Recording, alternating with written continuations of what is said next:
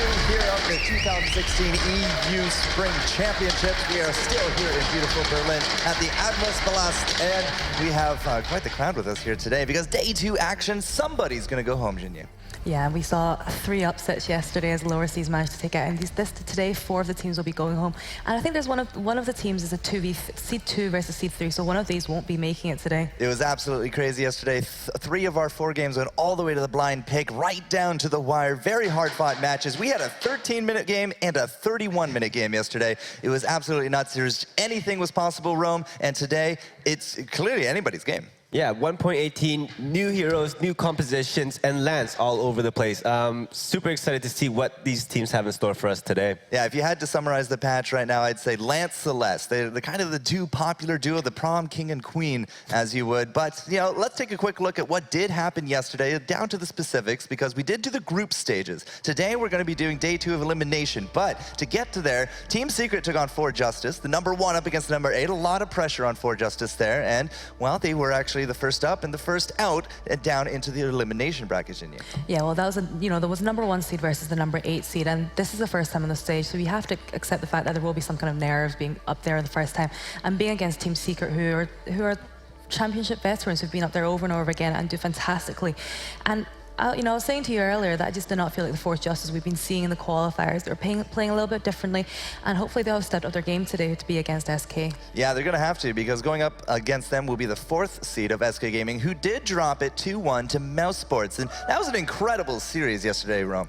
Yeah, and just looking at it, I did feel like it could have gone any other way. It came down to the blind pick game, and both of these teams really brought it out. I feel like coming into these matches today, SK Gaming will make sure that they are playing their best going up against 4 Justice. Yeah, there's definitely some mistakes across the board from a few of these teams, but that was only half of our day. Now, yesterday from the group stage as well, you can see into the elimination stages that Gangstars Cerberus, the number 2, actually do fall to Snow Tsunamis in you. Yeah, and I think a lot of eyes were on them when they entered the championships, because in their first season, they were able to finish 1st in the qualifier 1 and 2nd in qualifier 2, an incredible showing for such a new team. And all eyes were on them were like, will they be able to do it without Leon? Because Leon, who's so well known throughout Vainglory for being like one of the best players in the world, wasn't going to be making the live championships. Yeah, but Snow themselves, I mean, they didn't have PT Lamb there, but look at me, a guy who has not been a stranger to the championships, stepping in. I still think he's pretty much in top form, so that will put Snow Tsunami up against Team Clesia, who clinched it out against G2 Kingwin. And Rome, that was a repeat in history right there. Yeah, Team Clesia actually does seem to have G2 Kingwin's number. And coming to off the bat, they played with full confidence. Heading up against one of the strongest teams in Europe, I feel like Team Clesia actually have a lot going for them. Yeah, no, absolutely. I mean, we had the interview with Asatir here on stage. We had it afterwards there with Humanist doing that. And, he felt nervous, but he looked so strong in the games. And again, like if you had to really summarize yesterday, Lance across the board. In fact, I think he had more than 100% play rate because of those blind picks. You know what? Like looking back at all of yesterday's footage, there are a couple of Lances that I highly have to favor, and that's coming out of Mousesports. I do feel like Nettoilette on that Lance, throw him onto like a roamer that's very strong mechanically, that makes the best out of his kit. Yeah, well, we definitely saw him in Rome. We saw Carry, Team Secret, showing us more of a laning proc Lance, which looked ridiculously strong at the time. But our first matchup here, Jinya, is actually going to be SK Gaming taking on 4 Justice, and unfortunately, loser goes home. Well, I think SK Gaming, they've done really well in the qualifiers, and I think they won't be wanting to go home today. And this is 4 Justice's first time. And like I said yesterday, like I said before yesterday, they just weren't playing up to the standard that we were expecting to play. For someone who's knocked out Snow Avalanche and Angry Pandas in the qualifiers, you'd expect a little bit more from them. But then we did see their Black Feather being taken away from them in both of their games that they played. Yeah, Black Feather was banned out. There was some talk about some signature heroes. Just didn't quite see them yesterday either. I mean, there is a lot of pressure going up against a 2-time defending champion, but coming into this, it's really, this is where legends are made. If we can beat out SK, well, then they'll move on, and otherwise, well, hopefully they had a good experience. So jumping into it, SK Gaming, they looked a little bit shaky, but if you haven't seen the team, we'll show them what they look like right here.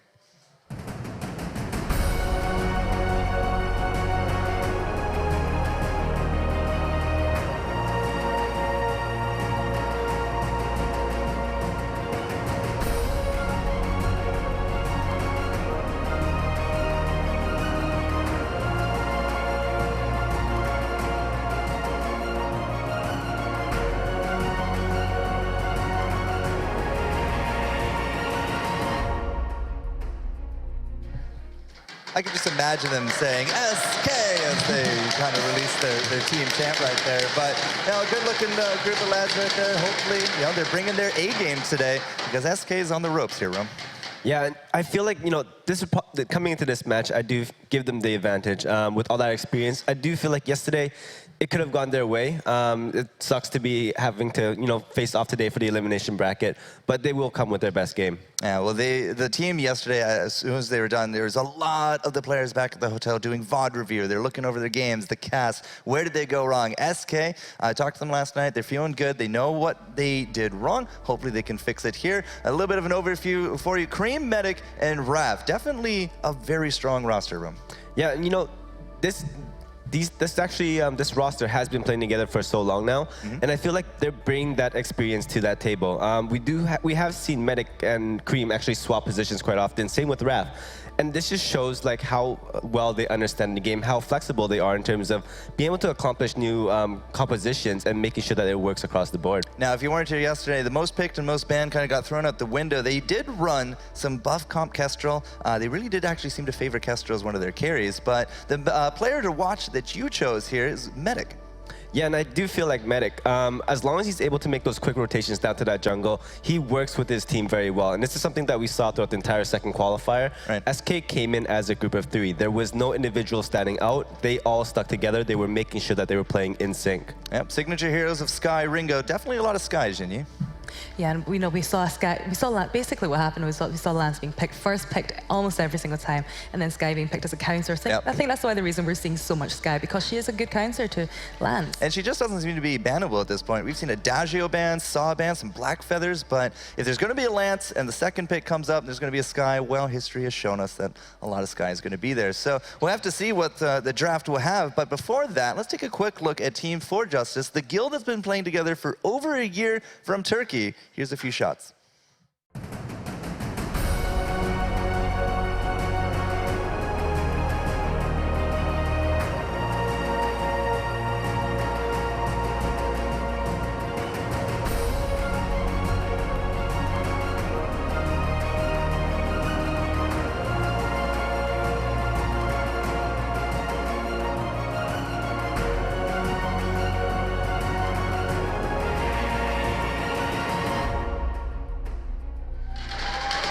So just like Team Clesia, it's their first time here in a top 8 situation, the esports experience, so to speak.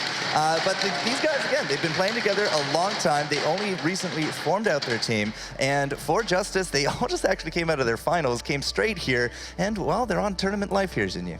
Yeah, they're on tournament live, and we can see from that board there that Black Feather is their most picked. And if you do look through their qualifiers, they played Black Feather 6 out of the 7 games as their laner. So I do feel a little bit concerned about their narrow hero pool, because if you do look at it, it is quite small, especially when you compare it to SK Gaming. However, this is a very strong team, and like we said before, they've spent a lot of time playing together. They do have that synergy, and I think what's really special about them is that because this is their first season as a team, and even on the competitive on this championship stage, is that there's not much footage of them for the other teams to review. Yeah, it definitely sounded like an advantage, but Team Secret was prepared. If you're gonna take a look here, Shams, Jakob, and Ottomans. Ottomans is actually the player to watch that you selected.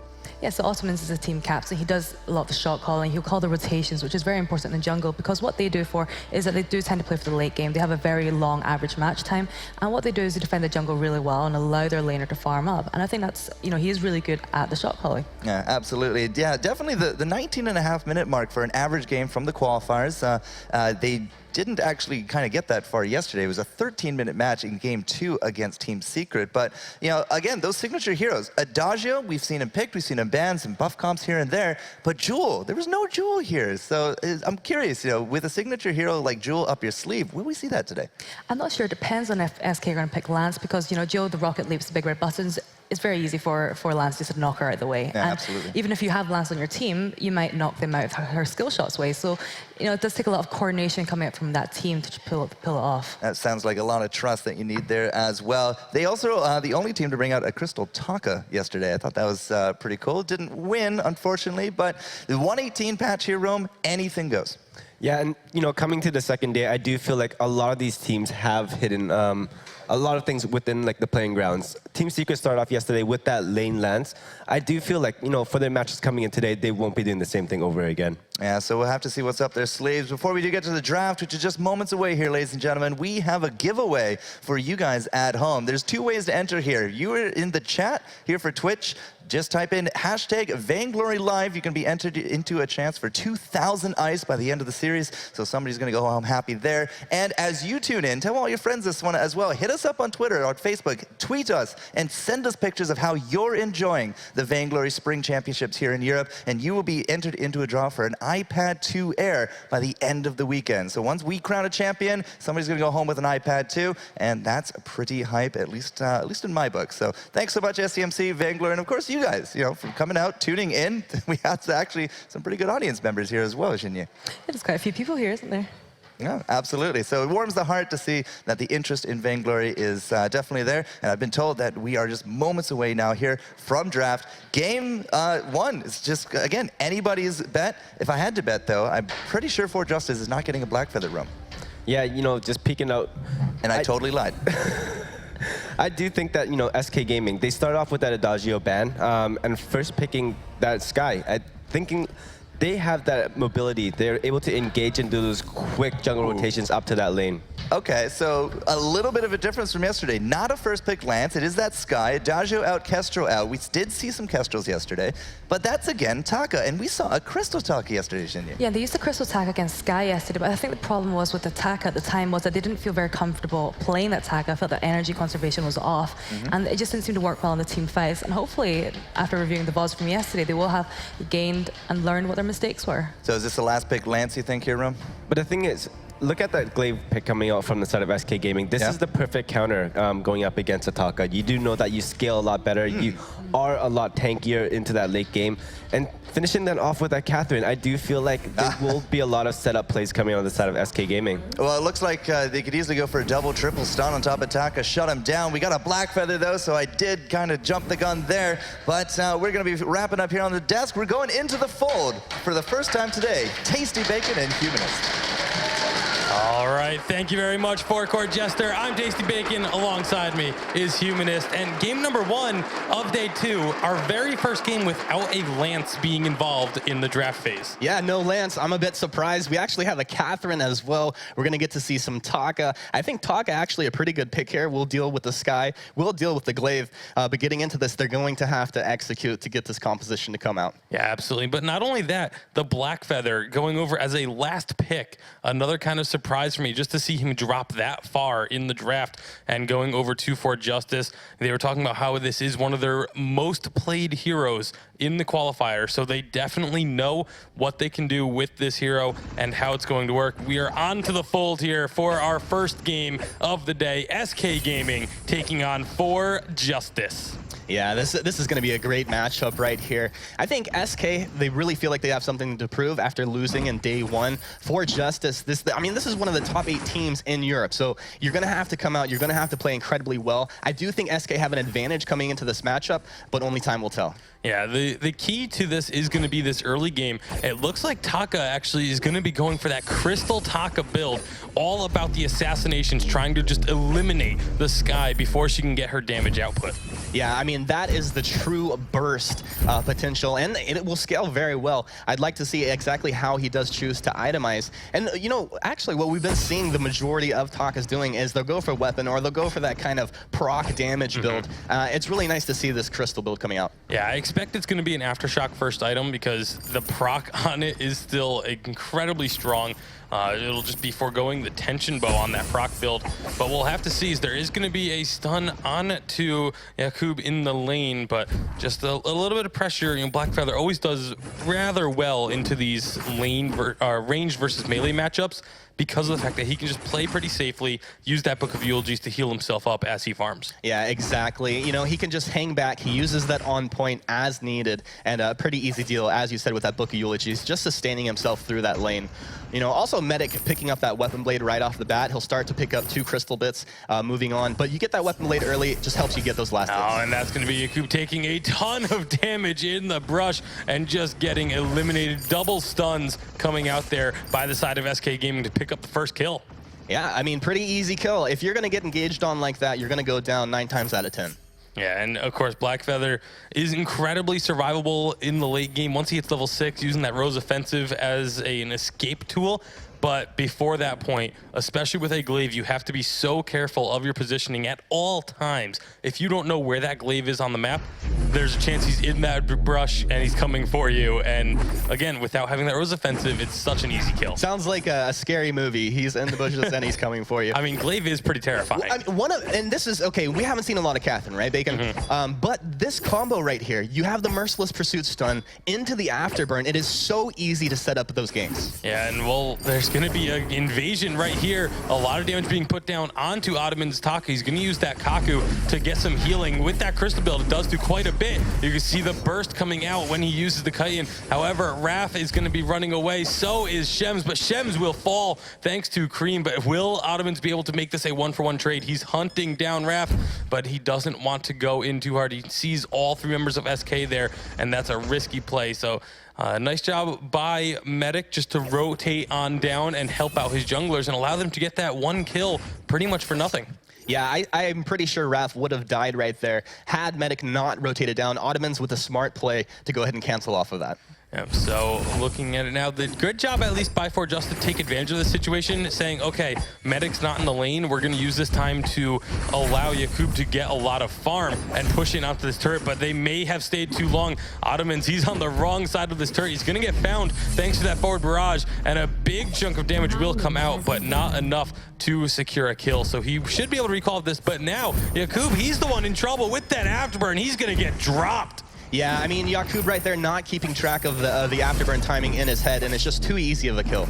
Yeah, absolutely. And again, just staying too long. Yes, they had the opportunity because of those rotations from SK, but they stuck around too long. Oh, the scout trap finds Taka, and now an Afterburn over the wall after taking out the jungle camp is going to get even more damage down. Right now, SK, they are just controlling the pace of this game. Ottoman's coming very close to dropping thanks to the forward barrage. A serious strike pretty much in place there. But SK, they have all of this pressure. Look at this. They can't even leave the lane right now. For Justice is just stuck. Yeah, I mean, they are just locked in here. SK Ottomans, playing. what are you doing? You're going into a fight. He gets the kill with Yakub on that Blackfeather, and now they continue fighting. It's one answered by SK. They're going to get a second one. Cream is low, but so is Shems, and that will be an ace secured by SK Gaming at 5 minutes. Well, pretty easy math right there, Bacon. 3 for 1, not going to be worth it, and you're going to lose your jungle as well. So SK just putting together an incredible fight. You know, when we look at these compositions, though, I do think that as soon as For Justice get those level 6 on the Blackfeather, they get the level 6 on Taka, that's where they're going to hit that really big power spike. Yeah, it's going to be a very, like you said, it's a really strong power spike. There's a lot of mobility gained, a lot of damage gained from those 2 ultimates, much more so than, you know, when Glaive gets his level 6. Bloodsong, while it does a lot of damage, it doesn't really provide any utility or movement for him or anything like that. It's purely the damage coming out. But Yakub, he, again, walks through this brush. He's going to find 2 members of SK. Doesn't take a lot of damage this time, at least. But meanwhile, down in the jungle, Ottomans, oh my goodness, look at that cleave damage coming out of Raph, and it forces, if it was a 2-on-1 situation where For Justice found him, oh, the failed offensive, but thankfully for Yakub, it's not going to cost him anything. Yeah, well, other than his turret. Sometimes you don't quite land it the way you want to. It's actually pretty scary that Raph's going to have this Sorrow Blade up incredibly quick. In the next 30 seconds or so, he's going to have the goal to complete that. Yeah, and right now, all of SK just putting pressure on this lane. Again, this is what they want to do. They want to just keep For Justice in the lane. If they can control the jungle, which they have been doing exceptionally well, you're just denying farm and denying gold out of the pockets of For Justice, and it just is leading to this lead that they've already built up. Yes, it is indeed. And, you know, while For Justice, they will be able to scale, especially this this Crystal Taka is going to be able to do a lot of damage as these items come out. Black Feather, we know, scales incredibly well. You have a Sky, on the other hand, that's going to be doing the same thing. But look at the items. Already the Sorrow Blade has been completed for Raph on this glaive, whereas Taka is still sitting on just the components working towards that Aftershock. So a big advantage coming out of the jungle. And as you say it, he goes ahead and picks that up right there. Did have the gold, just needed to get to the shop. Oh, and there's that damage from it. He jumps in onto Raph, but Raph immediately starts throwing out some damage in return. It's not enough, though. He does go down thanks to that Taka and Black Feather combination. But look at Ottomans and Shems. They are both so low, they cannot continue chasing this fight. Ottomans can use that Kaku to heal up, try and steal some back camps. Cream, however, going aggressive, and he's going to be found for a lot of damage done, but not quite enough to secure the kill. He gets out by the skin of his teeth. The death from above coming out just to secure his escape. Yeah, Cream had to have known he was going to eat a lot of damage there. Probably a bit scarier than he would have liked, but he just baited that into Medic's position. Easy forward barrage, and they actually almost get the kill off of it. But, you know, in that engage right before, we saw the power of Taka up against that glaive, and it's going to be the same thing against Sky. You can gap close incredibly well, and the defensive afterburn can get you away from almost any hero, but not that Taka. Yeah, but look at how quickly SK Gaming has itemized against this Taka. There is already an Aegis finished on Medic before even getting any offensive items, just immediately going for that tier 3 defense. But there's a fight starting up in the lane. They're just gonna try and get some damage onto Yakub, but thankfully it's mostly just Cream who is getting hits in, so he doesn't take all that much. And just gonna continue going past a little bit. Look at Ottomans, he's going in onto that Sky, but just doesn't have the damage thanks to that Aegis. The gauntlet was used, but again, nothing really coming out of it. And now it's Raph getting dropped very low. The Fountain of Renewal comes out to keep him alive, but it's not long enough. Black Feather is starting to do some work, but the health bars of For Justice are so low. They're gonna continue the chase. This is so risky. Another death from above comes out, but it doesn't hit anybody. But a great job there getting that 1 for 0 in favor of For Justice. Yeah, as you said there, Bacon, early on, Ottoman's kind of poking on Sky, realizing that's not going to be my target. A smart choice to switch over to Raph, and I think that's where they'll be finding these easy kills. Yeah, and that's a problem, though, because Taka is there to try and assassinate the Sky, but Sky doing such a good job. Medic, very intelligent, picking up that early Aegis means that Taka can't just eliminate him early on, and so he's going to be able to just continuously put out this damage as he starts picking up some of those damage items. Yeah, these are the tough choices. Onto the Black Feather, and with the Sky there as well, this should be a kill. A death from above forces him to have to go around, but the Vanguard comes through from Shem, saving his laner's life. Yeah, good guy Shems showing up right on time. And these guys' items are starting to come together as we get, you know, almost 10 minutes into this game. SK, they do have a small lead, but, you know, is the juice worth the squeeze? For Medic to build defensively, he doesn't have that damage potential right now. Yeah, absolutely not. It's gonna be difficult for him to get there. Black Feather obviously also building very tanky without a whole lot of damage, just has that Serpent's Mask for an offensive item, which even that you can say is a pseudo-defensive item. However, all 3 members of SK up here in the lane, and Ottoman's still just farming up the jungle. This is an opportunity that they might be able to take, but they don't have that vision. However, Cream taking so much just off of the glaive and Catherine. Yeah, I mean, he's going to have to respect that. And meanwhile, Ottoman's happy to just go ahead and continue to farm in the jungle. This is a game of efficiency, you know, that continuous accumulation. And whenever you're wasting time of your opponent, you're winning the game. Absolutely, but the gold has actually evened up now. So a great job by For Justice keeping themselves in the game. Gauntlet beautifully reflex blocked by Medic on that Sky. That could have been trouble if it hit. Maybe not, because it was still under the turret, but you can see Ottoman's now opting to use that burst damage onto the turret, but he gets taken down very low as a result. Should be able to just Kaku and heal on up, but the fight, maybe SK looking for something. Ottomans is deep in the back lines. He's jumping onto Medic, getting a lot of damage down, but here comes the rest of SK trying to collapse onto him. But Ottomans, he is so slippery on that Taka. This is why I cannot stand playing against Takas. Like, honestly, right before that, he X-Retsu'd into Chitin right back over, finishing off the turret, and then right back on this guy. They turn around and chase, and he just dips right out. Sneaky sausage. Yeah, and the worst part about it is then he walked back up into them, so that when he came out of the Kaku, he was in their face again, just as a, you know, kind of showmanship. But right now, Yakub, he's taking a lot of damage, but it's just a distraction because the rest of the team is working on this gold, or were working on the gold mine. Looks like they decided to back off off of it once they realized the SK were not committing to that chase. Yeah, smart choice there. Once they see that it's not a full commit, they have to get off that. I mean, that's one of the worst things you can do is just to commit. You're going to eat so much damage, and then they still have the potential to steal it away from you. Yeah, and so Goldmine still sitting at its full 300 gold per player payout. It will be waiting for one of these two teams to take it. Only 3 minutes left for that to be an option, though, as Kraken will be spawning soon. This is the important 12-minute mark. We'll take stock of the items once again. Yeah, I mean, we mentioned before when that Serpent Mask came out, that's a big deal for your Black Feather. Everything's starting to come together for this team. Ottomans is building into his next item right now, and he has a little bit of energy regeneration. It's important for him to stay out.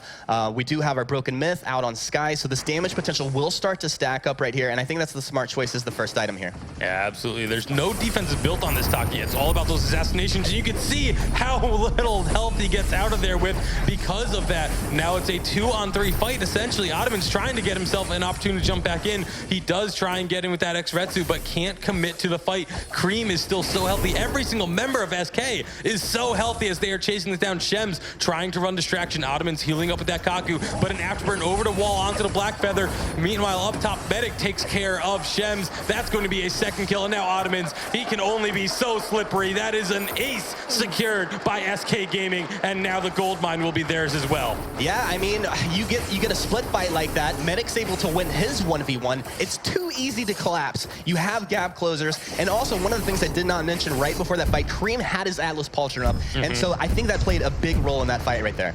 Yeah, Atlas Pauldrons, there's one on each side, but it is just working much better for Cream. Actually, sorry, there isn't one on the side of For Justice. I thought I had seen one, but looking at that replay, just not really a whole lot that they could do. Yeah, it really wasn't. I mean, the moment they split up and Medic was into that 1v1 situation, it really comes down to that, because you're going to get into that 3v2 situation, and For Justice, they were low. They were low on health. They couldn't commit to that fight the way they wanted to. And right now, looks like they're trying to find another one. Cream is the one who takes a lot of damage off the bat, but they just cannot commit to this just yet, knowing that Medic and Raph are right around the corner. But here comes Ottomans trying to get some damage down on Cream. Cream is very low. They want to just make this a 2-on-3. Death from above comes out. Look at how low For Justice is dropping. That's one kill secured. It is going to be Yakub doing what he can on this Black Feather, but they can't even get the kill onto Creams, and another 3-for-0 ace going over to SK. Yeah, I mean, that is just not the way that you need to be approaching these fights. If you're going to go in on Cream, on this Catherine, you have to delete her instantly. That's not something that you can get into as, like, maybe we're going to get this kill. It has to be a surety. Yeah, they need to get more harassment damage down, but they just don't have a composition to provide that harass damage. The early defensive items coming out from SK helped them out so much and made it so that the target prioritization from For Justice is just completely out of whack. They really don't know who they can focus at this point. And to be completely honest, right now, neither do I. Yeah, and I'm looking at Ottomans. He finishes this Eve of Harvest. We have Breaking Point completed for Yakub.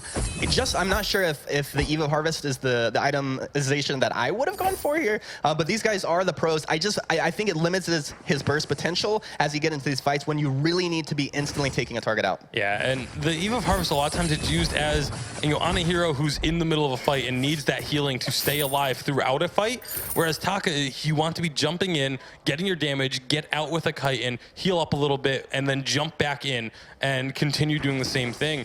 But with that Eve of Harvest, it just really doesn't seem to fit into the play style of a Crystal Taka. Right. I would have much preferred to see even a Shatterglass. The way you describe it, that's exactly why I think it's a good pickup on Medic, right? He's dancing around the fight. He doesn't have the ability to regen himself up, so it's a perfect item for him. I'm sure Ottomans has a play in mind there. I'd love if we get to ask him later maybe exactly why he picked it up.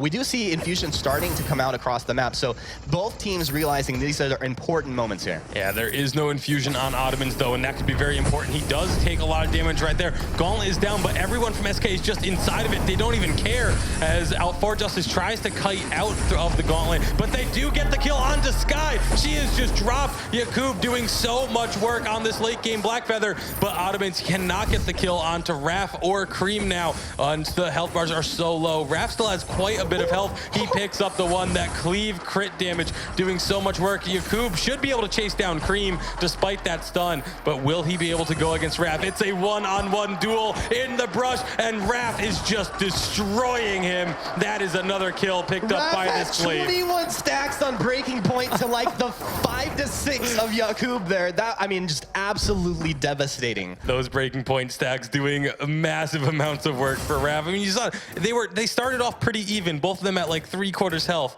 And 2 hits later, Yakub's almost dead. We'll get another look at it right here. Yeah, I mean, you see they're going to go toe-to-toe, but at this point, Raph is stacked up on that breaking point. 3. Shems is hanging around, but he's like, I'm sorry, buddy. It's just a little too late to save you. Yeah, the Vanguard wouldn't have been anywhere near enough. If he had gone in, the Cleave may have just taken both of them out instead with that many stacks. I think Vanguard was like 2 more seconds on cooldown, but as you say, yes, he could have probably taken them both. Yeah, so it's just looking very dire for Justice now. They're showing signs of life. Yakub on this Black Feather has been able to do some serious work. They got the assassination onto Sky that they needed, but now they still need to worry about the Glaive. Yeah, they definitely do, and it is a tough, tricky situation to deal with. I mean, pick your poison really right here. Also, I mean, I did see that Eve of Harvest doing pretty good work for Ottomans in that last fight, as he was able to dance around and survive a little bit longer than I thought he would have. Yeah, it looks like he's going to be building towards that broken myth now. It's a late pickup for it, but I mean, you need as much damage as you possibly can trying to get through that double Aegis on the side of SK Gaming. Will they have enough damage? Will they be able to stall this out long enough for him to get that item finished? The infusions coming out once again. All 3 members of both teams have an infusion active, but the ones for Justice are going to be wearing out much sooner than the side of SK. As you see, the one for Yakub already gone. Yeah, and really, like, one of the things as I'm looking at this, like, Cream, he just has way more item progression than Shems does, you know, across the board, and it's really having a big impact in these fights. The Atlas, the Fountain, the Warhorn. Of course, you have the Fountain, the Warhorn on the other side, but what Cream's able to accomplish in these fights is just a lot more. Yeah, nice job by Ottomans blocking out that Catherine stun as he was a little bit out of position. Death from above comes down and it lands the stun onto Ottomans. That makes this a 2-on-3 just for the moment. The gauntlet down, but again, all members of SK are inside of it and don't care. They get the kill onto Yakub, they get the kill onto Shems, and it's just Ottoman gonna try and lead them on a merry chase around the fold, using that X-Retsu to jump to the minions. The Kaku going invisible, but SK decide, you know what? Maybe that chase isn't worth it. But Cream finds him anyway. But the other 2 members, they're just pushing in. They have 20 seconds on these death timers. They can get some serious work done on these turrets. Yeah, they definitely can right here. Ottomans is going to dance around, so a bit of a fox hunt as they go to chase. And do you think they're going to be able to get him here? I mean, he can just dance around. It's wasting a lot of time. Yeah, absolutely. Another death from above coming out just to try and zone out his options. The tankiness is there. The numbers are there for SK, but Ottomans, again, just so slippery on this Taka, doing what he can just to be a nuisance, a thorn in the side of SK, but they kind of just ignore him, really. Yeah, I mean, it's hard because it seems like they want to go for that kill, but the moment they start to, they realize that they can't commit onto it. At the same time, if you go for Roshan, this is one of the best heroes to jump in there and steal it. Yeah, and that's going to be a great opportunity, especially with the Crystal Taka and having that Aftershock. The amount of burst that he'll be able to do onto the Kraken for that attempted steal is really great. And then, of course, popping a Kaku and just disappearing. But 16-5 on the kills. We see SK, they're just staying prepped around this Kraken. They want For Justice to come to them. Yeah, they definitely do. For Justice, they're in a very tough position. I mean, as far as net worth goes, they're not that far behind. But as far as objectives and how the game really feels, it just feels devastating. This could be important. The Kraken has been started up. It's already half captured side of For Justice. They are trying to put pressure on, but I don't know if they're going to be able to do enough. Kraken did actually reset a little bit there. Now here comes For Justice from the top side. They're going to find the stun onto Yakub. Where's the fight going to happen? There it comes. The death from above. The gauntlet is not going to get canceled, and that's going to be the fight starting up for SK. However, Medic is taking a lot of damage on the backside, but look at the damage he's putting out onto Shems and Yakub. Ottoman's trying to do what he can to Raph, but Raph is at full health still, and he's just doing work. That's a 2-for-1 kill on the bottom side. Medic and Cream combining for that, and there's the 2 kills now picked up by SK Gaming. Once again, Ottoman's the last man standing, but what will he be able to do? He is in the middle of all 3 members. He wants to try and take down Medic, but it's going to be a tall task. He gets afterburned into the wall and taken out. Another ace for SK Gaming. Can they end off of this? It's very likely because those death timers are so long. Yeah, and their damage output right now is massive. So I imagine they're going to go just crush through these turrets. A couple of the big, factors in that last fight. Gauntlet getting canceled off. Huge deal there. Also, when Yakub, he goes on to Medic, yes, that's a good call. But if you're not getting onto the backside of Sky when he's kiting backwards with that forward barrage, you're going to eat so much damage. Yeah, you can see the crystal is being destroyed, and SK Gaming take game number 1 of the first elimination matchup of the EU Spring Championships. They are just 1 win away from sending For Justice home. Yeah, well, For Justice, they came into this, first time up here on stage. SK, old dogs when it comes to tournaments, live competition. They looked pretty confident there, and I'm excited to see what's going to happen in match 2. Yeah, they definitely look cool and collected there as we see the player cams. For Justice, they don't look too distraught, which is good. You don't want to let that loss affect you too much, and they had signs of life. Yakub on this Blackfeather looked incredibly strong. It was just unfortunately Ottoman's on this Taka. It's an early game hero, never really got rolling. Yeah, it didn't get rolling, and like I said, I'd be curious to talk to him later about that Eve of Harvest and why he chose to go that route right there. But we saw Raph had incredible farm. The Sorrow Blade came out very quickly, the breaking point as well. Cream's item progression was on point. I mean, with the Warhorn, the Fountain, the Atlas Pauldron, very good timing on all of those items. And SK, they just rolled through. Yeah, and so with going into game number 2, I would expect to maybe see that Blackfeather not be allowed because, again, that was the bright point for Justice. Yeah, I mean, I'm not going to say that he didn't get work done with it, but it didn't seem that threatening across the board with Taka. Maybe something that they look to take out too. Yeah, absolutely. I mean, and I don't know if they're going to take out the Taka just because it didn't seem to do that much work against them. But for a little more thoughts on that, we're going to go ahead and throw it back over to our analysts, Forecourt Jester, Jinyi, and Rome. Oh, that's probably a mouthful for Bacon. He's not used to me being here. I can hear him wanting to say Playoff Beard. Shout out to Playoff Beard, by the way. But a good game 1, I gotta say. SK Gaming, strong out the bat. I do have to go with Humanist on this one, Rome. Crystal, Eve, Taka. Yeah, I do feel like it started out within the draft. They secured that Taka too early, got countered by that glaive, and that made a big difference for them. And then on to the itemization. Grabbing that Aftershock first and into an Eve, going up against 2 Aegises on the other side wasn't the best move.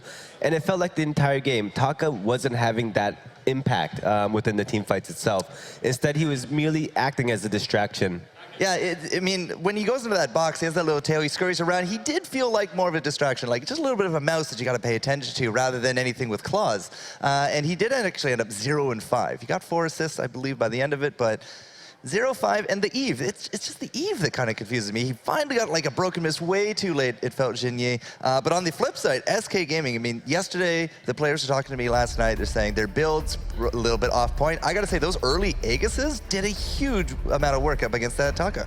Yeah, and I really so Sky was the first person to get that Aegis, and I think they know that she is going to be the principal target for the Taka. By getting that early, it's going to counter the Shire Glass. And like we've all said, what was the point of the Eve? It wasn't doing anything. What they really needed was a broken myth very early on, because Taka gets a healing from his Kaku anyway, especially on a crystal powered Taka. So he really doesn't need that sustain that's given by the Eve. Yeah, so we're all kind of just scratching our heads on that one. But the double CC combo, Rome, from SK Gaming looked like it had the early game pretty much secured. A 5-minute ace up against For Justice, led into a 13-minute, and then a few more past that. They didn't really seem to pay too much attention to Kraken at the 15-minute mark. It did drag on a bit, but overall, I think that the SK comp was on point.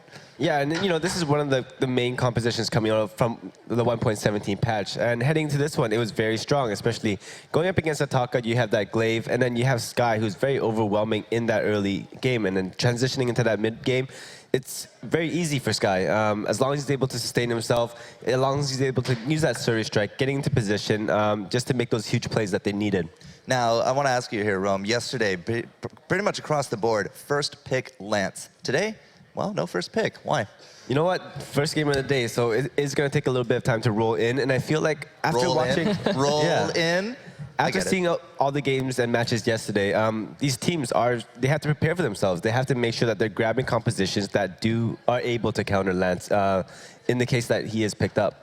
All right, so For Justice has a signature hero that we have not seen. Is this the time to bring out the Jewel?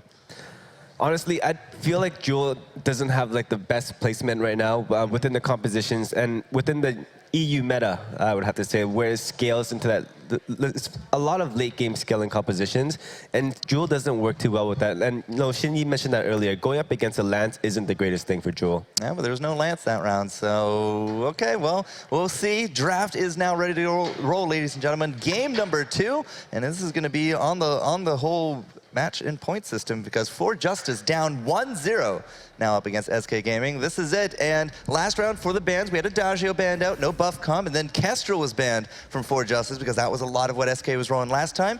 Well, there's not going to be a buff comp ready to go as Adagio's out, but For Justice themselves throwing out the Taka. Is this a throwaway, Jinyu? I think they're trying to pick up that Sky because Taka's a good counter to Sky, and by banning out Taka first, they can ensure that Sky pick, which is being picked in. There it is. So, Sky, what do we usually see on the opposite of a Sky? A Lance? But one thing here, you're looking at For Justice. When you're looking at SK Gaming, I do feel like they don't have too many compositions with Taka in it. Looking through all their previous match plays, they do tend to lean more towards that heavy bruiser late game compositions. Last game, at the beginning of last game, however, For Justice started off farming very well. I feel like this was something that they really had going for them. They just didn't make the most out of it. If SK doesn't take Black Feather, and well, they didn't. They did end up for that glaive. Could this be a Sky Feather, Jinyu? I definitely think so because we saw the potential of that Black Feather, and I think that was just a little bit off. And if they do pick the Black Feather again, I think it will work really well with that Sky. Okay, but if they take a Lance here for that roaming, and there it is. Still works. Still works, okay. Those roots are powerful things. They are hovering on, well, not Black Feather, but, I mean, I'm very mixed feelings about a Krull. Yes, I've got to agree. I don't think Krull's been working very well, particularly because there has been so much Lance. And I just feel like a lot of the builds that we've been seeing is just that very attack speed tanky that just does not do very much. So is this Ottomans on the Sky, do you think? Yeah, I think he'll be taking the jungle with that Krull. Well, no, with the Krull. He'll be playing the Krull. He'll be playing the Krull, so he won't be playing the Sky. So laning Sky, jungle Krull. Last pick, what would you say here, Rum? Last pick for SK, I do think... So we haven't seen Vox throughout the entire day yesterday, and with the recent changes in the 1.18 patch, Vox is going to be one of those big defining factors depending on the way he's built. All right, well, we'll have to see where he goes, but bringing us the action once more, it's Tasty Bacon and Humanist. Thank you very much, Forecore. And here we go, game number 2, our first Vox of the European Championships. And like Rome was saying, it's going to be a big factor depending on how it's built. Yeah, definitely. Well, I'm very curious to see how they go forward with this Vox. A lot of damage potential there. And we've seen people shy away from it a bit, but I think SK really have the ability to get work done with it. Yeah, and the one I'm going to be watching is going to be that Krull. I was very vocal yesterday about how much I disliked the build that we've been seeing coming out of most of the Krulls here in Europe. I love seeing Krull played, but I have not enjoyed the builds that have been used. So hopefully there's just a little bit more damage being picked up by Ottomans this time around. And I feel like this is a composition that they can definitely carry the game with. Yeah, I mean, I think they do have the tools to get work done here. With the Lance, with the Sky, with that Krull, they can get around these fights and really lock and burst someone down. But really, SK, the way they played game 1, they just took control from the beginning and they never looked back. And they're looking to do the same thing here early, trying to get the kill onto the Sky, but not going to be happening. Yakub playing that safely and smartly. So now SK just going to be rotating back out into the jungle while Shems comes up just to make sure that they're not sticking around. Yeah, Shem's going to go ahead and give his buddy a little back up there, but SK had already moved out. And I'm curious if Raph can get the farm up, get that item progression like he did last game, he will be able to pop this guy rather quickly. But once you do afterburn into a fight, if you don't burst that Sky down, she has the advantage there. She can dance around that fight. Speaking of the Sky, that's going to be the afterburn, taking out the Sky immediately, just like you said. Of course, it's significantly easier to do that at level 2 than it is at level 12, but a great first kill picked up by SK Gaming. Indeed, it's much easier to accomplish that earlier on, but I mean that's exactly what I was trying to highlight right there. You get that engaged, you can burst that Sky down so incredibly easy. So he'll have to. I mean, I'm sure Yakub's going to look to pick up some of that armor moving forward. Yeah, I like what Shems is doing there, holding the lane minions in place so that they do not get taken out by their turret, allowing Yakub to get back into the lane and feed things up as we take a look at that kill. Yeah, I mean, Wrath right there on point, and easy afterburn back. Cream able to back him up. It's almost too easy of a kill. Yeah, Shems now is going to be in some trouble. A nice Githian wall there to get the double stun, but will it be enough? He's still so low, but they've turned their attention onto Ottomans instead. They pick up the kill onto Ottomans, and now they turn it back onto Shems. 2 more kills going over to SK. SK, man, they are really moving as a unit incredibly well right now. And as I talked about Yakub kind of, dancing around these fights, we haven't seen as much Vox played recently, but Vox has that ability to be elusive through these fights as well. Yeah, using that sonic zoom to jump around a bit makes it a little bit more difficult to target him. Does look like it is going to be a weapon power Vox with the weapon glaive, means a double weapon composition coming out from SK Gaming. Again, one of the things that we saw a lot in North America, not necessarily with these 2 heroes, but the concept is still the same. Yeah, it's a very, very similar concept. We would expect Bonesaw to be one of the important item pickups here. Once you get that Bonesaw, you're going to start shredding through whatever target you pick up. Yeah, and I really like the double weapon against something like a Krull, because Krull, again, everyone's been building the tanky Krull, but it's not usually an armor stack. It's a lot of health, and so the double weapon can burn through him. He usually has, the Aegis, sometimes even a Fountain of Renewal, and he really can't afford to build into those if you're up against a double weapon. Yeah, and one of the toughest things about that is you build the armor, they still shred through it anyway, so you're like, what do I actually do? I mean, sometimes building the health at that point can be the beneficial thing, but let's see as maybe we have it engaged here. Yeah, it looks like SK, they want this. That's going to be an afterburn right into the wall on Shems. Githian wall buying himself some time and buying himself enough time to get away from the side of SK. Now it looks like they may try and set up an ambush here in the brush, but they knew they were around because of the scout trap, and another Githian wall knocking everyone away, just trying to keep themselves alive. Ottomans is so low, he's going to get afterburn back and taken down. Vox securing that one, and Medic is looking very strong early on already. Yeah, and Raph just doing an incredible job to just pick the target and communicate it with his team, and they all focus. Yep, and so now, Shems missing the lunge, and that is going to leave him incredibly vulnerable. That's the risk of using that lunge, trying to use it aggressively like that. If you don't connect, it's really easy for your opponents to turn on to you. And now Yakub, he's all alone in this 2-on-1 situation. He at least has his turret as backup, as he does fall back onto that, but SK Gaming, they're looking strong once again. Yeah, they really are. And I like the Arden with the Vox, because you can go in as Vox, you attack, you can Sonic Zoom backwards. If you need to, you can Sonic Zoom in and get the Vanguard to go ahead and get you out with that move speed bonus as well. So, I mean, really, either way, it's a great combo. Yeah, Arden provides a lot of versatility to a composition because of that Vanguard, able to help a member either engage or disengage, as the minion mines have spawned, and both of them now having been captured as well. So things going to be parity in the lane as far as the minions are concerned. But as far as the players are concerned, you can see a pretty good advantage coming out for Medic right now because of those 2 kills. Yeah, and one of the things, Bacon, I want to go ahead and mention here, maybe we'll have a fight, I'll have to cancel it off. The Vanguard forward, let's see if they go for it. Yeah, it looks like there could be an opportunity for an afterburn. Githian wall knocks them away, but doesn't look like anything's going to happen just yet. But SK, they are in such a strong position. That's going to be an afterburn going in onto Shems. Look at how low he's getting taken. That's the tanky member of the team just getting annihilated. And now Yakub, again, has to retreat underneath that turret and play safely. Yeah, I mean, I love playing the weapon Oh my box. goodness, here comes SK Rap going super aggressive. That turret shot is going to hit him, but I want to point out something that he did there. He had the Vanguard on him and ran into the turret shot so it would hit him while he still had the shield. Yeah, very, very smart play there, and yeah, it keeps him alive at the end of the day. One of the things I did want to mention right before that fight started, though, SK Gaming, while they have been making these aggressive plays, every single time they're dropping very smart scout traps, so they're controlling vision, and it seems like they know every everywhere that For Justice are moving. Yeah, and that, as they say that, you can see there's 2 scout traps right there in the middle for SK. They go ahead and fire off a flare. That should give them vision of that scout trap that was just put down by For Justice. And so the vision control is just something that they have had on point ever since, really the 3rd minute or so of this game. And it's just been allowing them to pick up this 3,000 gold lead at 7 minutes. Yeah, just slowly but surely just stacking this lead up, and Githian Wall is going to buy a little bit of time. Shem's just being annoying. I talked earlier about how For Justice, it's going to be important that they do have armor, but reflex block is going to be a really big deal for this guy. Yeah, absolutely. It's the Glaive Arden. Both of them have those big stuns that you need to be able to move through. So that's, again, the fact that they're a double weapon power composition, and yet a reflex block is still so important.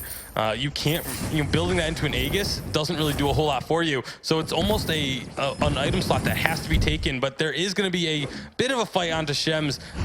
He's going to be able to survive. However, it looks like For Justice, they may want to go into on this one. Githian Wall knocks back the gauntlet, but doesn't quite stop it as he doesn't get the stun off. And another kill going to SK. 7 kills in 8 minutes. Meanwhile, down in the jungle, Raph is trying to chase down Yakub. We'll see if he can get that one secured for his team as well, as he finds her in the wall. And now the fight is on, but Raph is just so much stronger right now. If another forward barrage comes out, it can do some serious damage. There's a Suri strike to reset the cooldown. Forward barrage doing some good work, but Raph just doesn't care. Raph is chasing straight through this one. The afterburn should be up soon, but look at this kiting by Yakub. He's doing a good job. Tries to get those hits onto the forward barrage, but that is what cost him his life. Yeah, it definitely did. That's one of the toughest things, is like, you want a Suri strike to get that cooldown on your forward barrage, but the moment you're Suri striking right over Glaive, he's going to be able to get that damage on you. Yeah, not only that, but then the forward barrage, like, that was the big thing at the end there. He fired off the forward barrage. It wasn't hitting. Yep. He tried to reposition to allow it to hit the Glaive, and that put him in range for Glaive to finish off the kill. So, sometimes you have to cut your losses and just keep retreating. Just use it as a way to keep Glaive at bay. But unfortunately for Yakub there, it was the 8th kill now surrendered to SK Gaming.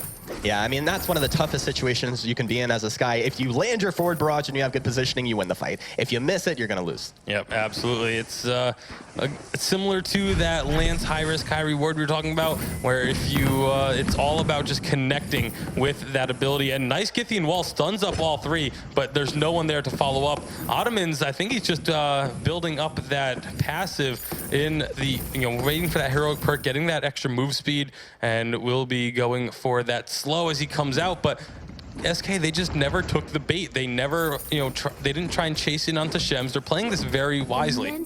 Yeah, they're not going to take the bait. They've been there before. Not going to be caught by these fishermen. For Justice, though, they are trying very hard. Medic building into this bonesaw now. A nice lunge there. But again, where's the rest of his team? Shems is getting taken so low. He is going to fall. He's getting really good engages, but there's no one to follow it up.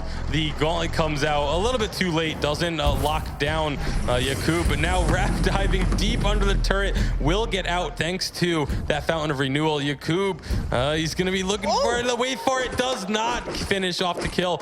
Ottomans, he's doing the right thing, though. He is knowing his team is behind and knowing where all 3 members on the map are. He's going and getting as much gold as he possibly can.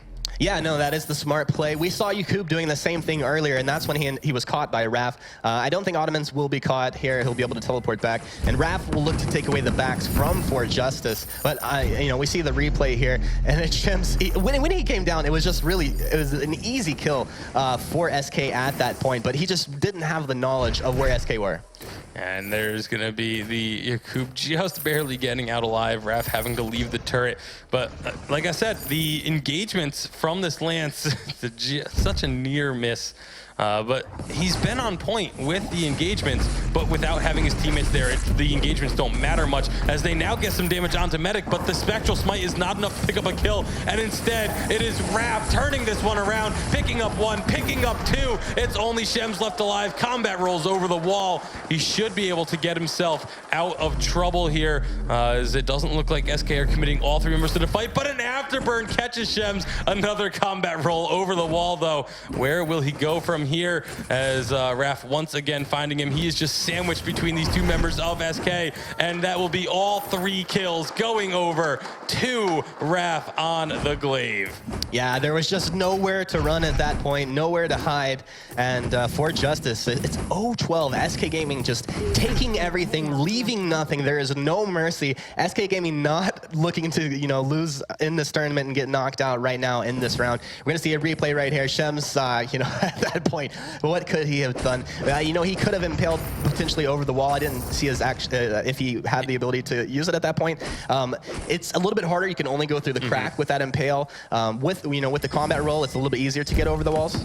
Yeah, and it was a nice attempt there, but again, SK just they collapse so well onto these targets. Now Ottomans, he's going to be in some serious trouble, getting afterburden into the wall. Medic is there, and the weakness stacks just are nowhere near enough. Another kill going over. 13 kills in 12.5 minutes for SK Gaming. They are looking dominant. Gauntlet comes out, it gets the double stun. Wait for it, gets the double silence, and this is going to be another fight going for SK. Afterburn knocking Yakub back towards that turret, and they are just gonna take this turret down afterwards.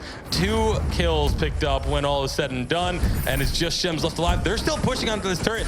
The From Hell's Heart comes out. It does land a stun onto Rep. That's the target they want. He's underneath the turret, but the damage just isn't there. It is only Shems and Ottomans, and they do not have the damage to secure a kill. Ottomans instead going down. Now here comes Yakub to try and answer something, just getting anything off of this.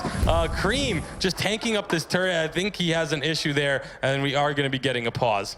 Yeah, it's I don't think Cream was just going to go ahead and take that turret up. But yeah, I mean, everything going SK's way. And you get that long range. I mean, we saw right there, that long range from Hell's Heart under a turret. I mean, they can't follow up to find the kill on top of it. It's a dire situation right now. Yeah, not only that, but again, for Justice, not fighting as a team. We saw there, they tried to go in underneath that turret, trying to pick up anything they could. With run that from Hell's Heart came out, it was just Ottomans and Shems. The main source of damage, they're really their only source of damage, as again, it's this tank Kroll, just hasn't been able to get anything going. So it's a little bit more excusable this time. He was trying to build a bit more damage early on, but just was completely shut down by Raf all game long. Yeah, it's a really tough situation. I mean, he's completed the Atlas Pauldron, but it's you look across the board, you have the Bone Slot completed on a medic. He had the Sorrow Blade up very fast. Raf, the same deal. And with Raf building into his Bone Saw right now, they are just going to continue to just shred through their targets. Yeah, they did actually get that turret taken down as well as we came out of the pause. So all 3 lane turrets have been destroyed in favor of SK Gaming. 15 kills and more than a kill per minute for them right now, and they have the shutout going as well. This is just looking, it's very much looking like a 2-0 in favor of SK. Yeah, I mean, SK coming into this tournament, I think a lot of people expected big things out of them. In the last couple of seasons, they've shuffled around rosters, but they always had the talent. We always thought they had the capability. And you see them in a series like this, you really believe that. Yeah, and this is, as you were saying, they've always been here shuffling around the rosters. They told us this is the roster that they feel has been their most comfortable and strongest lineup that they have ever had. So it was really unfortunate for them to have dropped their match in day 1 here, but coming back with a vengeance right now against For Justice, looking to end this team from Turkey's run early on in the event, as now they can just push in with the massive gold lead that they have built up. Yeah, and right now, I mean, Medic, I don't even know if he's going to complete his next item before this game ends, but he's starting to build into crit. With your weapon Vox, when you start getting your crit out, that's where it just gets devastating. He has the infusion activated. Kroll's going to go ahead and pick up his own, so everybody's starting to realize these are the important moments. And the next fight at this, because of how far they're pushed in, if they win a fight, Gauntlet coming over the wall to start things off, and the damage onto Ottomans is just devastating. Ottomans is down. They're trying to chase onto Shems and Yakub. Yakub should be able to get back onto the base. A lunge doesn't connect, but another easy kill picked up by SK. This could be them just going for the Kraken as they get close to that wall, allowing Cream to jump on over and join them in the jungle. Yeah, I mean, as I was like, I'm looking at these items here, and I was thinking to myself, like, wait, we haven't seen a Kraken? Kraken just came out on the map right now. So SK, they'll move over and look to secure this Kraken and march down lane and go ahead and end this out right now. For Justice, it's going to be a long shot, but if they can get in here, maybe steal Kraken and have an amazing fight, that's pretty much their only chance. Shems is all alone, though. Here comes the rest of the team. The From Hell's Heart does land, but it's on to the Arden, not the target you want. They are trying to do what they can, but Shems is already down. Ottoman just drops very quickly. Yakub, the only member left, is getting some good damage down. Surrey strikes back in. He picks up one. Can Yakub do this? He's getting a lot of damage onto Cream now. The Medic, however, is just so healthy still and finishes things off for the ace. It did buy quite a bit of time. The rest of For Justice will be up, I think, in time to defend for the game ending, but they're going to lose a lot. Yeah, no, I think they're going to be able to close this out unless it's just they get popped right off the bat. Medic, just massive damage right here. We'll see if they look to just commit on to the Crystal, or, you know, they can fight if they want to. Getting Wall buys a bit of time. Yeah, they're looking to finish this one off, though. The damage onto the Crystal is coming down. Here's all of For Justice in position. Death from above, the Gauntlet buying them time. Vox is just doing so much damage, and the Crystal is going to fall. SK Gaming move on, and their tournament dreams stay alive. Unfortunately, the boys from Turkey have been roasted, and they will be going home. Oh my goodness. Well, you know, it's a bummer to see For Justice knocked out, but pretty worthy opponents right there. SK Gaming, very happy to see a little congratulations and smiles across the board. For Justice, though, to get here, to be at this live event, they have played some incredible Vainglory through these qualifiers, and so I do want to give them all the credit in the world. Yeah, I mean, there's still, again, no shame in being one of the top 8 teams in all of Europe. Like, that is still such an impressive feat. As much as it stings to be the first team eliminated from the tournament, that you still have to have your head held high, because it's such a rough competition. I mean, there's teams that we've seen at these events not make it. You know, the Snow Avalanche isn't here. There's G2 has had multiple teams in these events before. They only have one now. You know, For Justice was able to beat out all of those teams to get it to this point. So a great showing from them, I feel, despite the losses. When SK Gaming, I believe we're going to go ahead and have an interview with one of the players from their victorious matchup here. So we're going to go ahead and throw it out to the stage. So I'm here with Medic, just off the back of his win. How are you feeling? Just immediately after that, you've saved your tournament chances. You're going to be going forward this weekend. Yes, it's very good that we come back right now after our loss of yesterday, and we really want to go further in the competition. So yesterday you lost versus Mousesports. It was a really close series. You said you changed up some things. What specifically did you go back and change when you came to approach the matches today? We basically decided to go for more kiting abilities and more dodging abilities, because there is lots of lances nowadays, and we want to be able to jump and have lots of mobilities around that.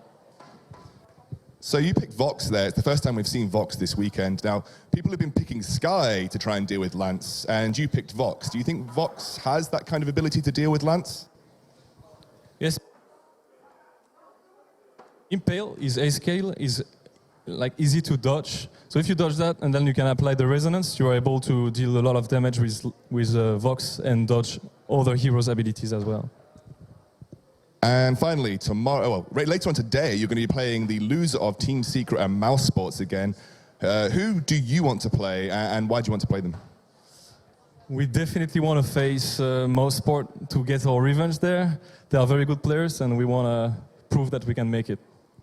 So you're looking for your revenge, basically. Okay. Well, thank you very much. That's everything here on stage. I'm going to hand over to the analysts, and they'll break everything down. Well, I was very convinced at one point that that was going to be a perfect game for SK Gaming. 0 deaths, 0 turrets. They kind of cocked it up at the end, but still an overwhelming victory for them. They got to be happy about that, shouldn't you? Yeah, they had a fantastic draft. You know, we've said before, this is the first Vox we've seen. And right now you can play him Weapon or Crystal, but right now I think Weapon feels more instinctive because of the way they've changed his his abilities. And what was really good about that was because Cruel built so little damage, and because Cruel and Lance would be right up there, it's very easy for them to do a lot of damage there. Because you know Cruel's not going to be doing anything, it's very easy for you to use your resonance bounces to just deal a lot of damage there. You definitely felt a little bit starved, but when you go 0 kills in 15 minutes and you're down 10,000 gold to boot, I mean, anybody's going to have a hard time going up against one of the top 8 here in Europe. But Rome, we've seen a lot of double weapon in NA. We saw the traditional sword blade into bone saws. We saw more of that here on 118, and it just like the armor didn't hold up for 4 Justice. Yeah, it actually was working out very well for them. I was actually hoping to see a Crystal Vox with the new changes within his kit. However, with going up against this composition, Crystal Vox wouldn't be ideal. But this is also something I do want to see today. The ability to really go 1v3 and just really hard carry with that Vox. So as soon as you saw it, you wanted a crystal, you wanted a weapon, and you both sided because of the changes in the kits. It's kind of fun how the different opinion on how it should be played. Like if I saw Taka, and it's not Battle Royale, I wouldn't have said crystal, but hey, they tried it out, Shinyi. It didn't work, but they gave it a go. Yeah, and I think that's, a lot of the teams have said 118 is fantastic right now, and I think yesterday was felt a little bit stagnant because we were seeing the same heroes coming up over and over again. And I think just from the 2 games today of this first series, we've seen a lot more different heroes than we did yesterday. I think this, this is a good start to the day. Yep, no, good start for SK for sure. For Justice, they made it to the top 8. Like Tasty Bacon said, it will sting a little not taking a game off of any of these giants, but you're still top 8, so we are gonna bid them adieu. SK Gaming will now move on to the decider round, and as mentioned before as well from Scoundrel, Team Secret versus Mousesports. It's gonna be one of them that have to go down into that decider realm and play for their tournament life. So that's going to be a little bit later today, because I believe up next will actually be Gangstars and G2 Kingwin. Yeah, no, this is like one of the 2 matches that I'm really looking forward to today. The other match is the Team Secret going up against Mousesports, and this one, I feel like both of these teams have a lot of similarities when pitted up against each other, and I feel like as long as they're able to take the advantage within the drafting phase itself, the execution itself is a whole different story. Well, the seeds are definitely very close, and it's kind of weird to see the number 2 and the number 3 seed into a decider match or an elimination round, and well, even whoever wins, they're still not guaranteed to get into that top 4. So there's going to be a lot of pressure on them here at Shinyi, but we're going to take ourselves a quick little break as we're going to get these guys ready to roll here for game series number 2. So we'll see you guys in a few.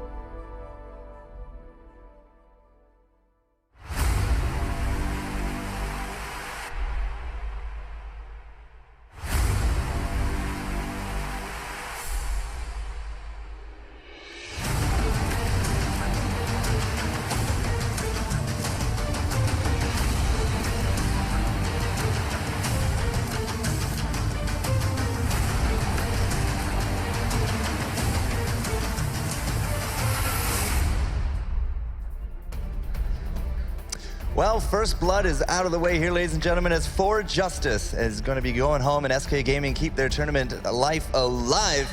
It's in a live game here, and it's in a live venue. I'm Forecourt Jester here with me, Jinyi and Rome once more, because we're going to be jumping into our second of the elimination matches right now, Jinyi. It's going to be Gangstars defending against G2 Kingwin. And I think this was a bracket that we wouldn't have anticipated. Well, this is the match that we wouldn't have anticipated in the losers bracket. Yeah, more like the winner. 2 seed versus a 3 seed. Right. One of these is not going to be making it out. Yeah, and that's kind of disappointing at the same time as exciting, Rome, isn't it? Like, having these high seeds knocked down is a great story, but now only one of them can move on. Yeah, and I feel like when both of these teams go up against each other, the lane is going to make one of the biggest impacts for the results itself. Right, so you're going to be looking more towards the lane. I'm going to be looking more towards the jungle because I think that these guys just have super solid rosters overall. Let's get to know them a little bit more. Gangstars Cerberus, that's the total word for it. They look real good in their jerseys, so here's a few shots for you.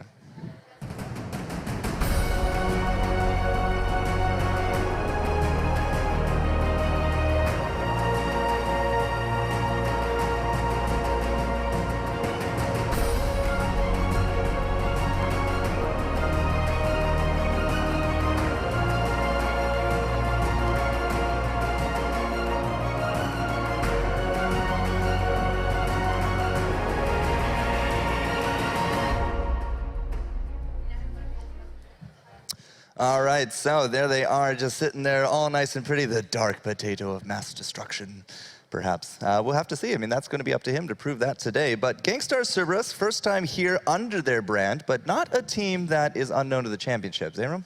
Yeah, and this is actually a very strong roster across the board. They did win the first qualifier, took second place in the second qualifier, and looking back throughout all the VODs that they have, I did feel like yesterday they came up.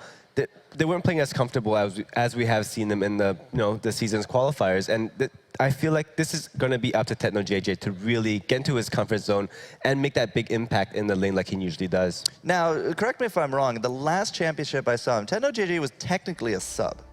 And now he's going to be on this, this roster as a leader. He's the shot caller, as you did say. TechnoJJ, Emmer King, and Aeon, not Leon. Yeah, but the thing here is, this team is actually very gifted in terms of mechanics, and I feel like under the Gangstars banner, they're able to get that synergy, get that coordination, and the support from the organization itself. Speaking of the man, TechnoJJ is your player to watch, it seems.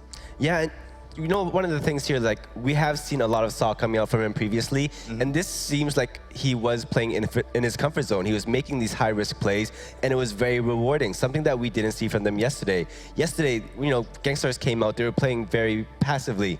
They were making sure that they weren't giving out too many mistakes. However, they weren't taking those high-risk plays that they're very well known for, and that capitalized off of their strong mechanics. Yeah, all right. Well, we'll have to see what they do bring to the table this round. But Saw actually had a few bans yesterday, but correct me if I'm wrong, I believe we had 0 games of them. Yeah, and with all the Lance plays coming out, like, I did spend a lot of time just trying to figure out what kind of compositions are, beneficial for these teams coming in. And Saw seems to be like one of the biggest ones. You don't get impacted by that impale.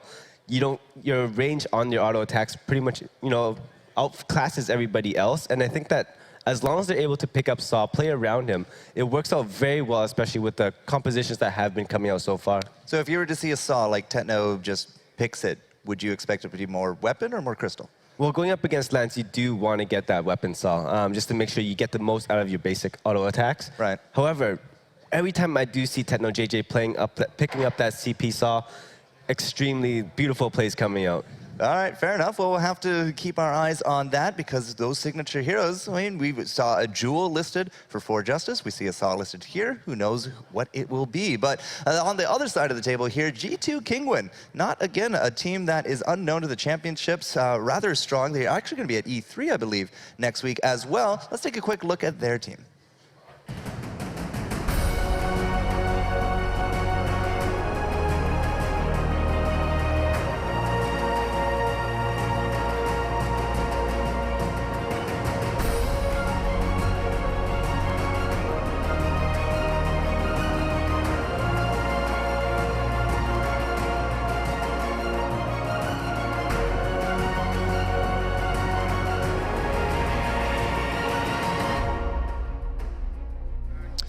Well, definitely some action shots right there. I loved it when he was pointing to his back with the name on it. It was a really epic pose. Really do approve of that one. But G2 Kinguin have been around the block, Jinyi, and well, it's either them or it's Gangstars at this point.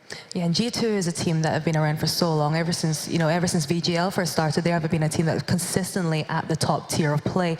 And they're, everybody could identify G2 as one of the top teams in Europe right now. And I think yesterday they may have had a disappointing loss against Seed 6 team Clesia, but I think this is a team that does have a lot of potential. They do have a very nice plays, and this is the roster that's been together for so long, so their synergy is off the charts. And Dark Potato, Redix, and Dingo, not a roster that we haven't seen before. Yeah, so they've been playing together. Way even before the season championships, they were together as a roster. They may have split up for the VIPL and for the VGL at some point, but this is a roster that's very solid. And there's the Dark Potato of mass destruction. Totally meant to say Dark Horse a little earlier, but I mean, potatoes, horses, these guys are just so good at this game. They can be anything they want. Yeah, and what I really like about Dark Potato is that even since the very beginning, he's always been the one making the plays. He's got some fantastic plays, and he's got a very wide hero pool. So even though his Taka wasn't so good yesterday, he is known for a very good Taka. Yeah. He's got a good, he's Glaive, there's like montages to be made from every single hero that I don't plays. know if it's just some kind of caster curse, maybe the new host curse, but anytime I see a Tension Botaka, they just don't win. I think that game yesterday, the problem with that Tension Bow is they're going against a Glaive and a Lance, and even though you could try and rush it, it won't work because Glaive and Lance have such high base defense stats. Right. I just don't think it will work very well against it. Okay, well, we'll have to keep our eye on that. Before we get into the draft, which is just moments away here, ladies and gentlemen, we're going to give you another opportunity to go home with 2,000 ice. If you're in the Twitch chat, just type in hashtag Vainglory Live. You're going to be entered into that raffle, and by the end of the series, somebody's going to have a nice fat present of 2,000 ice to do whatever you want with here in Vainglory. Now, at the same time, if you're not on Twitch, maybe you're on Twitter, Facebook, something, send us your pictures of how you are enjoying the venue, the event, and, well, probably, us, if I'm going to be honest. And you can be entered into a draw for an iPad Air 2, not an iPad 2 Air. That thing doesn't exist. So definitely look forward to that. That raffle will be the end of the weekend. So best of luck to all entrants, and thanks to Super Evil Megacorp and, of course, Vainglory to make this happen. So, all that out of the way, it's down to brass tacks. Let's get into this draft here, ladies and gentlemen, because game one of our second game series, this is an elimination match. Somebody's going home after this room. Yeah, and I feel like when I look at both of these teams, they have specific highlights that we have to point out. Gangstars is one of those teams that is very confident in that jungle. They'd like to make those early aggressive plays, and I feel like this is something that G2 Kinguin need to really work on, especially going into this match. They don't want to let the Gangstars Cerberus team dictate the pace of the game, and that's going to prove heavily to be, costly coming to that late game. Well, no Kroll, no Blackfeather, but an Adagio. Could this be a buff comp? I think definitely it's me a buff comp. We've seen a lot of buff comps yesterday, and they worked really well. However, I think they do need to get G2 Kinguin need someone that can dive straight onto that Adagio. Well, we're gonna have to see who can do that because they took a Sky and an Arden. So I'm thinking more of, I would say definitely a Blackfeather for the last pick. Of course, he is banned, and Kroll's out there as well. So Glaive is gonna come to mind, but what is Gangstars gonna fill up here with? Well, with Gangstars, is picking up that Glaive does give him that gap closer, making sure that he is able to dig deep into the back lines. Getting that afterburn off onto the Sky will be huge plays for them. However, this is going to start off with a lot of poke, and if Sky is able to get that forward barrage off, especially with that broken myth, she will be able to make a huge play when she dives very deep. All right, Arden's out, so Lance comes to mind. We've seen some Catherine this weekend. Yeah, it is going to be the big guy in armor. Last pick here for G2. What do you think, Jinyu? I would like to see an Alpha, personally.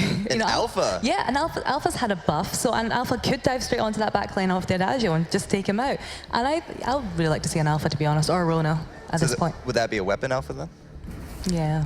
Oh yeah. Jinyi's just making the plays! We got ourselves our first Alpha in 2 sets of championships. Rome, I'm going to talk to you about that a little later. We're right now going to go back into the fold. This round, it is still Tasty Bacon and Humanist. Thank you very much, Core. And once again, Tasty Bacon alongside me is Humanist. G2 Kinguin taking on Gangstar Cerberus, 2 teams that anyone could have said would be in the semifinals, both of them, but one of them is going to be eliminated right here in this matchup. And we have an Alpha to start things off. I am so excited. I've been waiting ever since she came out to be able to cast an Alpha game in the professional level. And here we go. Yeah, well, you get your fold. opportunity to go ham on some alpha plays here. I'm excited to see how this works out. I expect this to be a weapon alpha. Dark Potato, a phenomenal player, mechanically skilled, and I'm sure he'll be able to get a lot of work done with it. Across the board, though, Gangstars, with this Glaive, with this Lance, Adagio, they will be able to control the team fight in an area very well. Yeah, and early on, it's going to be that lane Glaive instead of a lane Adagio. So a little bit surprising to me. I expected it to be a lane Adagio instead, but obviously they want this melee versus ranged matchup. Glaive does do pretty well into it, but it kind of takes away a little bit of the surprise factor of not knowing when that Glaive is going to come out of the brush with an afterburn. However, G2, they're making the early rotation down into the jungle, and it is Aeon who is getting melted right now, and Dingo is going to secure that kill, first blood for G2 Kingwin. But now Alpha, Dark Potato, he needs to be a little bit careful on this one because Alpha does still, she was buffed for 118, does have a little bit more health in the early game, but not that much more. Yeah, not that much more. But honestly, that Redix rotation right there, he predicted where Gangstars would be. They made the call as a team. There was no hesitation. They had that planned out and executed it perfectly. Yeah, phenomenal rotation down. Those early rotations can sometimes be so important. G2 really didn't get a whole lot off of it, unfortunately, just because of the fact that Dingo was taken so low and that sort of like half chase occurred afterwards, but it's still that early momentum, that early mental advantage that you can pick up from picking up first blood. It could lead to more.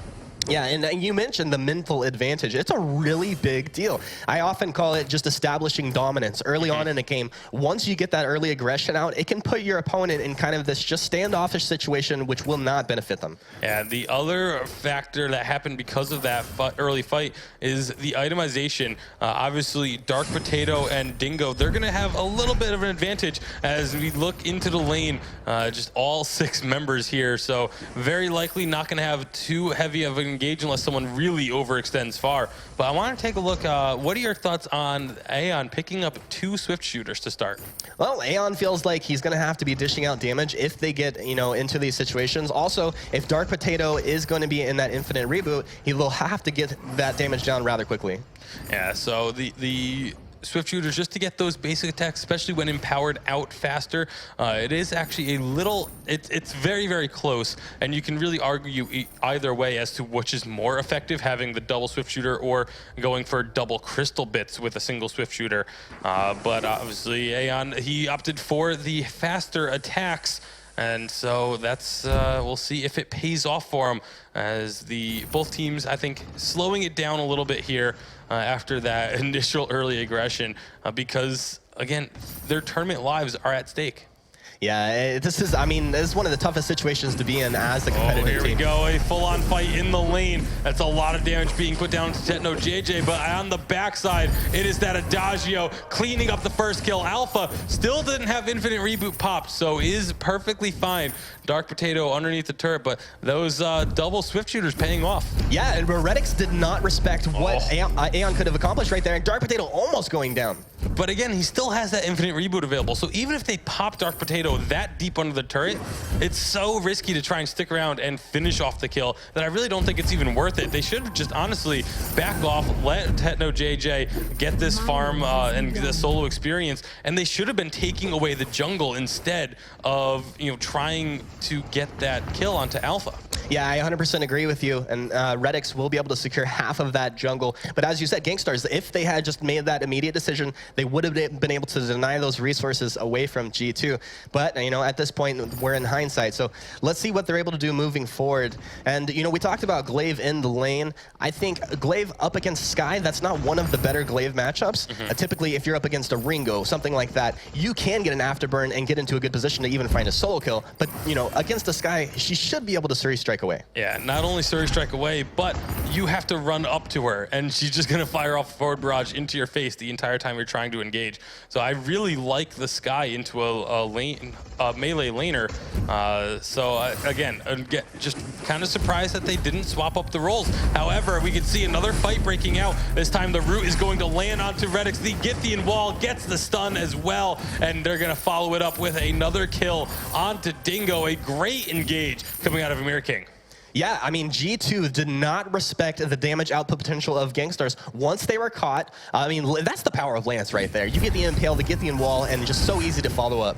Yeah, and especially, again, with the glaive. We've seen this combo a lot throughout the first 2 days already, is the Lance with a glaive. You get a Githian wall stun, and then glaive just follows it up with a stun of his own, and you can take a carry out of the fight for so long. Right now, Dark Potato, he's trying to chase down onto Techno JJ, but thinks better of it and does back off. The damage coming out of Aeon is just something that they really need to be wary of. Full damage builds from both Aeon and Techno JJ. Yeah, I actually really like that. So, I mean, once these guys get into a fight, as long as they're not locked down, they are going to be blowing people up. With alternating current completed, Techno building into his first item here, these guys are going to have huge damage output. Oh, with that turret down, they're going to go for a big engage onto Redix. And again, the CC train. It was a afterburn into the wall, into a lunge route, into a Githian wall stun. There's just absolutely nothing that can be done. Yeah, getting hit by a train, never good. Getting hit by a CC train, even worse. Yeah, I believe it's a factor of 10 is with the amount of pain that comes out with the CC train. But that was just such a great kill in the lane, and that's what we can expect even more of. It's so difficult to have to play knowing that if you're near a wall, you could be bursted from 100 to 0 without getting a chance to retaliate. Yeah, and I think Dark Potato picking up on that as well with the reflex block coming out rather early. He's realizing he's going to have to be able to dodge some of these CCs to get work done in these fights, and it's such an important deal with a mobility hero like this. And looking at the items, Aeon already having that alternating current completed is going to be sitting very pretty with that massive damage coming out. Glaive finishing off the Sorrow Blade, so both carries on the side of Gangstars getting a tier 3 item well before anyone from either of the carries from Kingwin will get one.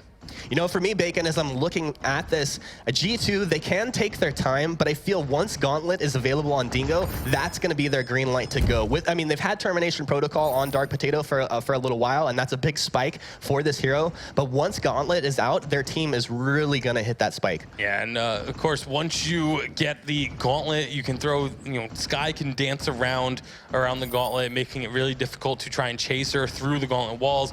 Again, Termination Protocol, it's very difficult to escape that burst. It's not a crystal alpha, so the burst isn't quite going to be the same, but it is still a very, you have to do so much damage to the alpha to actually take her down. Death from above being used just to far out the lane, get these minions off of the turret and try and defend it, but Gangstars, they are getting a lot of damage down regardless. Yeah, I mean, they do have the range, and Emmer King's controlling from a long distance as well. It's very hard for G2 to kind of trade back and forth as far as poking goes, but really, once they go all in as a group, I think that's where they're going to shine. Yeah, look at this siege. There's so much damage coming out of Aeon, and this is one of the things I said yesterday with Gangstars is Aeon, when he played a carry jungler, Gangstars just looked so much better, and that's exactly what we're seeing here. With Aeon on this carry Adagio, Gangstars controlling the pace of the game. Yeah, they definitely are. Got G2 just kind of pinned in at this point, and not even putting much focus on the jungle. It's just shoving this lane forward. Yeah, a lot of pressure on trying to siege up in the lane. And you can see why. It's working out for them. Aeon taking a bit of damage from the turret there, but it's forced a member of G2 to have to recall. Now they can rotate down to the jungle with relative safety. And Dark Potato, they have Gauntlet and Broken Myth. The afterburn. There's a lot of abilities up, but the health is so low already. Gauntlet just going to be used pretty defensively, trying to deter any further engagement. And now Dark Potato, he's going back in, but he is so low. That's going to be a Termination Protocol used just to get that movement speed so that he can pop the Infinite Reboot in an area of safety. Yeah, I mean, honestly, it's just not the way that you want to be using these abilities. Of course, Gauntlet goes down. I had just called it out. That was going to be a big deal for them. To have the first one go down, catch only one person, and it's a reflex block out of it, and Redix had just picked up his Broken Myth. That was a moment for them to really make an impact on this game. Yeah, the problem was that they were just already too low before they even tried to start anything.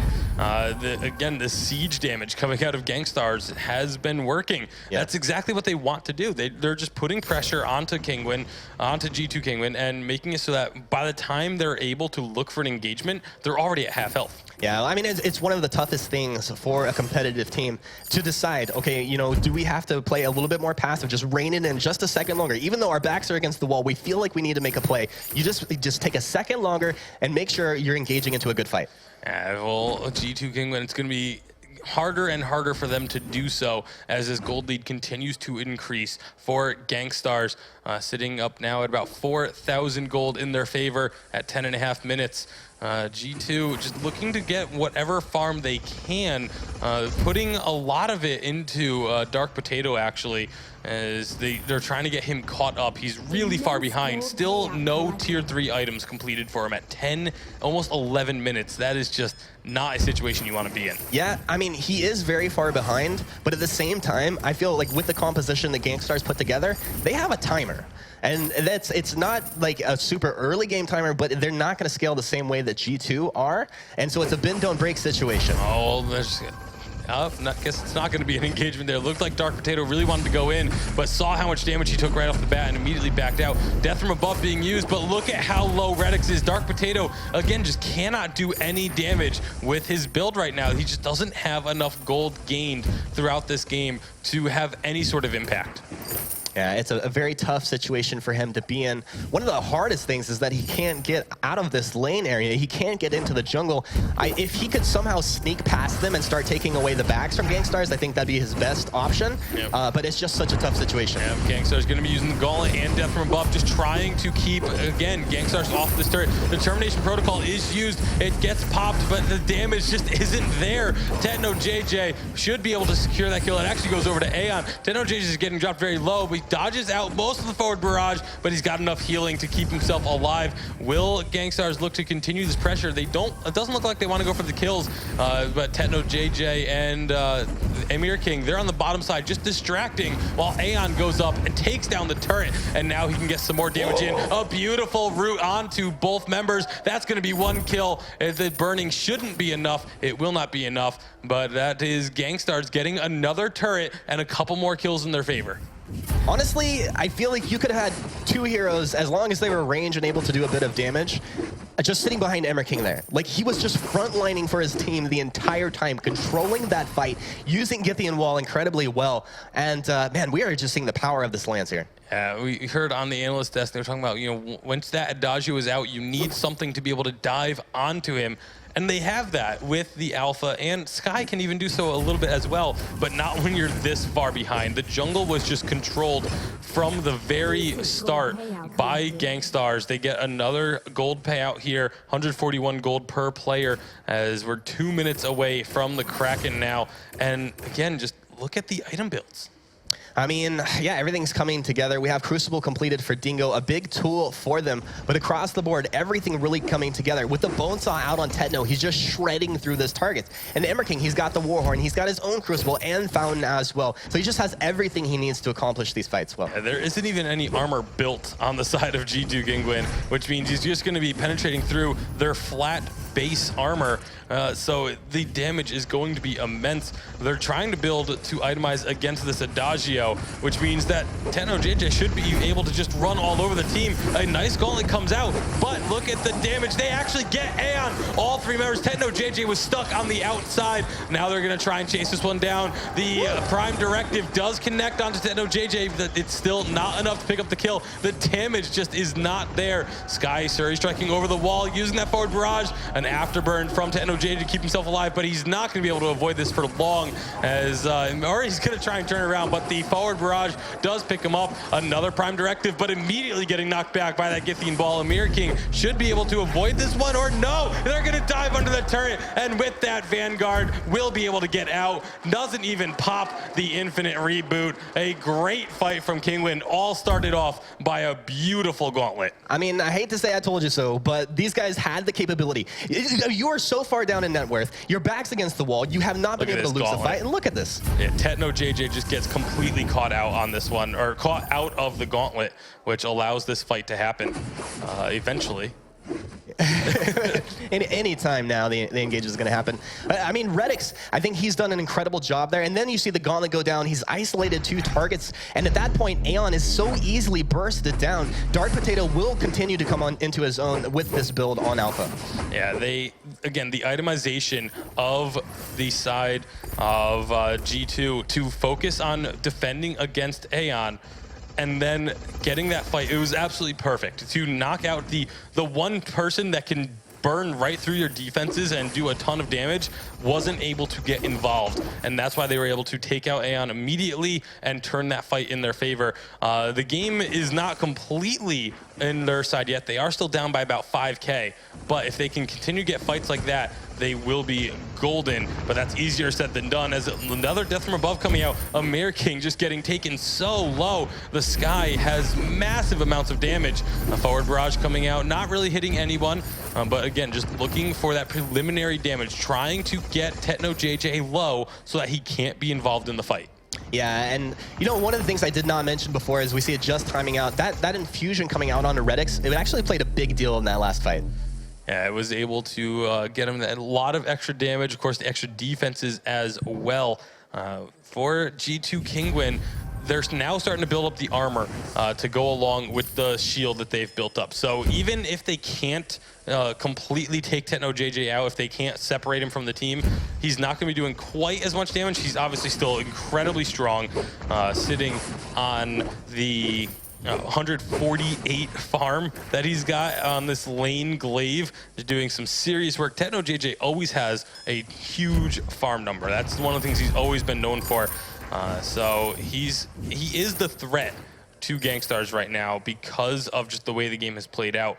But Gangstars, also, G2 Kingwin also know that if they can take out Ion, even though he's not the main damage threat, it significantly lowers Tetno JJ's damage. But look at this, the Kraken is being started up. I don't know, I don't think G2 Kingwin has any idea this is going on. They're just in their lane, and Kraken is going to be unleashed completely for free. What a great call from Gangstars. Yeah, it's either no spidey senses tingling there for G2 Kingwin, or these guys are like investment bankers at this point, and they're like, all right, we'll let him get Kraken, we'll go ahead and get the gold out of that.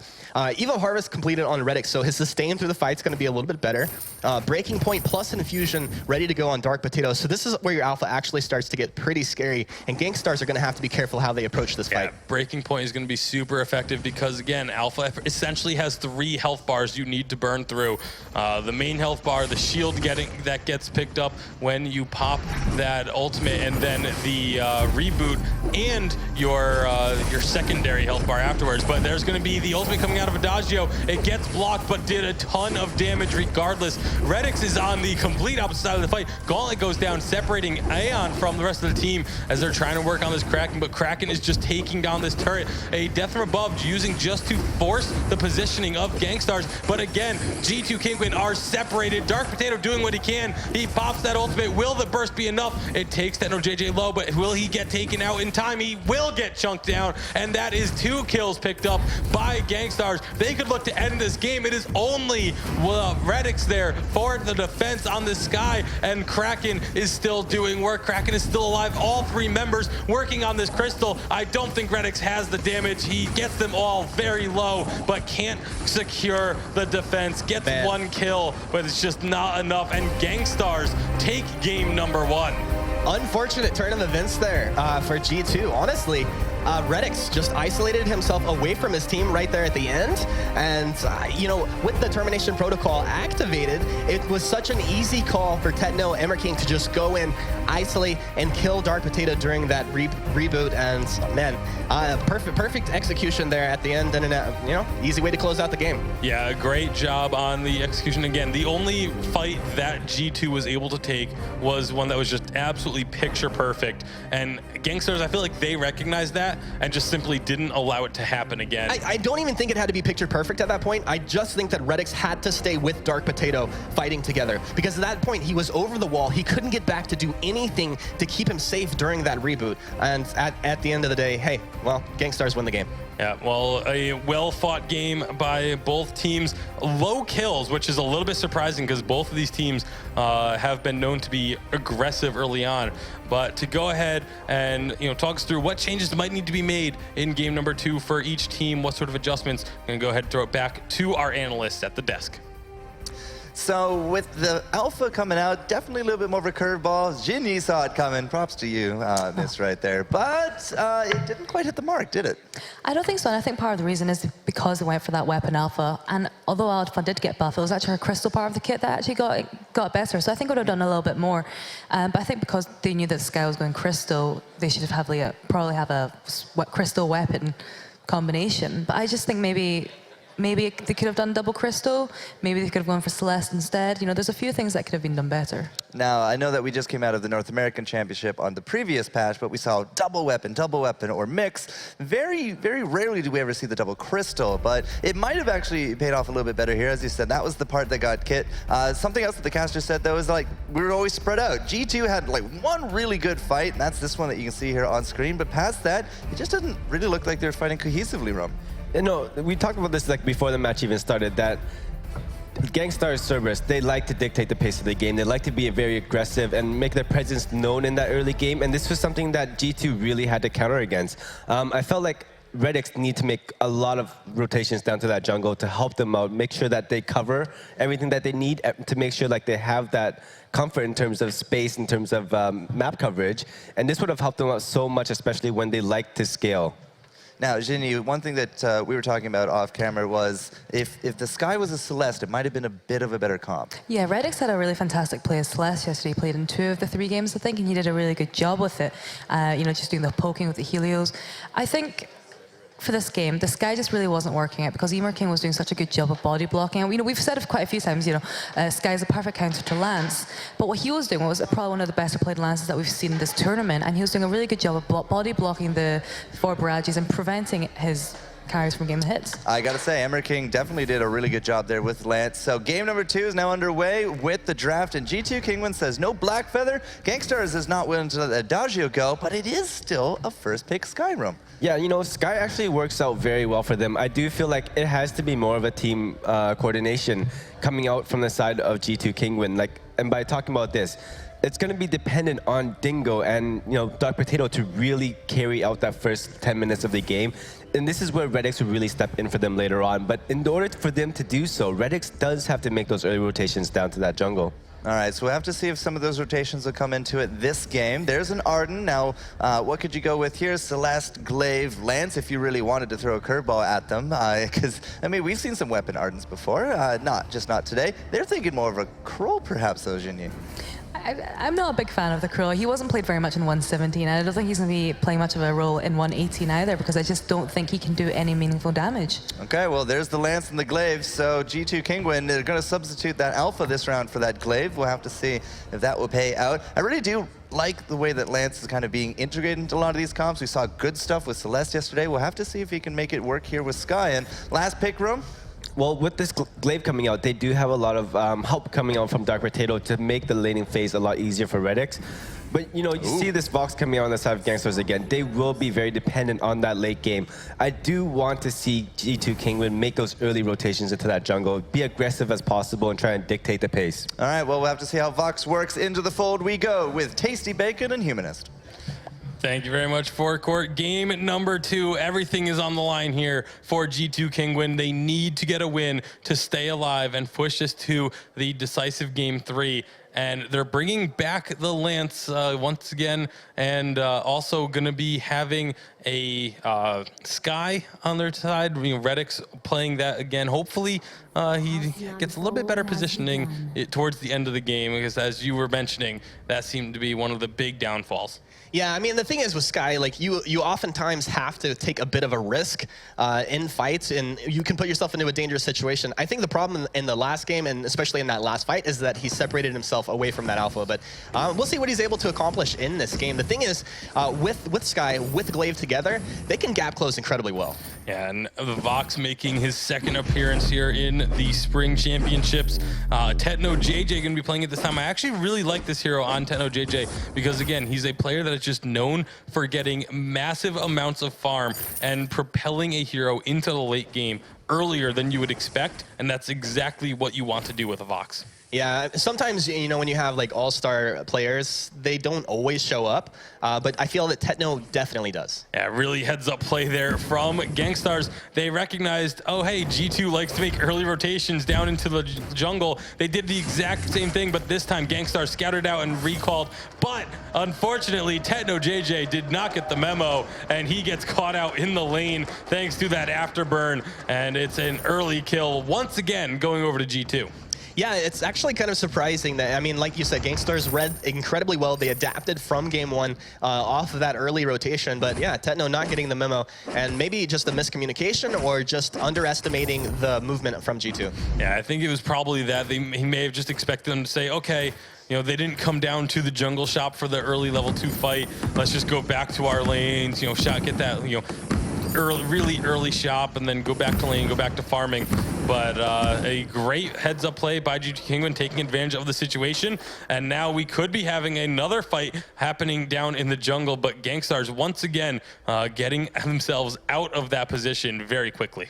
Yeah, they do not want to go up against this combo right here. Honestly, what G2 have drafted, they're going to have a decent early game damage, and it's going to scale up across the board. Gangstars are going to scale incredibly well, but early on here, you do not want to be dealing with this Glaive and Sky as long as they're together.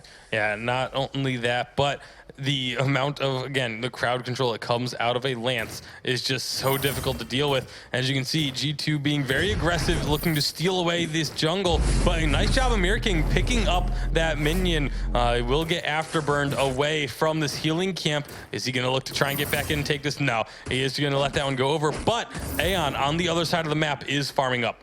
Yeah, no, Aeon with the smart choice to go ahead and take away the backs from G2. So at this point, they're doing a bit of trading, and with no kill off their rotation, it's pretty even. Yeah, I'm going to want to see what this Vox is going to build, but it's not going to matter just yet because he is getting chunked down underneath his turret. Those boots, maybe saving his life there. Early purchase of the tier 1 boots, allowing him to get to safety underneath that turret and get back to base alive. Yeah, Bacon, and you touched on the importance of those boots. You see him immediately upgrade to tier 2 because he has to have that available, and eventually he's going to want to pick it up. Maybe he wouldn't have picked it up right then, but he's going to grab that right now. Yeah, and it looks like it will be a weapon power Vox. Once again, I personally do prefer weapon power Vox with the changes that have been made. Oh, Dark Potato, he's going to be finding an Ion in that bush as he goes for this aggressive invade. Uses that afterburn just to get himself out, and then pops the boots as well, but there's a move speed buff from the Vanguard onto Aeon. He's going to continue chasing this, try and get those stacks up, but he gets rooted at a Githian wall stun, and just like that, G2 Kingwin are looking to turn this one, and here comes Redix rotating on down from the lane. A beautiful Surrey strike going to try and split up, assuming that they were going to kill Aeon, but instead they don't get the kill. They don't get either of them. Yeah, it's like they want a little bit of everything, end up not getting any kills there, but they will take away the jungle as they did before. Aeon's going to go ahead and move over into the jungle of G2. Let's see if he's able to get any of this before they rotate back. Yeah, he's going to have to be careful because those rotations are going to come back, like you mentioned. But again, definitely, again, the not so much miscommunication, just overconfidence maybe? Yeah. I'm not really sure what you would call it because it was definitely Redix thought that they were going to get that kill, so he split off and it allowed Aeon to survive. He doesn't get both of those minions. Will he try and get a kill or any other camps? No, it looks like he is going to make the decision to just get out of dodge. Going to be running over towards Emir King for that extra help. Now he wants to try and go back in with that Vanguard. They're going to start building up stacks onto Dark Potato. Dark Potato again though has that afterburn to get himself out to safety, and this is just a long drawn out skirmish, but not a whole lot is happening. Redix now taking a lot of damage thanks to Vox, but with that Surrey strike should be able to get out to safety. And again, all 6 members in the area just kind of poking and harassing, but no kills coming out of it. Yeah, these guys really doing a good job of just kind of getting a feel for these fights. And sometimes that's what you have to do without fully committing. You're just going to go ahead and poke at your opponent and get an idea. Like, how much damage is he actually going to be outputting on me at this point? And while you've played this, you know, hundreds of times, you have to get that feel in this game. Yeah, and each situation can feel different. But right now, Aeon finds Dark Potato yet again. Dark Potato just using that afterburn defensively, able to get out of a lot of sticky situations already. That's the third or fourth time in the first 5-6 minutes that he's been able to do that. But it looks like Gangstars, they may want to continue chasing this one. Yeah, I mean, well, with Dark Potato sitting on that low health, I think it'd be a good idea. Oh, From Hell's Heart comes out, gets the stun. That's going to be the kill. Tried to afterburn over the wall, but it just was not in time. So that's going to be the kill picked up by Gangstars, able to even up the kills for now. And it finally pays off. That aggression that they've been having, they've been trying to make these kills happen over and over again, but with that level 6 coming out, finally they get their prize. Yeah, they definitely did. And I'm looking at items here. I think Redix is going to be going for a Frostburn right away. And it's debatable. You know, some people want to go with the Broken Myth. Some people want to skip the Frostburn entirely. I do think that actually picking up this Frostburn is going to be pretty beneficial to them going up against this Kroll. And this Vox is going to want to continue to be chasing and be mobile in these fights. Yeah, their team comp is pretty much all about making sure that Aeon cannot get as much effectiveness out of this Kroll as he's going to want to. I mean, with the Lance being able to knock him back over and over again with the Githian Wall, the slows coming out from the Frostburn. It's going to be very difficult for Kroll to stick onto any target of G2 Kinguin. Yeah, it definitely will. And you know, G2, like with this draft, with this composition, we talked to all these teams. They said, how do you deal with Lance, right? And they say, well, Skye is actually a really good hero to deal with Lance. So the fact that you pick up the Skye with the Lance, they've simultaneously picked a good hero and denied it away from their opponents. I like it. I mean, picked 2 good heroes. Let's be honest. Skye is still really strong as well. Legitimately well, but I mean, in that sense, it's very strategical. Yeah, it definitely is very smart if you can get both of those heroes onto your side.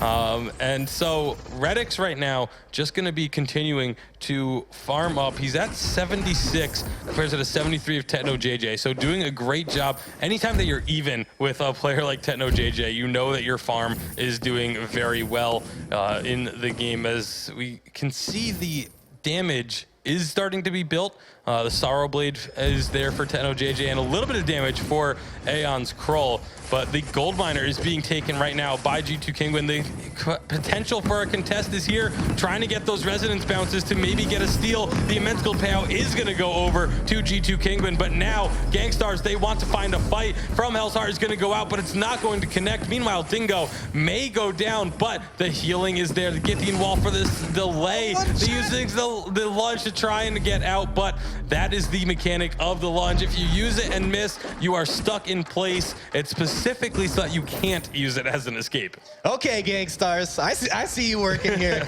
That was nice, man. And that is the power of, Vox can chase on his own like that. When you pair him up with the Ard and you get the Vanguard, it is so hard to run away from him. And the weapon Vox, he's just picking single targets like that. With the Sorrow Blade out at this point, easy damage. Yeah, and you can see here on the replay that From Hell's Heart not quite connecting, and the chase just going so well for the side of Gangstars. I mean, yeah, at that point when they're that low, and really Gangstars had the advantage early in that fight, they just continued all the way, and great communication all the way from beginning to end there. Yeah, so we were talking about how it will be difficult for the side of Gangstars to stick on a target. It will be later on, but right now they're doing a great job of it. The Gauntlet comes out, Githian Wall knocks it back a bit out of position, and that's going to be a quick kill picked up by by Aeon on the Kroll. I'm so used to seeing Dark Potato being the one playing the Kroll, but now the chase is on Gangstars. Looks like they may decide to back off of this one, as Aeon was dropped extremely low during that fight. So they're just going to go back up to the lane, maybe get some pressure, try and take down this first turret, get a little bit of extra gold, and try and get a gold lead, because the gold is still extremely close, all things considered. Yeah, it definitely is. But I mean, the single target damage coming out of Gangstars right now is immense. When they focus a target like that, it is so hard to live through it. Dingo threw that fountain out, but Dark Potato just got absolutely exploded. And Redix, I mean, he had a nice reflex block to get out of that gauntlet, position himself. But if Dark Potato goes down that fast, it's going to be hard to capitalize these fights. Yeah, and Dark Potato building pure damage right right now just has that tier 1 armor. It's not going to be doing enough, especially with both Aeon and Techno JJ having some armor pierce. A potential fight happening here, but no, they are going to be backing off once again, not having all 3 members available in position for a fight. Definitely the wise decision to not go for it. Yeah, and you know, looking at these items, we had, you know... Oh, the From Hell's Heart connects onto Redix, and that is going to be a very dead Sky. Githian Wall does get the double stun, but Dark Potato cannot get involved. A lot of damage being put onto the Arden for just being Lance. But again, just the ability to catch someone out with From Hell's Heart, if you can catch them by surprise. If it doesn't get reflex blocked, it's almost a guaranteed kill with the amount of damage that a Vox has. Yeah, I mean, Redix did try to reflex block that, but too little too late, and Gangstars capitalized on that. But yeah, Techno, I mean, he had a very good time on the Sorrow Blade. His farm is very good. The Bone Saw is going to be coming out very quickly next, and Aeon has just completed his own Bone Saw, so they're going to be just melting through these targets. Yeah, Techno JJ has so much damage. Even with only that Bone Saw completed, he is still just outputting an immense amount of damage. Those resonance bounces, it's not the crystal build which really empowers those bounces, but his single target damage is just through the roof, and that's all they need. They're just putting all of their attention onto one target, eliminating them, then switching to the next target. That's the strategy for Gangstars, and it has been working for them. Yeah, and I think when you go for this kind of strategy, this kind of composition, the onus is on you to engage. Oh, well, there goes an engage from the side of G2 Kingwin. A beautiful afterburn, but now the Gauntlet catches all 3 members, and Gangstars are turning this one around. Look at the damage coming out of Vox and Aeon. They split up, though, and so this will not be an ace, but that was such a big turnaround, that Gauntlet catching all 3 members. Absolutely massive play out of Amir King. Well, to make me eat my words right there, it looks like Dark Potato may go down as well. I was just saying that the onus was on them to make the engages happen. That was just in time for an ace, too. Sky was literally just about to respawn, and they still got the ace, though. Calculated. And because of that, they're getting potentially two turrets. They got one. Looks like they may not get the second one, as Redix is able to clear out those minions very quickly. But that was just so quick from Gangstars.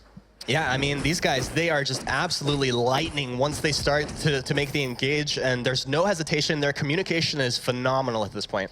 Yeah, and you can see them all heading down to the shop. I wouldn't be surprised to see Infusion start coming out very soon. Now that we are at the 13-minute mark, Kraken will be up in 2 minutes.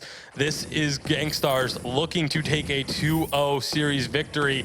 And G2 Kingwin, they need to do something. They need to figure out some way to get themselves reorganized and regroup mentally, because the fights for them have not been terribly cohesive. No, they haven't. And at this point, you know, the Redix is going to have to make big plays on this Sky. Dark Potato, he's been frontlining for his team, but I do think Redix is really going to have to be that damage output potential in these fights. He's completed Broken Myth, and, you know, he's got tier 2 boots. I think the next big deal for him is once he gets that infusion and they get a halfway decent engagement, we'll look to see what Redix can do. Yeah, Aeon has again, the double bone saw for Gangstars. Both Aeon and Techno JJ picking one up. Gonna be trying to shred through the armor that is being built by G2 Kingwin. And look at this, as soon as they get vision of G2 being in the lane, Gangstars immediately start up this gold mine, get themselves a decent gold payout, very likely the last one that will be picked up before Kraken spawns.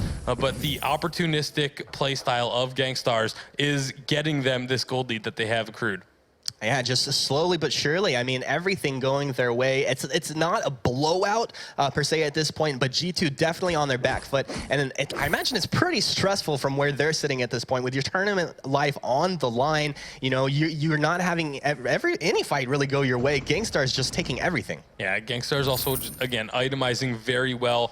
Going for that double weapon, double bone saw. Every single member has a way of reflex blocking. There's technically 2 reflex blocks for each carry because of the crucible that was built by Amir King. So you always talk about how much crowd control there is with a Lance Glaive, but they can block a good amount of it. And if they block it early in the fight, then the fight's over before, you know, it really matters. So the Kraken coming up immediately. Gangstars looking to start this one up, knowing that they have the advantage. They can pull a fight if they need to. As G2, they have to know that this is going on. They have to have that feeling. There we go. They're coming in. But are they going to be able to get the steal? Kraken is very close to being captured, but the fight is starting up. Dingo rolls on in. Redix jumps in as well. There's from Hell's Heart. It lands onto Dingo. That is going to be the gauntlet coming out. Redix trying to kite around the fight, but he is just going to get taken out. All 3 members of G2 are still rather healthy, as Dark Potato going to try and just run away from this one to prevent the ace, but that does mean it will be Kraken going the way of Gangstars. And I really feel like the anxiety of Redix is high at this point, because he knows he has to make plays. This is such an important situation.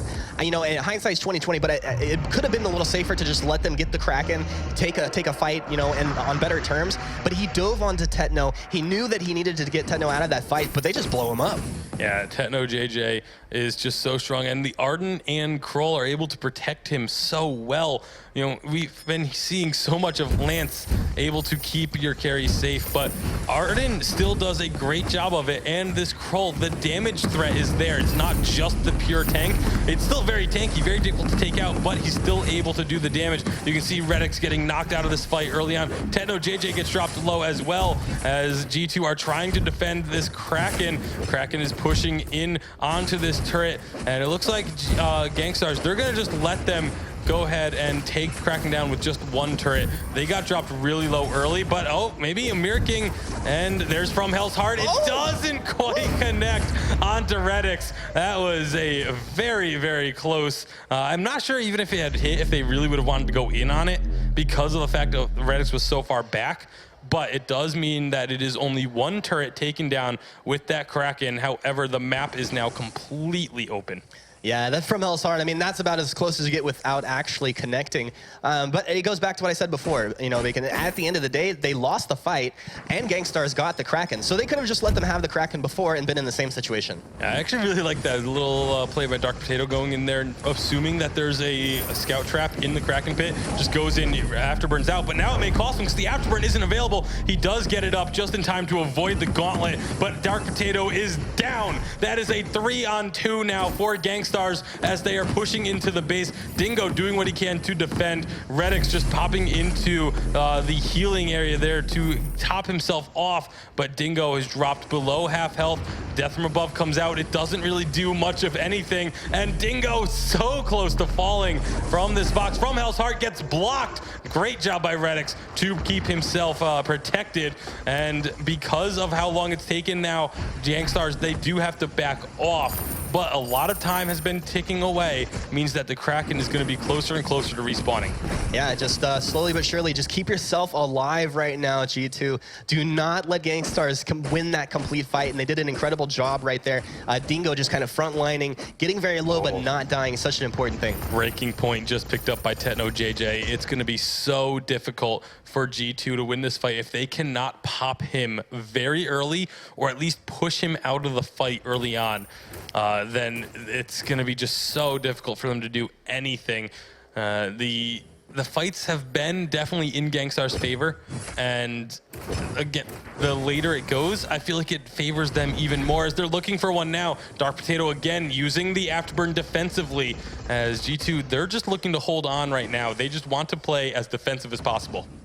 Yeah, all they have to do is just make sure they're not engaged on, and I think, you know, it's a very tough situation, but with Kraken up right now, this is going to be at least 1-2 turrets, and could potentially be game depending on how Gangstars approach this fight. Yeah, well, G2, their only real chance, I feel here, is to try and set up a party brush like we've seen teams like Team Solomid do, but it doesn't look like that's going to be the case. It looks like Redix wants to do it, but the rest of his teammates are not there yet, and no, they are not going to get the party brush going on. I feel like when you are this behind, like G2 is, and Kraken is coming in and you only have your base turrets left, you need to try and get that fight before Kraken gets too close.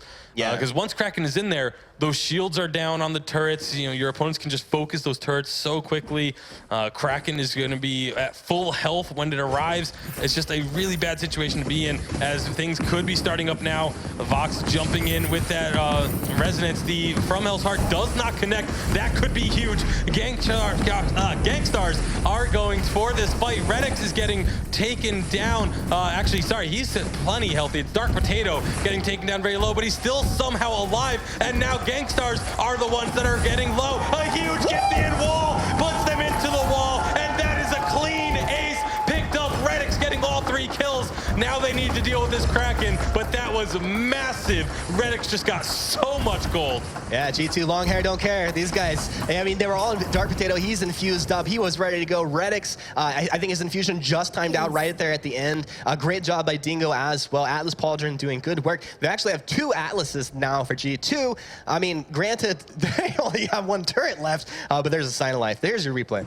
Yeah, you can see that Grithian wall just getting a huge stun, and then with the death from above on top of it, just absolutely melting what was left of the health bars of Gangstars. Yeah, G2, I mean, really putting it together, and let's see, I mean, they're gonna need 2 to 3 more of those kinds of fights to actually, you know, be in an equal position, I think, to Gangstars, but they have the potential. Yeah, the infusions coming out. I feel like all 3 members are just going to have constant infusion up at this point. It's late enough in the game that if you don't have an infusion, it's just a massive disadvantage you're leaving yourself with. G2 getting a sign of life, a glimmer of hope here with their tournament lives at risk. You know, 1 bad fight at this point with only 1 turret left is the game. That's game over. Gangstars win. G2, they still need to win at least 2 fights to close this one out in their favor and force a game 3. So they are not out of the water just yet. It's still a very, very precarious situation for them to be in. They are still behind in terms of overall map presence. They've evened up the gold thanks to those kills, but they still haven't even taken the first turret in the lane. Yeah, and my iPad not updating here for me, but I mean, these guys, their item progression is actually phenomenal. And as you said before, though, if G2 make 1 mistake, it's over. And so I think it's actually pretty exciting, you know, from a spectator's point of view, to see them, you know, if they can win this game, it is going to be purely just all of their skill coming to light here. Yeah, 22 minutes in, the 3rd Kraken is on the map, and this could be the fight right now. Dingo is on the front lines where he wants to be, but Techno JJ is just doing so much work. But Dark Potato, he's getting dropped really very low. From Hell's Heart, once again, does not connect. The gauntlet doesn't really stop anyone either, and G2 are looking to turn this one around. Githian wall comes through, but look at the kills. It is 1 for 1. Redix is so healthy. Another double stun from Githian wall, and G2 are looking to finally try and get themselves fully into this game. The split from Gangstars did come through, so there will not be an ace, but this should be a kill. Aeon, though, with those weakness stacks and healing. Look at it, he is gaining health throughout this fight, and now here comes Amir King to try and help out. Oh my goodness, Gangstars and Aeon are putting in some huge work. Dingo now trying to tank up everything, but the weakness stack's just going to be put on him. He doesn't get the combat roll over the wall, but I feel like this is finally going to be a disengage. What an insane fight. Yeah, that was actually pretty crazy. And neither team really coming out on top there. Can Sky get back into position? And it looks like they started that Kraken up, but they're going to cancel off. Yeah, Aeon is at a point where he can solo the Kraken, but not if there are opponents also trying to fight him at the same time. The respawns coming through for both sides. All 6 members are alive. Kraken is available, and now G2 are the ones starting this off. Gangstars, they need to get there to contest this. Actually, looks like Redix may be making the call to drop off of the Kraken. Very smart decision, as the rest of Gangstars are now in position. And this is going to come down to this next fight could be the one. As there's going to be the startup. Will from Hell's Heart. It does connect onto Dark Potato. Dark Potato is getting dropped so low. He afterburns out to safety, and he is still alive. Now Aeon, he's the one getting taken down very low by Redix. Redix just looking for damage wherever he can get it. Techno JJ getting taken down very low, but Dark Potato has fallen, and now they get the damage onto Dingo.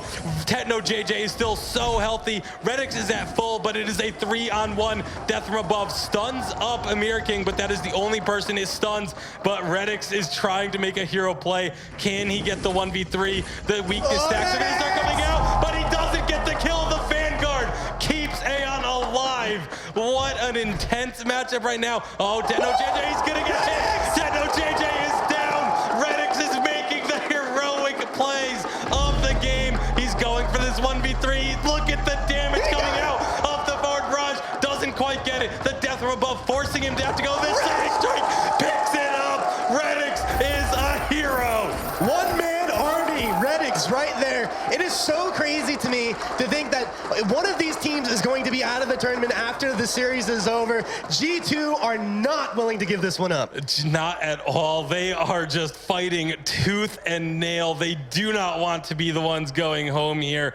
And what a phenomenal job by Redix in a 1v3 situation. Look at this replay. I mean, you see Redix, and this is the power of this guy. So he's going to go ahead and just kite backwards. They do split up because they're so low. It's dangerous, but he just backs up the forward barrage, the Suri strike to reposition, and he can take whatever target he wants at this point. This is pure prediction. He doesn't know Techno's in that bush, just gets the prediction, finds the kill, and it's just a phenomenal job out of Redix. That is game sense, and that is just mechanical abilities. This is something that only comes with time, and not everyone can do this. Yeah, and watch right here. That death from above, forcing Amir King to have to run to the left, knowing that there's only one direction he can go, and following it up. What a phenomenal play by Redix. And while we were in that replay, G2 have picked up the Kraken.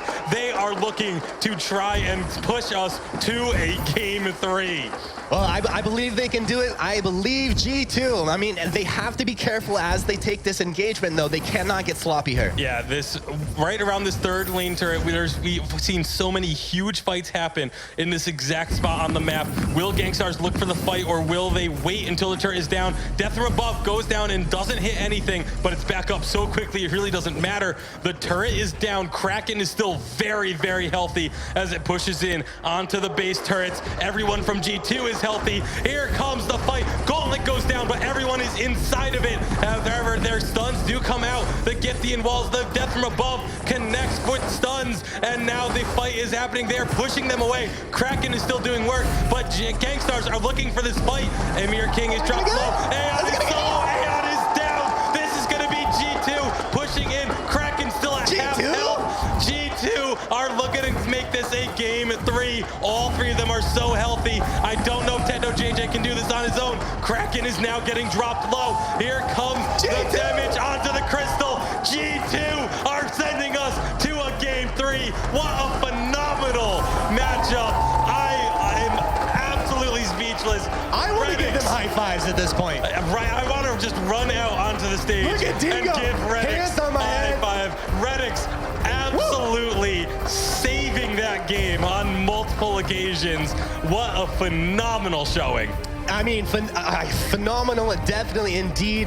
What a game. Like we said before, it is stressful. Your tournament life's on the line. Your back is against the wall. You cannot make a mistake, and they did not make one. And now for Gangstars, the question becomes, how do you recover from that? They had that game firmly in grasp. Look at that. They still had almost double the kills, and they lost the game. That is devastating mentally. Hopefully they can get themselves recuperated and ready to go for game number 3. That's the craziest part. We have another game to go of this matchup. Oh my God, I just don't even know. Like, there aren't words to express how insane that was. I mean, it was absolutely crazy. But that is the power of the Sky right there. You can take Glaive out. That's good damage, but that's Sky. Yeah, and to go ahead and try and make some more sense of those crazy, crazy plays, we're going to go ahead and send it back to the analyst desk with Forecourt Jester, Rome, and Jinyi. Well, these guys are saying we're not going to go quietly into the night. This is their blind pick situation, and I gotta say, I mean, I came up here, the Kraken was coming down. It's like, all right, this is GG, this is a 2-0, and they hold, they get the ace, the 3v1, they bring it to a blind pick. What was the determining factor here, Rome? I think this was actually more of a mental loss than it was a real loss for the side of Gangstars Cerberus. And it all came down to like the huge clutch plays and the momentum really shifting, especially after taking on that Kraken and the Ace. Yeah, we were just sitting there, and Excoundrel was ready to go. He's like, all right, we're going to have this interview, and the ace. And we made the comments, like, is this enough to reverse the momentum? And Redix played out of his mind that second half of the game, shouldn't you? Yeah, and the first half of the game, I think we're all thinking, yeah, it's not quite hitting the mark there. He's not doing very much as Sky, but in that 1v3, things really began to change for him. He was playing out of his mind. He had some fantastic plays. And I think what really drew it together was that towards the last half of the game was that Dingo and Dark Persona were doing a fantastic job of peeling for Redix, keeping them away. And that's exactly what got them the win here on this replay at the end of it all. Just not becoming a threat. Kroll and Weapon Vox put together, their early game looked pretty good. The momentum went pretty clearly to Gangstars, but is this a thing of Weapon Vox falling off, Rome? No, it all came down to, like, I think itemization played a huge role in this one. And, looking on the side of G2, you had both of the carries picking up a Crucible each. Right. And on multiple plays where it was, like, all clamped up, they got collapsed on, the Ardent Gauntlets came down, the perfect Crucibles came out on the side of G2, and I feel like this made a pivotal role in, letting Sky reposition herself. And I actually think it's also the double weapon actually beginning to fall off, because at the very start, what the point of weapon is, you've got a lot of single target focus. You can really focus someone down really quickly. And that is what we saw in the early to mid game. But however, once we saw G2 starting to build those pauldrons and Meso Jackets, they had some really nice coordination using those pauldrons to pull it off. And I think that is what began to change the game once they got into the swing of it. There was definitely a big mistake at this point of the game, because the momentum had swung, and Tetno, for whatever reason, not only does he decide to try to back there, he then tries to Sonic Zoom over the wall, fails it, and now that's going to leave Ember King just kind of open. And those kind of mistakes are going to be very costly late game. You have huge death timers, you're getting some bounties if they haven't died, and that was, again, part of the momentum that Redix really came to own by the end of it there, Rum.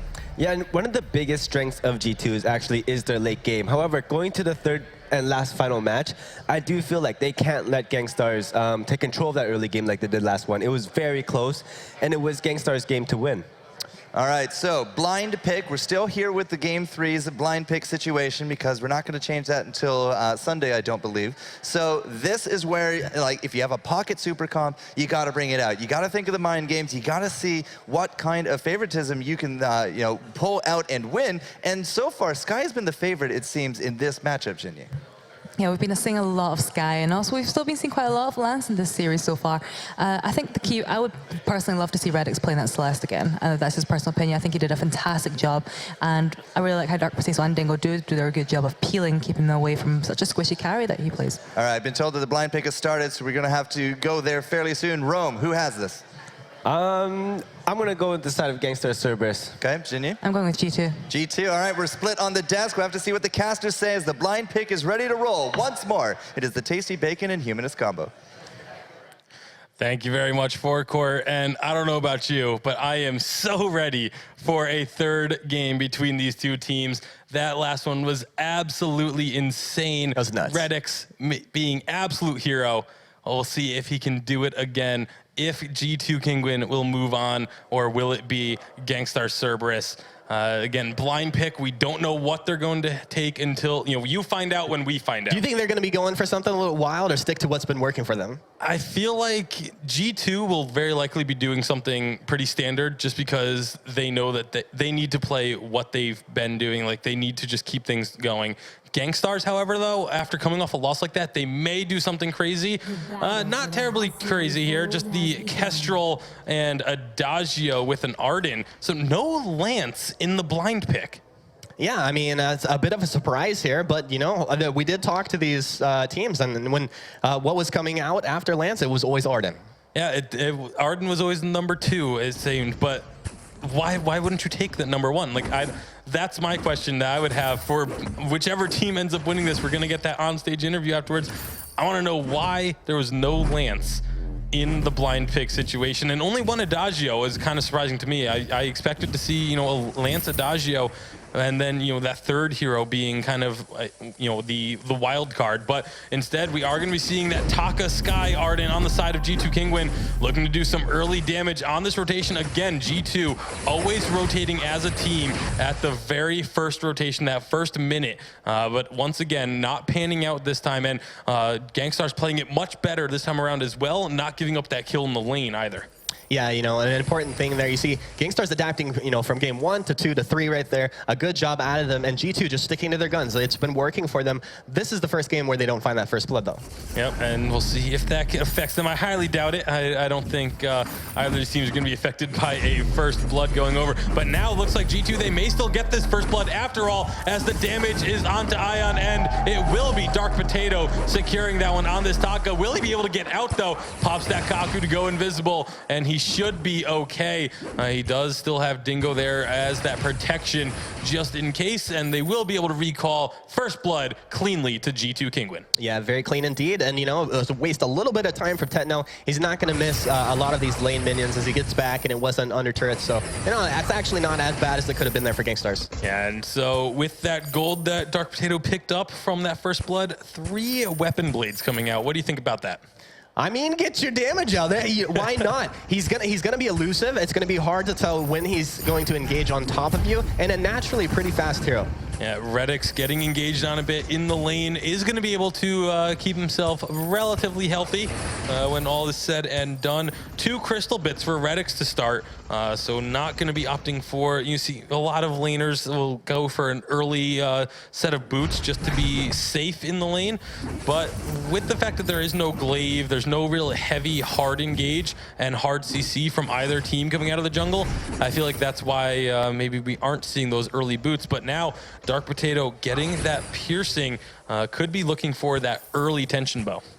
Yeah, no, I think that is the call there. So, I mean, a lot of times you're going to see like the 2 weapon blades into the tension bow if they don't go for those boots. But it's okay. He picks up just, you know, 1 more. It's that much more damage. And with these early engages, he thinks it's going to help him secure that fight before tension bow comes out. Yeah, and tension bow, again, we talked about it plenty yesterday.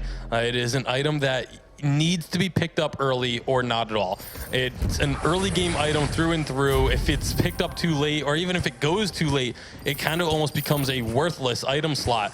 So definitely it's huge strategy though, and I really like the idea behind this item right here. It's you have to know when to pick it up, but if you do pick it up, it can be devastating. Yeah, absolutely. It can be used to really snowball yourself ahead, and then you can sell it later on. Obviously, of course, it's not like you're stuck with it for the rest of the game. You know, once it gets to that super late game point where it's not having its effect, you can sell it and use that gold to finish off another tier 3 item instead.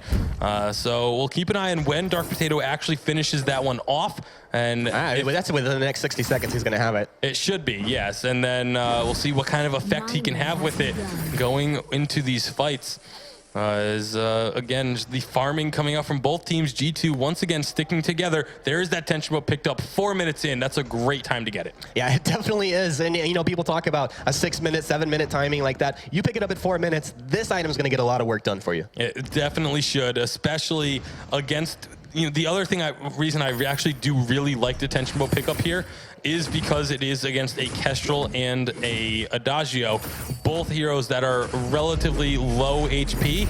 So that extra burst that's, I believe, 150, 180 damage or so is going to be doing a lot. You can see it's over 10% of their health at this moment. Yeah, it's definitely a lot of damage. And when you pick up an Adagio into a composition like this, I know, of course, every time you're playing, with your allies, it's 3 versus 3, right? But especially when you have this Adagio and a weapon-based hero, it's a tripod. You take that Adagio out, the whole composition starts to fall apart. Absolutely, and obviously Dark Potato knows that. That's very likely going to be his target every time when the team fights do start breaking out. I expect G2 to start looking for team fights pretty early because that tension bow is there. You can see him coming in invisible now, and where is he going to go? He just runs through, not wanting to look for a fight, just looking to get to the safety of his teammates. Yeah, doing a good job here on the side of Gangstars, and the more they clump up, the better it's going to be for them when you get into these kind of engage. When you're going to have Verse coming out of Aeon and Tetno just laying down the damage as well. So I'm curious to see how they approach these fights moving forward. The easiest kills are going to be the solo kills for Dark Potato. Yeah, absolutely. Right now, the farm providing about a 1,000 gold lead for G2 Kingwin. The Fountain of Renewal has been completed by Amir King. Dingo is actually just under 100 gold away from finishing his as well. So not going to be any real advantage gained off of the roamers itemization. As you can see, they do finish off of these forward camps. They actually give the gold of this second forward camp to Dingo so that he can finish off the Fountain of Renewal, and that's exactly what happens. Yeah, and Frostburn completed on Redix. I mean, we stated the early tension go on Dark Potato. They're hitting these items fairly early. Yeah, it's pretty good pickups. That's going to be the one-shot, one-kill coming out. It doesn't get a kill, but it does get some pretty good damage. There's going to be a fountain used, and Dark Potato is chasing onto Techno JJ. He gets a kill, but he does fall to the turret. Not quite able to get as much damage as I'm assuming he hoped he would have. A nice death from above, picks up a double stun, but everyone, or the two remaining members of Gangstars, are just a little bit too healthy. Yeah, I mean, the thing about Taka is you're always fighting around cooldowns. Unfortunately for Dark Potato right there, he didn't have Chitin quite available when he wanted it, and that's why he ends up going down at the end of the day. Yeah, it was still a 1-for-1 though, so at least he got his target and it wasn't a complete waste of diving in and just giving over a kill for free. And it does allow G2 to now go in and steal away some of these jungle camps, getting a little bit more gold in their pocket and denying that little bit more away from Gangstars. Rome was talking about how G2 Kingwood needs to make sure that Gangstars doesn't control the early game, and that's exactly what Dark Potato is doing with this Taka. Yeah, no, I actually think Rome made a very good point there. As long as G2 does help, set pace of the game a little bit, it's going to be hugely in their favor. Absolutely. Right now in the lane, Techno JJ sitting at 68 farm, and Redix going blow for blow with him once again on this Sky. So definitely could be something we start seeing if G2 wins this one. Maybe some Sky bans coming out against G2 because his Sky play has been absolutely phenomenal. Dark Potato just trying to get any gold he can from the enemy's jungle, trying to get a little bit more of an advantage. A death from above comes out, gets a stun, one-shot, one-kill, does miss. But right now it's G2 looking to maybe try and force Gangstars out of their jungle a bit. Mostly Redix trying to do the work, and he's getting a lot of damage down. He actually gets the jungle camps and gets a Vanguard and a Fountain of Renewal from his roamer, Dingo, keeping him alive. Yeah, Dingo's like, I got you, mate. No big deal there. So that will get him out of that sticky situation. Redix right back to lane, secures those minions. Emmer King and some damage. Oh, in trouble. That's going to be the one kill picked up by Taka. Now it's a three-man collapse for a second kill going over to G2 Kingwin. Techno JJ still alone just up in the lane, but that was 2 kills and a gold mine now getting picked up by G2 Kingwin. Their gold lead is growing. I think one of the biggest... Wow, up in the lane. That was a big mistake coming out from Dark Potato trying to duel Techno JJ. Got caught up in that active camo field, and Techno JJ steals the immense gold payout. Just like Redix was the hero in game 2, Techno JJ saying anything you can do, I can do better. It may not be game saving at this point, but that was absolutely massive. Yeah, no, G2 were actually kind of starting to snowball right there, and Techno just completely shut that down. Yeah, they were up by over 1,000 gold. You can see just that it was the basic attack. It wasn't even the glimmer shot getting that steal and then finishing off the kill shortly after. G2 Kingwin, they had about 1,000 gold lead. That has just completely disappeared, and now it is Gangstars that are ahead. Yeah, I mean, while Techno did do phenomenally right there, it was the mistake of Dark Potato that started that whole thing. Yeah, the mistake of Dark Potato and then not being able to secure the gold miner for the other 2 members of G2. And look at that glimmer shot damage. That is going to be forcing out the Fountain of Renewal. One shot, one kill does not connect.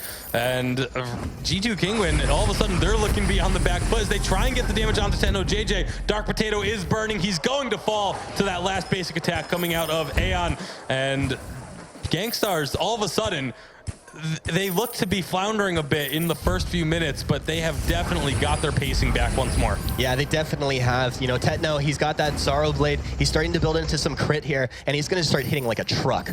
Yeah, not only is Techno going to be hitting like a truck, but Aeon has that alternating current, has a bit more crystal power in the inventory as well. It's double damage threats, and Aeon playing a carry. He has just been so strong when he's playing a damage hero, and it's for Gangstars. this is the way that they're going to win. Just keeping Techno JJ safe, blowing up Dark Potato when he tries to dive onto the backlines. You can see he picked up an Atlas Pauldron just to protect himself in those situations. But he still has to worry about the crystal damage coming out of Aeon. It's not going to be in the clear just because he has that armor. No, it's not. But, you know, we talked about this before, and in fact, it was at Winter, Mr. K. Cole talking about, you know, how Taka is one of the best heroes to get into the back lines and get that Atlas Pauldron off. If you can do that, they're really just putting the pressure on Redix to control the, you know, the damage coming out in the fight. Yeah, the question is, though, is he going to be aiming for Aeon, or is he going to be aiming for Techno JJ to put that? Obviously, ideally, he'd get it off on both of them. But if he only has a choice to put it on one, who does he go for? I mean, that's a tough call. Right now, I think he needs to get it off on Techno, but it's up to, you know, them as a team and deciding who they're focusing, and, you know, they do have to have that communication on point. And there is also an Atlas Pauldron in the inventory for Amir King, just to be making life even more difficult for Dark Potato. We'll see what they can do with it, as they're going to be just sort of slowing down the pace a little bit. I think both teams, you know, they're realizing that the winner of this game moves on. If you lose this game, regardless, you're going home with nothing. And that's such a big burden to be on your mind while playing against a top team like this. I do not envy either of them. Again, these are both teams that, if you had looking at it on paper going into this tournament, I would have expected both of these teams to be playing tomorrow. Yeah, no, I definitely agree with you. It's a tough situation to be in, but these guys are the competitive pros here. And now Dark Potato just trying to get some damage onto Mirror King. Of course, he's the one who has that Atlas Pauldron, so it's going to be very difficult to get any preemptive damage down onto Mirror King. Look at those glimmer shots doing some serious work. One shot, one kill. Did connect onto Dingo, almost took him out, but he just barely survives. And that means that G2, they really can't look for this fight. Dark Potato, though, he's going to go down. Double gauntlets getting thrown out. It does stun up Redix, but there's no further advancement because of the gauntlet that was put down by Dingo. Now the gold mine being started. Is Redix going to look to try and steal this one? It doesn't look like it, but nope, now he's going right back in. They want some damage on the Techno. Look at that forward barrage. The gold mine does go over. Fountain of Renewal comes out, and that's another kill for Gangstars. Redix, though, he's trying to be the hero. This is going to be so much more difficult against a Adagio, though. He's getting that damage onto the Arden, but it's just not going to be enough. That will be the third kill picked up by Gangstars. It wasn't in time for an ace, but they still have the momentum. Rest in peace, dear Redix. He tried to make the big plays there. He started it off. It looked really good, you know, but at the end of the day, it's just way too hard to get away from that combo right there.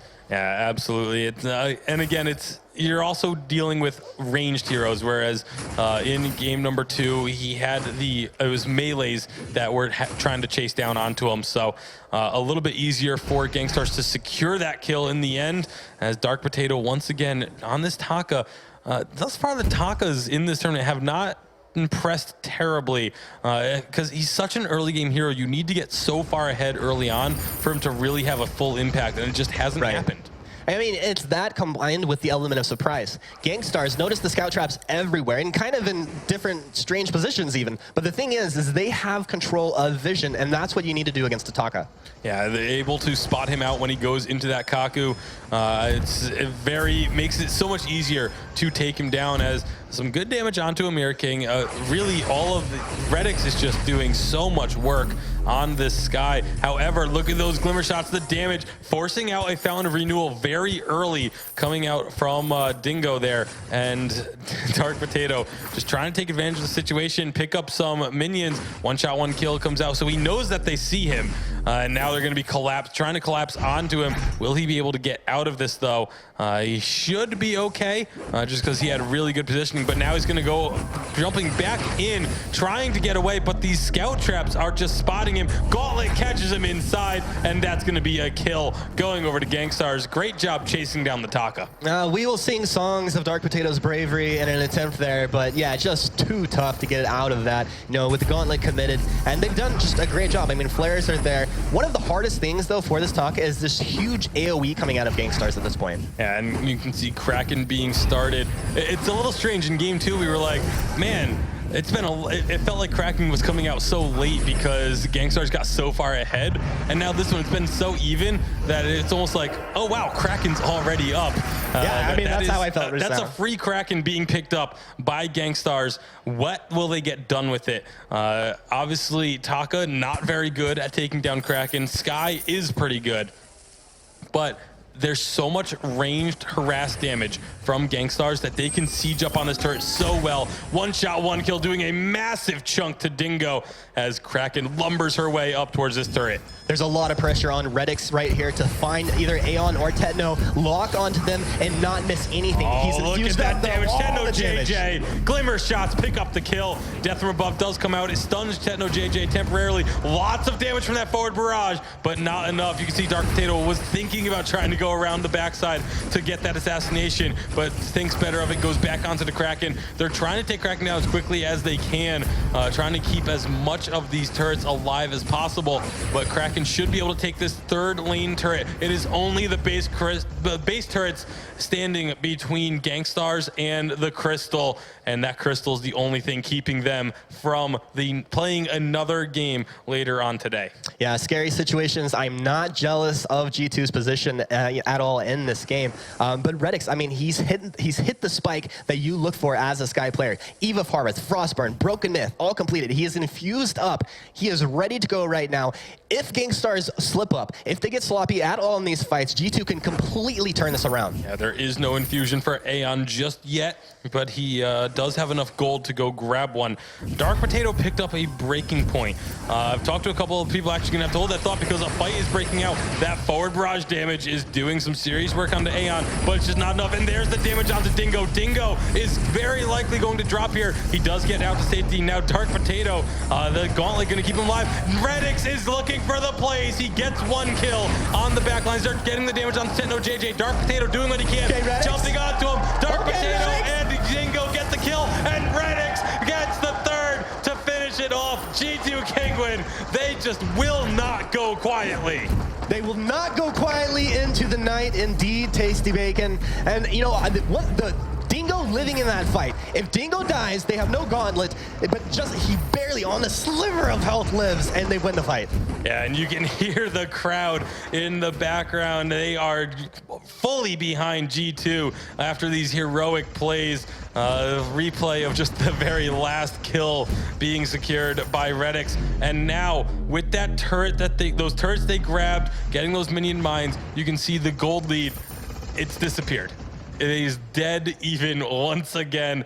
Just like in game 2, these two teams are just neck and neck. It really is a shame that one of them is being eliminated off of this game. Yeah, it is absolutely nuts. Bonesaw completed right now for Tetno. Across the board, Dark Potatoes picked up his breaking point. You know, these guys, they're going to continue to get, you know, the item progression that they can, but really, they're capable of doing everything they need to at this point. Yeah, Kraken is back onto the fold once again. Kraken number 2, and you can see Dingo doing what he can to try and clear out this vision, just prepping the area so that the fight, if it happens, they will have the best situation possible. You know, that little bit of scout trap, that could be the difference between winning and losing a fight. You know, if there was a scout trap that 100%. Dingo stepped on, it would have killed him, and they wouldn't have been able to win that fight. So it's very little things that don't seem to be very important can decide the entire fate of a team at this point. Yeah, and I think one of the things that Dark Potato corrected, you know, he made the mistake early on of just dipping into a bush without the knowledge of whether it was a scout trap or not, but they've completely turned that around. Yeah, you can see the Kraken being started. Gauntlet comes out from Amir King, and the fight is on. Dingo is getting taken down so low. The Burst of Judgment goes out. It gets blocked, but the kill has already come through. Redix, however, is at full health. You need to keep your eye on it. Dark Potato trying to get Aeon. He gets the kill, and now it's a full health Redix taking down Amir King, and it's just one member left. However, Tetno JJ will be able to recall, but this should be Kraken being picked up by G2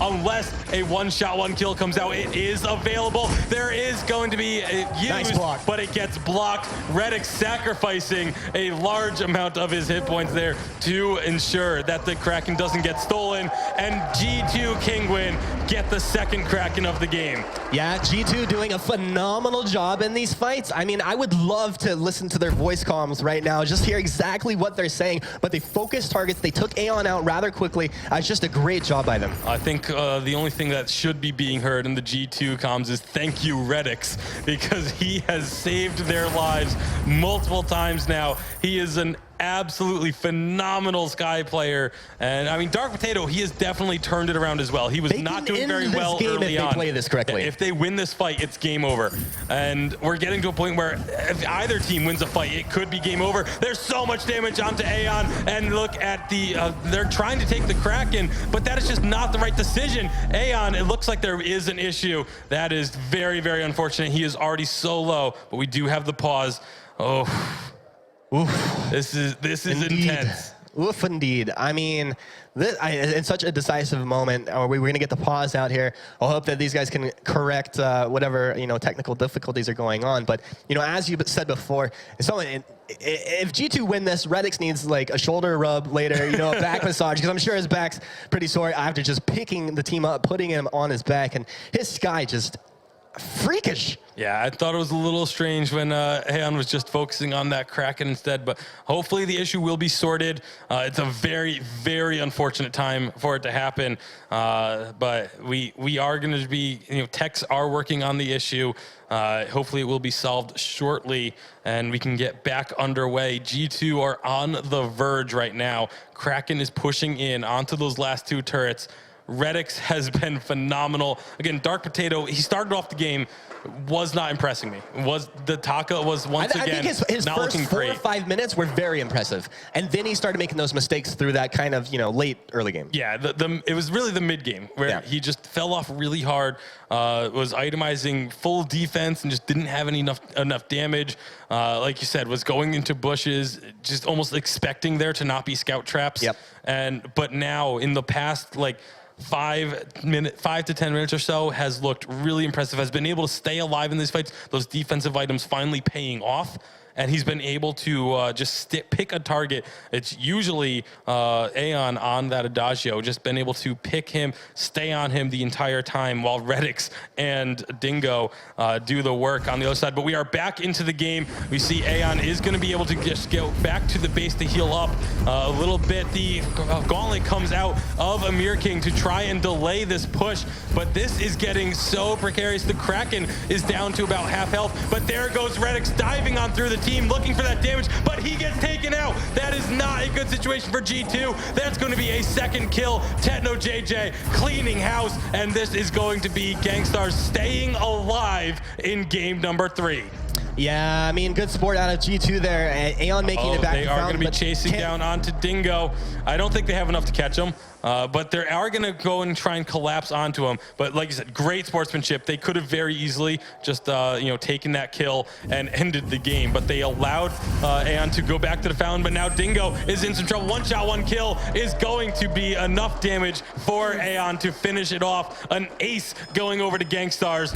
This game is going to continue. Yeah, it's actually crazy that this is happening right now. But as far as net worth, 22 minutes into the game, very even right there. Every team has the tools that they need. It's just all about how they approach these fights. I do think the way that G2 have been playing with this Sky, though, as long as Redix lives, halfway through the fight, they're going to win it. Yeah, well, we'll see what they can do here. Those aced minions are getting cleared out rather quickly by Redix. They are now gone. So things are pretty much even once again. But all 6 members alive, and fusions should be coming out. Look at how many scout traps and flares are still on the map and in the inventories. There are, I believe, that is like 5, and is that a 4? Or I think that's 10 flares in the inventory of Dingo.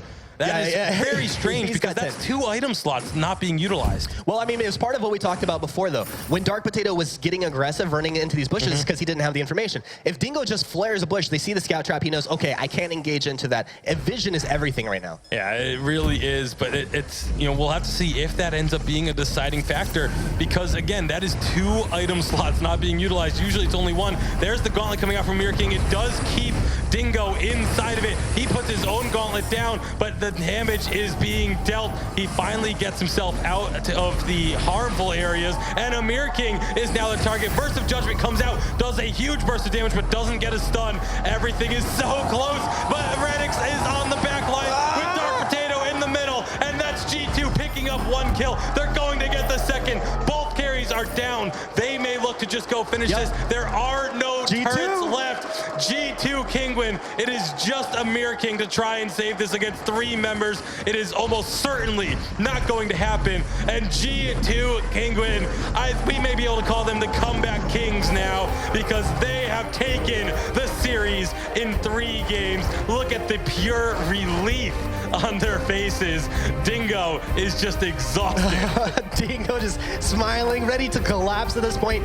Dark Potato breathing a sigh of relief. Reddick's gonna get some hugs from his manager there, and my goodness, what a series. And it's crazy, you know, the Gangstars have, you know, got kicked out of the tournament at this point, but a very deserving victory out of G2 here. Yeah, and again, their first live championships, their first season as a team for Gangstars, and just like we said before, Justice, finishing top 8 in all of Europe is nothing to be ashamed of, and especially after their performance in that series. That was just a phenomenal matchup, and Redix, I mean, what an emotional roller coaster. I mean, they went from almost closing the game out to having it almost closed out against them, and then right back and they finish it. Just crazy. Yeah, there's not really much more you can say about Redix on that Sky, but just phenomenal play all throughout. All 6 players just bringing their A game here on day number 2. Like I said, it's very unfortunate that that was the last game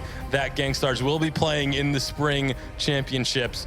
But G2, we get to see hopefully many more exciting games coming out of them. Later today even, they will be playing, and hopefully for them, they'll be here tomorrow. You think there's gonna be some Sky bans? I definitely think there's gonna be some Sky bans. I don't see how you can let Redix have Sky after the way that they played in these 2 games. But down on the stage, we do have an interview with one of the members of G2 Kingwin. Thank you very much, Tasty Bacon. I'm actually here with G2's manager, Face. All the G2 guys obviously so overwhelmed with that game. They just wanted to go and celebrate in peace. But honestly, an amazing series. I mean, what was going through your mind when you were 1-0 down, you looked like that second game was going badly, and the boys brought it back? Yeah, it's ridiculous. I mean, like, I have no voice anymore. I was just cheering so loud for them. Yeah, it was up and downs all the time. So something that we noticed, and it just seems to be playing in the way that you guys like to play, Redix on that Sky. I mean, we have to talk about it. Is it a win condition for you? Definitely. I mean, like, he's one of his best laners, Sky, and we knew that. And yesterday we talked a lot after the lose, and we decided to go to comfortable heroes. And he really felt secure on Sky. He wanted to play Sky, and we said, like, just go for it and do your thing. Well, honestly, he played amazingly, and hopefully we see him do some more throughout the tournament. May even draw bans, you just don't know. So you're going forward, you're now going to be playing the loser of Snow and Team Clesia. Who do you want to play? Who are you planning for? Who do you think you'll be better playing against? Definitely Team Clesia, because they already kicked us out now 2 times, and we want to prove we can win against them. So yeah, looking for a bit of revenge as well, a little bit like SK. Well, tell you what, the analysts have got loads to talk about. Let's throw it back to them.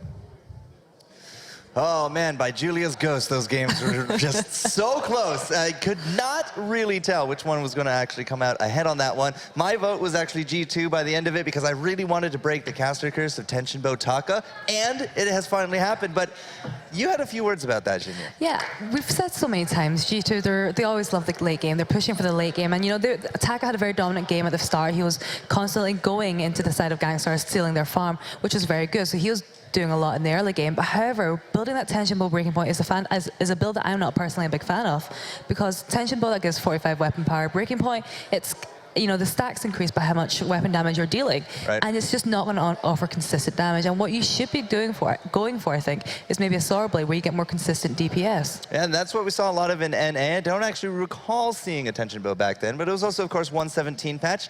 Anything goes. And that seems to be the theme right now of this weekend. Sky, 3 for 3, though. Redix creating a legacy here.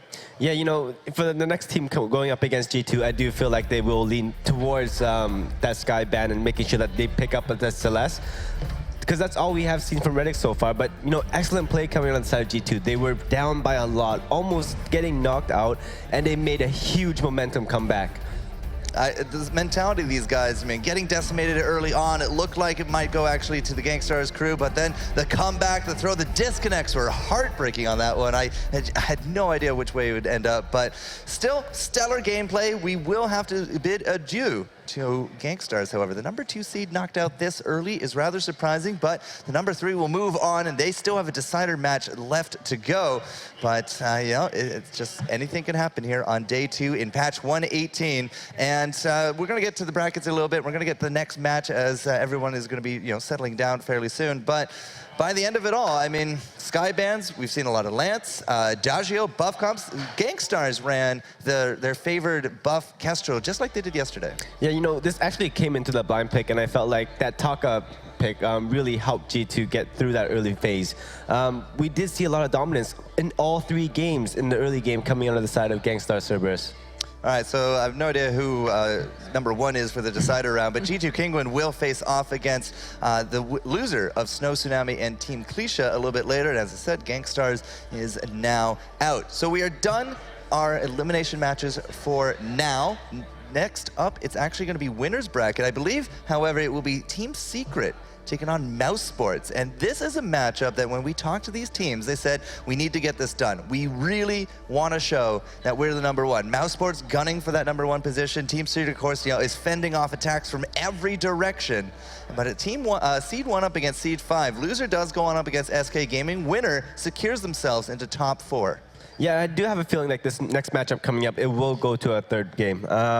And it's just come to show, like, you know, Team Secret, everybody wants to knock them out. Everybody wants to gun for that 1st place position, like you just mentioned. And, you know, Mousesports is one of the teams to do it.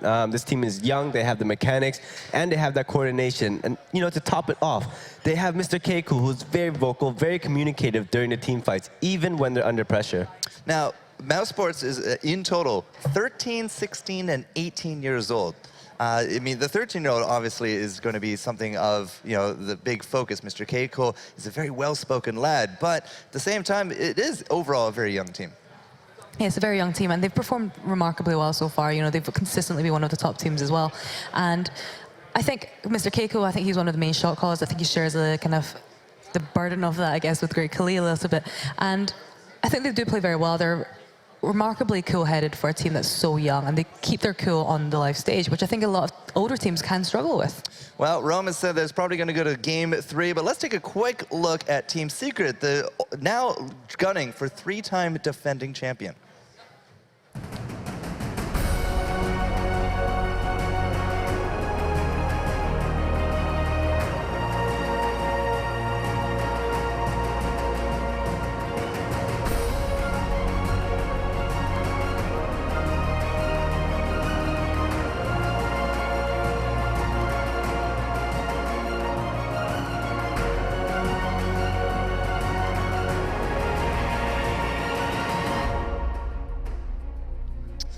So Team Secret, I mean, yesterday with a quick 2-0 up against 4 Justice, secured themselves into the winner's bracket here. Now have to go up against Mousesports. And Rome, tell me a little bit about these guys, because they came in autumn, 8th seed, have now done 2 championships. Can they pull it a 3rd? You know what? They are on that road to, you know, securing their 3rd championship, especially coming out this season. And I feel like not only do they have the mechanics, they have the fundamentals, they have the communication, they have the synergy. Everything in terms of macro is covered on their end.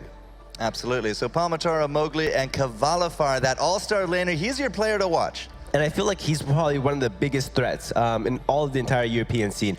No matter what kind of hero or what kind of composition that Team Secret eventually lands themselves on, they execute it perfectly. And Cavalifar, he can play either very passively in the lane, he can farm to that late game, or he makes those huge rotations down the early game that's very needed in their jungle. Yeah, they have been doing a lot more rotation based. Of course, these guys did go to the NA versus EU just a few weeks ago. They said that they learned a lot from that international experience, and who knows where that will land in terms of helping them out here. But Cavalifar, definitely one of the biggest threats. He pioneered the Kestrel last round. He has a fantastic set of heroes. You can't really ban him out, so we'll have to see how well he does. Now, on the flip side, Mousesports. These guys, Rebirth of Empire, had a fairly good showing in the previous championship. Now they're flying the Mousesports colors, and I believe that color is red.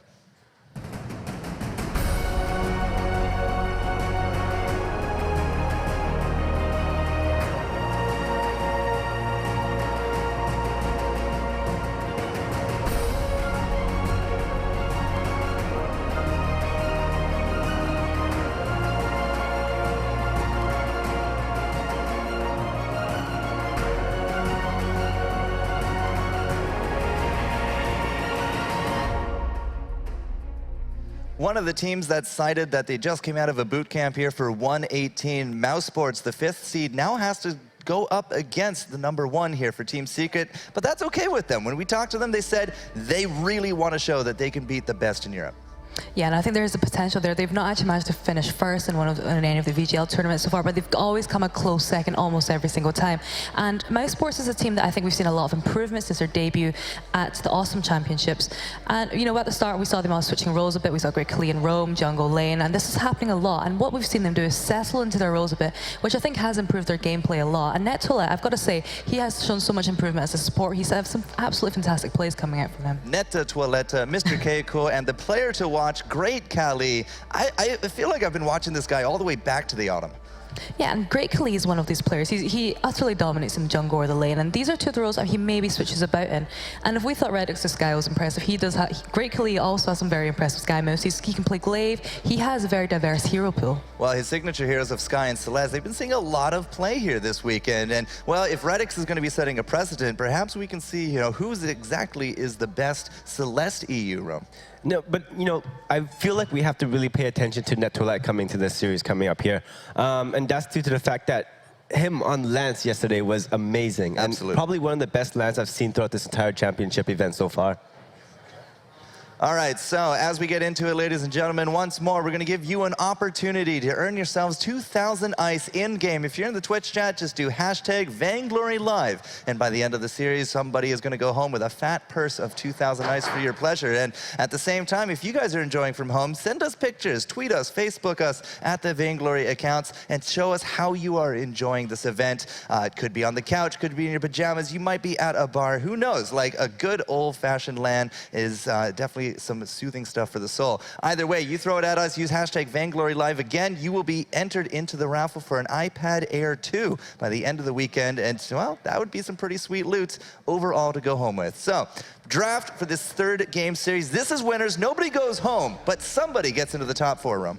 And taking out this Celeste first, this is one of the biggest things coming out of Team Secret. You can never expect what kind of draft or what kind of draft they're leaning towards, and their bans and picks really show it. So, Mousesports, who do you think they're going to throw on the chop block?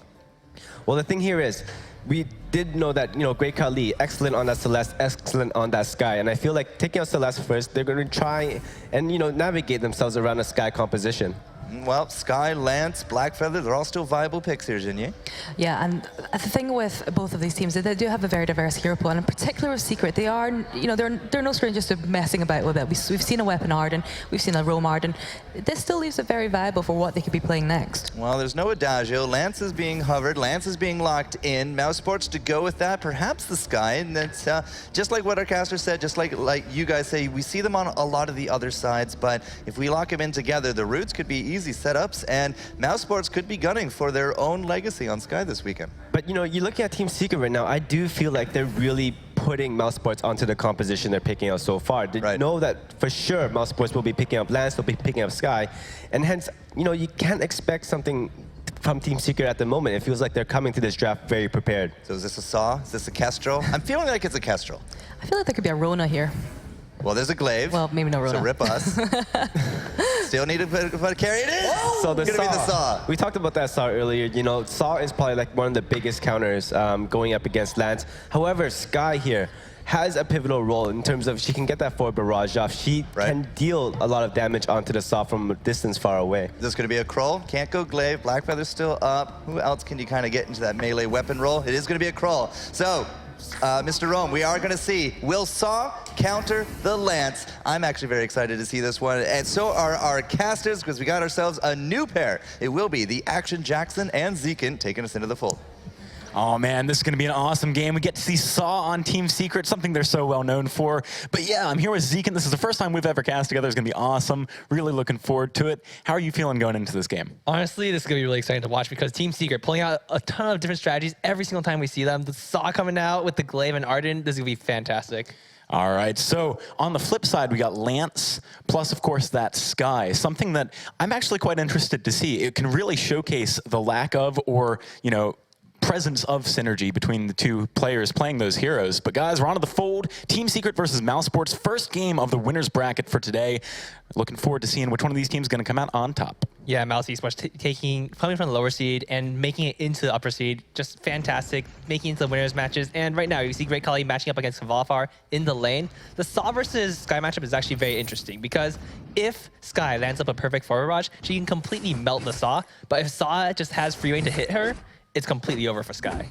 Yeah, that is a very good point. So how do you play it? How do you get into the position to get those forward barrages down? Or, you know, if you're the Saw player, how do you spin up safely enough to get the fight going? It's really up to Kvalifar to stay behind his minion line because the moment he is out in the open, he is a sitting duck for Great Khali. But if he's able to stay behind his minions and just constantly put pressure down onto Great Khali, he can actually hold the lane extremely well. All right, well, in order to deal with Kvalifar hiding behind those minions, you can see a gank developing here by Mousesports, Net Toilette, and Mr. K Cool thinking about going in there. They end up not having the opening. Those Kvalifar very smartly plays back towards his turret. Mowgli now coming up to back him up. Could be a reverse attempt onto Kali if he's not careful. Yeah, it's actually a very smart rotation coming up from Mousesports because they know that their backhands are not spawning quite yet. So they spent a little bit of time with Great Khali in the lane just to make sure there weren't any ganks coming out, especially because there is a Glaive being played by Palmatoro.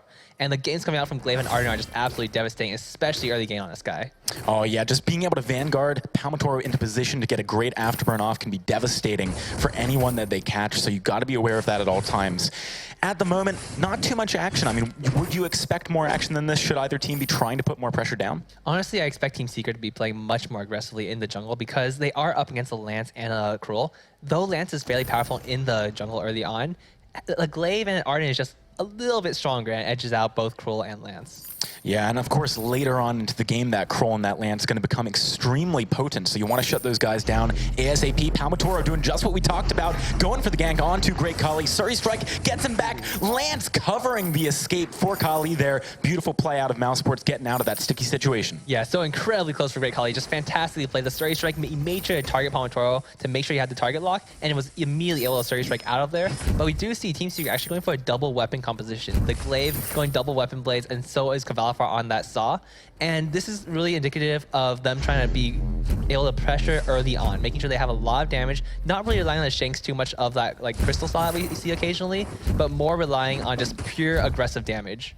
All right, that's interesting. So you think they're going for this double weapon power to facilitate their early game here. As you can see, Mousesports moving all three members towards the lane right now. They might be trying to shut this down potentially, but it's hard to jump onto Kvalifar, of course, when Mowgli is nearby. Palmatoro doing a good job of farming off on the side. In terms of itemization for Mousesports, how do you deal with this? You going for the early armor that we saw so much in North America? Yeah, I would expect Mr. Capable, as you see on this Krull, he is picking up the light armor, the light shield. He's going to be fairly tanky early on, and as long as the Krull is able to survive and stick onto that Saw later on, he's going to completely shut down Kvalfar's damage and provide a ton of utility for his team.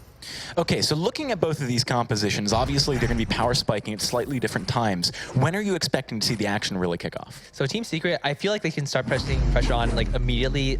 Saw in the lane, it's just constantly going to be putting pressure on the Great Khali. Sky just constantly pushing, making sure that the turret is under pressure. But Mousesports, the moment they hit 6 on that Cruel, we can expect to see some ganks coming out. Yeah, that's going to be interesting. Mr. K. Cool is on his way there, about a third of the way, maybe a quarter of the way, actually, towards that level 6. Having from Hell's Heart going to facilitate a lot more aggression. As you see, the Impale coming across. Kvalifar jumped on, but he is going to be able to use that roadie run, jump back to the safety of his turret and the backup of Mowgli. Mousesports denied another aggressive opportunity. Yeah, you can see the CS in the lane is actually very close. We have Kvalifar sitting on 41. Great Ali has a couple minions pushing towards him, so he is about 10 down right now, but he should be able to make up that distance very, very quickly. And we do see Palmatora and Mowgli just hiding in the wings, potentially going for an evade or dive. Team Secret playing the push like we know they do, spending a lot of time up in the lane together, trying to go aggressive onto the turret. Mousesports needing to answer that. They don't have a lot of freedom of movement right now to go take their camps away, do that kind of thing. Impale not going to land there. Net Toilette, he kills himself, going a bit too deep, trying to find Kvalifar there. Not the best engagement from Net Toilette. Yeah, so that's actually a very smart play coming out from Kvalifar as Team Secret pushes onto this turret. It's almost certainly going to be dropping, and that's a 4-minute, 45-second turret going down. And this is very common for Exalt composition. He's able to put a ton of pressure down early, and the moment that he gets that first turret down, he's able to go shop, he's able to pressure the jungle a little bit more, and potentially go for this gold line. Okay, so we've got some items being picked up right now. Let's break these down. Kvalifar going for a Sorrow Blade. We've got Fountain on Mowgli, and Mr. K. Cool picked up a Shiver Steel. Now, Kvalifar having that Sorrow Blade at 5 minutes, how big a power spike is that? That is absolutely huge for Saw. His damage up is going to go through the roof, especially because Mousesports has not yet built too much armor. We see 1 light armor coming out from Mr. K. Cool, but that's it. I would really love to see them pick up a little bit more defensive stats because they really need to be able to survive the early game against Team Secret. I feel like the Shiver Steel here for Mr. K. Cool is maybe even a bit premature because they're not being able to make the aggressive plays that really benefits from slowing up Kvalifar's Saw and sticking on top of him. As it currently stands, when Mr. K. Cool goes in, he's basically just getting blown up. So I feel like maybe going for a tankier itemization first would have been better. Yeah, I imagine the Shiver Steel, it's great if you want to catch someone out, but Kvalifar is not going to get caught on this Saw. He has the Roy Run to immediately jump backwards whenever he gets caught. And the Shiver Steel, even though it is good for peeling, there's no one to peel for. Mousesports is trying to kill Saw. They're all going in, and it doesn't really matter what else they're aiming for. All right, so Mr. K. Cool, we talked about the Shiver Steel. What's he going to be picking up next to try and make this work a bit better? I imagine he's going to pick up a Koa Place because he needs to have that armor. He needs to be able to survive against that Saw long enough to get those weakness stacks up, or he might be going for a Blazing Salvo just to make sure he can quickly get those stacks in. That's a very good point. So, Team Secret, they're starting to make their way onto the second turret now, taking stock of the game as a whole. They are 1 kill up at around 6.5 minutes with a pretty substantial gold lead for this early into the game, sitting at almost 13,000 to the 10,000 of Mousesports. They've got complete control of the map, going for the gold mines right now. Kvalifar picking up some more items as well. It definitely seems like Mousesports are on the back foot. How do they come back in? They're actually doing okay right now, even though they are fairly behind in gold. A lot of it is coming out from that early aggression that is being put out by that Saw. But the main thing about Saw is he does have a hard time pushing down those second and third turrets because the choke points and the amount of distance that he puts himself, the amount of danger that he puts himself in by being so far out in lane will prevent him from easily being able to push those down. Yeah, there's so many avenues for you to flank around when you're trying to push onto that second turret because the jungle is very nearby and it's your territory. You can easily enter it outside of the vision from Team Secret by coming from your base. Does make things a little bit difficult for Team Secret right now, but perhaps they can just control the jungle well enough to siphon all of the farm onto themselves, really deny it to Mousesports. Death from Above being used by Kali just to clear out the wave. He's trying to really quickly shove this out so that they don't even get close to the turret. Right, the main thing for Mousesports right now is they need to just stall the waves down and make sure that Team Secret does not have the opportunity to just get onto those turrets and destroy them.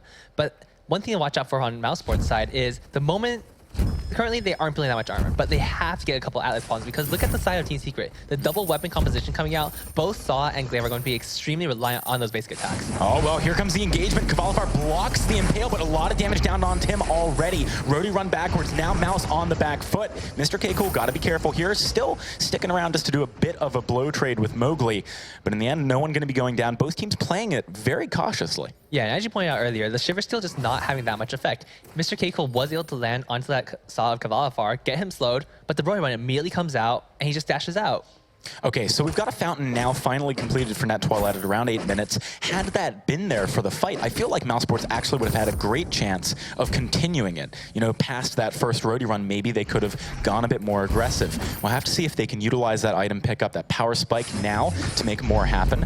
As you can see, Team Secret dominating the jungle like we mentioned earlier, though. Picking up the minion miner. Oh, Kali, that afterburn catches team way out of position. He gets obliterated. Kvalifar has way too much damage right now with that Sara Blade. Yeah, right now, Mousesports cannot fight Team Secret out in the open. The moment Kvalifar has his spin-up stacks, he just does way too much damage for them to deal with, especially because the lack of armor, the lack of health, the lack of defensive stats in general is just going to really hurt Mousesports for now. So Great Khali, we haven't talked much about his itemization, but he's gone for this Broken Myth first. He's certainly going to be able to put out a lot of damage, but I feel like Team Secret, they're just kind of jumping on him and denying him that opportunity. Oh, Khali! He uses his forward barrage backwards there, so not even going to be able to get any poke down. He's got to turn that one around.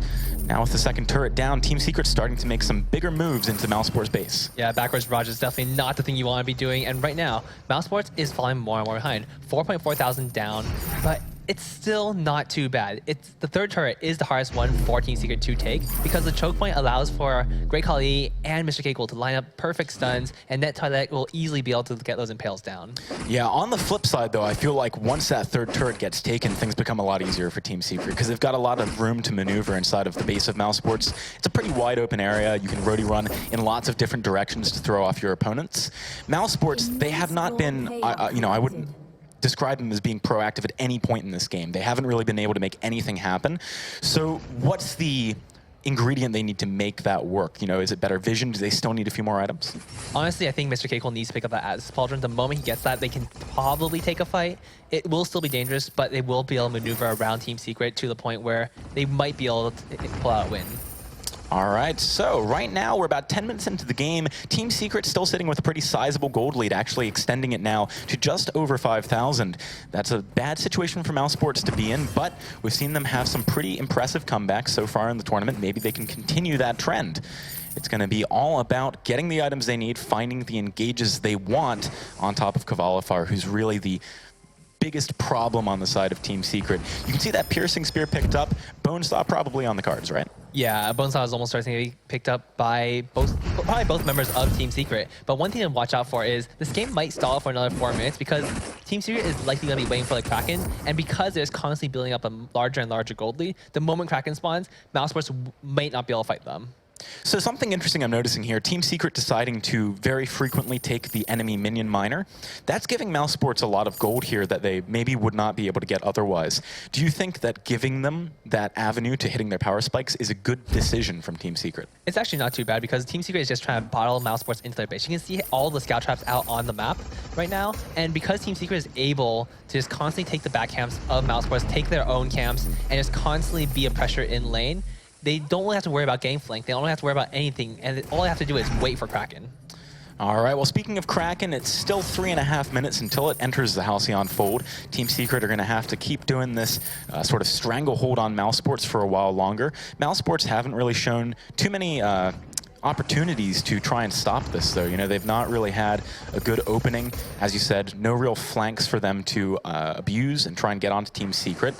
The big thing for me here is going to be whether or not in that Kraken fight, Team Secret have the vision control they need ahead of it. They've got it right now, but if at any point they're forced back, maybe Mousesports can clear it away. Yeah, it's going to be very difficult to take this vision control away from Team Secret just because Mowgli is always on point with those scout traps. He has them all over the map right now, and even though he doesn't have any space for another one right now, he will soon be able to pick up more. I mean, Mowgli, this is a player, we've talked about the vision control that he provides so many times. It was one of the big storylines coming into the NA versus EU Champions versus Champions match in comparison with someone like Flash X. He just loves those scout traps, those flares, he gets them all the time. Right now, Mousesports, though, could be looking for a fight. First time moving this far out of the base in a while on a 3-person impale. The Githian wall as well, that is huge, but Kvalifar still quite healthy here. Net Toilet on the flip side, very, very low. Mr. K-Cool weakening down Kvalifar. Another impale comes across, another Githian wall. Net Toilet doing some huge plays right now. Mousesports, they've broken out of their base, and they've taken the fight against Team Secret.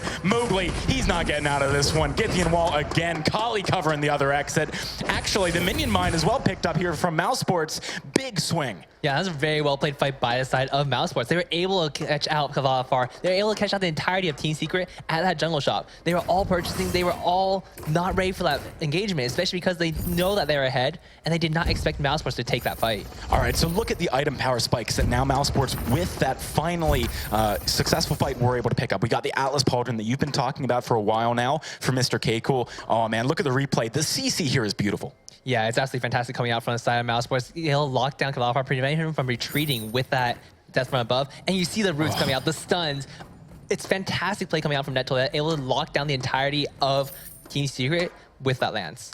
You know, it surprises me a little bit that the lance didn't actually get picked up by Team Secret first. It's something we've seen work to great effect many, many times here. We got another fight, though, right out of the replay. Another great Githian wall. NetToilet is on fire, but Mr. K-Cool very low this time. He's got the reflex block, Fountain ticking away. Cavalifar impaled again. Kali, though, can't find the angle. Mr. K-Cool wants more. Cavalifar finally going down. We've seen Skies make these situations work, but Kali is just too low. Palmatoro securing the ace for Team Secret. They might have been knocked down in that last fight, but they bounced right back. Yeah, a very, very close fight coming out from the side of Mousesports once again. They were able to start it off very well. They once again caught Team Secret out at the jungle shop, but Team Secret able to turn around this time, especially picking up a couple more items for themselves. The Bone Saw coming out on side is so pivotal to allow Palmatoro and Cavalifar to do so much more damage. Yeah, I think they really needed that, given that the Alice Pauldron got completed after the last fight for Mr. K. Cool. Looking at the map, though, 15 seconds until Kraken spawns. Mousesports have shown some signs of life now. They're willing and ready to fight to a certain extent, but they've just got to have the right angles. Kali could not land the forward barrage onto Cavalifar for a great portion of that fight. Everyone was standing on top of one another. This is one of those things where you have to have the right positioning, the right flanks coming into an engagement against a composition like that Team Secret is running. Yeah, and right now Team Secret, they are once again starting up the Kraken. And right now, this could be dangerous for Mousesports because Cavalifar, he is spun up. He's going to be able to stay spun up very easily because he is attacking that Kraken. And right now, Mousesports is very, very wary of this. They've got to make something happen soon. Look at how quickly the Kraken is going down. Gauntlet coming across. It's not going to get stolen. Mowgli picking it up. Mr. K. Cool trying to get onto the back line, but Kali stunned. He walks right into the Gauntlet. He's Surrey striking back, trying to find Cavalifar, but NetToilet actually keeping him away from Kali. Kali just needs to get out of here now. They've got to get back to base. Mousesports, they need to defend against the Kraken, but all of Team Secret pressuring Kali, not allowing him to make his way out of here. Cavalifar, I feel like maybe he'd be best off actually just going with the Kraken whilst his teammates deal with Kali. Yeah, it looks like that's exactly what Team Secret is going to be doing. Palmatoro jumps in with the afterburn and take it away. Kali, yeah, he's going to get obliterated there, finally deciding to try and make something happen, but he couldn't do it. Given how long it took him to go down there, he's actually got a huge respawn time. He's not going to be able to help with his defense for a while. Maybe just suiciding in earlier would have been better for Kali because he knew he couldn't get away. Yeah, it might have been a better choice for him right now, but it's very difficult to judge that in the heat of the moment. And right now, Mr. Keiko might be getting knocked back in. Yeah, he tries to go on to Cavalifar, but the support is there from Palmatoro and Mowgli. Kraken's still quite healthy. This could be a game-ending push. Kali finally back up. Can they get onto Cavalifar? They are weakening him up a decent amount. Death from above on top, but the Kraken still quite full. Palmatoro the next target. They need to deal with the heroes, but look at the Vein Crystal. It's getting obliterated. Mowgli's still full health. It's going to be Team Secret with the push comp that they are known for. Finally managing to take that first game. 16 minutes, I mean, that was a very impressive win.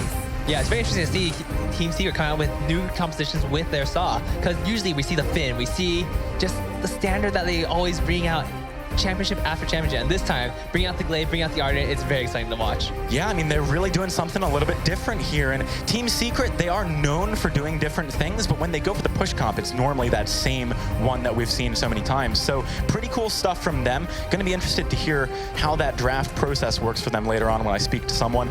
But in that game, what did Mousesports need to do differently? Right there in that game, Mousesports, they were doing well. They just were bottled up into their base for so long, and they really need to get farm onto their carries. Like Sky, she was able to pick up farm in lane, sure, but Cruel just fell more and more behind. Mr. Keiko was just not able to pick up the farm that he needed to be a threat to Cavalifar, and I really would have liked to see a little bit more defensive stats coming out early on just to make them survive that early game push. Yeah, it's definitely one of those things where the items are what makes or breaks these fights. We saw an impressive performance from Team Secret, though it didn't really give ground at any point, barring that one team fight that they lost, which admittedly was pretty much perfect timing from Mousesports. So moving into Game 2, Team Secret looking extremely strong. Everyone coming into this tournament has said that this is the team they want to face up against. Team Secret, of course, winning the last 2 championships, are kind of the all-star team that you want to be taking down. Mousesports has said explicitly they want to fight them. Moving into Game 2, they're going to have to work on a little bit their draft, you know, the itemization path that they're going for. It's going to be exciting to see whether they can pull it out. Yeah, it's going to be very interesting to see what Mousesports decides to try next. And I'm really interested in seeing what Team Secret pulls out, because they've told us they have a lot of secrets behind them. Yeah, they definitely have a lot of stuff up their sleeve, but we're going to be handing it back to the analyst to talk about that game. Interesting push comp adaptation. Forecourt, take it away. Well, I mean, these guys, they're kind of the progenitors of the SAW. They played a heck of a lot of it in the VGO qualifiers, and now our very first SAW game. And I was talking to you, Rome, off camera, and you were saying that you felt that Team Secret kind of orchestrated this. Yeah, no, starting from the draft, I think everything went along the way that Team Secret had planned. They took out the Celeste, they knew exactly what kind of composition that Mousesports was going to rely on. And that was picking up that Lance, picking up that Sky, and picking up that Cruel that they were so well known for. This is their comfort picks. Now, were you expecting that to actually be a weapon SAW, though? Yeah, we were talking about it earlier. Like, you know, this is the kind of composition you really want when you're going up against a Lance comp. And it forces everybody to dive onto you, and you know, as long as you're not getting stunned, you're getting rooted, and this is like the biggest factor because SAW with his stacks up, he doesn't care if he gets rooted or not. Yeah, he's not exactly going to be running away anyways. I mean, at the very best, a roadie run, but he is a very kind of slow guy when he has them all spun up. Now, Jinyu, something that I did notice during that is that Mr. Keiko on the Krull seemed like a great pick at the end, get those weakness stacks, kind of curb down the damage, but it always felt like there was a big separation in team fights. Like he would go in, and then Sky just really couldn't seem to follow. Yeah, and what should have happened was he went in, and then we see the death from above landing on SAW because he is so slow when he is fully stacked, and that should have happened, but it didn't. And I think this disjointed kind of synergy that was going, not even synergy, it was just disjointed play coming from Mousesports there. So I think that just, you're completely right. I completely agree with you. That just didn't work out for them. So again, going back to Rome's point, it does really feel like Team Secret kind of set this one up, and they said, all right, well, this is our house. He actually just said that, Kavalapar over there after the game, literally just said, this is our house. And I think that's a pretty good theme to go for. I mean, if they are going to be here to win, then you are going to be barging into their house. And so far, they're owning it, Rome. Yeah, and I feel like for the side of Mousesports, going to the second game, they really have to pinpoint either the lane or the jungle, but they have to direct all their attention to that. They have to make sure they're putting up a lot of aggression. They're putting a lot of the plays out entirely, like 3-man rotations down. Either they're pushing up the lane or they're pushing out the jungle, because the thing is, you leave Team Secret to their own devices, they will be like taking down the turrets very quickly, or they'll be making sure that you don't touch anything in your back jungle. I looked at some of the support gold on the Iron Guard in that game, and there was almost a difference of almost 1,500 at one point. Like, that is not insignificant. So either way, the past is done, the future is now, and Mousesports, they're going to be up first for the first picks, first bans. Yeah, and you know, they're highlighting this pedal ban right now, and this is the thing. Team Secret has a lot of compositions up their sleeves. Ooh. Okay, what do you think they can do with a banned Arden? Well, with Arden, you do have that late game potential, making sure that you have some form of backup where you really want to pivot into that, you know, your positioning. And if they're taking out that Arden first, they can land another Lance pick again. However, they have to make sure that the early game pace is really dictated by them. Now, once we were talking to Team Secret in their team interview, they said, we are almost never going to allow anyone to buff comp us. So I think this is not the first time they've actually banned Adagios in Yi. Yeah, I think they banned it in their first series of games against For Justice, and they just didn't allow them to play it. So, you know, they themselves do play that buff composition a lot there as well. Okay, so Lance into Sky seems pretty common here, Jinyi. I'd love to see us SAW and Sky together, actually. You know, SAW and Sky together. I think that'd be just absolutely brilliant. I don't know if it's actually going to happen because they just played in the last game. You know, there's a lot to be messed around with here. You don't exactly have a good front line for that. Well, Finn might be able to change that. Like, the thing is, Celeste is still on the board, and I feel like Celeste would be the perfect counter, especially when going up against the SAW. So they most likely won't be leaning towards that way. However, Team Secret, they do have that last pick, and I feel like their last pick is pivotal. It seems like their first two have been swaying in the way of making sure that they're able to counter up against Mousesports. Is it going to be a Rona? Is it going to be a Glaive? Is it going to be a Black Feather? Somebody a bit more melee here. We saw the combo with Rona work out pretty well yesterday, didn't you? Yeah, so we just started being able to bypass everything and just jump straight there. And Rona's actually quite strong now. She's had some changes to her kit recently in the 118 update notes. So she's very viable. Oh, really? Oh, really? Okay, it is going to be the Black Feather here, Rum. And, you know, Mousesports actually has a very strong composition. However, they are very late game oriented. They don't have that mobility in that early game. Black Feather and Celeste can't do too much, so they need time to really ramp up. On the side of Team Secret, however, I feel like this Sky is going to be changing a lot of like the rotations on how Mousesports is supposed to really play themselves. All right, well, we'll have to see if Team Secret's secret comp will work for a 2-0, or if Mousesports can bring it to a tie. It will be once more Action Jackson and Zekin. All right, heading into game here 2 here, Zekent. Interesting that the Lance got picked up right after that Arden got banned. We've heard from a lot of teams in our interviews that those are really the top 2 roamers right now. So it kind of forced Team Secret to pick up that Finn, something that Mowgli actually said he's kind of falling out of love with. Yeah, I think Mowgli, he's been playing Finn for a long time, and he does like to play those other roamers now. The Lance is fantastic for him, the Adagio, the Arden, basically everything. So I'm very interested to see. He's back to Finn. He's going to be playing fantastically, I'm sure. I'm sure he will. I mean, really, Mowgli on Finn is something that everyone, I'm sure, is very excited to see. Mousesports versus Team Secret. Game 2, Team Secret leading 1-0 for the time being. Can they close this out, head right into the semifinals, or are they going to be dropping into that decider bracket? It's going to be an exciting match to watch, Zekan. Yeah, so the matchup I want to look out for in this game is really the lane. Great Kali on that left has been playing fantastically, and Kavalifar on that Sky is always a threat. Oh, absolutely. Kavalifar is kind of a god on this hero. He's kind of a god on every hero, to be honest. There's a reason why he's one of the best players in the world. You can see junglers and roamers kind of just giving each other a few love taps down by the shop. Which team has the early aggression edge here when it comes to these fights in the jungle? It's almost certainly going to be Mousesports. Celeste is actually incredibly good in the early game just because of how short the cooldown is on Heliogenesis, along with her basic attacks. And Mr. Keiko on that Blackfoot, along with Nettoilet on that Lance, is going to easily get yellow pressure out Palmatora and Mowgli. You know, one thing that I love about Celeste with Lance is how long you can crowd control people for. Core Collapse can be a difficult ability to land sometimes, but on the flip side, Lance has a lot of fairly easy crowd control to land, so you can then stagger them, stack them on top of one another, and get it all off. Mowgli doing a bit of harassment down on Kali right now. Lane-wise, do you think Kavalifar has this one? He certainly seems to be pushing in very aggressively right now. Yeah, Kavalifar is easily going to be able to control this lane for now, especially with Mowgli by his side. But Great Kali, when he hits level 8, that's when we really will see his power shine. Level 8, so not level 6 when he gets Solar Storm, level 8 when he gets, for example, the Overdrive on his Heliogenesis? Right, the Overdrive on Heliogenesis is going to be so pivotal in this matchup because he really needs that additional range. Otherwise, he's always going to be under threat up by Kavalifar. Okay, that's interesting. So Great Kali, keep your eyes on him for around that level 8 mark. He's started off with his energy battery here, but later on, sure, picking up some Crystal Power, going to be hurting a lot with that poke damage. So far, very little aggression. We've seen Mowgli spend quite a lot of time up towards the lane, helping out Kavalifar. Do you think that Team Secret should keep doing that, or should they be more aggressive elsewhere on the map? So this is something that Team Secret commonly does. They want to rotate Mowgli up to lane to pick up additional gold from the Iron Guard contract. And right now, he's sitting on 400. He is a little bit behind Net Toilet, but he wants to make sure his laners don't get ganked. Though I don't imagine Mousesports will be looking for too many early ganks with the Lance and Blackfeather.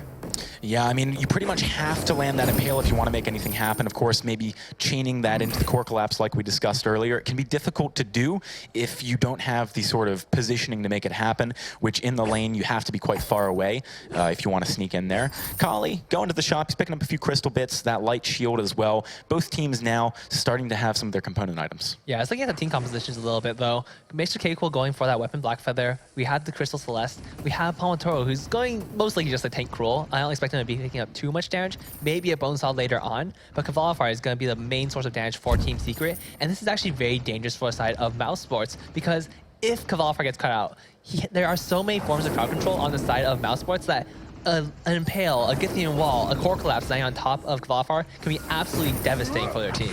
Yeah, they've really got all of their eggs in one basket here, you could say, for Team Secret. Kavalifar needs to have impeccable positioning to make this game work. Mowgli kind of giving him that lifeline, though, at least in the early game, making sure that nothing goes wrong for him, allowing him to farm up. Mr. Keiko wants to set some kind of aggression up, though, coming up to the lane already. You can see forward barrage really starting to hurt, though. Yeah, right now, that's for that.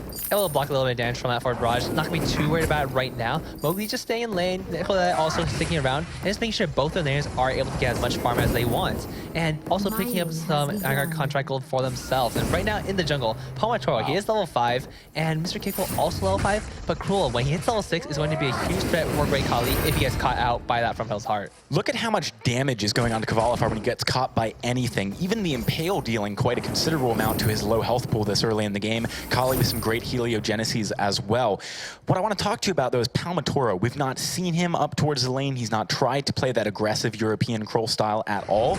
Right now, he's just farming up and ramping towards those items. Yeah, that's the most important thing for Palmatoro. He needs to make sure that either Great Khali or Mr. Keiko is completely out of a fight. If he's able to get those weakness stacks on, you can see he has a double swift shooter. He is going for that early attack speed. And if he is able to just stay on his target, stay onto those things that are diving onto Kvalifar, it's going to be very difficult for Mousesports to take anyone down. It's going to be interesting seeing when these team compositions come alive, because in the late game, I feel like having the Lance, Blackfeather, and Celeste is going to be so much of a challenge for Team Secret to deal with. Kvalifar, yes, he's going to have a lot of damage, but he's kind of the main damage source for Team Secret, like we mentioned earlier. It's going to be all down to him. We've seen that work previously. I mean, Redix with that Sky pick earlier on today, absolutely incredible. But can he do it against this lineup of Mousesports? Going to be interesting to see. As we mentioned earlier, Team Secret 1-0 up in the series right now. They're one win away from getting towards that semifinals. Yeah, Team Secret, team that we have seen so many times in those final matches. And right now, you see Kvalifar potentially getting caught out, but he will be okay. Yeah, Net Toilette not able to land that poke there. The joke poke, as I like to call it, when you miss it. So Kvalifar going to be safe for the time being. Mr. K Cool, he's kind of just mirroring the play of Palmatoro right now, also not being very aggressive. Yeah, Mr. K Cool, this is actually a very interesting matchup between these two teams because Great Khali and Mr. K Cool, if they do hit late game, they are very, very powerful. And on the other side, Team Secret is exactly the same. So both teams are playing fairly passively. They want to hit their power spikes, and they're expecting to outplay the other team in these team fights late game.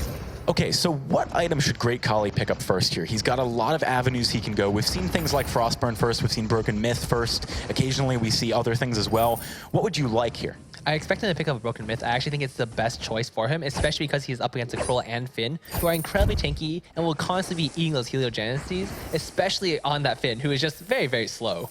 Yeah, that's a good point. Palmatoro, not the most mobile of heroes, has that Dead Man's Rush every once in a while to close the gap. Once he's there, he's kind of stuck there. Shiver Steel could keep him in range of Kali if Net Toilette isn't using those Githian walls and those pokes to try and keep him away. Yeah, I'm actually very surprised that Great Khali picked up a Light Shield because he can very easily rely on his Net Toilette to peel for him.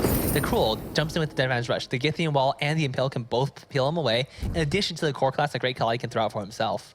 Yeah, and Core Collapse, incredibly difficult to dodge if you're a Kroll player, right? You're right on top of him, you just throw the Core Collapse at your feet, and boom, you're stunned up.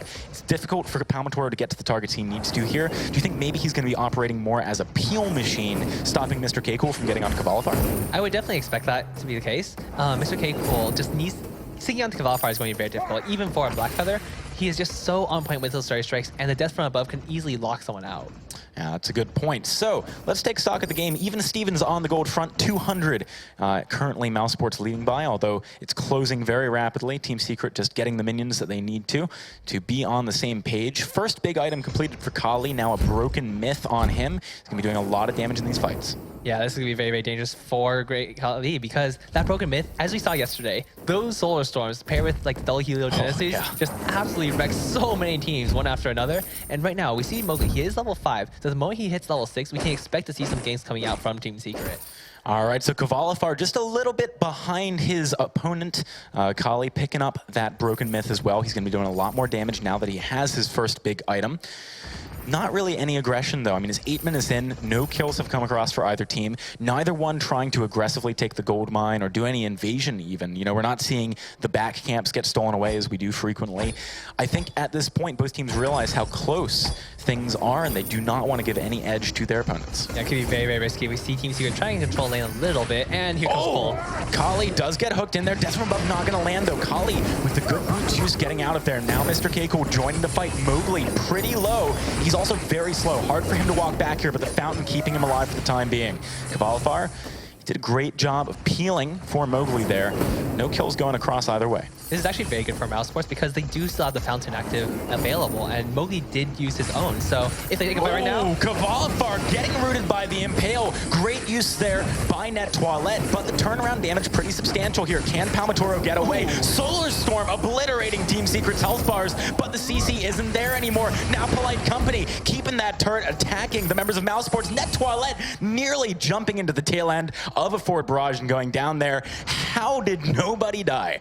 This is actually pretty incredible because both sides are fairly tanky. There is a Finn and a Cruel on the side of Team Secret. On the other side, there's the Lance, and Blackfire is just so slippery, especially because he has that Shiver Steel already. He is going to be very hard to take down, and we could have expected a little bit more damage coming out from Great Khali if you were level 8, but because he was not at that overdrive on the Heliogenesis, he was not able to get into range to do any damage to Kvalifar. Yeah, and that's really the key, isn't it? Because Kvalifar is the one you need to be taking down if you're Mousesports.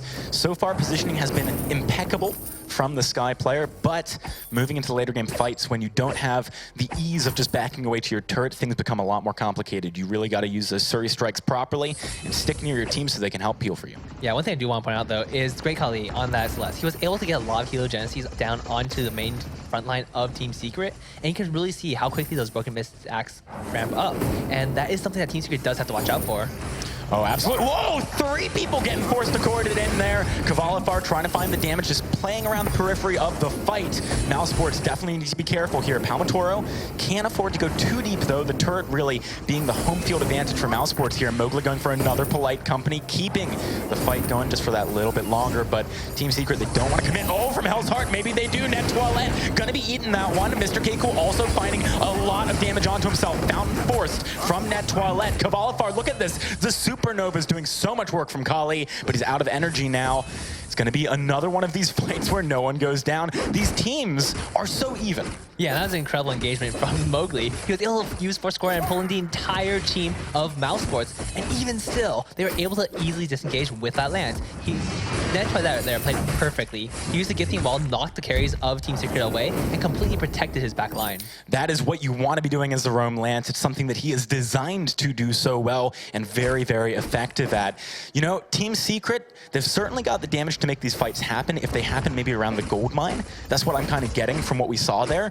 But so far, everything's been happening in the lane. When are teams going to pull the trigger and start trying to take these bigger objectives? It's going to be very risky for them because both teams are so evenly matched right now, as we could see in both those last 2 fights. And it's going to be very interesting to see if either of them want to go for that gold mine. I expect to see Mousesports be a little bit more aggressive, actually, because they're actually fairly strong when they're fighting out in the open. If they're fighting near the gold mine, they actually have a huge advantage because they are more easily able to dodge around Kvalifar. Yeah, and certainly in the lane, one thing that Mousesports have going for themselves too is the fact that when you throw down those Heliogenesis, there's very little room for you to maneuver around them, so Supernova follow-ups are actually quite easy for Great Khali to land. Mowgli, worth talking about him there. He might have fallen out of love with the Finn a little bit, but you wouldn't be able to tell it from his play, right? 3-man forced to cord right there earlier. He hooked Great Khali as well. He's landing a lot of these beautiful engages he's so well known for.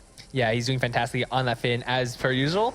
And right now, we do see Great Khali moving down towards Jungle Shop. He has his Eve of Hearts and his Broken Myth already. He's actually going for a very early Crystal Infusion. I'm surprised he used that, but he picked up a few potions alongside it. That is an interesting choice. I mean, maybe he feels like they want to go for the engagement quite soon. Mousesports have been doing okay in these fights, but it's going to be tough to really make the most use of that. It's also giving him a bit of extra pressure on the lane. He's clearing out those minions a bit faster. Maybe if they shove in, they can take some jungle control, perhaps go for that gold mine. There's some options here, but so far, they're not really going for anything. Yeah, right now they're just kind of dancing around the lane, and just they know that Palmatoro isn't quite there yet, but now Palmatoro has rejoined his team, and here comes another engage. Ooh, Crucible, perfectly timed there from Net Toilette. I like how early he picked that one up. Polite Company gonna keep the range there for Kvalifar to get more damage down. Solar Storm, that was quite a lot. Down on Kvalifar. Whoa! What? That was ridiculous damage. 515 from that ultimate. You gotta be careful about your positioning. We've talked about it before. It's really the key thing for Secret. Yeah, that was absolutely fantastic for Great Khali. He was able to get a Heliogenesis down onto Kvalifar, get a couple stacks of his Broken Myth up, and he just completely eviscerated Kvalifar. Kvalifar thought he was safe. Let's watch it again. Oh man, here it comes. He's charging it up. Oh man, that was ridiculous. Yeah, it's like 2 for 1 because he was able to get the Heliogenesis down along with Solar Storm, and just a double proc just absolutely destroyed Kvalfar's life bar. And right there, Great Khali, that Crystal Infusion definitely paying off. Celeste really coming into her own in 118. It's something we've seen so little in the past few patches, but with all the added benefit of someone like Lance to defend her, and of course the lack of some of these heroes that like to dive onto the back line, it's been working out beautifully. You gotta wonder, Team Secret, they banned it in Game 1. Why did they decide to leave it in Game 2? Yeah, I think they're a little bit more worried about other heroes. Like, as Team Secret did tell us, they are very worried about buff bombs coming out from their opposing teams. And one thing that Team Secret is very confident about is outplaying people in the late game. Even though they might fall behind a little bit early on, they are still very confident they will be able to out-rotate and out-maneuver their opponents. Yeah, this is the big rationale they gave when they wanted to avoid the buff comps, although hang on a second, forced to court, pulling in Mr. K-Cool. Kali quite far back here, not finding the damage just yet. Death from above, splitting the fight up from Hell's Heart, not gonna land on the right target though. Mr. K-Cool needs to get out of here. Look at this, Kali doing so much damage, but Kvalifar finds the first kill. Net Toilette, he's trying to get out. Mowgli, not the target you want to snipe down. Kali, between two enemy turrets, cannot get out of there. Team Secret coming back later on in the game, just like you were talking about. Oh man, Palantoro, can you find out? This could be close. Net Toilette always stops it. That could be the ace for Team Secret. Net Toilette, the roll not enough. Smite coming down. Palmatoro securing the 3-kill ace for Team Secret. This could be a turret as well. They're starting to ramp up. And this is exactly what we're talking about. Team Secret so confident in themselves, even though they might fall behind a little bit early on, as long as they are not up against that buff composition, they are very, very confident coming to the late game. Yeah, they said that the buff composition is just one of those things that snowballs so heavily. You can't really predict the damage coming out of the carry because it's buffed up so much. But against other comps, it's all about that positioning, and right there, it was impeccable. Kraken now started for Team Secret. There's no real contest coming out of Mousesports. They're just not in position to do so. Kali doesn't go for the Solar Storm. It's going to be an easy obtain for Team Secret, and now they can go for a push. Yeah, it's going to be very, very dangerous for our side of Mousesports because Kvalifar on that sky is going to very quickly be able to take down turrets unless Mousesports is able to mount a very solid defense. And they have to always be watching out for Mowgli. I will say in the last fight, it was very impressive to watch Mousesports use the Crucible to block the Force Core because neither of the carries actually use their reflex blocks. They're very much trusting in their roamer. All right, well, this time Kali is getting hooked, and there's from Hell's Heart as well. Kali melts without a second thought. This is bad news for Mousesports. They need to get out of here. Mr. K-Cool does have some backup from Lance, but Net Toilette also taking so much damage. Polite company. Mr. K-Cool still in the fight, but a Githian wall gets him back to the fountain. Kvalifar can't find another kill. Turret is going to be going down. Kraken untouched, though. Team Secret have a good opportunity here to maybe even push in for the win. They've got to play this perfectly if they want that, though. Great Kali up in 2 seconds. Net Toilette missing a lot of the crowd control, though. Mr. K-Cool trying to get on the back line. Kvalifar finding that forward barrage onto Mr. K-Cool. They really need to get him, but a force to court keeps Kvalifar safe. He's got no energy, though. That's going to be a lot less damage. Team Secret got to be careful here. They're just trying to cover the Kraken. Kraken still over half health. Mousesports, this is going to be such a tough defense. Kvalifar is very, very low, though. It looks like Team Secret are just going to back away. They don't want to bite off too much here. Yeah, and Team Secret is very, very happy with all the things they got out of that Kraken push. They're able to take down 3, I believe, almost 4 turrets. The last turret barely surviving with a sliver of health, and right now Team Secret is just looking so, so strong. They really seem to flip a switch in that earlier fight. To begin with, it certainly seemed like Mousesports had the damage edge. They were able to get good positioning. But Mowgli, these forced accords have been ridiculous. Why don't you like Finn anymore? Because he keeps making it work so darn well. That fight, he got great Kali. Earlier, he got Mr. K-Cool and Net Toilette. It's been perfect every single time. Yeah, I gotta say, there's a little bit of a caster curse right there. I was just saying how Net Toilette was able to use that Crucible and allow his carries to save their own reflex blocks. And that one engagement, Mowgli gets slipping right past him with that force cord and pulling Celeste right in. Yeah, and had they not hooked Celeste there, I mean, I don't think they would have had the same kind of success with the push. But Mousesports, they've got to deal with what's happened now, and they're in a very bad position. They are not that far behind in gold, but any one mistake means so much more when you've only got one crystal turret left. Right, and right there you see another Crucible coming out, and that's actually incredibly smart of Mowgli. Even though Palmatoro wasn't even there, he knows that if he throws out the force cord, they're gonna block it. And he's just trying to burn out the reflex blocks. And considering that Mowgli had like 10 seconds as a cooldown for Force to Cord right now, and on the flip side, Net Toilette has like 45 on that Crucible, it's definitely a great thing to be doing. You're going to be able to keep fishing for those Force to Cords, try and make the plays again and again. Yeah, it's so incredibly smart because just baiting out abilities and items is just a really good thing that Team Secret is good at. He does get the Force Accord this time. Net Toilette the target. The Kvalifar rooted by the Impale. Githian Wall as well. Mr. K-Cool trying to stick on top of him. Kali, wait for it. The Solar Storm doing so much damage, but Kvalifar not down yet. He dodges the Impale. He's getting the damage down. Surrey Strike, he lives. Team Secret, they can turn this one onto Kali if he is not careful. From Hell's Heart not available, Kali gonna have to just run away right now. Team Secret, how much can they take with this push? This is gonna be so dangerous for Mousesports because right now the Kraken is up, and because there's only one member left on the side of Mousesports, Team Secret is just to take this for free and potentially just end the game. Yeah, I mean, Kraken, when you've only got one turret left, is so hard to deal with. You've got to deal with all the enemy heroes. You've got to deal with that Kraken as well. As you said, no contest here. Kali knows that if he walks forward, he's just going to get obliterated. Already forced to court his backup for Mowgli, and you don't have many options to deal with that. Let's look at this replay, though. Yeah, right now you see right there, he gets in the middle of the enemy team. Then this great Solar Storm comes out doing so much damage to the members of Team Secret, but Mr. Keiko not able to finish Cavalifar. He's left with a sliver of health. He dashes away with the Story Strike and is barely able to survive. And right here, Great Kali tries to get the core collapse on Palm Troll, jukes it out, and now he has to run away. Okay, so Kraken picked up for Team Secret there. 6 kills to 1, 2,000 gold in the lead, and there's only one Vein Crystal standing for Mousesports. This turret is what stands between Team Secret and their positioning in the semifinals. It's going to be very big if they can take this one away here. Team Secret's starting to move forward. Cavalifar very far back. Crucible forced there from Mowgli as Palmatoro runs forward. Githian Wall doing a good job of keeping him away. Stun onto Net Toilette though. Cavalifar, can he find the damage he needs to? He's just going for the poke right now. Net Toilette stunned again. Look at this. Even the Lance, who's so tanky, getting obliterated. Palmatoro onto Great Kali. Forced the court again. Hooks all 3 people. This is ridiculous. Mowgli is a monster. It's all over. Team Secret taking the series 2-0 against Mousesports. Yeah, Team Secret just looking in such dominant fashion right there. They were able to take it and fight, even though they knew that Mousesports was trying to set up and engage on them. They were able to scout it out, and they were able to take the game away from Mousesports in dominating fashion. Yeah, I mean, that did not seem very close once we got past that first fight that Mousesports won. In both games, Mousesports basically had one good fight, and then everything else kind of fell apart for them. It's got to feel pretty crushing after the incredibly tough-fought series they had yesterday to lose like this in day 2, but they're not out of it yet. They've still got the loser's bracket, the elimination bracket, to try and climb back as they have done before. Yeah, I'm sure that Mousesports will be putting up a very, very tough fight for their opponents in the loser's bracket. But right here, Team Secret just picking up so many items, the Shattered Glass, Broken Myth, and even Horus on Cavalifar just absolutely wrecked the health bars of Mousesports.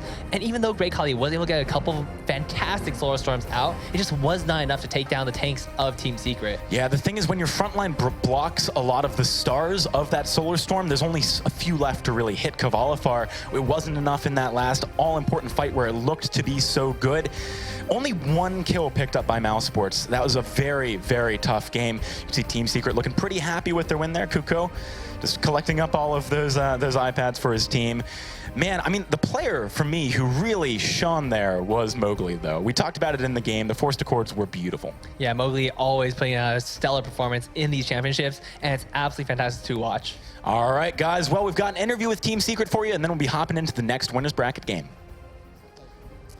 Welcome, guys. I'm here with Cavalifar from Team Secret, and they've just had a phenomenal 2-0 win here versus Mousesports. First of all, must be a relief you're in the semi-finals now. I won't say it's a relief, but we are very happy, and we're still in a competition for securing our 3rd championship, and that's what we wanted with this day. Just knock Mousesports out, so we are prepared to watch the other teams play and prepare our draft for tomorrow. I just want to talk about your play particularly, because right now you are on fire. You are really playing out of your mind, and honestly, every single time we see you play in that carry position, you just essentially putting your team are doing a great job as well, but you're just really shining for them right now. How are you feeling? You happy with your own performance right now? I'm being really happy with my performance right now, and I'm actually also even more happy with my teammates' performance, because without them, I couldn't do the moves I do and carry the fights I carry. It's very humble. So tomorrow, you're now in a semi-final. Who are you wanting to play? Because you're defending your 3rd title here. If you win, this will be the 3rd European title that Team Secret has got. So who are you hoping to face in the semi-finals? So, to be honest, I don't care who we are going to face in the semi-finals, but what I do know is that Team Snow is looking for revenge from the last finals, and they're being really strong as well in this tournament.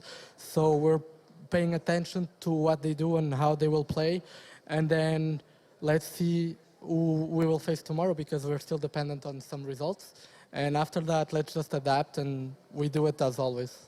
And finally, tomorrow, you've talked about some secret strategies that you might be bringing out. Are we going to be expecting anything fun from you guys tomorrow, anything that we may not have seen yet? Yeah, the point of the tournament and the early stages is try to win the games without reveal too much of yourselves because you will be needing it later on. So I don't think we show a lot. We just play what we usually play.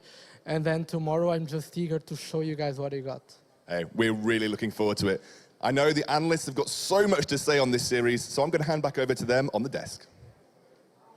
Well, definitely a game that took a while to ramp up. I think by the 13-minute mark, we had first blood. It was not really entirely too sure which way that game was going to go. Gold lead was held by Mousesports for the longest time, but that one kill was the only thing they took home with them, Rum.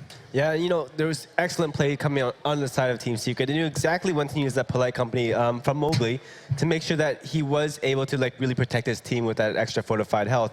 And on top of that, Kavalifar always cutting back, making sure that he was not in any like real danger. He was really baiting out the other team, and Mousesports fell for it. I think there was one fight where Kavalifar had Lance actually landed the root. It might have been the difference between him going down or not, but the kiting was definitely very much on point. The Krakens were a very useful instrument, pushing down, getting to that late game situation, then able to end it after just such a, well, kind of slow pace to the game. I mean, everything was even right up to the 13-minute mark, but as soon as that first kill happened, when that awesome Celeste kill happened, Genie, Team Secret turned it around, and at the 14-minute mark, they got the first ace of the game.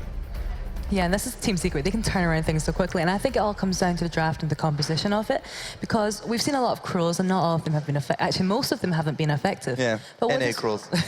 But what this one was doing was that you had Finn, who is resistant to the Impale and the Githian Wall, standing at the front line. And if anyone does get past the Finn, you've got the Cruel there to just soak up the damage.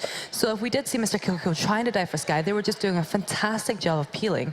And, you know, it was just like, so exciting to see Mowgli on that signature Finn again. Well, I mean, we were talking a little bit with Rome earlier about like what does counter Lance, and he said Saw, and I think he made a pretty good case with that earlier with this. But the other big thing is, yeah, Finn. You can't stun him, you can't root him. He goes woohoo every time.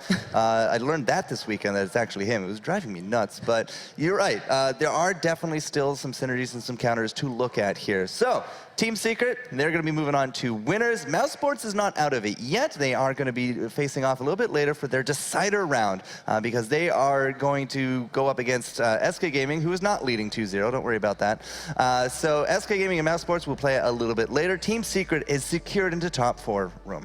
Yeah, you know, they're playing very dominant coming into this championship, and I feel like a lot of the teams will really have to pinpoint something to find their weakness, because when I look at Team Secret, I don't see anything at all.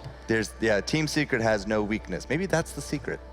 Possibly the secret. Okay, so on the other side of the brackets, though, is where we're going to be going to next, because, well, with one winner's bracket down, we have another to go. Now, Snow Tsunami is going to be taking on Team Clesia, the 7 and 6 seeds. Just like what we saw with the 2 and 3 in the elimination, you might not have expected a 7 and 6 to be in the winners here, Jinyi. Yeah, definitely not, but both of them played very strong games, particularly, well, actually both of them. Snow Tsunami managed to bring in Look at Me as the substitute, because PT Lamb, their main laner, couldn't make it very last minute. And, you know, he played a very convincing game in the jungle, and, you know, it was good seeing No Life in there. No Life, originally Araxi, back on that Ringo again, because we saw the potential that he has with those mechanical heroes like Ringo and Vox. Yeah, no CP or Crystal Ringos yet. A lot of weapon, though. So winner of this will actually move into the semis for tomorrow as well. If you win this one, you only play the one game. Whoever loses, however, does have to play one more a little bit later with those decider matches. So we've done 2 eliminations. We got our 2 winners. We're about to do the second, and then 2 more eliminations after that. That will create our top 4, and that will create our championship Sunday. So I say, let's get right to it. Team Snow is definitely a team that has been around the block, and, you know, I think they look pretty good, as this video will show.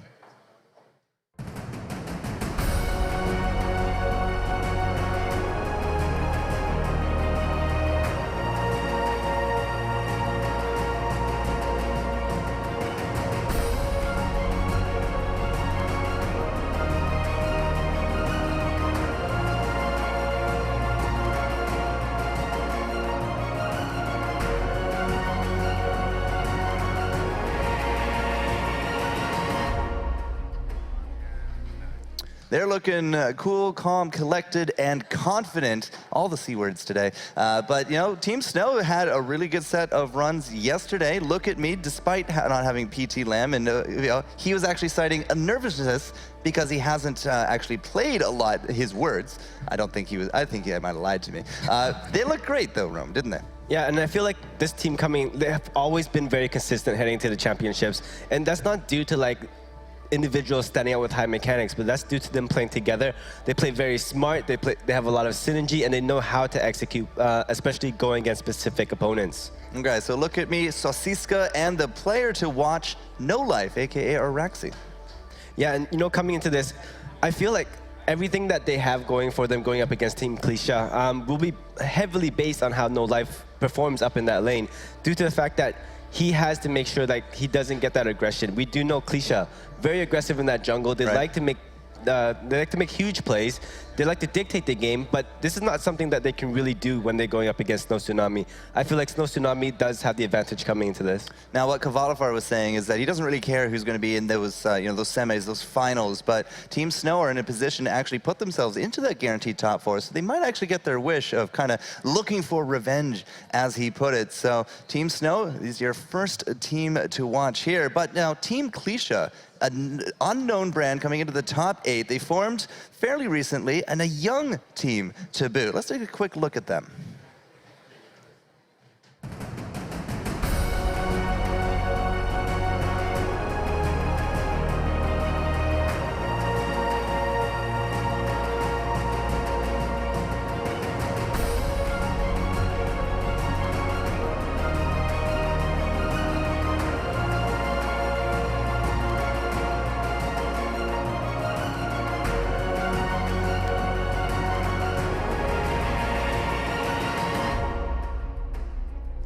Well, Clesia clinched it out a win yesterday up against G2, which is putting them here into the winners, and now they have to go up against one of the other kind of bigger juggernauts of the scene of Snow Tsunami. Now, I believe that the seeds don't lie, but Snow is going to be a tough opponent for them, I feel, Jinyi.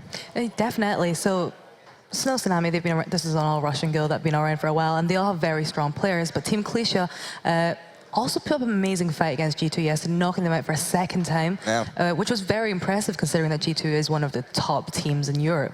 And there's Asatir right there. We had him on for an interview yesterday, and he was a little bit nervous, but now day 2, hopefully those jitters have calmed down. The team itself has some pretty good stats going into this.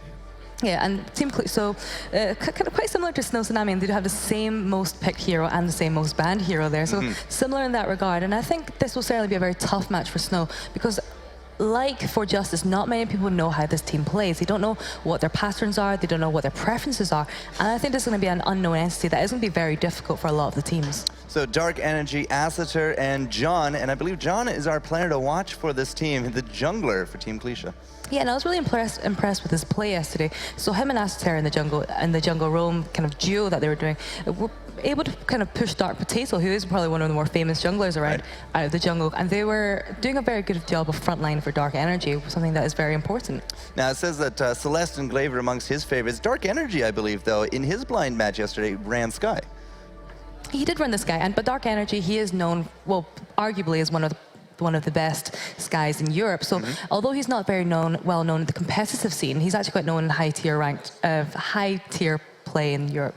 Right, so, well, today we've seen a heck of a lot of Sky. Maybe we're going to see more of it here. But just before we jump into the draft, ladies and gentlemen, we'd like to give a present out to our chat. So Twitch chat, if you're out there, hashtag Vainglory Live puts you into a raffle right now for 2,000 ice. Somebody by the end of this series is going to go home happy, and a new coffer of ice going to be added to their account. And if you're not in Twitch chat, but you're watching, well, somehow else, I'm not entirely too sure how else, but if you are out there on Twitter, on Facebook, send us pictures. How are you watching? How are you here supporting the teams? How are you enjoying the event? Let us know. Use again the hashtag Vainglory Live, and you will be entered into a raffle for an iPad Air 2 by the end of the weekend. So best of luck to the entrants. Thanks so much, Super Evil Megacorp. And now, without further ado, game number 4 of 6 today, the second of the winners brackets, is about to kick off.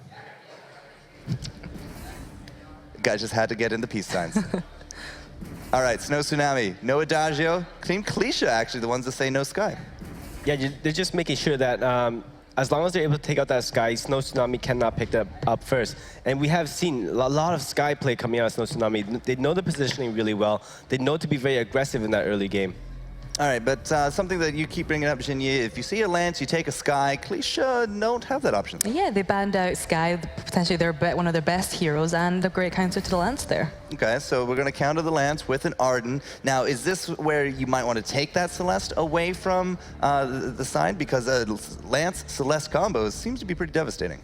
Yeah, and I think Celeste is not a bad choice because we did see Team Clesia pick up Celeste yesterday. I think it did work quite well. So it's a good choice because you can poke away with those Helios. All right, so Snow, 2 seconds to figure it out. It will be the Celeste roam. Yeah, and this is something that Snow does extremely well. It's not to the fact that they secure composition that they're very comfortable with, but they know how to draft against their opponents. They know how to grab something that is devastating of their opponents. Okay, so got 10 seconds to figure out what exactly is going to be devastating here. Could go into Takas. We've seen some Takas that go up against some of these squishies.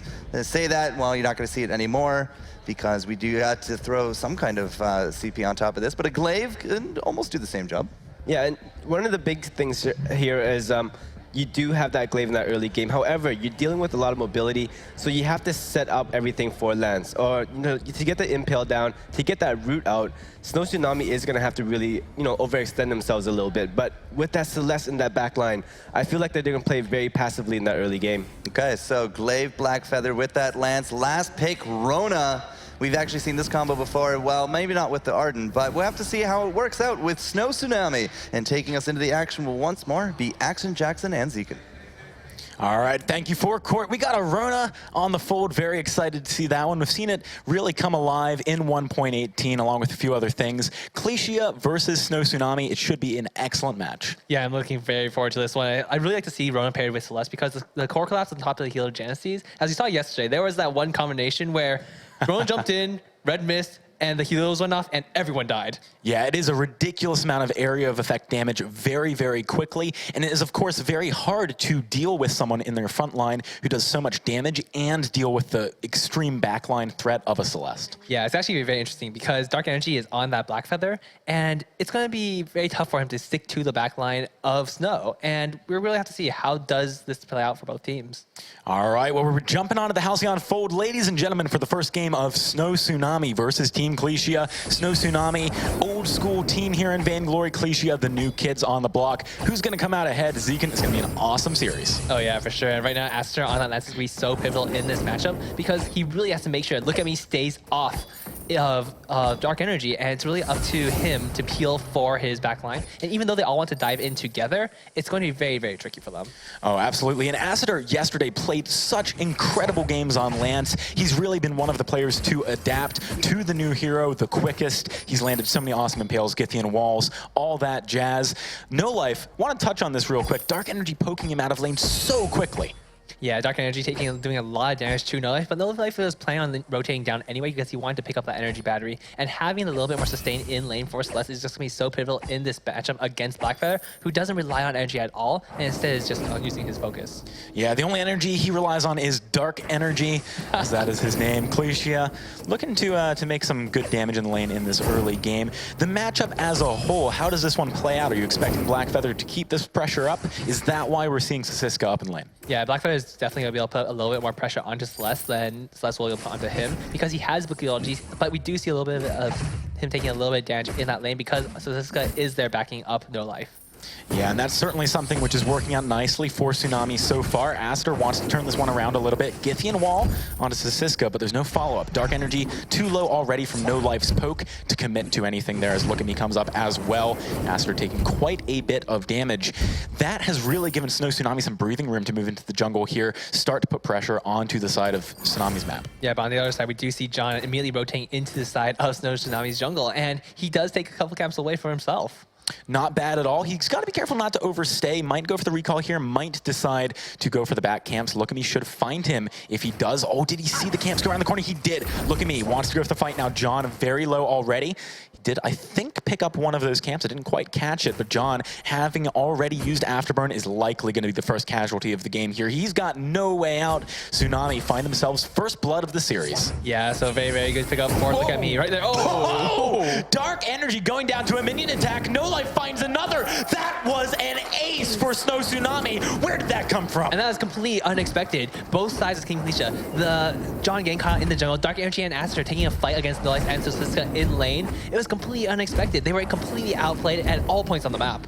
Yeah, Clesia, they got to be sweating after that. Might have some nerves coming into their first game of day 2 here. Tsunami, they're veterans of the Halcyon Fold. However, they certainly do not get nervous in situations like this. Can they take the first turret here? It certainly looks like they will. No Life able to get away as well. Everything is going Tsunami's way right now. Yeah, and what is this? This top push. I'm taking a turret at 3 minutes and 20 seconds. Absolutely incredible play coming out from Snow Tsunami. Yeah, very, very nice work from them to build such a tremendous lead so early on. They're just about under 1,000 gold in the lead, which is actually, I mean, that is a bit surprising. You can see there's a CS differential between some of these players across both teams. No Life, oh, he gets rooted up. That could be bad. Afterburn as well. He's going to be going down. Clesia, they finally answer in some way. Look at me, wants to go for the fight, though, with Sosiska. 2 versus 3. This is a bold decision, Zekant.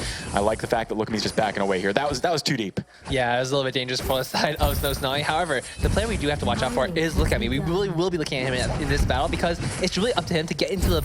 Because it's a triple melee comp coming out from Team Clesia. If they are able to get that red mist in the middle of all 3 of them, he is going to be absolutely doing devastating amounts of damage. But if he gets pushed away by Aster, if he goes in too early and gets knocked away by either Glaive or Lance, he's going to be doing absolutely nothing.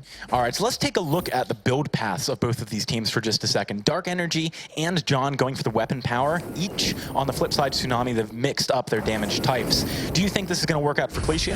I think it can work out for both sides. Honestly, I do expect to see a very early Bonesaw from John after he finishes the Sorrow Blade. So it's really good up to Dark Energy to do a lot of damage because he's likely to go for a Serpent's Mask and then probably a Bonesaw for himself. Do you think he should skip the Shiver Steel here just because they kind of want to brute force onto Snow Tsunami? The Shiver Steel will be very useful to stick to No Life, but it doesn't really matter for the side of Team Clesia because they have so many ways to engage. Aster on that Lance, he can roll in. John, he has the Afterburn, and Dark Energy, well, he's blocked that. He can do anything he wants. Exactly. I mean, this is really what it's all about at the top level of play. You've got to optimize your item builds. You don't just want to go for something standard. You want to go for what the situation demands. And when you have so many engagement tools, like Zekan just said, you know, it's definitely possible for Clesia to skip some of these items that really help them with that. If they were to have a lack of it, it would make more sense. Right now, we've got 3 kills to the 1. Snow Tsunami leading in that regard. They're also about 600 gold in the lead, having taken a turret very early on, but the action has kind of calmed down for the time being. Yeah, it's very interesting to see. I would like to see a little more scout shots coming out from the side of Snow Tsunami because they do have a lot of control in this lane because the first turret is already down so early on. And right now, we do see them putting a lot of pressure in lane, though I do expect to see their junglers, both Sosiska and Look at Me, to rotate down into the jungle very soon.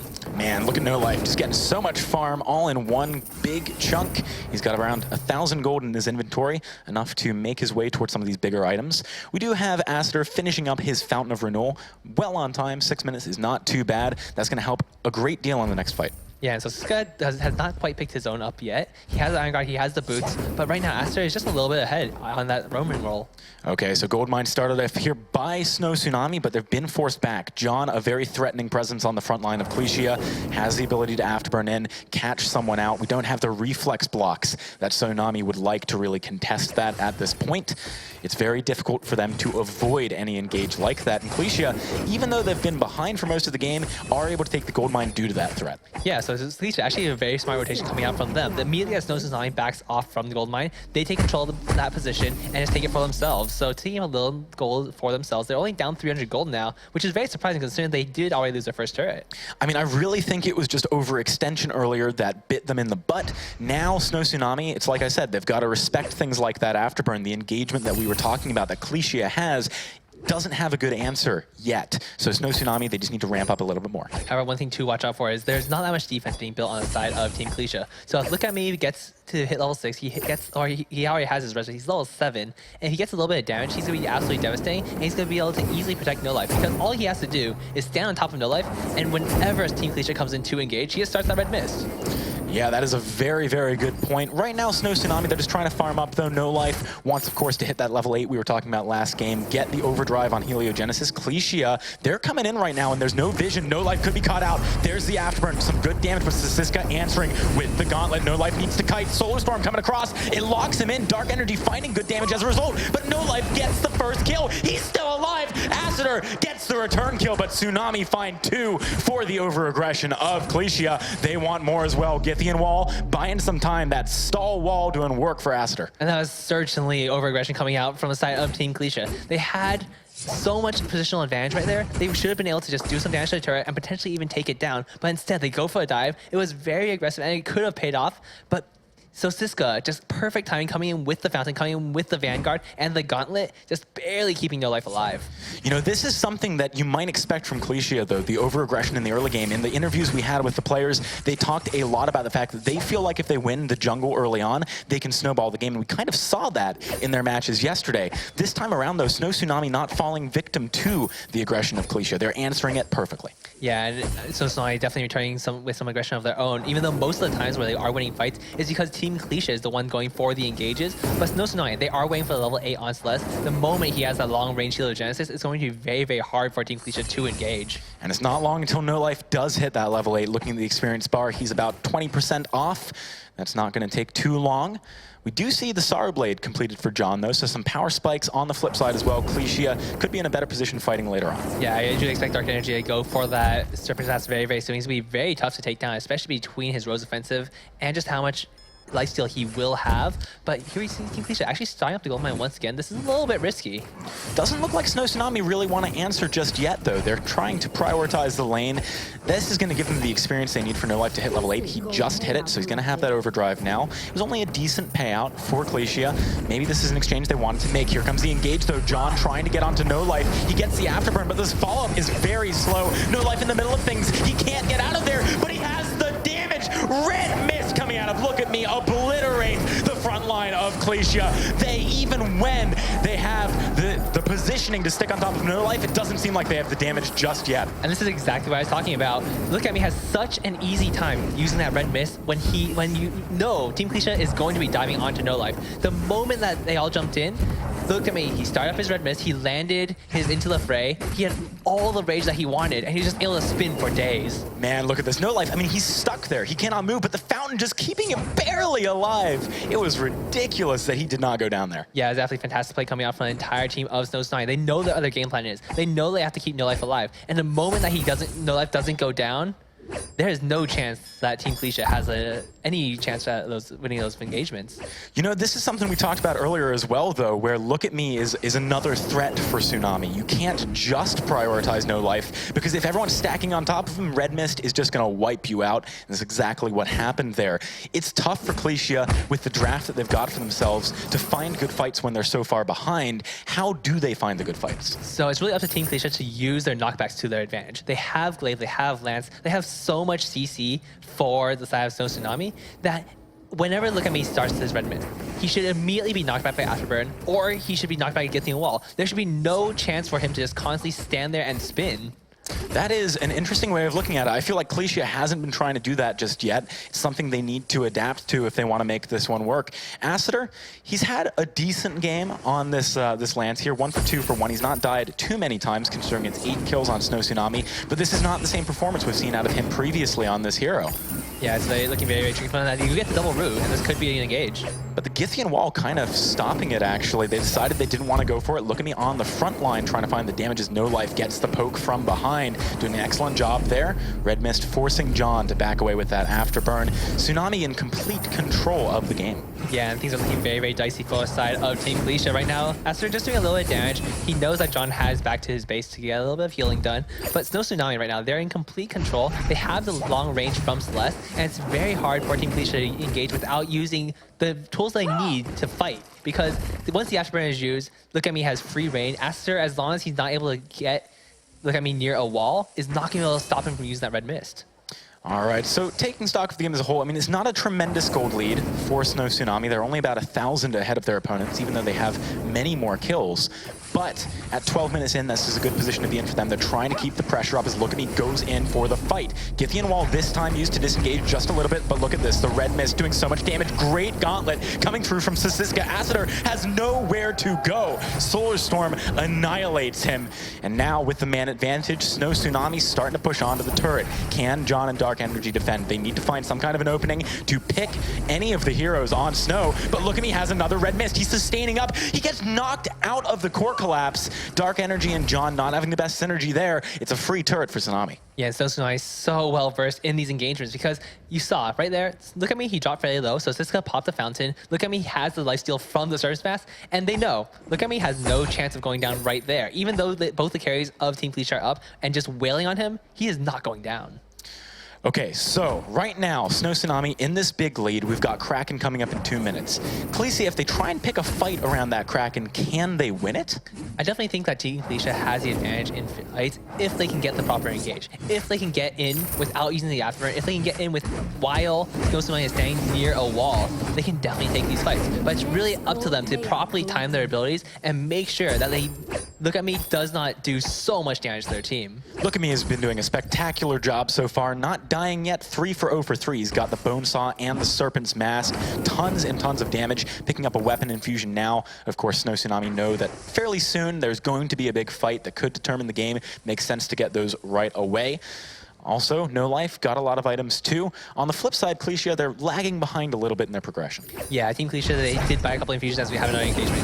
Yeah, Acitor wants to go into No Life, though, does find that Impale. No Life trying to kite backwards. Good core collapse, but he is not going to go down. Dark Energy wants to get on the back line, but he's the only one left to do so. Falling quite quickly as Sasiska actually duking it out with John here. Roamer versus Jungler. Sasiska should fall, surely. Oh, my lord. I cannot believe that he lived there, but Snow Tsunami with another ace. 12 kills to 2 are going to be able to push into the base here. They've only got 2 turrets standing between them and the Crystal.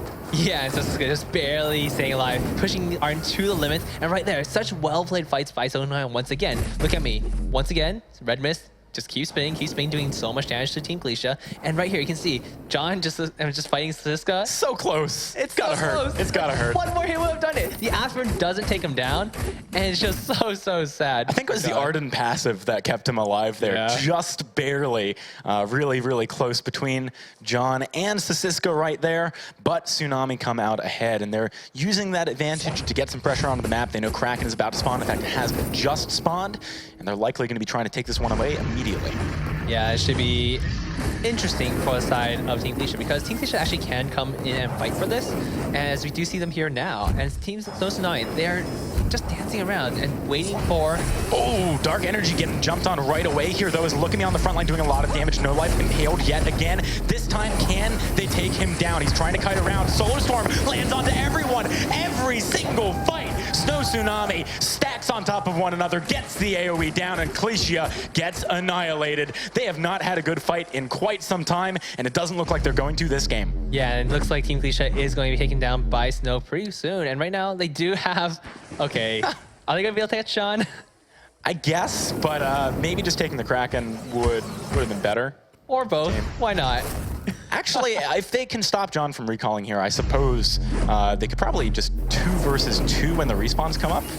Okay, that's But they're going to take the kill. I mean, they want the kill. I can understand that. So they have Kraken, they have 3 members on the board, and Team Clesia only has 2. Can they defend this? It's going to be very tough. Only 2 turrets are remaining, and Snow Tsunami, they're almost all going to be infused up. This is so dangerous for Clesia. I don't actually think they will be able to mount this defense. The only way this works is if Acitor gets several Githyan walls into like the Vein Crystal or the turrets. You do kind of have that advantage playing Lance in the base, where when you're trying to kill a Vein Crystal, that makes it very easy for him to get the stuns and crowd control down. But Snow Tsunami, they've got a plethora of items right now. Pushing in with the Kraken is going to be very difficult. Nigh on impossible for Clesia to defend this one. You can see No Life getting jumped on again, but Acitor too far ahead of his team. They're not even stacking this time. No Life untouched. John goes onto the back line. No Life kiting back again. Sasiska with a beautiful gauntlet. Solar Storm, it wrecks the team of Clesia. No one even really taking damage from Snow Tsunami. This has been one of the most definitive wins of the tournament so far. Snow Tsunami taking game 1 against Team Clesia.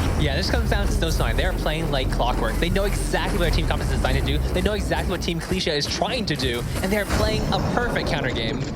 All right, so game one, Snow Tsunami looked unbelievably strong. Clesia, the new kids on the block, could not upset in this match the veterans in Snow Tsunami, but there's at least one more game to go. We've seen them reverse sweep before. Maybe they can do it again. Yeah, Team Clesia is really up to them to change up their draft. Team Snow, they just had them figured out. They saw Team Clesia, they wanted the triple melee composition, and Snow, they were just able to pick a perfect composition going into that. Okay, so moving into the draft, do you think that Clesia is maybe a little bit too obvious about their early game strategies in the tournament so far? It's been how they've really dominated in previous games. Do they need to mix it up and change what they're doing? I definitely think they do need to mix it up a little bit because almost every single team knows Dark Energy is a fantastic Sky player, and they are looking to target that out. And right now, on these other heroes, he's just not performing up to the standard that we saw yesterday. I've got to admit, I agree. 0, 6, and 2 for Dark Energy this game. He was doing a good job of pushing No Life out in lane, but past that point, he wasn't really able to have an impact. Even when he got onto the back line, No Life was somehow able to survive 11, 2, and 6. An incredible kill score. But guys, we're going to throw it back to the analysts so we can get the second game underway. Well, definitely a very powerful game for Team Snow there. We got some blood in that Snow with an 18-2 score. It's just absolutely astounding, Jinyi. Yes, it was just such a slow, methodical game, and I think part of the reason that we haven't been seeing many kills so far in the series of games we've seen today. I think this was no exception. It was a very, very slow execution coming out from Snow Tsunami, where they were just slowly drawing the lead with that Celeste. They're all late scaling heroes there. So now coming into this one, one of the casters said, these are the veterans. Team Snow, they've been around the block. Clesia, they're the new kids on the block. And they said in their interviews they're very confident against G2. Alas, they are here now into the winner bracket, but up against Team Snow, it almost looks like a whole nother story here, Rum. Yeah, and Team Snow is like one of the teams that have repeatedly gone up against Team Secret and have done very well against them. And this is due to the fact that this team is very organized. They know exactly what kind of draft to go up against their opponents. They know how to execute it, and they know their positioning very well. You're just looking at this Rona last pick. That Rona pick pretty much countered the entire composition coming on the Clesia side. Is that because of the red mist? Yeah, and you're just positioning yourself way out in the front, and you have Celeste in that back line, consistently just throwing out a bunch of abilities, and it just works out very well for them. Now, I did want to ask you about the Rona, because sometimes in the past we've seen Ronas, we've seen Krolls, very similar kind of builds. You tank up a little bit, you get some life steal, and you're good to go. There was none of that here from Look At Me. He just went straight offense. Yeah, but the thing is, he does have that Serpent's Mask, and that helped him sustain him throughout so many team fights. That, with the addition of that Fountain, like we saw at the end when they were taking down that third turret, he was taking a lot of damage, but he actually left the fight with more health than he came in with. Yeah, the red mist is a very powerful tool. So we'll have to see what Game 2 has in store for us, because Team Snow is now on match point to get into that top 4 situation, and that's going to leave Team Clesia fighting for their life in the decider rounds a little bit later, Jinyi. Yeah, well, I think Team Snow are just desperate to try and get to Team Secret again. Because there is a bit of a grudge match there, but I think just Team Snow in that first game was just so wonderful, and I really liked No Life Celeste. He was really waiting until they're all grouped together and then using his Solar Storm to hit all 3 of them, and because he had the Eve of Harvest, he was able to sustain a little bit more as well. All right, so we'll have to see what Game 2 has in store. No Kestrel, no Sky once more. Team Clesia, unfortunately, just not going to be landing any Skies today. Rome? I feel like Clesia actually should have left that Sky open for them to secure it, because they feel like Team Snow Tsunami, usually they don't tend to grab their jungle carry first, especially when it's either a Sky or a Kroll. Okay. They tend to build a composition and wait for their opponents so they can counter it. That's how they approach the drafting. All right, well, an Adagio first pick is definitely flexible. Looks like it might actually be a Lance here for the first, and it is, Jinyi. Yeah, so what I think Snow Tsunami are going to be they're going to be going for that buff Ringo, especially with Araxi there on the roster. He's or No Life actually, formerly Araxi. Right. I think that's going to be a really strong composition if they do manage to do that. But of course, that Lance is going to be a bit of a hassle, and they're going to have to need Snow Tsunami are really going to need effective front line there. I was thinking of Ataka, but a Glaive can almost get the same thing done if it is going to be that Ringo. Well, it depends on what kind of stage of the game we actually get to. I mean, that felt like a really good pace from Snow Tsunami, but they didn't end it off in the before 15-minute mark. So another Rona to go with that Adagio. Oh, and an Arden roam. Yeah, I felt like either the Rona or the Black Feather would have done a lot better than the Ringo, due to the fact that you are going up against Lance, you are going up against Glaive. You do want a way to really get out, and Ringo is a very big commitment. Once he gets too deep, if he gets rooted down, if he gets stunned, he's pretty much dead. Right, okay, so last pick, I'm really not thinking it's going to be a Saw, not with a Lance and a Glaive. Another Celeste, is going to be on deck, and Team Clesia is actually going to clinch it this round. We'll have to see if they can put a point on the board, otherwise they are going to be playing our last match of the day later on in the decider round. So let's get right to it and into the fold with Action Jackson and Zekin. Okay, so game one, very dominant performance from Snow Tsunami. Clesia, they had the comeback in the reverse sweep yesterday. Maybe they can do it again. Looking at the compositions, do you think that that is likely? I actually think I love Team Clesia's team composition right there. The Celeste pick into the Rona, Arden, and Adagio is going to give Team Clesia a fairly significant advantage because she will be able to keep her range in these fights. And if Rona ever jumps in, there's a Lance and a Glaive ready for her. Yeah, I mean, this is definitely something a bit different than last game where there wasn't a great way to deal with the Rona whilst also pressuring the Celeste. So we're going to have to see how it pans out. Clesia, they have their backs against the wall. If they lose this game, they fall into the elimination bracket. Snow Tsunami trying to get across into the semifinals right away. It's going to be an awesome game, guys. Let's get onto the fold and get this one underway. Yeah, the most important thing in this matchup is the Celeste versus Adagio matchup, because if Dark Energy falls too far behind, I kind of do expect him to fall a little behind, because No Life on that Adagio is going to be able to put immense pressure out onto that Celeste because of the additional range that Adagio has over Celeste. However, if Dark Energy is able to keep up his farm and to scale, at least get his broken myth, he's going to be a very, very dominant force in every single team fight. All right, so let's look on the other side at Snow Tsunami and how their composition functions. It's a buff composition probably with the Adagio, but we've not seen much buff Rona comps. So how does that one work? Buff Rona comps is actually something we've seen a lot from Snow Tsunami in the past. In the Autumn Championships, we did see a very, very powerful Rona coming out from Look At Me. And this time around, he is once again playing that Rona in addition to Adagio. Even though his comp has been slightly tuned back a little bit, it's still incredibly potent. All right, we'll have to see if Snow Tsunami can make it work for themselves. Right now, Clesia grouped up with 3 members in the lane, trying to find a little bit of pressure down onto the turret. Tsunami, they're the ones playing a bit passively here, reacting to the movements of Clesia. Does Clesia have the jungle here? Clesia definitely has a very strong jungle engaged, but right now, John and Astra are on Lance and Glaive. Up against the Arden and Rona, it's going to be a very, very close battle, I feel, because I expect No Life to be able to pressure Dark Energy in lane, which means that he will be able to rotate down a little bit faster. You see Dark Energy actually able to push the lane out a little bit right now, but that is due to his junglers both coming up to lane to assist him earlier. Yeah, that certainly relieved some of the pressure on Dark Energy, let him get a bit of pressure, in fact, across onto No Life. Look at me just moving forward to the shop right now. Going to pick up a light armor and a light shield. Not going for too much damage early on here, but Clesia starting to make those aggressive moves again into the enemy Tribush. You can see No Life and Sisiska nearby. They might try and jump on to Acitor here. Dark Energy also rotating. Could have that 3v3 fight. Acitor getting the route there onto No Life. Had he missed, that could have been really bad. Yeah, if he got stuck there with the Impale, especially because you do get stuck yourself for a little bit if you do miss, he would have taken a lot of damage from the side of Snow Tsunami. However, he was able to land it and just back off immediately as he saw the rest of Snow Tsunami just waiting in the wings. Okay, so very slow pace to this game.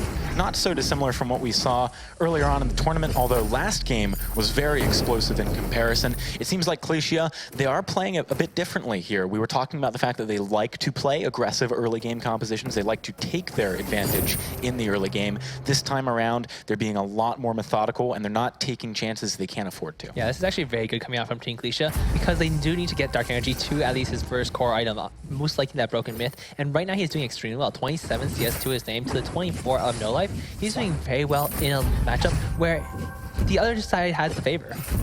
Okay, so Acitor just covering the lane right now as you saw Dark Energy rotating down to the store. John in a very bad position, but he's got good damage onto No Life. No Life has to be careful here. Impale onto 2. Acitor didn't have the backup to secure the kill, though. Clesia, that felt a little bit weird. I feel like maybe they could have turned the fight around if they just made the decision. Yeah, it was very interesting because John, he was caught out technically, but he did have the Afterburn. If he went Afterburn the other way, he might Acitor, that's a lot of damage. Sisiska picking up the first blood in game 2. Now John, the new target. He's got the Afterburn. Sisiska has the damage, though. Double kill coming across for the roamer of Snow Tsunami in their game 2. They're off to a great start. Who needs carry Ronas anyway? We have an Arden on our hands. No need. All right, looks like No Life, he does have the triple crystal bit right now, which means that he will have very strong sustain in this lane. And he's going to be, as you see, he's just to constantly pressure Dark Energy. And especially if he is able to get a little bit of CS lead, I do expect Stone Tsunami, and even if he doesn't, we still should expect Stone Tsunami to constantly invade the jungle because they have the lane advantage. That's interesting. So we might see some aggression there. Let's have a look at this replay, though, as Acitor starts to make his way down. He gets spotted by the scout trap. That probably spelled his death. Yeah, so he gets taken out immediately by Sosiska, and Sosiska is actually able to use his blood. You might watch right here. The blood for blood barely connects right before the aspirin comes in. That was rather close. I'd be a little bit salty if I were John, probably. Just a little bit, but no time for that. Right now, he is in the middle of a match right now, and he gotta has stay focused. Yes, gotta stay calm, collected, and just kill your opponents. John is a cool character, coming back up into the lane looking for some kind of engagement. Afterburn not going to have a good target right now, though. No Life playing around the top of that lane, making it hard for the engagement out of Acitor as he goes in for the Impale. John forced back with Look at Me making the rotation through. Snow Tsunami playing together very smartly to deal with Clesia's early CC advantage. Yeah, you can see Snow Tsunami just pressuring a lane and taking advantage in the jungle. They're constantly pushing a lane, rotating down, getting a little bit more fire themselves, and Acitor gets jumped on, takes a little bit damage. He's probably not going to go down. Yeah, he's not going to go down, but he does get significantly bruised. Look at Me. No one from Clesia could really engage onto him. A lot of the crowd control had already been burned, and with the red mist ticking away, he was just sustaining so much. Now John could get caught out here if he's not careful, going for those back camps. Look at Me, though, not finding the window of opportunity. He wants to jump in. Just going to try and steal away the camps instead. John actually using Blood Song to get one of those back for himself as Acitor makes his way down. Dark Energy has returned from lane, so maybe Clesia have the opportunity to go for some kind of engagement. Doesn't look like it. Acitor just taking too much damage from Look at Me, though. Yeah, he's just going to chase him off in the jungle, though, and John right now is not backing him up because he knows that, well, Acitor actually playing a little bit over-aggressive right there. That's bold. I would not do that. You don't have combat rule yet, so it's hard to get away from that situation. But No Life and Siska, they want to prioritize the lane. Arden heading up there just to stop John from having an opportunity to kill Adagio. Yeah, it's going to be very interesting to watch this play out because right now, No Life and Look at Me are doing extremely well for themselves, 55 CS and 39 respectively. And right now, Acitor continues to take a little bit of poke damage, and he really has to watch out because on the side of Snow Tsunami, they have the Adagio. They can constantly heal themselves back up. However, on the side of Team Clesia, they don't have that same luxury. Yeah, they absolutely do not. Clesia playing quite boldly in a few respects here. Acitor and John both extending further than I would expect them to. But Look at Me, he doesn't have his first big item, so I guess they feel like they can get away without dying if an engagement comes across. Taking stock of the game as a whole, just shy of 1,000 gold in the lead for Snow Tsunami. They're playing this very methodically, taking their time and not biting off more than they can chew. Clesia, on the other hand, might look to contest this gold mine. They want to make it happen. Good Impale coming across, but the gold mine does not get stolen. No Life picking that one up. John, quite low here, but Dark Energy has rotated down. Core Collapse does not land. John obliterated by No Life. Acitor, he needs to get out of here now. Should be able to. Solar Storm turns around as well. Look at Me quite low, but the red mist coming across when all the crowd control is gone. No Life cleaning up shop, and Dark Energy has no energy. No Life is going to remove all the life from him, making the kill score 5-0. Snow Tsunami rolling through Clesia right now. Yeah, unfortunately, Heliogenesis are not made of Dark Energy, but on the other side, look at Me on this Rona. This skin, they kind of are. A little bit. All right, in any case, look at Me on this Rona, just so on point. He's constantly in the middle of these battles, and he's constantly spinning, he's constantly doing damage, and just the faux splitter, the into the phrase, the red mist are just so on point right now. Look at Me has got to be one of the great success stories of having a sub in a tournament, right? He took a managerial role and stepped back from play after the Winter Championships, but having to cover for PT Lamb, he's done an excellent job. Here comes what could be a fight, though, as Look at Me goes in yet again. Acitor taking a lot of damage. Sosiska, there's the gauntlet. There's no turret here for Clesia. This could be bad. Sosiska finding the first kill. John goes with a good Blood Song. That's a lot of AoE damage, but Look at Me sustaining right back up. That's the red mist doing some work. John going down there. Dark Energy, he's just going to have to back away. Can't really do much against 3 people as one. Clesia, they keep getting caught out. Yeah, it's no snow. Just showing their experience. Their drafts are so strong, and even though they did get a little, in my opinion, a little bit outdrafted this game, they are still able to play it correctly. They know what they're up against, they know what they need to do to mitigate the damage, and they know when to push their advantages.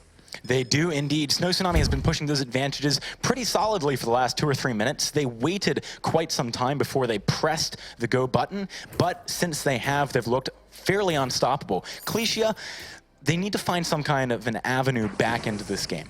Yeah, one thing on Clesia, though, that I do have to point out is having another engage. Yeah, Acitor getting caught out again, face-checking the tri-bush. Look at the damage down onto him. He gets a good Githian wall, but No Life has what it takes to take down the kill. Clesia, they've got 2 members left standing as Acitor falls again. One of the weakest performances we've seen from him on Lance, 0-4-0. Yeah, definitely getting countered hard by Snow Tsunami right now. And one thing we do have to point out for Team Clesia is that they're not fighting around their item spikes. Their power spikes, they are not yet level 8 on that Celeste.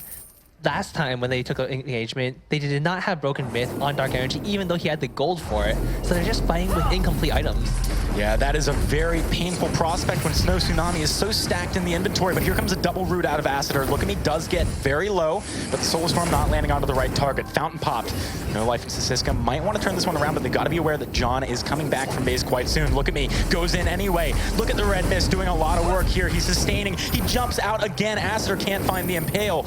Even in a fight where Clesia had the positioning advantage, had the high ground of the home field, they still could not take a single member of Tsunami down. They want more though. Acitor coming back in here with the Impale, rolling away. That's left John out to dry. Oh, one more attack would have done it, but No Life can't quite get the kill. Acitor looking, try and get away here. Does get spotted out by the scout trap, but he should be able to get away safely. Yeah, he'll be just okay. He's going to be able to recall. And right now, in that engagement, you actually saw Team Clesia, John was still dead, so he was not in that engagement. If Snow Tsunami dove as 3 against the 3 of Clesia, I think they probably would have lost a couple members. But because they knew that the death time was still ticking, they were able to go for that dive, play very, very aggressive, and continue to push pressure Team Clesia.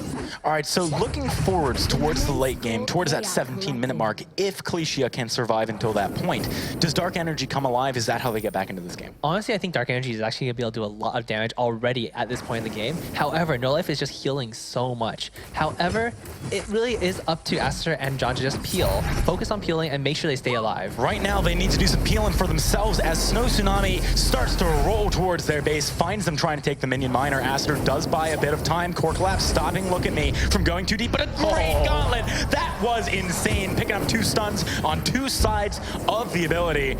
Dark Energy forced back. Acitor needs to run away here, but Snow Tsunami, if they want to, can easily hunt him down. Look at the damage from No Life as well, chunking through Dark Energy's health with every single basic attack. They've decided the turret is what they want to focus on here, leaving Acitor to get away. They should be able to pick up the turret quite quickly, though. Yeah, this turret is almost starting going down. It does drop right now. That's the 3rd turret down for the side of Team Clesia. This is looking very, very dangerous. 11 minutes in, a 6,000 gold lead. This is No Tsunami just once again dominating. Yeah, their experience really showing in this game. Obviously, back in the day, we had Look at Me playing for the team, so it's not as if coming in as a sub, they don't have the synergy there. They absolutely do. And this game has been even more dominant than game 1. 8 kills to 0. Clesia struggling to put even a single point on the board. Acitor, he thinks they might be in there, but he's by himself, so boldly deciding to go in for the fight. He has no backup. He's going to be going down. Nerves maybe getting the better of Clesia right now. Honestly, I don't think that was a bad play from the side of Acitor. He's actually just buying time for John to get a little bit of farm on the side of Snow Tsunami's jungle, and he is giving up his life. He's not worth much though, so it doesn't actually matter too much for him.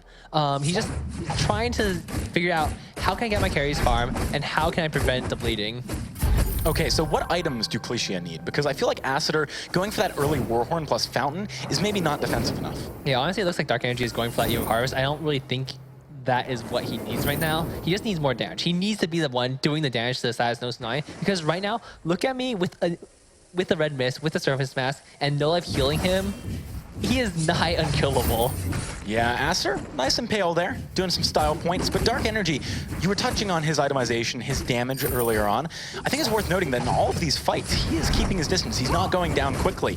All the focus is onto the front line of Clesia. You can see Tsunami trying to do that yet again, but they can't quite get in there. Good disengage from Clesia to keep him safe for the time being. If Dark Energy isn't getting focused, which he isn't in these fights, he should be able to get that damage off. Yeah, it's actually very interesting because I do believe Snow Tsunami is trying to take him down because he is the primary damage threat of Team Clesia. However, his positioning is on point right now, and he does have 2 additional basically at this point peel bots for him, so it's very, very tough to get onto him. Yeah, I mean, look at this. Dark Energy has died once out of the 9 kills Snow Tsunami has picked up. He's doing a great job. He needs to keep doing that good of a job, but also do a bit better. That's the situation he's in right now. Yeah, the main thing is he has to land those healing deaths. He has to be very, very much on point with landing his abilities because he is the primary source of damage, and it's actually very difficult because he is trying to keep his distance, but that means it's also much harder for him to land those abilities. If you look at how these players are stacking up against one another, John right now with only one completed tier 3 item to the several of Look At Me could be in a bad situation as Look At Me tries to go for the fight. Can't get the jump onto Dark Energy. All of Clesia very close to their platform, should be able to get back and heal up. Tsunami, they're not even necessarily playing around objectives right now. They're just chancing their luck with engages whenever they can. Yeah, you actually saw the last fight. Team Clesia actually played it very, very well. Right there, Dark Energy was able to disengage fairly well. John came in with the Alfred, knocked away Look At Me, and Dark Energy was able to land a multi-person core collapse, and Aster was able to use that Githing Wall properly and disengage even further. So if they can continue to do that, if they can continue to just peel for Dark Energy without taking too much damage on the front line, they should be okay, but they might have fallen too far behind already.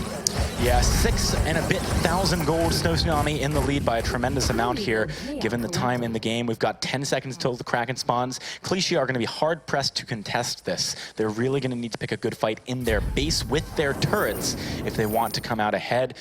Should be an interesting one as the Kraken enters the fold. Yeah, and we see Kraken climbing out of her pit right now. And Team Clesia, they are definitely on the back foot, but oh, this could be dangerous. Yeah, they're going to be going for a fight here. Is Look At Me right onto the back line. Dark Energy going to be the main focus here. No Life trying to get the damage down, but he's actually very, very low right now. Dark Energy gets obliterated. Look At Me untouched on the back line. He's doing so much work right now. It feels like Clesia, it's the same situation they were in last game against Celeste and Rona. This time, it's Adagio and Rona. You've got 2 threats to worry about. Can't deal with either. Yeah, and Snowsnow just playing these fights so cleanly right now, and they're almost starting to take down Aster and take the Kraken and potentially end the game. Right there in that fight, it was actually very interesting because we saw the gauntlet come out of Sosiska, which was very, very much on point and then on top of Dark Energy. However, it's actually because I believe he actually faceplanted into a wall and it slightly adjusted the landing position of that gauntlet. Okay, so we did see the ace come out at the very tail end of that fight. 0 seconds on the timer is what I saw left for the respawn of Dark Energy. So that's going to give a bit of an extra push for the side of Snow Tsunami as they pick up the Kraken, make their way towards the base. They have not died yet a single time, certainly showing that they feel like they are ready to be in the semifinals here, that they deserve to be in the semifinals. Clesia on the flip side, they are kind of falling apart right now. They need a miracle to get back into this game and have contention for the semifinals position this early on in the tournament. If they lose, they do not get knocked out just yet. They go down to the elimination bracket. They have a chance to come back in the next 2 series of the day. Here comes the Kraken, though. Can Snow Tsunami close it out right here? Yeah, it's going to be very, very tough for Team Clesia to defend against this. They do have the Celeste who can do some significant damage, but Look At Me, he's jumping in. Yeah, trying to go for the opportunity there. Sosiska stunned into the turret's remains. No Life. Oh, he gets hit by a core collapse. That could be bad as John tries to jump on the back line. A good impale coming across. Oh, what? Solar Storm misses everyone. Dark Energy whiffed his key skill right there, and Sosiska able to get out as well. This is a devastating push. There is no way for Clesia to stop the Kraken, to stop Snow Tsunami from coming in for the win here. Snow Tsunami in a 2-0 victory over Team Clesia move forward to the semifinals. And exactly 0 deaths. That was a perfect game coming out from Snow Tsunami. Just so well played. Their composition, they played it to perfection. They knew what they were up against on the side of Team Clesia. Team Clesia, they are doing everything they could, peeling for Celeste, trying to keep their distance, but it just did not matter. Snow Tsunami just constantly engaging with the gauntlet, and Sosiska just getting multiple stuns every single time. We really saw the power of Rona showcased by Snow Tsunami in that series. A threat that big on the front line can really be enough of a defense for your threat on the back line in so many situations. They did a great job of not falling behind in the early game, something that Clesia would have capitalized on in either one, and really showed that Snow Tsunami, even with the substitute, are contenders for maybe even a second finals appearance here. Yeah, Snow Tsunami just looking so strong. I really gotta wonder, are other teams watching out for this Rona now? Because Look At Me, just that was an absolutely dominating performance. It really was. He had so much pressure onto everyone, the back line, the front line, whatever he decided to focus on at a given point in the game. You can see Clesia on your screens. They look a little bit upset about their loss, but don't forget they have a chance to come back into this one if they can fight through the elimination bracket and make their way back to the semifinals. They could be in a situation where they face up against Snow Tsunami again. That would be a scary position to be in, but we saw yesterday, I mean, they have the capacity for some pretty insane comebacks. Yeah, Team Clesia, an absolutely outstanding team, as we see yesterday. Today they were a little bit pushed around by Snow, but I mean, I wonder what's going to happen in their next matchup, because they're definitely going to take a few lessons from this matchup against Snow, potentially shore up a couple of their weaknesses in draft and in game, maybe bringing in a little bit of that aggression, because even when they fell behind, they wanted to be aggressive, they wanted to make the plays, but it just wasn't enough. All right, well, great series from these guys. That was the final set from the winner's bracket. And to have an interview with Snow Tsunami, we're going to be passing it off to the stage. Hello, everybody. I am here with Look at Me from Snow Tsunami. You've just had a dominant win here. You're going into day 3 now in the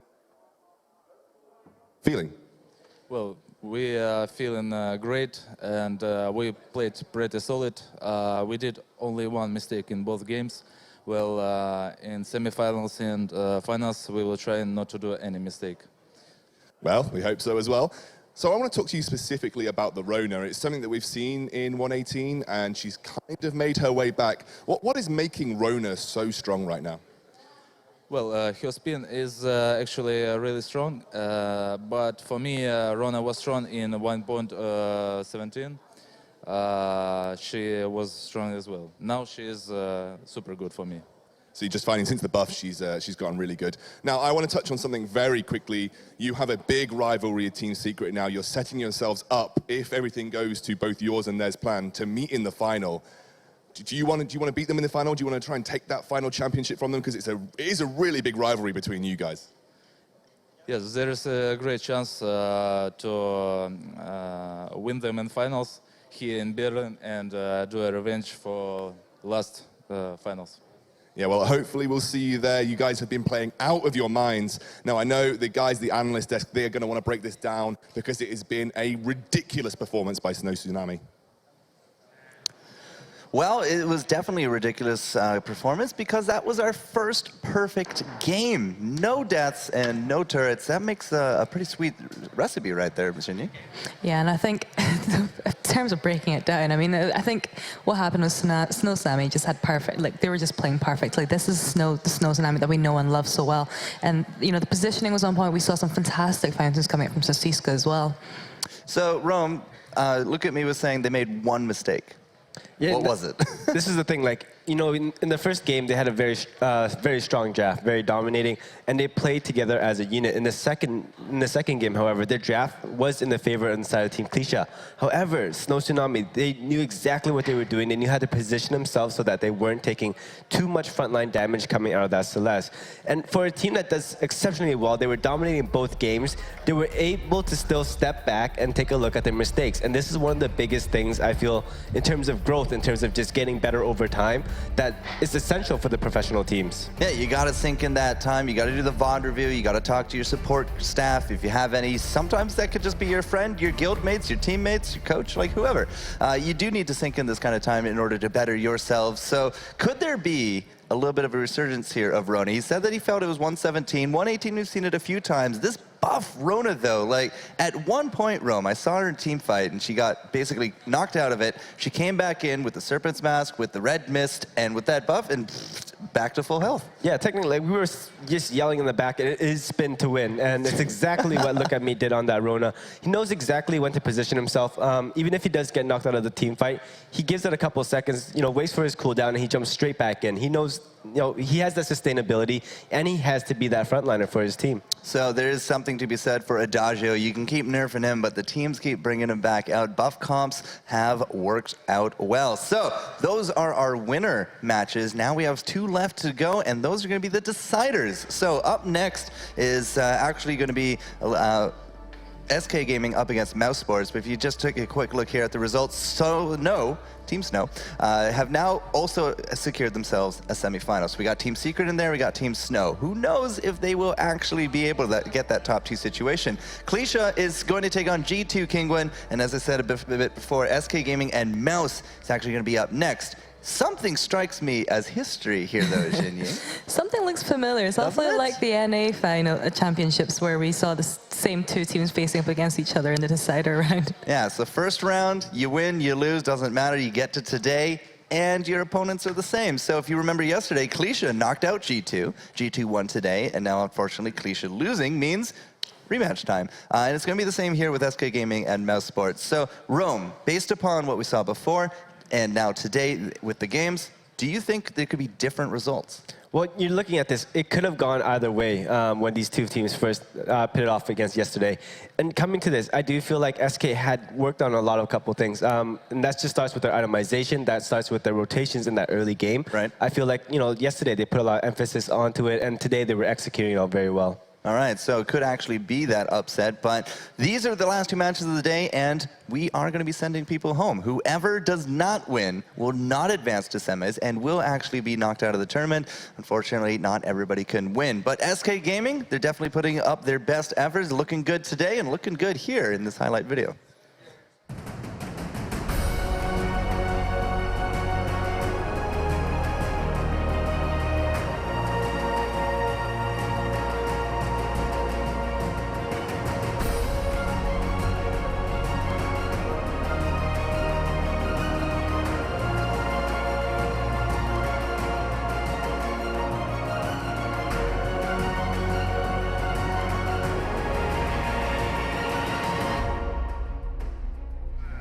I mean, hey, they said for SK, they got a win a little bit earlier. Now, unfortunately, they are here defending tournament life and up against one of their biggest rivals of Mousesports. But SK Gaming, I want to say that they have a good shot here, Rome. Yeah, they actually do. I felt like yesterday, like I mentioned earlier, it could have gone any way. And it just came down to the execution within the last couple team fights, where everybody's always collapsed on top of each other. This is where it really counts. This is where your expertise coming to the game, knowing exactly how to position yourself, how to wait and negate a lot of the abilities coming at your opponents. All right, so Cream, Medic, and Raph once more going out onto the fold. Arden and Sky, don't worry about those, although I would say that Sky has definitely been a popular pick today, Rome. Yeah, and that's just due to the mobility. Sky is a very high skill cap hero, and once they're able to pick her up, they know exactly how to take that mobility, make use of it in the team fight, especially when you're able to reposition yourself. You have a lot of quick cooldowns, and that series strike coming out makes one of those beautiful plays that we like to see in those replays. Do you know if these guys got kind of like an ace pick up their sleeve if we get to blind pick again? Well, this is where it really counts, because if you lose here, you're done. Your championship run is over. So I do feel like if they do have anything hidden, this is the time to really bring it out. All right, well, we'll have to see how that goes. Now, on the flip side, one of the younger teams that we got here and flying the Mousesports Red, it is going to be once more Mousesports taking on their rivals of SK, and we're going to take a quick look at them here.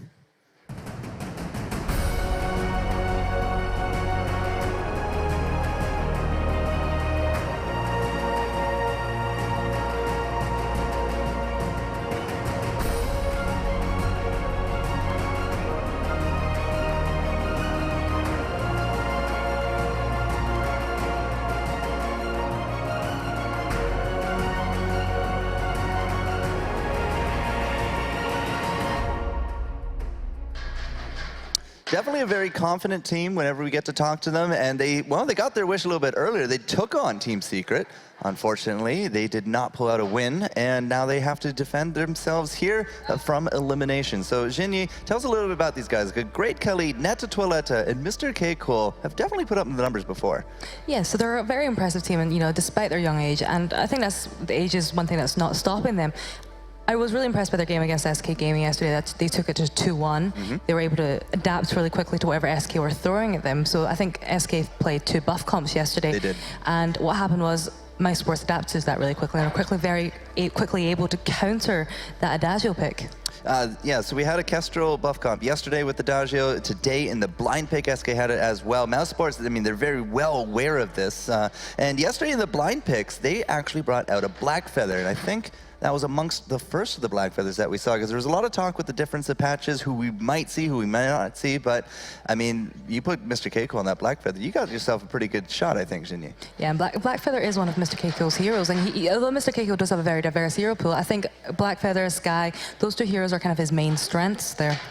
All right, so as we get into the draft here in just a moment, ladies and gentlemen, we'd like to take this opportunity to throw one lucky Twitch chat viewer out there a chance of 2,000 ice by the end of this game series. Use the hashtag Vainglory Live. That will be going on throughout this series, and make sure that you enter, because you can't win it if you're not in it. Now, at the same time, if you're on other social media, Twitter, Facebook, send us photos. Tell us your journey of how you are enjoying the Vainglory European Spring Championships here in Berlin. Send us pictures. Tell us how it's all about. Use hashtag Vainglory Live there as well. And somebody by the end of the weekend's going home with a new iPad Air 2. So thanks so much for SEMC and Vainglory to make all this happen. That being said, Series 5 of 6 now ready to roll with this first of the rematches. Later on will be the second, and somebody's going home by the end of this, Virginia. Yeah, and I think this is one of the closer matches that we'll be seeing today, the 4th and 5th seed going against each other. I think we could probably expect the 3rd game from this one. All right, well, we'll have to see if we do go all the way. No Celeste, says SK Gaming. Yeah, so they're taking the same approach.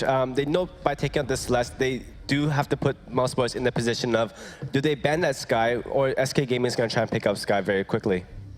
Now, could Mousesports actually ban out, like, to me, it's either the Adagio or the Kestrel, because you can't let SK Gaming run that comp.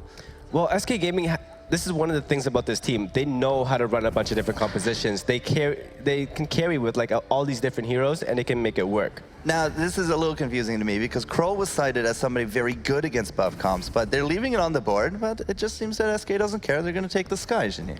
Well, I think it's interesting that they picked the Sky first, because this does leave Mousesports available to use that buff composition with the Adagio there. If they really want to run that. I mean, the Black Feather's still available there as well. Could perhaps even take a note out of Snow's book, that Rona going. Now, you can see that there's a Saw hovered. I'm not putting a lot of faith in that one. Well, the thing is, you're looking at SK Gaming. Their drafting is based about, they're focusing down, making sure that Great Khali doesn't grab one of those heroes he's very comfortable with. Like Sky? Taking out Celeste, picking up Sky very quickly. That is, a directed draft. So they're gonna, I think they're gonna leave the last pick there for Khali to pick up that Crystal Carry for lane, because if I had to guess, it's gonna be a Black Feather out and about. But at the same time, Lance once more makes himself an appearance, and we see this pairing a lot, Shinny. It's Sky on one side, Lance on the other. And I think it's interesting that they picked the Lance into the Sky. But there was one game today with Gangstars that we saw Aimer King doing a fantastic job on that Lance, using it to body block the forward barrages. And that's probably what Nets will actually be aiming for in this game. All right, well, I can tell that Glaive and Arden are going to be aiming for whatever squishy we get here at this last pick. And with Kroll out, what do you think it's going to be, Rum? Well, this is actually a very good situation for them to pick up that Adagio. I feel with the Adagio here, Black Feather can make those huge plays that they need. And with the Adagio, they have that early jungle power. Yeah, absolutely. But it's going to be a Vox. Weapon Vox, perhaps. Most likely, we have been seeing a lot of Weapon Vox come out today. And going up against a composition where, you're not dealing with 3 melee, Crystal Vox doesn't work out too well for them. Okay, well, we'll see how it all folds out, because set 5 is now ready to go with Sona and Excoundrel. Thank you very much, Forecourt. I am here, obviously, with Sona, and we are on the desk, including my muffin top, apparently. It does rest on the desk most of the time. I'm just going to rest it on there. Anyway, this is a super interesting composition coming out from Mousesports. They have, obviously, Mr. K. Cool and that Black Feather. It is his go-to hero in most situations, usually gets banned. In this exact matchup yesterday, SK did ban it twice. Both times. Banned it out both times, and then Mousesports took the win in the third game. We are on to the Halcyon Fold in this first of our decider best of 3 between SK and Mousesports. It is a matchup that we saw yesterday. Mousesports taking that 2-1. Can they do it again? Well, I think this composition from Mousesports is very, very interesting. Obviously, Great Khali on the Vox, likely going to be weapon power, so we're going to potentially see another double weapon power build. And I say potentially, probably almost definitely. I think it's all up to Net Twilight here. Those Glythian walls are going to be absolutely key to providing protection for Great Khali. Medic already starting to do some huge amounts of damage. But we've seen Mr. K. Cool work his magic, especially against Ardens.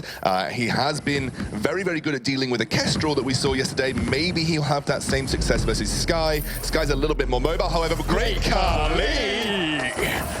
That's a great first kill for SK Gaming to pick up. I love the fact they banned the Celeste. I love the early aggression. And that's such an old school Glaive and Arden gank right there. Immediately, as soon as you get the ability to, you just wander in, use the afterburn, and then just manage to pick up a kill ASAP. We used to see that a lot in the qualifiers. Me and AJ cast some of those. And just seeing, especially Raph, super aggressive on the Glaive early. And there we go. Look at that. It's just gorgeous play. The afterburn in. Mr. K. Cool can't do anything about it. Mouse slightly behind behind the game there. Yeah, they were actually just behind on their jungle rotation, so they didn't quite get to that vision brush area before the SK lineup got there, which meant that Great Khali didn't have any idea that the SK lineup was moving through there, because unfortunately, Mr. K Cool and Net Twala unfortunately are unable to match the pace of both Arden and Glaive. Well, this is something we saw in the first game of the best of 3 yesterday as well. It took Mousesports a little bit of time to get into it against SK. Medic picked up the Sky again and was just able to dominate the early game, and SK took that first game in the best of 3, and once again, they're looking for a little bit of aggression here onto Great Khali and the rest of Mouse. But you can see the positioning of Mouse now. Instead of being on their own side or looking for any front camps of the enemy, they're immediately in lane because they know how aggressive both Arden and Glaive can be. So they are just there trying to protect the Vox at this point in time, trying to give Vox, you know, the time and space it needs to build up some of those weapon power items. Time and time again, we've talked about how good Sky is into Lance.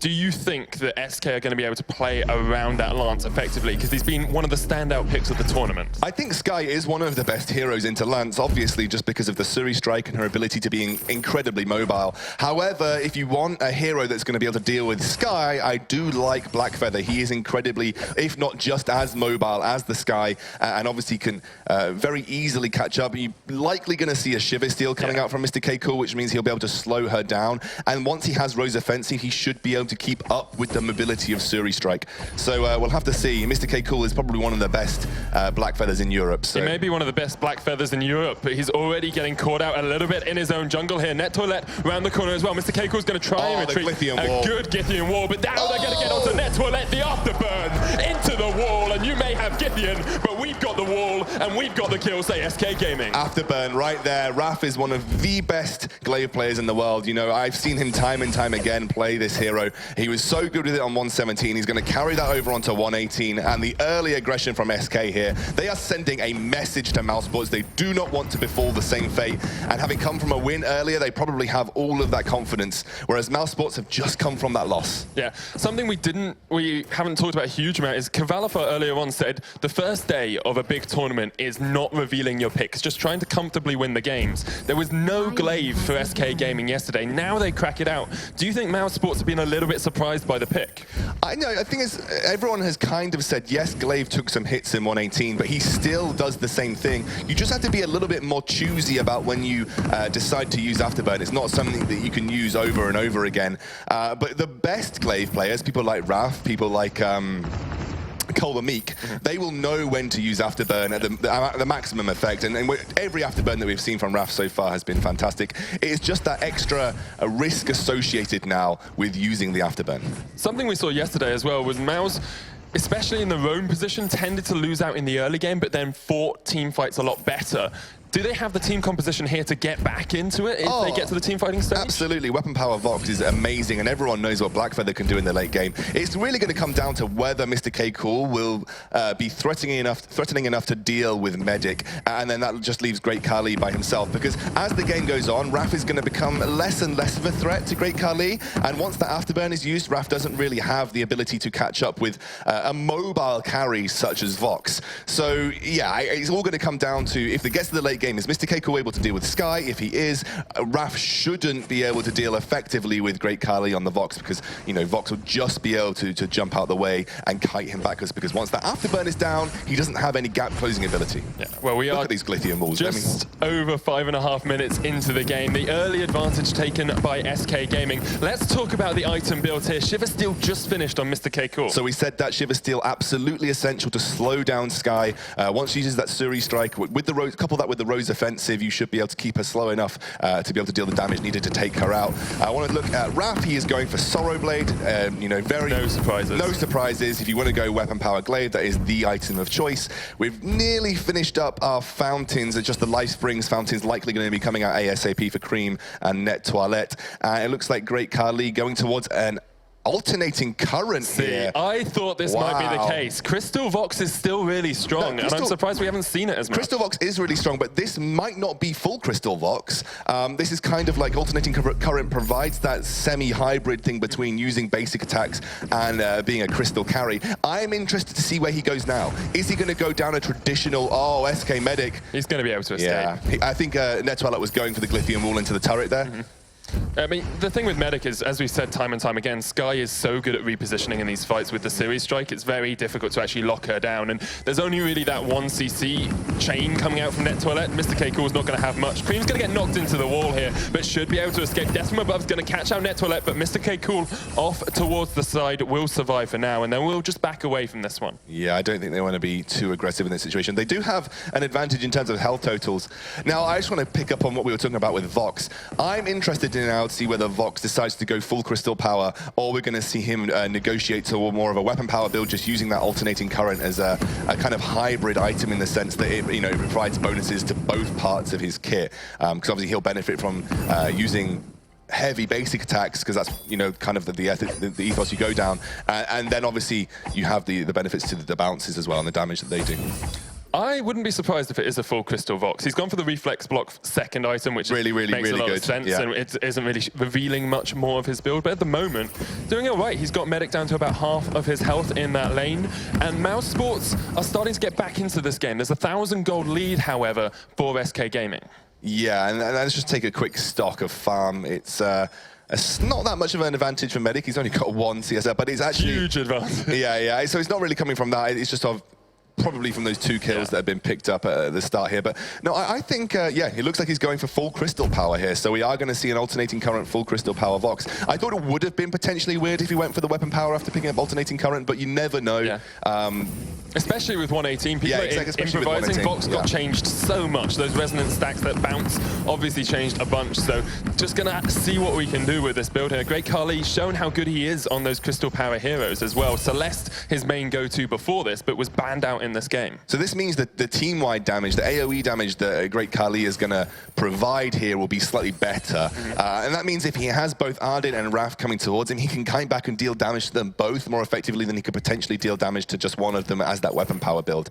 So maybe he's anticipating the fact that he's going to be doing a lot of kiting against potentially various opponents. He's essentially leaving Mr. K Cool and maybe even Net Toilette to deal with Medic. Now, the interesting thing here, Lance, if he does land an Impale, Medic will be a dead woman standing. Sky will be going down very, very, very quickly. Cream here looking for potentially to make something happen, but Mr. K Cool going to enter the fray. Yeah, Net Toilette's he's played a lot of Lance this weekend, and he's got to the point where he's on point with all of those Impales. He knows exactly what he's doing with the Githian walls, and it's very difficult to actually fully engage, especially as someone like an Ardyn who wants to jump in with that blood for blood or try and Vanguard someone in as well. You can knock him out of his gauntlet if you pop the Githian wall at the right time. So Broken Myth likely going to be there for Great Kali next. Oh, Net Toilet double root! It's a double root. Medic doesn't get stunned into the wall though, and there is the board barrage. The gauntlet comes down. It's going to lock out Raph. Mr. K Cool trying to do what he can, but he's very, very low. On point comes out. They're going to keep chasing, but thus far, no one is low enough to go down, and Mousesports will just back away from the fray as SK retreat to their turret. Oh, that was very tense. A really nice setup by Net Toilette there. Unfortunately, unable to get the stun with Glythian Wall, and then the key part of that fight was it was just a really good gauntlet. It essentially kept Great Kali from focusing in and joining the fight as quickly as he potentially should have, and it just essentially isolated Mr. K Cool. He had to Rose offensive to keep on top of Sky to get through the gauntlet wall, which meant he was isolated, knew he backed off. Very, very good shield from him, by the way. On point gave him that shield that essentially kept him alive, and it's very tense right now, but Mousesports certainly going toe-to-toe here in the middle portion of the game. Which is great from them. I think SK took the early advantage, but Mousesports showing that they can come back into these games. The first game yesterday of their best of 3, they really fell behind quite effectively, really, from SK. It was 18 kills to 3. They fell behind quite effectively. They were very effective at falling behind. It was surprising how quickly they fell behind, but Mouse now showing that they can fight. You're very effective at being bad. Yeah, basically. Oh, double root there, but not much going to happen. But the bounces, as we can see from Resonance, really, really strong. Great Kali is starting to put down a lot of DPS in these fights. Yeah, the bounces. Oh. Look at the bounces onto Medic. Do you know what's so interesting about this? And I've just noticed it from that singular little fight there. Medic's positioning is going to have to be even more on point. Yeah. Body blocking becomes slightly less effective for Sky here. She's going to have to isolate herself more to not get hit by the bounces, and then Blackfeather straight in. That's where he's going to strike. This has just hit me through my like this tiny little piece of bouncing that was going on there. Well, all it takes is a bounce, and they're going to go for the gold mine. Raph and Cream are around the corner though, and they're going to see if they can steal it away. Needs to be careful. Githian Wall. It is actually taken by Cream, and now the fight begins. Mr. K Cool is dead. Gauntlet on Net Toilette as well, and he's going to go down.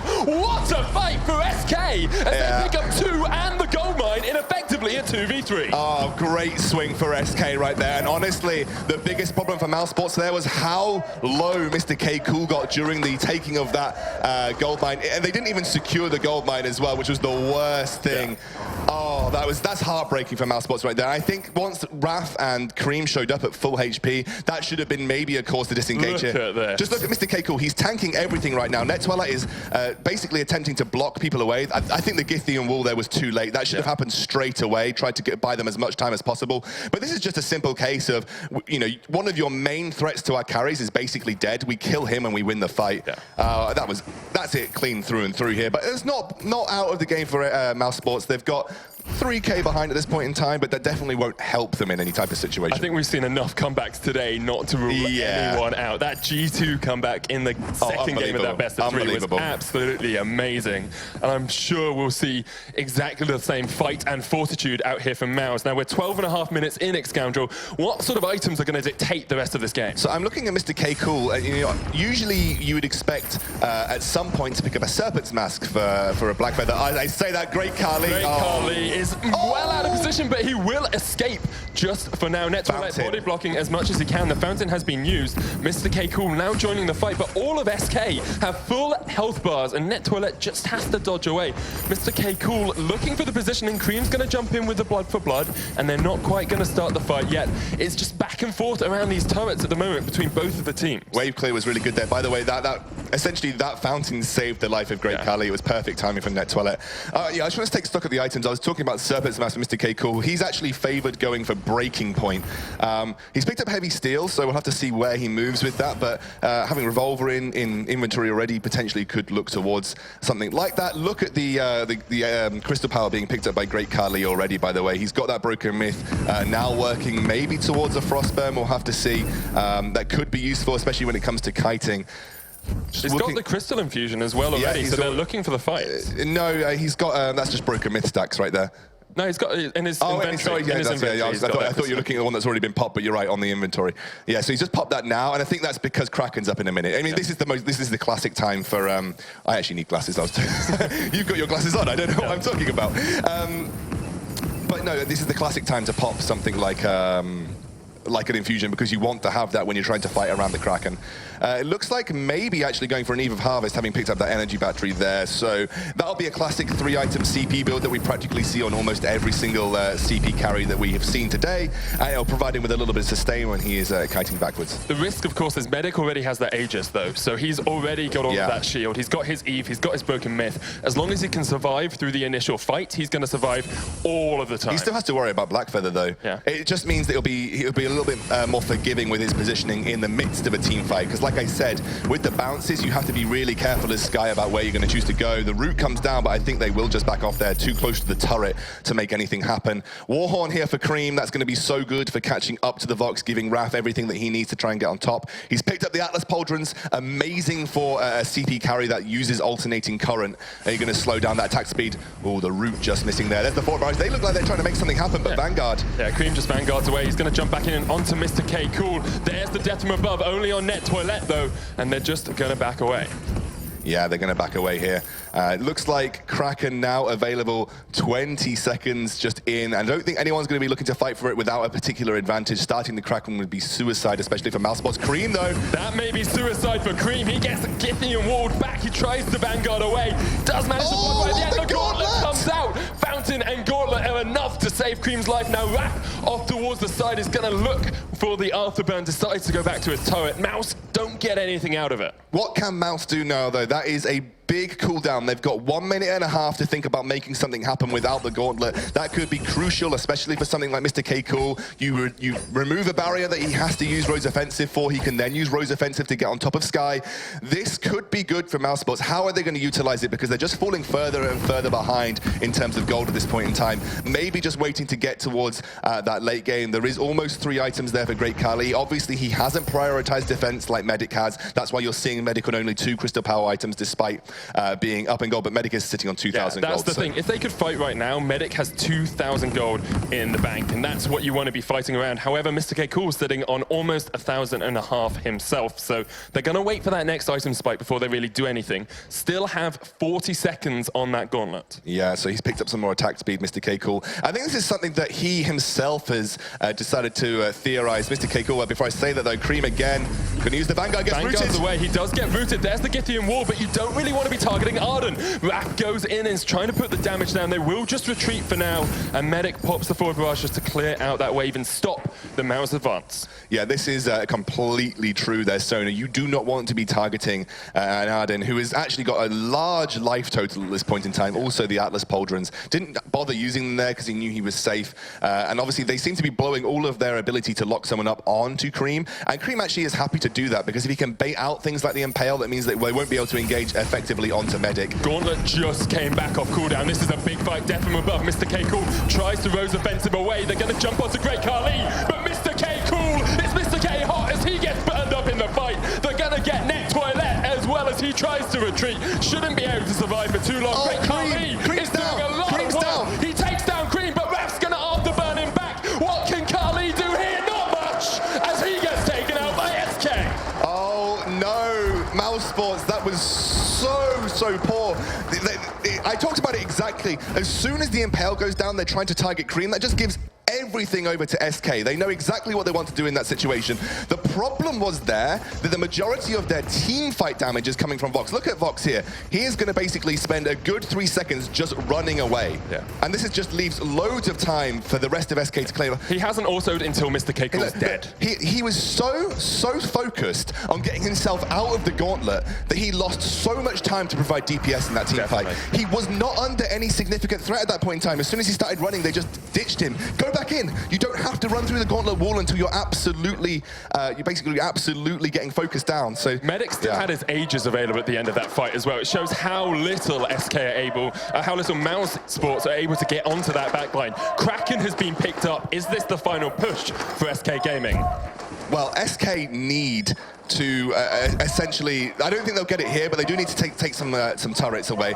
And actually, Mousesports, they need to say to Net Twilight, don't go for the engage. You know, either counter engage, or if you can catch out Medic from a point of superior vision, do that. But you're going for Cream, you're trying to start fights, and unfortunately, it's just giving all of the impetus over to SK, who then are able to turn things around very, very effectively. Kraken now doing a great job of just pushing in. It's going to go down pretty quickly. It may even go down. There's the gauntlet. Stuns up Mr. K. Cool. He has to Rose offensive out of the fight. Now Net Toilet tries to go for the engage. It's a joke poke. He misses the engage. And now Great Khali is low. Already trying to jump back in. He's going to go. Can he get onto Medic? That's the big question. Mr. K. Cool is left with the Kraken. And there's the first blood for SK. Can they keep fighting this one? Sky trying to jump around the fray. Mr. K. Cool is going to go down. Gets taken out by Raph. And it's only Great Khali left to defend the base V3. Can he do it? No, he can't. The Kraken is there. He picks up one. But he can't pick up anymore.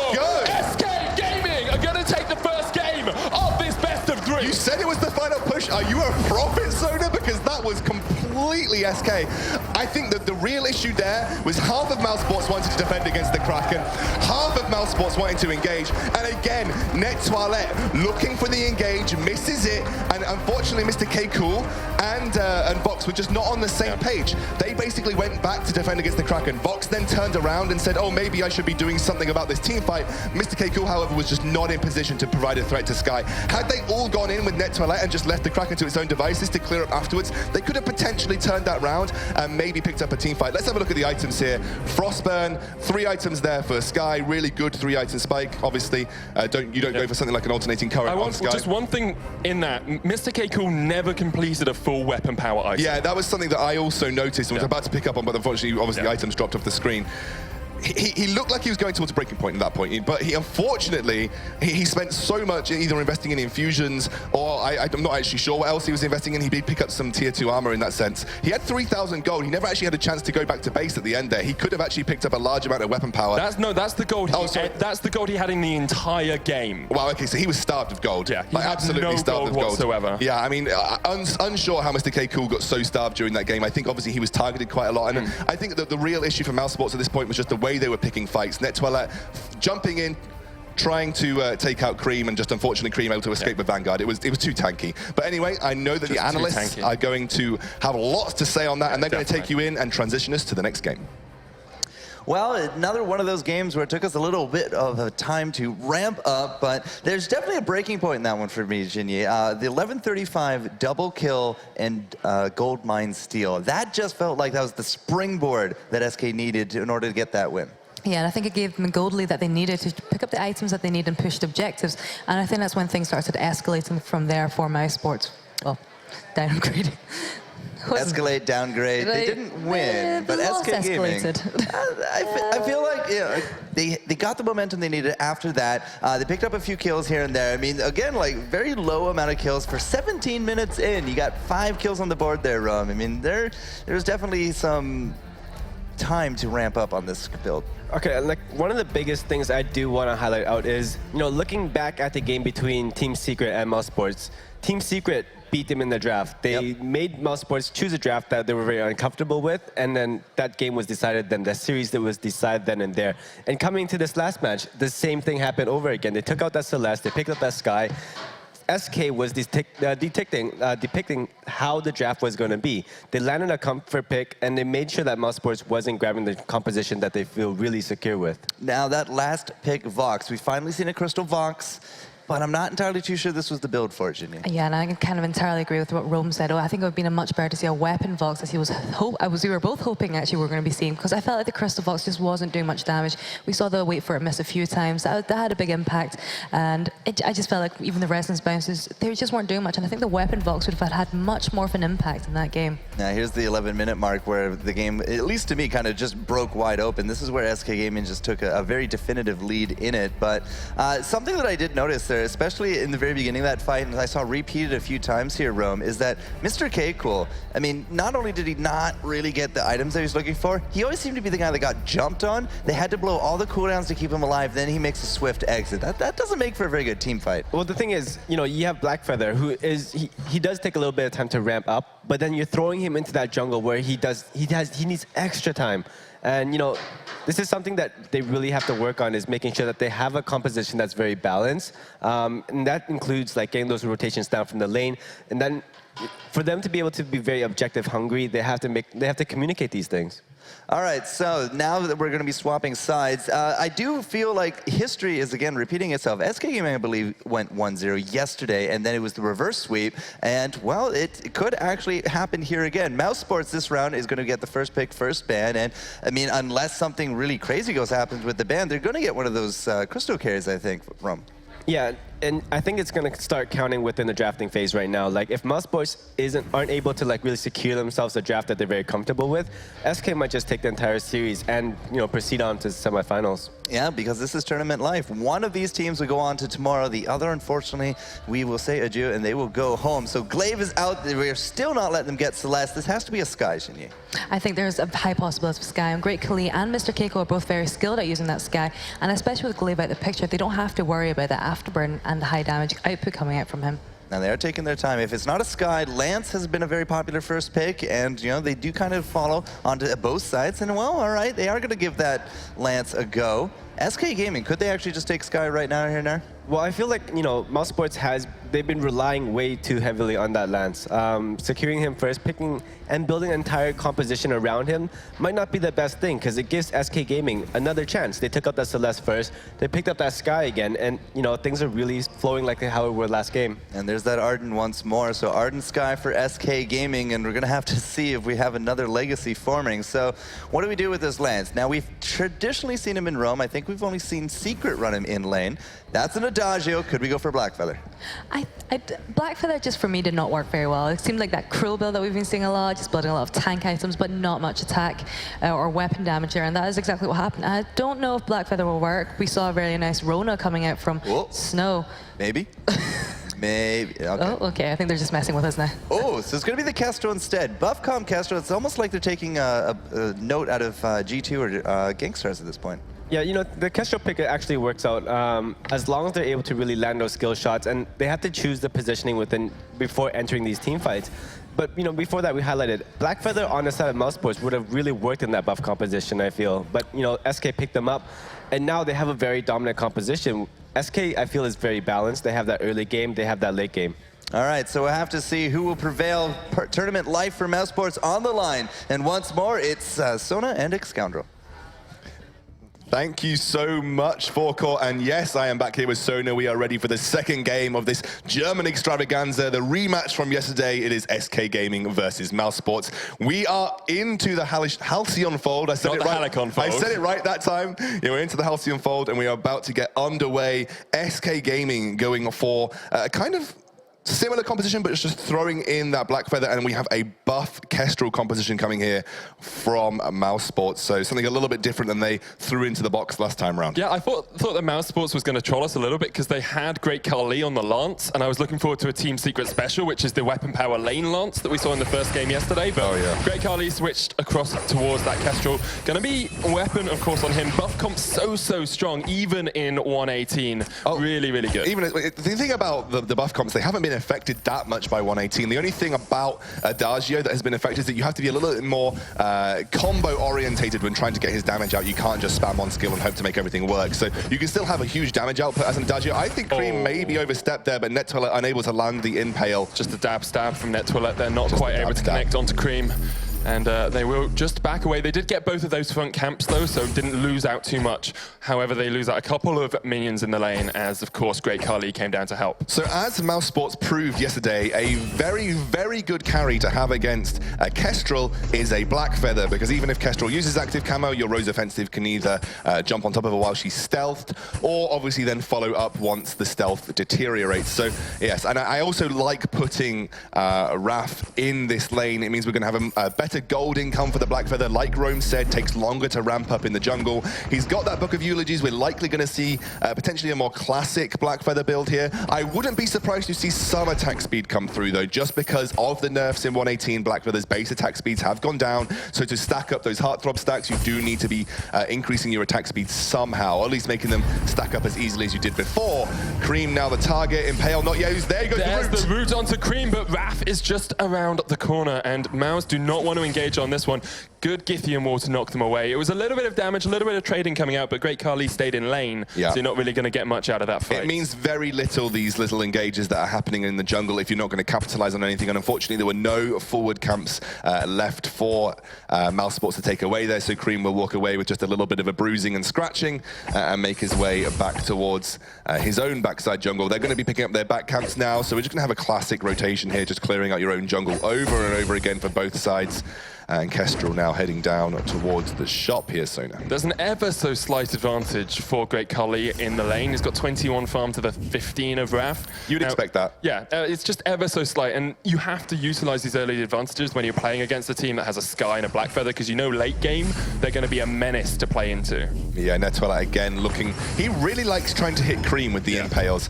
Going to proc a Scout Trap, and NetToilet now just going to back away. Cream, he's had enough. He wants to go brawling here with NetToilet, and I'll take some blood for your blood. That's what he's saying, isn't he? Yeah, blood for blood, exactly there, Sona. Nice transition, good segue. Thank you.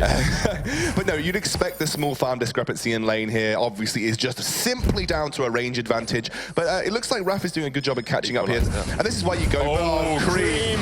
There's the Githian wall, and there is what NetToilet has been trying to do time and time again. He flushes Cream down the drain and just puts him into the waste dispenser. Yeah, Cream slowly becoming cheese at this point in time, and the man he's getting curdled by Mousesports. But honestly, that just looked like Cream overstepping his boundary. He said, oh, come on, you've impaled me countless times over one game and 3 minutes. How bad can it be? It's quite hard to put a knife into Cream as well, because it just slips around. You know? Yeah, exactly. So I've got to say, NetToilet probably more skilled than any of us with that lance, able to lock down Cream with it. But that was just a good rotation by Great Kali again. That was NetToilet saying, look, this guy's this time for sure, guys. We can take out Cream. Yep, this guy's toast. And now they're going to try and get onto Cream again. There's the impale. There's the Githian wall. There we go. And there is Cream. As you say, he's a cheese, and he's a Gouda cheese for Mousesports as they pick up their second kill of the game. I need to just ask you a question here, because this sometimes happens when you mention cheese in games. Gouda is the only cheese I know. Why is it Gouda? Because it's good, isn't it? It's a Gouda cheese. Okay, all right, I get you now. Yeah. I just thought you were particularly fond of Gouda cheese. Look at this replay. Okay, we're going to have a look at the replay. Yeah, so this is Cream getting impaled once more. This is nice comboing here, using Lance's net twilight. That happened a lot in the last game, but because this is earlier, Ireland is a little bit more vulnerable than when he managed to stack up loads of health. It means they are able to capitalize. And it is also a roaming gank squad from Mousesports. They're all together. They're on the same page when net twilight is looking for these engages. That was the issue in the last game. Net twilight often felt like he was on a different page to most of Mousesports. This time, they've got that synergy back. Cream able to dodge the impale finally, and looks like Mouse are going to rotate towards lane. That flare's going to lock them up, and that's just going to be giving some more farm over to the Kestrel here. Yeah, I think one really big thing for the Mousesports lineup is you've got the buff composition, but it's very important not to Glithium wall people out of skill shots. Yes. And it's all about communication. It's all about how you play it. We're trying to put some damage down here, but we'll take a glimmer shot to the face. And now the turret very, very low. Mousesports taking the early advantage in this game. It's what we saw yesterday in the best of 3 as well. The second game started off in Mouse's favor. Now, what I really want to see, because this is slightly different to the composition that we saw in the blind pick. Mousesports were running the Black Feather, and they were going against SK with exactly the same composition, but instead of a Lance, they had an Arden. So the Black Feather was able to easily negotiate through the gauntlet walls because of that Rose Offensive. Now, what's going to be so interesting for me is whether Raph can use Rose Offensive during Glithian Wall, whether he can get past that knockback, because if he can't, that's going to buy time for Great Khali to put himself in a safe position. But if he can Rose Offensive past it, then there is nothing left to stop him attempting to deal with Great Khali very, very quickly. Thinking about the wording of it, it ignores all debuffs, and I'm pretty sure Glithium Wall is a displacement debuff. Maybe, so yeah. I think he'd be able to go through it, but hopefully we'll see it in this game. I didn't know until yesterday that you could do it into a gauntlet, so you learn something new every day, Scoundrel, and if it's you, you've got a lot to learn. So Mousesports teaching SK Gaming how to play the early game at the moment. Going to go for that turret, put a bit of pressure down, but Medic already got a little bit of crystal power behind him, so he's able to clear out these waves with that forward barrage. Let's take stock of the items right now, Sona. It's alternating current from Mr. K. Cool. That is practically one of the only 2 builds you tend to go in Adagio. Sometimes you used to see Shatterglass Raph getting locked up here. He does have Rose Offensive, though, so we'll be able to use it defensively if needs be. Looks like a Sorrow Blade straight away for Great Khali. Yeah. One shot!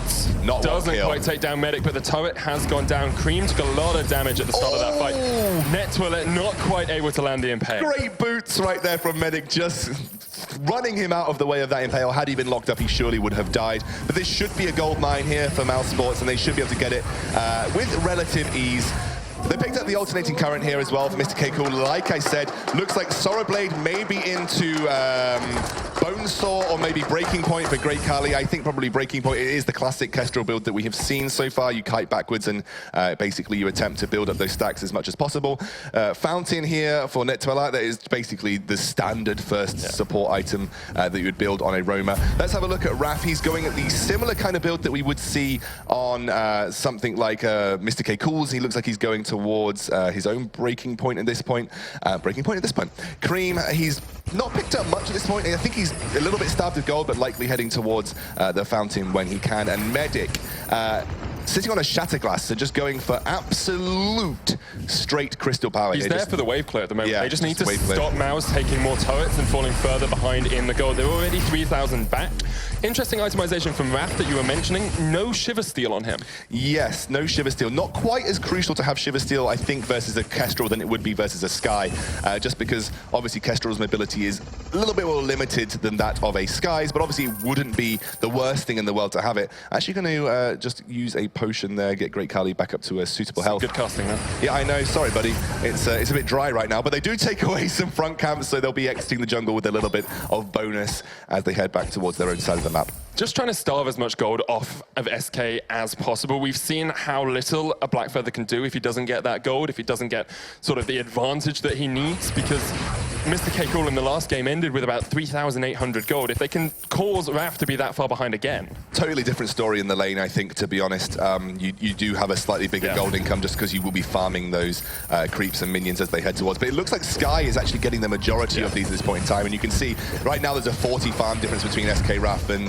Gauntlet comes down. Great Khali's going to try and dodge towards the back, and Raph goes in, but he's already very low. Mr. K. Cool. Fountain's been popped. Mr. K. Cool will not survive. Glimmer shots are coming out left, right, and center, but Cream has to try and duck away. Great Khali, the last man standing against 2. He can take down Cream. What can he do against Medic? Can he kite it? No, he can't. And Medic saves his team once again on the Sky. I think he didn't have the energy for active camo. I think he was looking for an active camo into stun and then potentially try and pick up the kill there.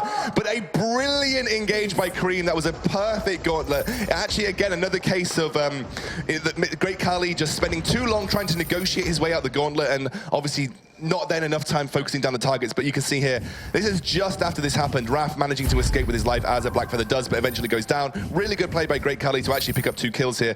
He did actually use active camo, but he didn't. The stun afterwards. He didn't quite manage to get the finishing blow there. I think he would have liked to get the stun slightly quicker and then able to pick it up. Right, the miss takes a small time to appear. It's a small time, yeah. And then he dies as the auto goes out. So he lands the auto, but I think there was also a potion for Medic there, and I think also they picked up a... If only he hadn't used that potion earlier on, would have been able to keep it. So here is the gold mine. Gold mine is going to be taken away. Mousesports pick it up. Lance actually solidifying the pickup on that one. So no gold mine steal here, which is really what turned the game in SK's favor last time. 1 shot, 1 kill, off towards the top. A route onto Raph, that's good. The stun is down, but Raph will walk away. Mr. K Cool trying to position Medic, repositioning with the series strike. He's going to try and get the fight. Net Toilette is tanking up as much as he can. Raph is low. Raph is down. Everyone is still alive here for Mouse, and now they're going to turn on to Medic. Great stun. Medic, great stun. No joke poke today as Mouse pick up the ace. If that was Net Toilette showing us exactly how you should be playing the Lance, he just able to that route on the sky right there at the end just secured the team fight. But honestly, the fantastic part about this was I don't think Black Feather is in a good enough position here to be able to be a super big threat to Great Khali, especially with Mr. K Cool sitting on the back line with him. Just not enough damage there, and able to just delay Sky long enough. Has the Shatter Glass, but the problem with the Shatter Glass is that there is a limited damage output. You really do completely rely on hitting all of your forward barrage. If you don't have that, then you're kind of lacking everything else. So yeah, a really good team fight coming out from Mousesports right there. Just a simple problem of Great Khali just not threatened at this point in time, especially if Adagio's in the back line. They're going to go again. They do miss the Impale though, and they're going to try and start the fight. Cream is very low. He pops the gauntlet down, but Raph has to retreat through it. 1 shot, 1 kill. Not quite enough onto Raph. If only that was Crystal Power on the Kestrel, he would have got the kill. Yeah, very close there. And actually, Cream opting not to use the fountain, which I thought potentially might have been a bit risky in that situation. But calculated, but we'll have it for the next team fight. Yeah. So as will also Netwella, that was unused. Medic going to get rooted, but unfortunately unable to capitalize here.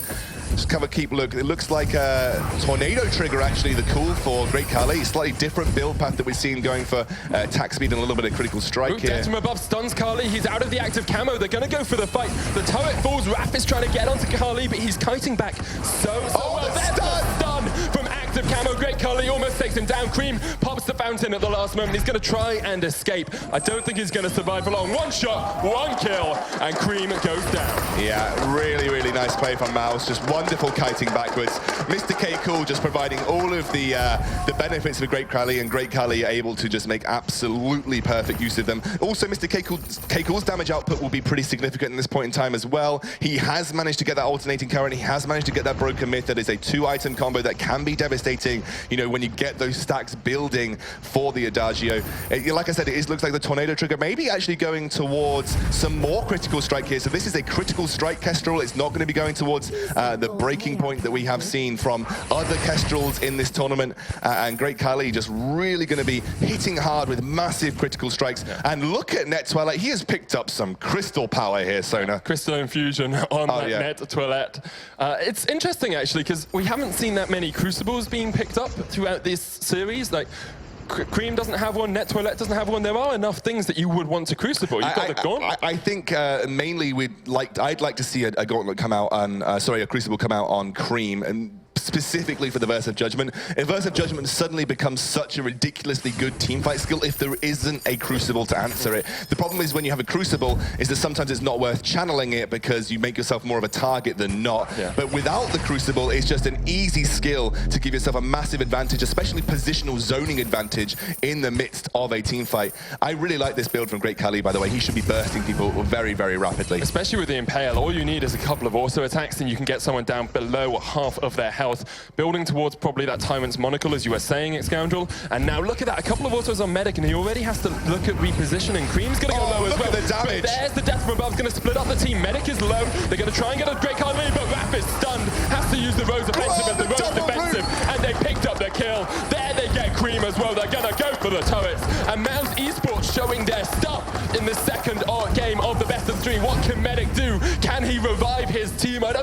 can. The turret's down. It's only Medic left alive. Yes, he's got Shatter Glass, but he doesn't have the ability to shatter the dreams of Mousesports as they take down the Vayne, and the second game in this best of 3. So this was a story right there at the end then, by the way. I wanted to pick up that, again, Glyphian Wall used to block the gauntlet. Yeah. It's an interaction that we've seen between Arden and Lance numerous times during the European Championships, and it always impresses me when it comes off.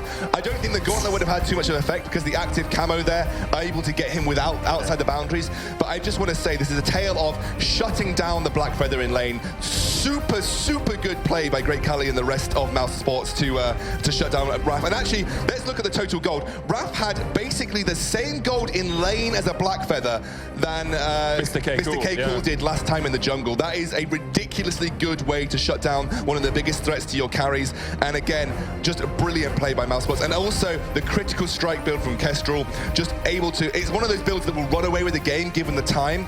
And just able, they weren't aiming for elongated team fights with Breaking Point. They were aiming to burst them out here using the critical strikes. And honestly, it worked to a T. Really, really nice builds coming out from Mousesports. I want to give credit to Net Toilette as well, because in the first game, he was going on Cream too much. He kept trying to engage on him, and here, because he did it earlier, exactly. It was so much more effective. The important point is because he was aggressive on Cream early, where Arden is a little bit easier to take out. The issue in the last game is that he was doing it but on Arden, who had already built up numerous defense items and had huge amounts of health, and also because of the heroes that they had on their side, they weren't able to burst anyone. This time they said, okay, we need to burst someone with Lance. Lance gives a very minute opportunity with that Impale to burst someone down once they're rooted. Let's go for a critical strike buff build and just delete whoever we choose to Impale. Anyway, I'm going to hand back over to Forecourt and the rest of the analyst desk. They want to break it down before we go to the blind pick. Mousesports looked so relieved at the end of that. Mr. K-Cool just celebrating on stream a little bit because we've been in this familiar situation before. 1-0 SK Gaming, now 1-1 Mousesports. Blind pick could be anybody's game, but history did favor Mousesports, Jinya.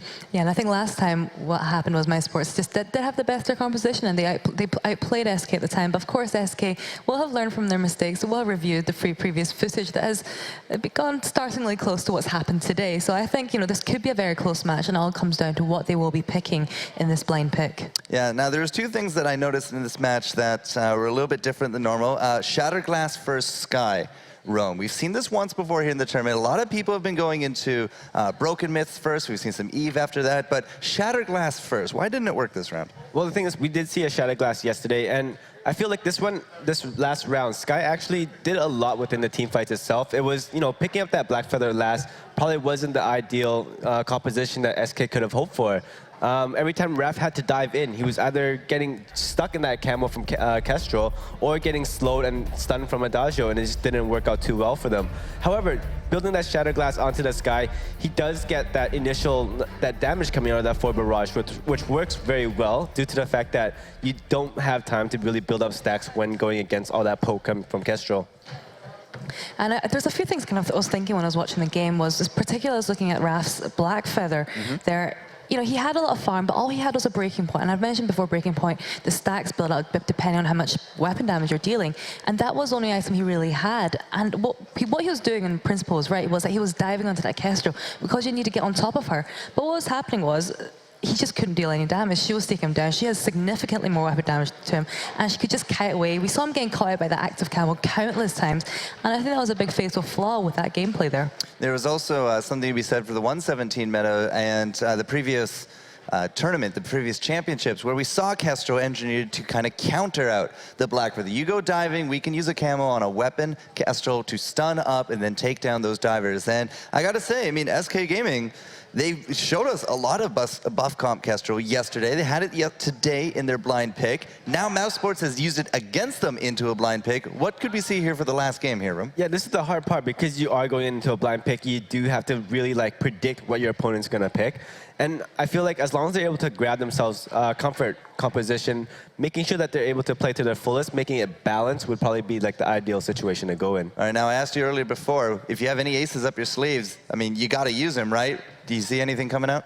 Right now, not so much. I do feel like on the side of Mousesports, they will prioritize grabbing that lance. Nettolet has been excellent on the lance and making those huge plays that have been very effective for the team. All right, so I asked you yesterday, between these teams in a blind pick, who's it going to be this round? I don't know, it's looking like a lot like yesterday. I'll just keep going with SK. SK, Jinyi? I'll go with Mousesports then. Okay, so we're going to be divided here on desk once more. Let's see if history will repeat or if it will be SK Gaming going to the semis tomorrow for Championship Sunday. Once more, it will be Sona and Excoundrel.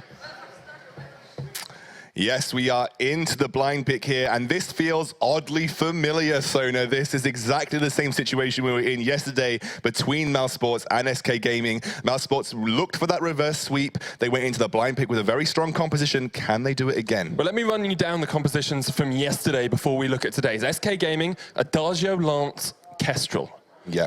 Mousesports, Lance, Celeste, Blackfeather.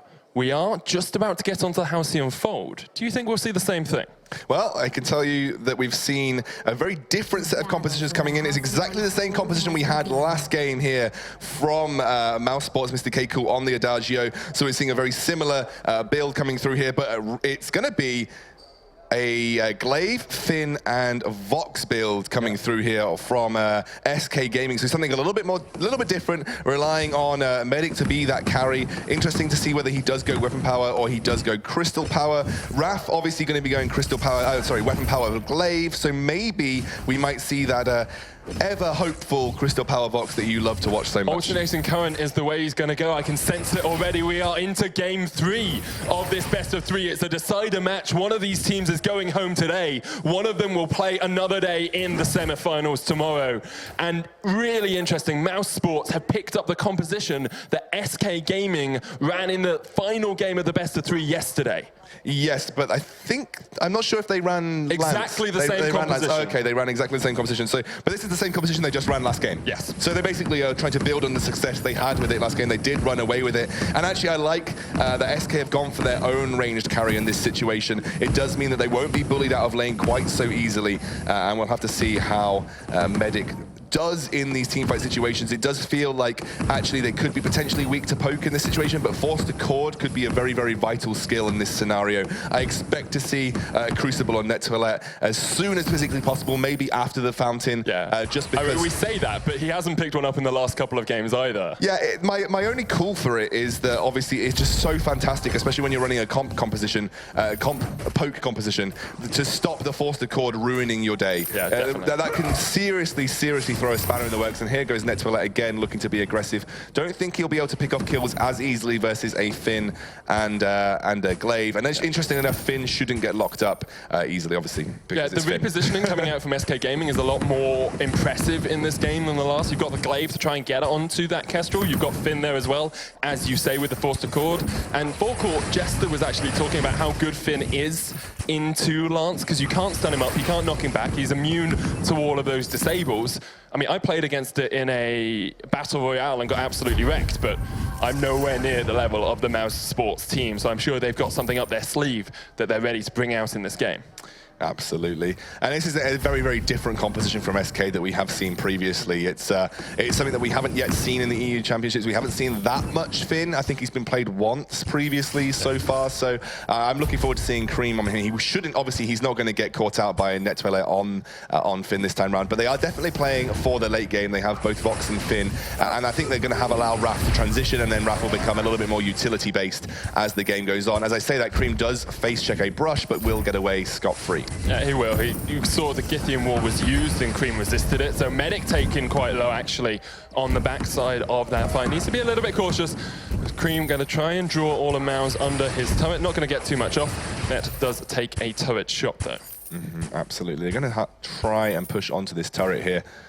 Raph now just looking to farm up as much as possible while Vox backs, but it's good pressure here by Mousesports. They are using the poke to their effect. Both Finn and Glaive are particularly weak to poke unless Glaive decides to go in with the afterburn. So if they can continue to use those glimmer shots, then they should be okay. It's only when Vox comes back in that they have to start thinking about where they want to use their poke and whether they want to get too close to the Glaive.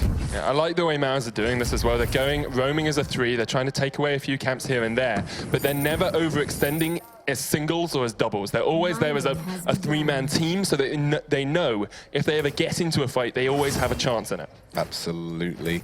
Raf going to be taking away the minion mine here. He looks like he is building towards that classic Sorrow Blade. We wouldn't expect anything less. It's going to be weapon power Vox potentially, so he's picked up some heavy steel, also picked up a weapon blade, and obviously has that revolver from the start, which does help him creep a little bit better. So he may be going for his own Sorrow Blade in this situation. If he goes that into 6 sins, then I expect that's what we'll have. Cream obviously resists those roots, so he's not going to be easy to pick off with the lance this time round. Netwillet, I think you need to find a new target. I think that Cream has been churned as much as it can.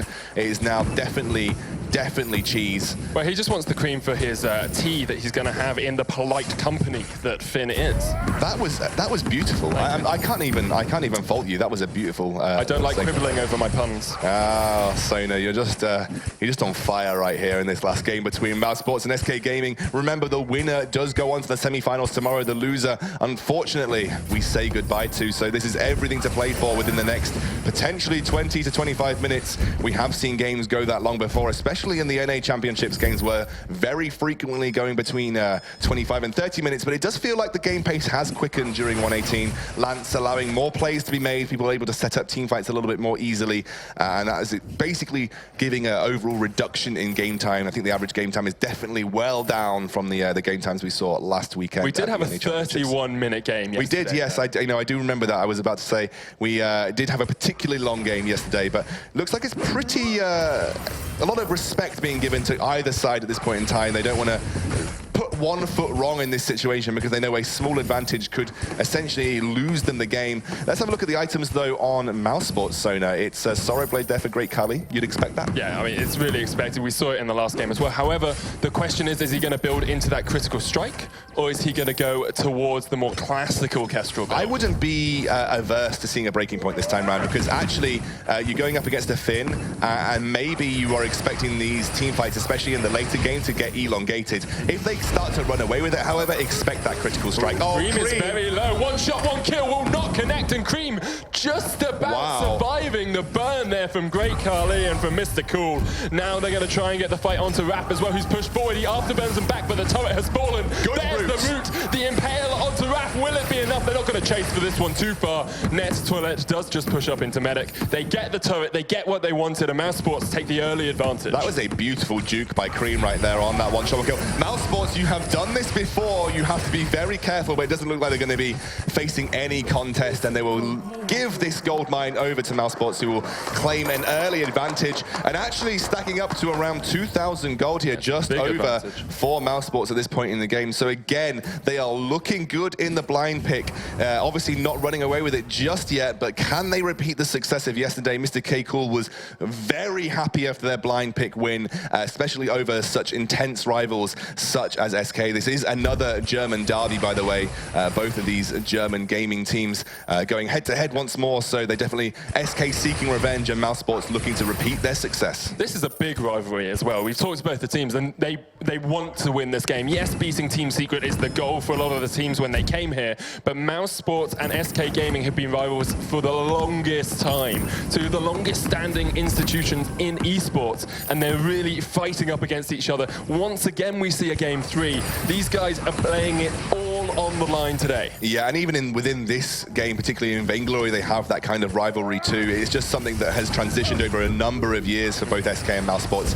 Raf now finding a good engage here. We'll get Githany and Walden has to afterburn away, and at the moment they're not getting that positioning around Great Kali that they want. They're not being able to afterburn him back into the turret. It's always Netwillet or Mr. K Cool who doesn't matter as much. They can't fight without forced accord. Yeah. I mean, Cream potentially pretty close to picking up his level 6. Once that is down, I think actually Mouse is going to have to keep a keen eye here. There we are, level 6. He could look for a forced accord now. Here goes Cream. Is he going to set up for it? Mr. K Cool is there. Does not quite have the reflex block. There is one on Great Kali though, so there's always the opportunity for him to stay out of the fight. If you hook Mr. K Cool though, you are in a really good position. I've talked about this with buff compositions before. Taking out the guy that buffs is just as good as taking out the guy that you're buffing.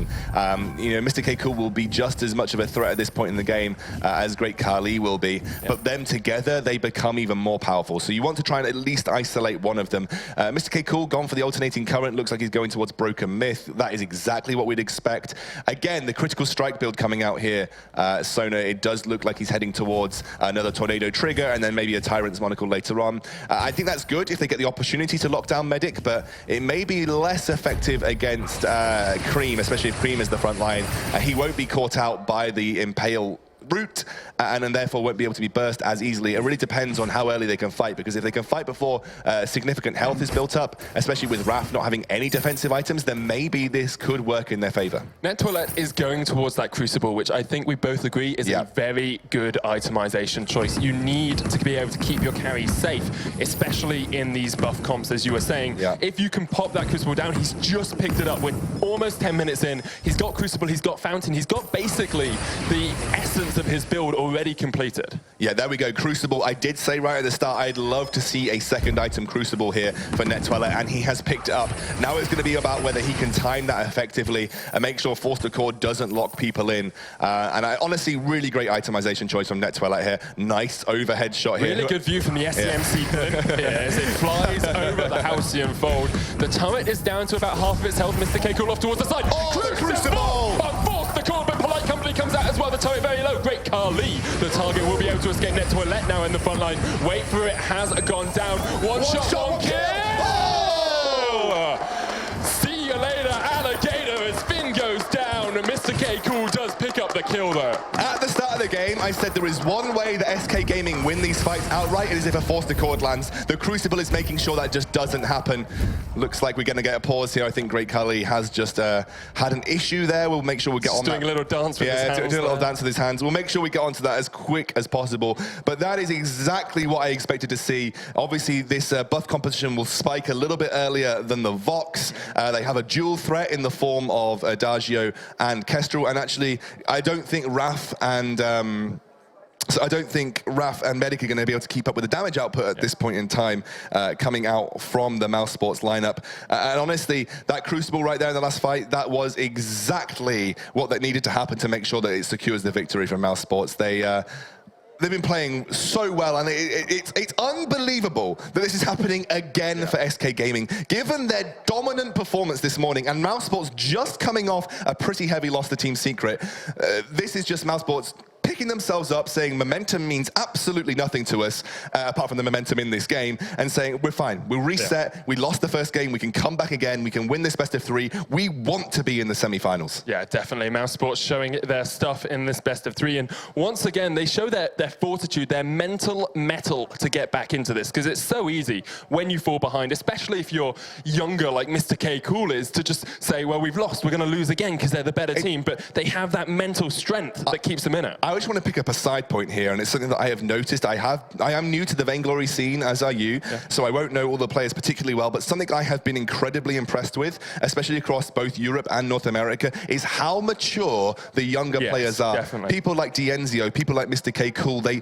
treat this as a proper sport. They don't, they don't get stressed, they don't rage, they say, okay, no, it's fine, we can come back from this. It is unbelievable to see players of that age having that kind of, mental approach to the game. It's something I never would have had at that level, and honestly, it's wonderful to see. It's something you see across the entire community as well. The amount of love and respect there is between all of these players and everyone in the casual community as well is just amazing, and it's such a pleasure and an honor to be part of it and to be able to commentate on the games and to watch them. This is really sweet. I think I just need a moment right now. It's just when I see your face it counts. But a moment is hopefully over pretty shortly. We should be maybe getting into game. I think SK are also having a small issue as well with theirs. We're going to make sure the admins and referees are sorting out as much as possible. But let's just take stock of where we are. This is a dominant push forward by the majority of Mousesports lineup. They're all going to be pushing towards, looking towards that outer turret of the base here. And honestly, the first kill of the game, it felt like it should have been more. Mousesports look like they've been in the driving seat just by the way they've been controlling the map. They've been very aggressive in the jungle. They've been very aggressive in lane. They've been controlling that gold mine. And now they've looked like with the item spikes that they've picked up, they've got that alternating current, they've got the Sorrow Blade, and they're just looking to switch on. That Crucible pickup said to them, okay, there is no way we're going to get caught out. There's no way that a singular ability is going to ruin our team fight as long as we trust Net Toilette to use the Crucible, which he did absolutely brilliantly. I think that now they have a limited time period before maybe Vox comes online where they can say, let's try and end this as quickly as possible. Let's get my critical strike item built. Let's get that tornado trigger or Tyrant's monocle, whichever he chooses. Let's get maybe the broken myth on Mr. K-Cool, and then let's win the game. That's definitely their plan. I think I just want to say to our referees, if you try turning it off and on again, because I find that tends to work whenever I have problems with the Vainglory client on my Android. You should work in most call centers, my friend. You're already you qualified. Try turning it off and on again. You are already qualified. Turn it off, leave it 5 minutes, turn it on again, tends to work.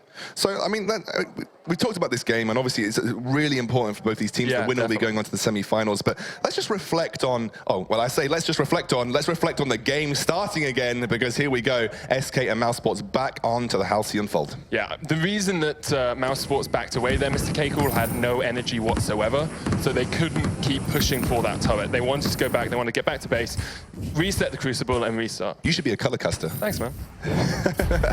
Anyway, looks like it's just me taking the back camps here for Mousesports. A tornado trigger has been picked up here for Great Khali. That was his second item of choice in the last game. And again, the gold mine, points of cool, a 5k gold advantage with only a singular kill in the bank. This is pure map domination from Mousesports right now, Sona. Look at the CS advantage, the farm advantage on Great Khali. He's at 140 farm. Medic is at 101. 39 farm advantage. They're just solidifying their position in this game by taking away the jungle camps, by pushing up the lane, by pushing into the turret. It's so good for Mousesports to be able to just dominate this game. At the start of the game, I didn't think this would happen so readily like it did versus the Black Feather that we saw, but it's just how well Mousesports have worked together as a team to pressure lanes, and actually taking those early turrets meant they managed to get good amounts of pressure when entering the enemy jungle. They were allowed to push up more effectively. They put more pressure onto the enemy team as well, and forcing them back behind their tier 2 and tier 3 turrets. It is looking incredibly good for Mousesports right now, but they just need to not overstep their bounds. Most definitely. There's the Polite Company going to try and do something to Mr. K-Cool, but again, the Crucible blocks the Force Accord. They're not able to get anything out of this just quite yet, but that's a long cooldown. 50 seconds left before that Force Accord is back up. I'd like to see that Polite Company used in a more proactive situation. I feel like he's just using it for the sake of it, because that fortified health can really come into use when you use it in the right situation. He's just using it to try and, I think, clear minion waves and potentially one shot, one kill. Try and clear minion waves and try and stop Mousesports from pushing onto the turret, but you know, maybe try and do something with it. Maybe try and shake things up, use Polite Company straight into a Force Accord, try and catch them off guard. But at the moment, it's just being used to provide defensive situations here for SK Gaming. Something that I've discussed with players is why Finn has fallen out of the meta so much. Why is it Arden and Lance that we're seeing all the time? It's because Finn's predictable. He's so easy to watch. You can see the Force Accord come out, pop your Crucible. He's mitigated by one item. And if you play well, there's nothing he can really do. What SK Gaming need to do is engage with another ability, Afterburn in, then Force Accord, because they've got to pop their reflex block. Who are you going to Afterburn, right? You have to. Mr. K-Cool. No, because he's got reflex block. That's true. It's difficult. It's a difficult one for them. They're on the back foot. It's going to be hard. Look at the poke coming out from Great Khali. One shot, one kill. Onto the back gets taken so That's low. a huge amount of damage. Now they're going to turn on to Medic, trying to get the damage down. Polite Company comes out once again. Cream does not have that Force Accord available. Can't pull Mouse underneath those turrets. And really, the turrets are the only lifeline that SK Gaming have left. Let's take stock. Double infusions for Mr. K-Cool and Great Khali. They're not worried about the Kraken spawning in a minute. They want to try and take as much as they can right now. There's the Polite Company. Looks like we're going to have a fight on our hands. A lot of damage. Great Khali is going to get knocked back, but he's going to try and active camo his way away. There comes the burst. Not going to connect, but does make SK back away. You said there were double infusions. Of course, we are on 118, so you can only pick up those single infusions. I meant for Mr. K-Cool and infusion Great on Khali. both Infusion on both of mine. Yeah, we are on 118. Double infusions aren't possible now. But honestly, that was a particularly scary situation for Mouse, and I really liked the verse of judgment from Mr. K-Cool. He knew that he wasn't going to achieve much from it. It was a strictly defensive burst of judgment that bought time for Great Khali to exit using his active camo. And it gave nothing to SK. It's just a cooldown that's going to be up very, very soon for Mr. K-Cool before the next team fight happens, hopefully. And honestly, this is looking so good for Mousesports. Another gold mine. They are stretching a 10k gold lead with just a singular kill to their names. This is ridiculous for Mousesports. This is such good objective play and map awareness play. We do have a pause coming out here. Not sure quite what's going on. We'll have to see what... Well, this gives me a really good time to point out a very unique item choice that's coming out here for Great Khali. He has sold his reflex block and picked up his own crucible. But it does build out of reflex. Yeah, sorry. You upgraded his reflex block into his own crucible. Don't know what I was thinking there. But yeah, anyway, he's built his own crucible out of it. Now, there is 2 reasons for this. There's no point going for Aegis, because what are you going to try and block in this situation? It's a weapon power Vox, it's a weapon power Glaive. And why not just have another crucible? It provides, if you use it instead of, obviously, Netwella, it does also provide that team-wide reflex block, and why not have 2 chances at blocking the Force Accord instead of 1? You know it's the only thing that's going to ruin you, so why not have it? And interestingly enough, there's a Crucible there for Cream, which I like against the Versa Judgment, but it came quite late, and actually, let's be honest, Versa Judgment isn't even being used in most situations here. And just talking about denying farm and denying gold from the enemy team, there's a 60 CS advantage now between those laners. Vox sitting on 122, Great Khali, sitting on 187. That is absolutely huge. You look at Medic, he's only got Bonesaw and Sorrow Blade completed. You can see Mr. K Cool on screen here. He is incredibly excited to be in the position that he's in. I have never seen a gold lead in Vainglory built like this without the kill advantage. It's pure macro play. It is pure macro play, just completely out-pressuring SK, giving them no quarter, and now this Kraken has spawned. Infusion refreshed for Great Khali. Mr. K Cool has quite a little bit of time left on his. They're going to try and start the Kraken here, but I think that maybe the one chance for them to throw, SK Raph's going to get locked up. Raph gets locked up with the Impale. He's going to have to afterburn away. Tries to heal himself up. 1 shot, 1 kill is only going to connect onto Cream, and this might be their opportunity. Medic off towards the side. Does pop the weight for it, but there we go. SK is so low. There's the first kill. Raph and Medic have to back away. Mouse needs to decide between Kraken and base here, because there are still 2 turrets available. The 2 carries for SK are still alive. 1 turret goes down. Raph is gone. He gets destroyed, he gets taken out. No, just about afterburns away, but Net Toilette is very low, and now Mouse needs to be defensive. They have to back away. They can go for the Kraken if they want. There's only 5 seconds on Cream, though. Yeah, that was a good fountain as well by Nettola. It actually kept him alive. I thought he was going to go down, but the last tick of the fountain managing to block out the damage that he received from the turrets. I think going for Kraken would be a mistake here from Mouse. I think try and just refresh your energy, get some health back onto Nettola, and then try and contest the Kraken if SK Gaming tried to go for it. Looks like they're just going to try. And look, this is something else that has happened time and time again. Because they took those early turrets, because they took the tier 1 and tier 2 turrets, they have had free access to the SK jungle. There has been almost no one from SK able to pick up anything from their own jungle for a good 7 minutes. It's been a long time since I've seen an SK member farm their own jungle. That's a huge gold deficit just mounted by the fact that they have just been able to completely dominate the map. Yeah, superb play by them. They scout up their own side. I mean, I can't remember the last time SK Gaming were actually on that side of the map. 1 shot, 1 kill is going to connect onto Cream. Mr. K Cool's a little bit pushed here. There's the polite company. Mr. K Cool goes very low. He gets taken out. I can't believe it. SK Gaming might be able to turn him around. But Raph gets stunned up. They're going to try and turn onto Great Khali. Medic stunned again. What can Great Khali do? The Force Accord. Great Khali is very low. Great Khali tries to exit camo out. Doesn't get the stun because Cream can resist it. Great Khali goes down. And SK Gaming turn it around. That was overconfidence from Mouse right there. They ran Adagio right into the front of the team fight, and unfortunately he was absolutely blown up. I think Mousesports, they need to rethink how they're going to approach this. They've given SK a small chance in this situation, and that's all that SK need. They're going to start to take some of their own turrets, and they're going to start to push back. Netwella, you need to be careful. You don't have the support right now, but Mr. K Cool is coming back. Maybe they won't even get this turret if Mr. K Cool is able to get there in time. And actually, Medic, he's going to have to back off. Yeah, look at this. This is just after Adagio had gone down. The Forced Accord there was the Crucible available for Great Khali, but it wasn't blocked, and he had to back off. Obviously, he tried to stun Cream, but obviously, as Finn, you can't get stunned. Medic's positioning there was great. Yeah, Medic was able to negotiate round that active camo, missed, and you know, if he'd got stunned, then it gave an opportunity for Great Khali to escape or even potentially pick up a kill with some of the burst. But looks like Kraken is now started. SK know this is going on. Mouse needs to be careful because they've fallen for the trap once before. SK Gaming going to try and push in here. Kraken about 3/4 down. Now it's going to try and focus down onto one of the SK members. Capture is falling off it. 1 shot, 1 kill, going to connect onto Raph. That's pretty big for them. Nettoilette tries to get onto Medic. Mr. K Cool has been stunned by the Quibble. There's the polite company. Wait for it. Comes out. There's the burst. It's blocked. And they get the kill onto Mr. K Cool. Great Khali, the target. Raph is still alive.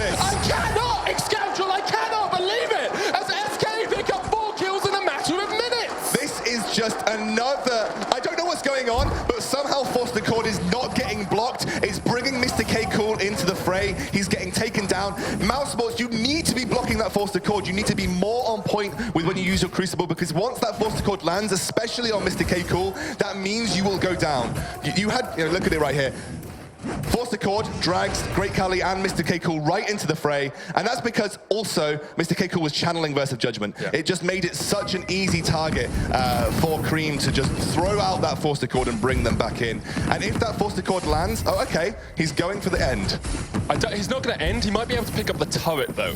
And if they do get the turret, you can active camo Great Khali into the base and try and take the fountain, the crystal, sorry, but not going to be able to do it. No! He failed it! No! Oh, he jumps over. He gets over. Oh, Medic!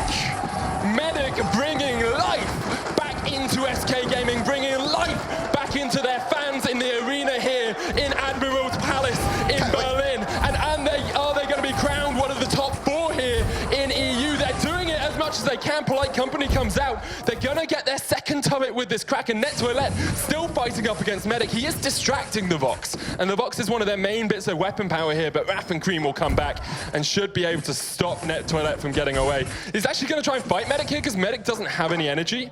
He might maybe be able to back away. I don't think he's going to manage it. Medic comes around the side again. He keeps trying. Jump away. Oh, one shot, one kill. No. Net. That's what he's going. He's going for it. Oh, he's got the one. I cannot believe this. Net Toilette. He just wipes them away as he walks away back to his fountain. That was the most ridiculous back and forth cat and mouse game that I have ever seen. The Kraken goes down, but the gold lead is slowly dwindling here for Mousesports. Is that the motivation that Mouse need, though? If you have an outplay, exactly. Like, yeah, we outplayed you have them. a single. Maybe that means Net Toilette is going to be a little bit more precise with those impales. Maybe it means that Crucible is going to be a little bit more on time for the Force to Cord. Just reset Mouse. You need to just say, okay, we can go back to the drawing board, make sure we're hitting that Crucible. The Force to Cord is the only thing that is ruining our day when it comes to these team fights. As long as we're blocking it, we're going to be okay. But also Medic, he has picked up a lot of defense now. He looks like he's got an Aegis. I think that is potentially a full metal coat. Yeah, it's just a metal jacket. Just a metal jacket, yeah. I was going to mention about items. Bonesaw has been completed both on Medic and on Raph. How big is that? Well, it's pretty big for the Atlas Pauldrons on Net Toilette, but also the fact that everyone has built some form of armor. Mr. K. Cool got some armor. Obviously, there is the metal jacket there for Great Khali as well. So they're going to be shredding through that as quickly as possible. It looks like SK, they feel like it. There's the Crucible. It's only a 22-second cooldown now. Unbelievable. Though. At that Mank 3 of the Force Accord, it's 22 seconds. It's a shorter cooldown than the Crucible, which and that's why two Crucibles could come into play here for Great Khali and Net Toilette. They're going to need it because of how short that cooldown is. Look, they're just going to go back and reset. There's a very limited time here where SK can, for where Mousesports can engage. They have to go as soon as that Crucible happens. As soon as the Force Accord comes out, they have a very limited time. Are Mousesports trying to make a cheeky backdoor here? They're trying to make a play, but I'm not sure it's going to work out. The Impale misses. Polite Company has used Mr. K. Cool trying to do what he can. Cream goes low, off the burn comes in. Mr. K. Cool's still alive, but Medic's going to chase him down. Is he going to be able to fight it out? No, he's not. Mao's going for the backdoor, though. It's just the two of them. Medic has backed away. Cream is still there. Great Khali and Net Toilette decide against going for that crystal, and they will just back away. SK Gaming are coming back into this game bit by bit by bit. Yeah, that short cooldown on the Force Accord really helping out. They're going to get a back here, Great Khali. Unfortunately, Mr. K. Cool unable to have that much of an impact. He hasn't really built upon the items that he had during the mid-game. I think he has been particularly starved of gold for a while. Sitting on the alternating current, hasn't yet even finished that broken myth. It's something that I haven't touched on yet, but he hasn't even finished that second item that he needs for his crystal power spike. So his damage output is going to be a lot lower than it potentially should be at this point in the game. They're relying solely on Great Khali to provide the damage right now. And honestly, Mr. K. Cool is just going down so quickly, time and time again. I think also the fact that Net Toilette, he jumped past, he used that Impale, hit no one with it. That left him isolated on the side of the team fight. It meant that the rest of SK could just ignore Lance at that point. They can go straight in on Mr. K. Cool. And SK, they are looking very, very good. Looks like Mousesports again maybe looking to apply pressure to the lane. They know that they probably can't win team fights. They've lost the last few in a row. And SK is saying, nope, tomorrow is not going to repeat itself. We are definitely going to go into the semi-finals here. Think about 10 minutes ago in this game. Mousesports were 10K gold up. 1-0 up. They were 10K gold up. They had broken the third turret on the side of SK Gaming. And since then, SK have picked up 5 kills, they've picked up 2 Krakens, they've picked up 2 turrets, and now they're looking for those final 3 along with the Crystal. The Kraken is going to start pounding away on that turret. Great Khali trying to do the damage with the Glimmer shot, and here comes the engage from Cream. He's looking for it. The Polite Company comes out. Active camo from Great Khali. The wait for it to be popped. My word. What is this fight? Forced the cord on 2. Great Khali gets pulled in after Burn goes in, but Ramp is stunned up. Mouse might be able to turn this one on its head. 1 shot, 1 kill will not connect on Cream. He's going to survive. The second stun is out. They're going for the win. They're going for the Vayne. The burst comes out. Ramp is low. The Kraken's still alive. And Mr. K Cool picks up 1. They're going to turn onto Ramp now. Ramp will fall. It's only Medic in the Kraken. What can Medic do? He's down. The Kraken is going to get taken out before the Crystal falls. And Mousesports hang on for dear life. Have they got enough time now, Sona? They've got 40 seconds. I don't know if they're going to be able to get to the other side of the map here. Look at Mr. K-Cool. Look at him go. They want the win. They're looking for the win here. Is this going to be a last-minute turnaround for Mousesports? They've got 30 seconds on the clock. They definitely have time to take out this last turret. Mousesports with a nail-biting finish right now. They're going to go into the semi-finals, and they're going to take a reverse sweep once more. I do not believe it. I cannot believe this gaming scoundrel. Mousesports take the win. 1 shot, 1 kill, and they will take the Vayne. They win the series 2-1. This, ladies and gentlemen, ladies and gentlemen, is Vainglory. This, ladies and gentlemen, is why this game is so exciting. It has been a pleasure to cast this series. That was a nail-biting, a clinching end, and Mousesports coming away the victors. It was absolutely ridiculous. Honestly, I thought it was sealed. I thought SK had found their way back in, but that last fight, they got too greedy for the Vayne Crystal. It allowed, no one was dealing with Great Khali. You have to respect the damage output that you can have with that critical strike. There is the Kraken dying. The last hopes of SK. A singular, maybe 2 hits on that Vayne Crystal from the Kraken, and it would have gone down. SK made that final decision to say, let's just push it. We've got the Kraken, and right at the end, they were taken down because Mousesports were able to rally. It is unbelievable to see Mousesports a deserved place in the semi-final. I want to give a huge amount of credit to SK Gaming. Oh, 100%. They played the best game of Vainglory I have ever seen from behind. They were better than TSM have ever been. They were better than Team Secret have ever been. That was superb play. They never lost motivation. They never lost the will to fight. And it's just sad. Down. Yeah, it's sad someone had to lose that game. It was, someone has to go home. And honestly, I couldn't have asked for a more exciting ending. I have never really seen a team come back from 10K gold deficit, especially with such a low kill score. It was just complete map domination by Mousesports. It was absolutely fantastic. You need to break it down. They had good control. The Kestrel poke was doing huge amounts of work in the early game, but as we got to the late game, Finn was absorbing it. The Forster Cord was on low cooldowns. They couldn't crucible everything. But that last singular decision cost SK the game, and Mousesports capitalized. I believe we have an interview. I'm going to hand it over to the stage. Take it away. Thank you very much, Scoundrel. I'm Action Jackson here with Mr. K Cool. That has to be one of the craziest games I have ever seen. It looked like SK might have been coming back. How did you feel in the moment? Well, we were sort of disrupted a bit by the pauses. We didn't really know what was going on, and we were pushing so hard that after the pauses happened, I think everyone, including SK, were a bit disorientated. And I started giving all the gold from my backs to Ali. So then SK just started building so much defense against Ali, and it meant that since I had given all my farm to him, they were shutting him down really effectively because I did no damage and he was struggling to do the damage that we needed. All right, so that sounds like a pretty intense situation, of course. I really do think that might be a historic Vainglory game, honestly. So looking at the composition that you guys decided to run, it was, of course, blind pick. Why did you decide to go with this? It's a composition that's been doing very well in 118. So we expected SK to pick a comp that would counter Celeste Lance and Blackfeather, or Celeste Lance Rona, something like that, because we beat them with that sort of comp twice in the earlier round, and Vox Glaive would have been quite hard, especially since it's double weapon against the Celeste. And since the push comp worked so well in game 2, we thought we'd just try it again, because we seem to have got the hang of it. Well, I'd say you definitely had the hang of it in that game. Really incredible performance. Come over here. So you've made it to the semifinals. Got to feel awesome. It's going to be a tough matchup. How are you feeling moving into day 3? Well, to be honest, I think Team Secret will make it. I'd rather face Snow than Team Secret in the semifinals because it means that hopefully we can face Team Secret again in the finals and have the revenge that we want. So yeah.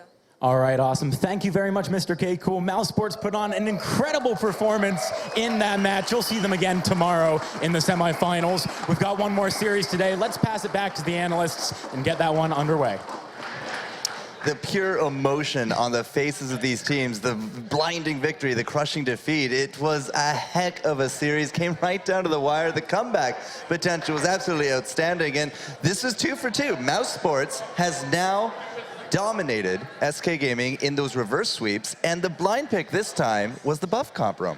Yeah, and you know, like at the beginning, it was actually very hard because SK took a huge risk picking up that Vox going into a blind pick, and you know they got out comped there. They had the range coming out on the side of you know, Mousesports, and it was very hard to handle. Like even though the the early score was like 1 death to none, the goal difference between them was like at 8-9K. Yeah, early score, like the 11-minute mark, the 12-minute mark. You can see here at the 24, we have 8 kills. That's 1 every 3 minutes. But the Krakens made this game just absolutely exciting. Like the pushing, the counter-pushing, Net Toilette living for so long, Shinyi. It was definitely a historic match, just like Action Jackson said. That Net Toilette moment was probably one of the most entertaining chases that we've all seen, that he managed to face off against Medic for so long. I think for me, for this game was, we could all tell that Mousesports was just dominating that first early game.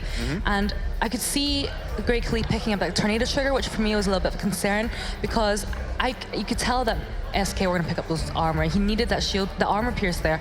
And when he did start getting a lot of armor, I think that's when the comeback started coming. SK looked really in a great position to finish the game off. But I think what really turned it around was that they were able to block the 4 scores coming up from Finn. And those moments are absolutely pivotal. And because they were able to, they knew that they couldn't be repositioned again, they really were able to engage and finish off the game in that fantastic, fantastic finish there. It's kind of curious, again, they had reflex blocks, they had double crucible. There was just so much that they needed continuously blocking. And by the end of it, it looks like it was just enough to squeak it by. It reminded me a lot of the autumn matchup of Nemesis Hydra versus Liberation X. 1 hit from Win. It looked more like 2 this time, but still, when you come down to the wire, they're the most exciting games, Room. Yeah, I actually think the momentum really shifted to the side of SK. It was that last team fight where I feel like, they should have taken 1 or 2 seconds to really think about how to engage it, how to either to let Kraken deal with it, to wait until Mousesports decides to shift all their focus onto that Kraken before jumping in. Right, absolutely. So, history will repeat. Mousesports into the semis tomorrow. We will see them on Championship Sunday. SK Gaming, unfortunately, do go home after this loss. So, as you can see here, tomorrow, this looks like a little bit of a rematch. Team Secret and Mousesports. It's just rematch city here. Because not only does SK Gaming and Mousesports in day 1 do stuff, but then they rematch there in day 2. I'm being actually told that they don't actually face each other. So those are just going to be the first 2 sets of opponents for the semis. Now, if we flip over to the other side, it will be Team Secret versus whoever's the top of that one, and Mousesports at the bottom of theirs. Yeah, it's going to be excellent tomorrow. We do come into tomorrow without the blind draft going to the 3rd game, and then on to the final games. It will be a best out of 5. Right, yeah. So with no blinds in the semis, something that is going to be a bit of a concern to me is all these all these buff comps, the Adagios, the Kestros, right? Team Secret has said that we will never let you run that against us, and there's no more blind picks after this room. Yeah, and but the thing is, with Team Secret, this actually falls into their advantage due to the fact that, they've been dominating their drafting phase. And I feel like this is something that they have that no other teams have here at this championship event. Right, yeah, okay. So tomorrow, Secret and Snow will be one of our semis, but we have one more series yet to do here, and that is to determine who else is going to be in that top 4. Now, if you want to talk rematches, though, this is something that we saw a little bit earlier, because yesterday, not G2, it was, no, it was totally G2. G2 Kingwin up against Team Clesia, and that was a heck of a match. They're about to go head-to-head here for our last series of the day. Jinyi, just give me a little bit of what you think might happen here. Well, what's happened is G2 and Team Clesia, so they faced each other twice already. Once in qualifier 2, where Team Clesia were able to knock G2 out, and again yesterday, where Team Clesia won again. So it does feel like that Team Clesia, it does seem to be G2's kryptonite. And you know, G2 didn't seem to be playing up to standard in the past few days, but really in that last series again, they were just doing absolutely fantastic. We saw Redix the Sky, so I think things are certainly looking up for G2 now. Now, both of these teams, you know, wins, losses. Clesia, though, Rome, do you think them up against Team Snow a little bit earlier has, you know, kind of hurt the morale a bit, or are they going to bounce back? Well, I feel like, you know, they're going to come into this match, and they specifically do know what to do in drafting up against G2, especially after watching all those games just earlier today.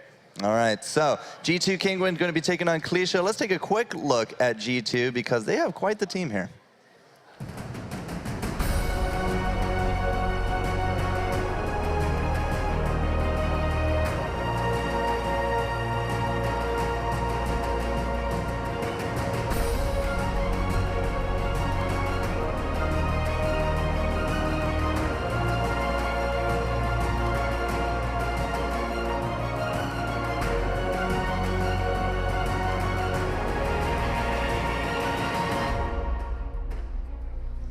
All right, so Redix, Dark Potato, and Dingo. Face has actually been doing some of their interviews for them after the fact as well. I mean, it's a very strong team, but they have been in this position before, Rome. They have faced off up against Clesia, and Clesia won last time. Yeah, but the thing is, we're looking at the last match that G2 played, I mean, the series, and they've shown that they're very strong. They actually started approaching that early game. They made sure that they were getting a lot more aggression off than they were doing yesterday. Yeah, absolutely. In Redix, I mean, I think he earned a spot at the Highlight Factory for some of that Sky play a little bit earlier on. He just did absolutely fantastic on it. Yeah, so the thing with Sky here coming to this series is that both teams have a very strong Sky player. And I feel like, you know, either drafting or picking, that Sky is going to be centered around a lot of these compositions that do come out. As I said this a little bit earlier on, Lance is the man of the patch. It feels like Sky is really taken over Celeste. We did see some Celeste earlier, but it's all been about that mobile CP carry. Yeah, and they've actually been playing it very well. I do think that, you know, coming into this, one of the teams are going to have to be prepared to, like, you know, either pick up a Taka or pick up somebody that has a crazy gap closing, able to assassinate Sky off very quickly. All right, so now their opponents are going to be Team Clesia, one of the newer teams here to the top 8. Them and For Justice, it's their first time here. It's a very young team. Let's take a quick look at them.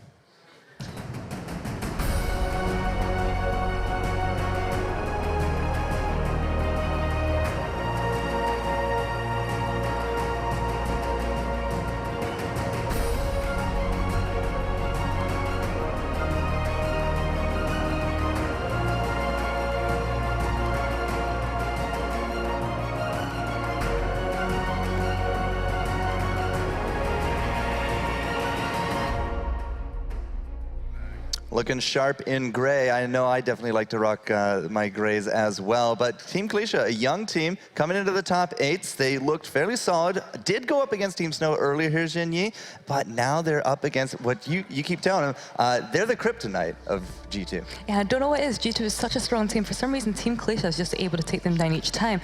And I think personally, my personal opinion is that because Team Clesia do like the very early game. They are quite aggressive, probably one of the more aggressive teams here. And as Astacer did say himself in the interview, they kind of do lose focus in the late game. And that is the point where G2 excels. So all G2 need to do is just be very super defensive and just don't scasser, because that is what we're seeing in the last game.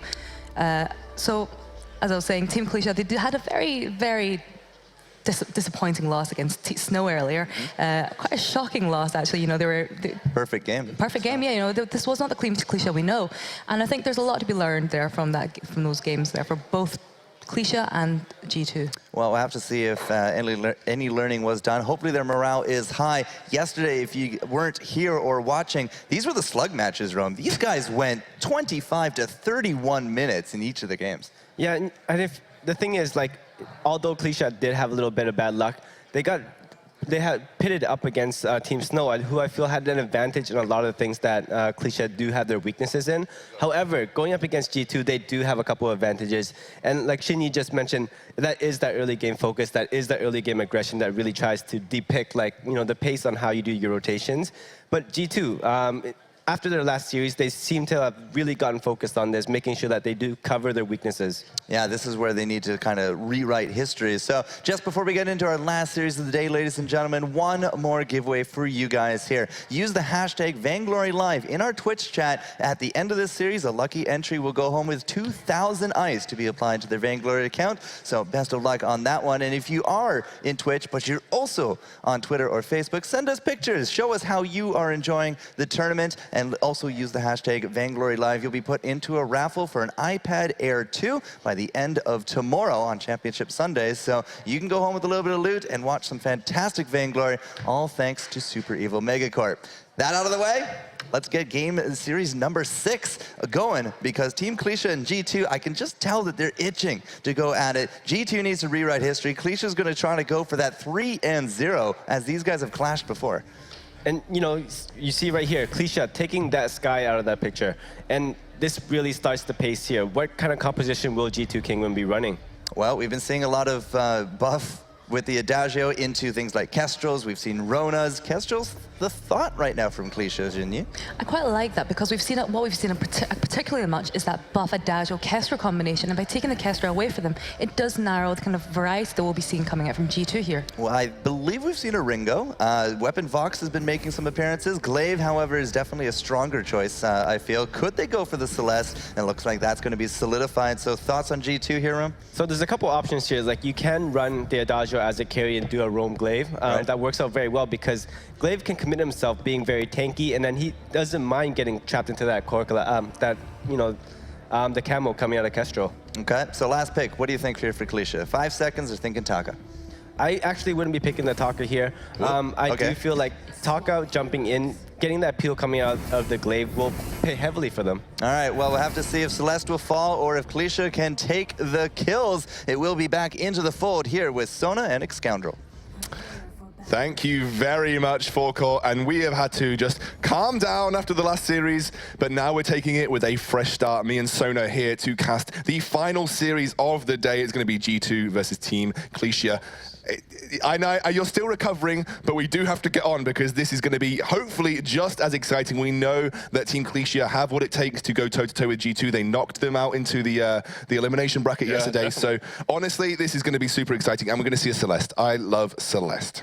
Yeah, G2 have found their kryptonite in Clesia, and they are going to face them up once again in this best of 3 on the Halcyon Fold. We're here into game 1. Redix on the Celeste, Adagio for Dingo. You've got that buff comp once again. Glaive is going to be their jungler.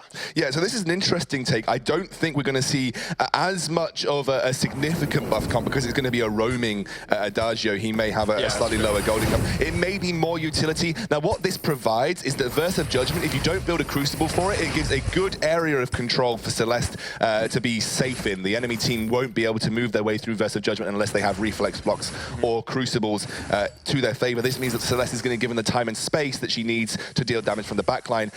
I'm just worried about potentially who's going to be there to peel apart from Verse of Judgment. Once that Crucible is there for Team Clesia, who's going to be peeling for Celeste? I mean, Dark Potato's there with the Afterburn. You've got Core Collapse as well. As if you can get a good burst into a Solar Storm, you don't really need the peel, because the enemy team's already dead. But Redix needs some peel at the moment. He's going to have John X, which I'm just going to call him John from now on, jumping all over his face with that Kaiser. Did this during the qualifying. It's just John. We just call him John. Interestingly enough, I do think the composition from Clesia is kind of interesting. Obviously, we know that Taka, he looks like potentially playing weapon build Taka, but he should be able to deal with Celeste given enough time. It really depends. I think he's going to need an early reflex block, especially post-6. Doesn't want to get caught out by that Verse of Judgment. If he uses that, blocks the Verse of Judgment, then maybe he's going to have what it takes to take out Celeste ASAP. They're just going to have a normal Kestrel, so it's not going to be a buffed Kestrel. So we're not going to see the huge amounts of damage that her poke can do, but we know as a Crystal Power, she can have that kind of damage output. Already getting a fight. Already jumping in onto Asita, and he will get taken out for first blood. G2 showing their mettle early on in this game. Dark Energy's going to get stunned up as well. Will he be able to escape this? Buffing Dark Potato, it's Dark v Dark, and the Potato wins. More used to the Dark, of course, because it grows underground. Potato's always going to beat Dark Energy. Yeah, that kind of makes sense. Let's just say that Potatoes beat Energy 9 times out of 10. I'll just run with that. Microwave. That is a Sona certified fact. To Potato. So if you have a Potato versus any form of Energy, you can throw a Potato at the sun and the sun will lose. Yeah. That's just how... You just need a big potato, don't you? Yeah, exactly. Anyway, Dark Potato doing a great bit of early work here for his team. He's going to be 2-0. That's going to give him a nice boost. He's gone for 3 weapon blades, so he is going to be essentially doing a huge amount of damage. It works a little bit like the 3 crystal bits. Yeah. He'll then upgrade, looking towards, I guess, Heavy Steel 6 Sins, then go towards Sorrow Blade, as we expect on something like a Glaive. Definitely. These are very interesting compositions, though. It's not something that we've seen during the European Championships so far. I am worried for G2, especially if the Crucible comes out, how safe Celeste is going to be. But like you said, they have different forms of peel. You do have the core collapse, you do have the afterburn. You obviously can't block everything. It's going to be about which way they sort of queue these up. Definitely. Interesting with the Adagio roam, something we haven't seen yet, which is a really surprising pick, because Adagio is such a strong hero just generally. You've still got the Arden available for the roam slots, so you could always pick that if you wanted to and just play Adagio as part of that buff comp. Yeah, interesting that I haven't seen a roam Adagio for a very long time, because obviously he does so well with a good gold input, goes towards things, you know, obviously like alternating current and broken myth, and the damage output is very, very good. But obviously you have a Celeste, you don't necessarily need to rely on Adagio for damage output, and then you have the Glaive, who I imagine after getting Sorrow Blade, he'll likely then move towards a more tank role and just be providing peel as much as possible. Sometimes even in the roam position we saw things like cooldown reduction Glaive, where you're just literally there to get afterburn off cooldown as quickly as possible, because you're essentially trying to keep a singular target alive with those afterburns. G2 Kinguin have taken the early advantage here, 2 kills up, only ever so slightly ahead on the gold lead anyway. Across the board, it's pretty darn even. What are you pointing at? Aftershock on John, I think, is going to be the point of call here for the Taka. So we have seen this before, the Aftershock Taka. It's crystal power, you on-hit effect, you try and do a lot of burst damage in a singular go. It kind of makes sense in this situation. It's going to be straight-up weapon power. I think looks like Dark Energy may be moving towards, well, he's got various options, maybe likely going to be the Sorrow Blade, though. Picked up the Book of Eulogies for sustain, then obviously has that revolver just to have the increased attack speed. Reddick's going to get locked up here. Get rooted, and Astus is going to try and keep putting some pressure down. There has been a kill across towards the other side of the map as Glaive takes down that crystal attacker. Dark Potato showing his stuff once again. Doesn't only have to take down Dark Energy, can also take down the rest of his team. Exactly. John also weak to potatoes, so sorry anybody out there called John, you probably shouldn't eat potatoes. They will. Gluten intolerant. Potatoes don't have gluten in them. But you're a doctor. Potatoes don't have gluten. I'm not even going to go any further with this. But Reddick's, yeah, so he's going to be on Celeste. He has the positional awareness to make this work, but won't be as mobile as we saw him on Sky. It looks like the Kestrel was working out in terms of the heavy push onto this tier 1 turret right now. It's put a lot of pressure on. That's almost gone down. Dark Potato taking a lot of damage here. Kestrel going to force the majority of G2 away. And it's just, again, the only person really having picked up much of an early lead here is Dark Potato, and nothing else really coming of it. 200 gold, the difference right now. But we can see the strength there of Team Clesia. The turret goes down, Dark Energy's been able to push that in pretty strongly already. And if you get a good Githian wall or a good Impale, you've just got Glimmer Shot after Glimmer Shot after Glimmer Shot, and it's just damage raining down onto G2 Kinguin. They've got a good composition to win out these fights if they play them properly. Reddick's has spent a lot of time outside of lane, and that has allowed the majority of Team Clesia to push, or rather just Kestrel, push that lane in very significantly and push onto that tier 1 turret very, very quickly. It's I think it's odd because obviously we know that Celeste, using the Heliogenesis, has got pretty decent wave clear, but she does struggle with energy regen in the early game. So obviously just Kestrel able to push her out significantly, obviously the energy being used up in trying to clear the waves, and they do come away with a tier 1 turret. This tier 1 turret is going to allow the rest of Team Clesia, should they so choose, to now effectively push into the at least front camps of G2. They won't have to worry about them retreating towards that tier 1 turret because it has disappeared. So they can look for fights, they can push into the front camps of the G2 jungle and look to do what we saw Mousesports do in the previous game and just try and strangle out the gold income for G2 because they do need a good gold income on Celeste. Especially when you have a Tucker, it's vitally important that you Solar get that Storm. first turret. Solar Storm is going to hit onto Dark Energy, which is a great target. There's a little bit of healing coming out there. He's going to get Afterburn stunned. The Fountain is out, and now the Goldmine, the target, one shot, one kill, hits onto Dingo. The Goldmine goes over to G2, and they will be very happy with that.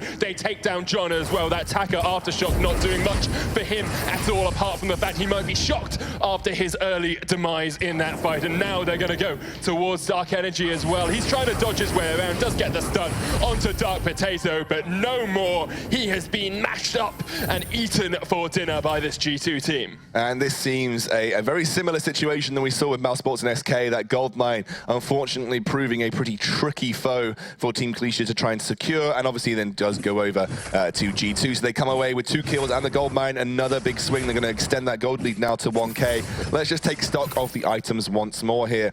Looks like Redix, he may be going for a Shatterglass potentially straight away. Has picked up that Eclipse Prism and the Heavy Prism, so maybe likely going down that route. We have the Sorrow Blade there for Dark Potato. He's not done yet, though. He's also picked up some more weapon power items, the Revolver and the Weapon Blade there. That Weapon Blade has been there since the start, however, because he did pick up 3 at the very beginning. Fountain completed for Dingo. Just looks like a classic roam Adagio, going to be filling that roam position, playing the support items, not going to be going a more greedy build of his own alternating current. Aftershock, and looks like more crystal power here for Dark Energy. 1 shot, 1 kill, not going to have a huge effect. There's a Solar Storm, and he'll be able to back away. So yeah, it looks like some pretty standard items coming out so far. Nothing that's particularly rocking the boat. Maybe we a little bit different seeing something like a Shatterglass on Redix. We haven't seen many Celestes go Shatterglass first this entire tournament. It just shows how confident he is with his team. We talked about the ability of Team Clesia to be able to stun him up.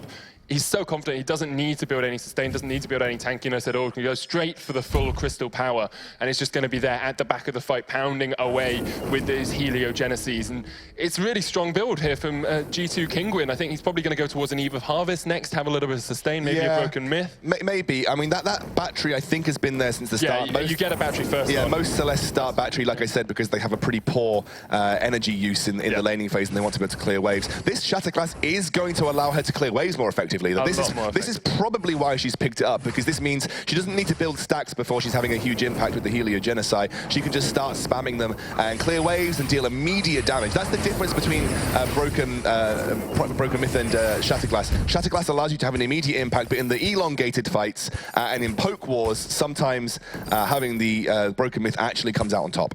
Yeah, most definitely. And I really don't like Crystal Power Tucker. We've seen it a lot throughout this entire tournament, and it's never really worked out for the team. Dark Energy taking a couple of heliogenesis to the face, and now they're going to try and jump in, but John is so low already. The burst is huge. The Solar Storm across the team. Dingo's going to go low, though. He is only the roam, remember, on that Adagio. Will heal himself up a little bit with the Gift of Fire, and they should be able to back away from this one. Redix, very, very low on energy. Dingo's here to try and help him out, but Dark Potato comes in from the backside, and energy goes down, and now it's just Asita left alone. G2 are unbeatable at the moment. They should be able to pick up Asita if they've got the Afterburn. Decides Against it doesn't have the energy for it, and they do just pick up 2 kills. So the real key thing to note there, in fact, there was a couple of things. The Glyphium Wool knocked Celeste out of 1 shot, 1 kill.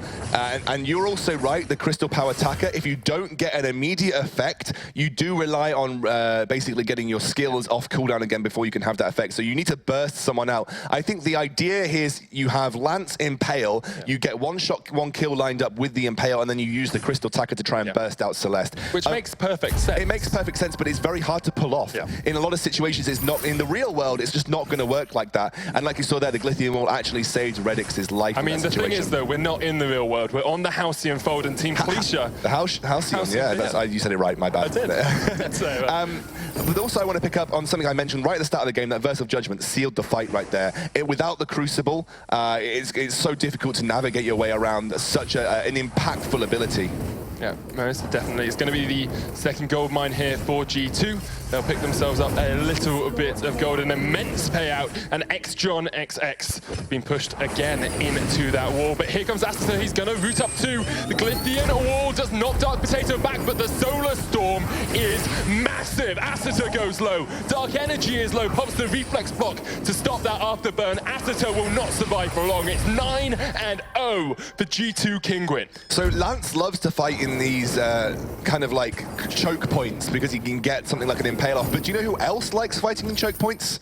Celeste, because of the Solar Storm. It makes it very easy to hit multiple targets, and you saw right there, huge damage. John, this Crystal Taka, I mean, Taka has not had a good win rate this EU Championship. I think we've seen one Taka game win, and that's it. I think Taka's been played maybe 5 times now, 4 times, and I think he's got less than a 20%, 25% win ratio. He's not been effective, and we haven't seen a lot of what we saw in North America, which is Taka being played weapon power, or even tank. We sometimes saw tank build come out from someone called I Love Joseph. He picked up a lot of tank Taka and was playing him as more of a attempt to be a threat, and then more utility-based in the later stages. But it's just looking good for G2 right now. They can't burst out Redix quick enough. They don't have the damage. They're not comboing, I think, what they intended to do. It's, like I said, very hard to pull that off.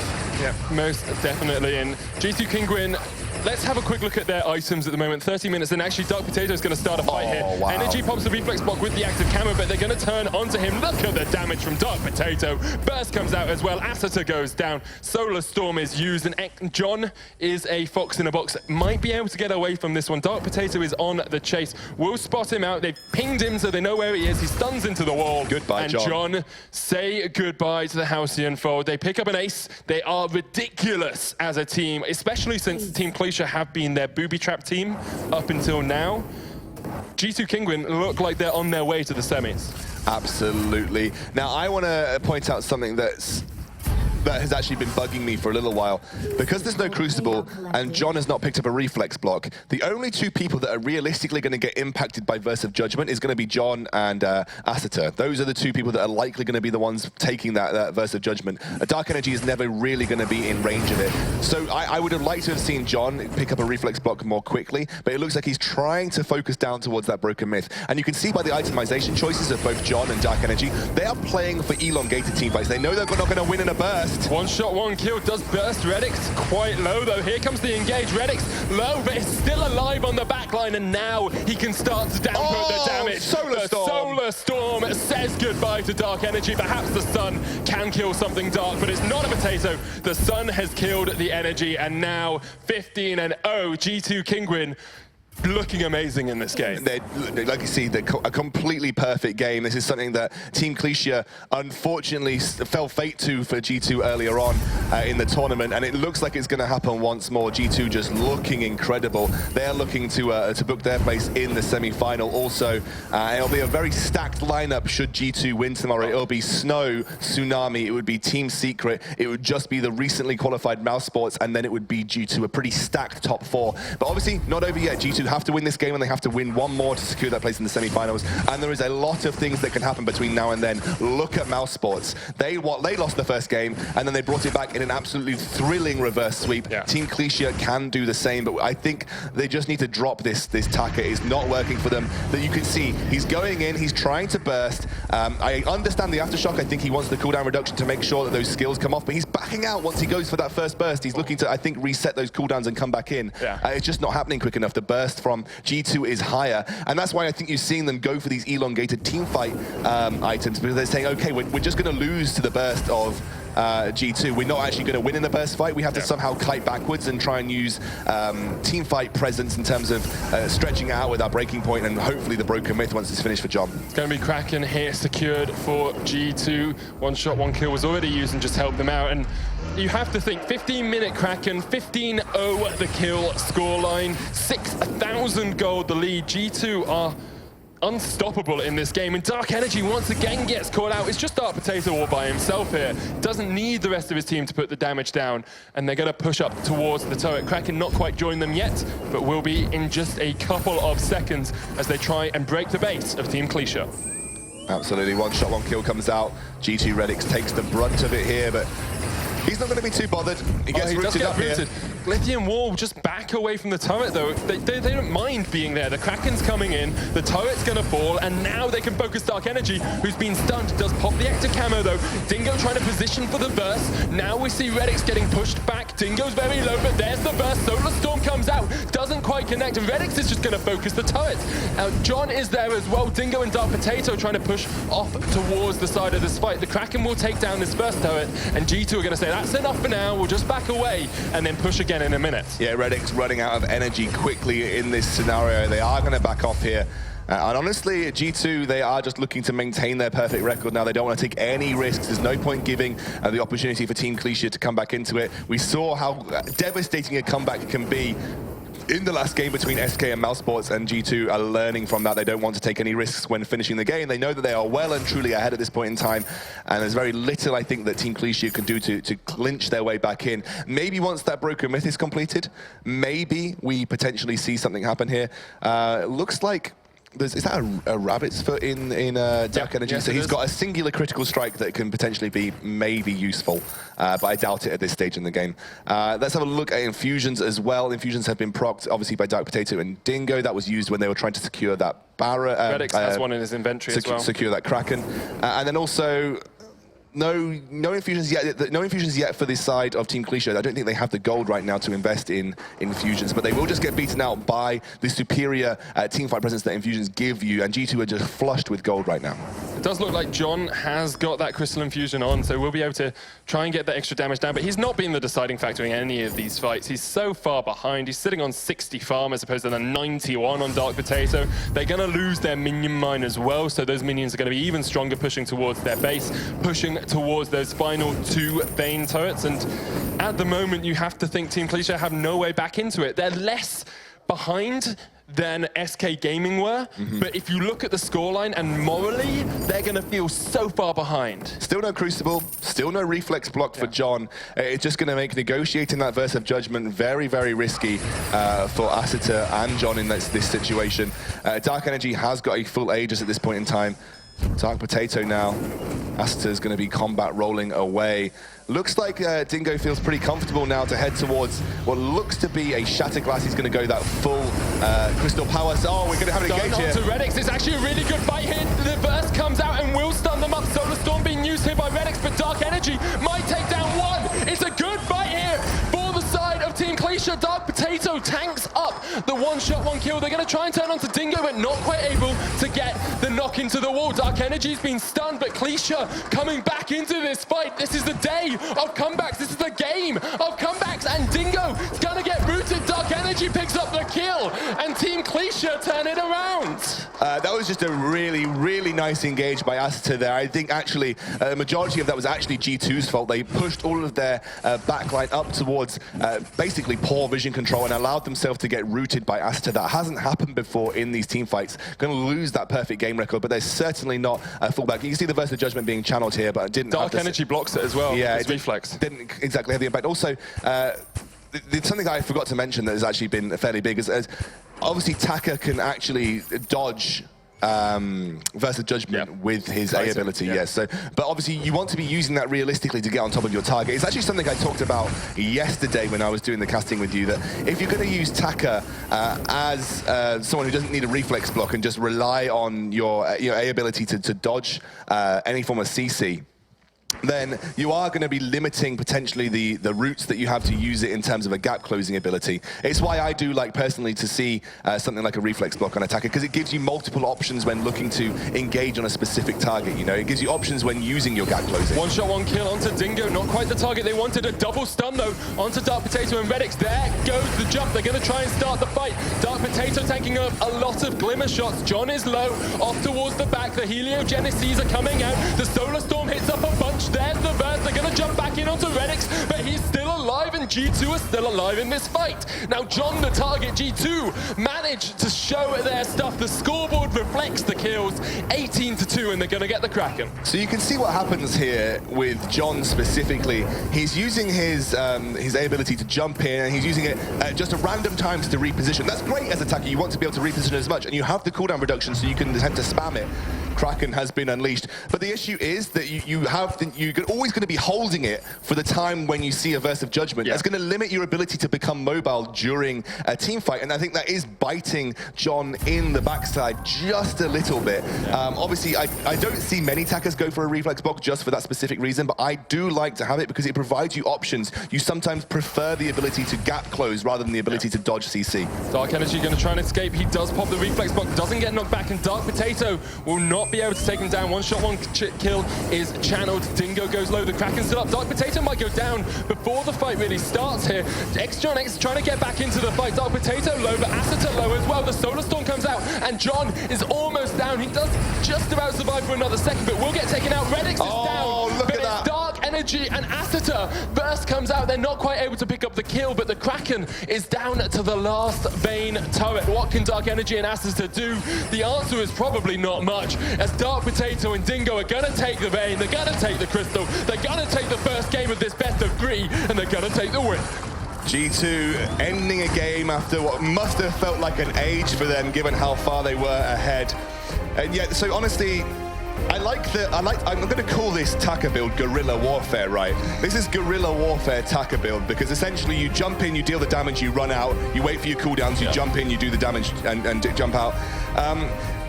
Honestly, though, I just think that they didn't really have the ability to burst out the Celeste. They were looking essentially for that combo I said right at the start of the game. You try and get Lance to impale the Celeste, you try and burst him down with John, then John will renegotiate using his stealth, and then look to come back in once he has those cooldowns up, and then all the meantime you have Kestrel attempting to essentially do the remainder of the damage needed.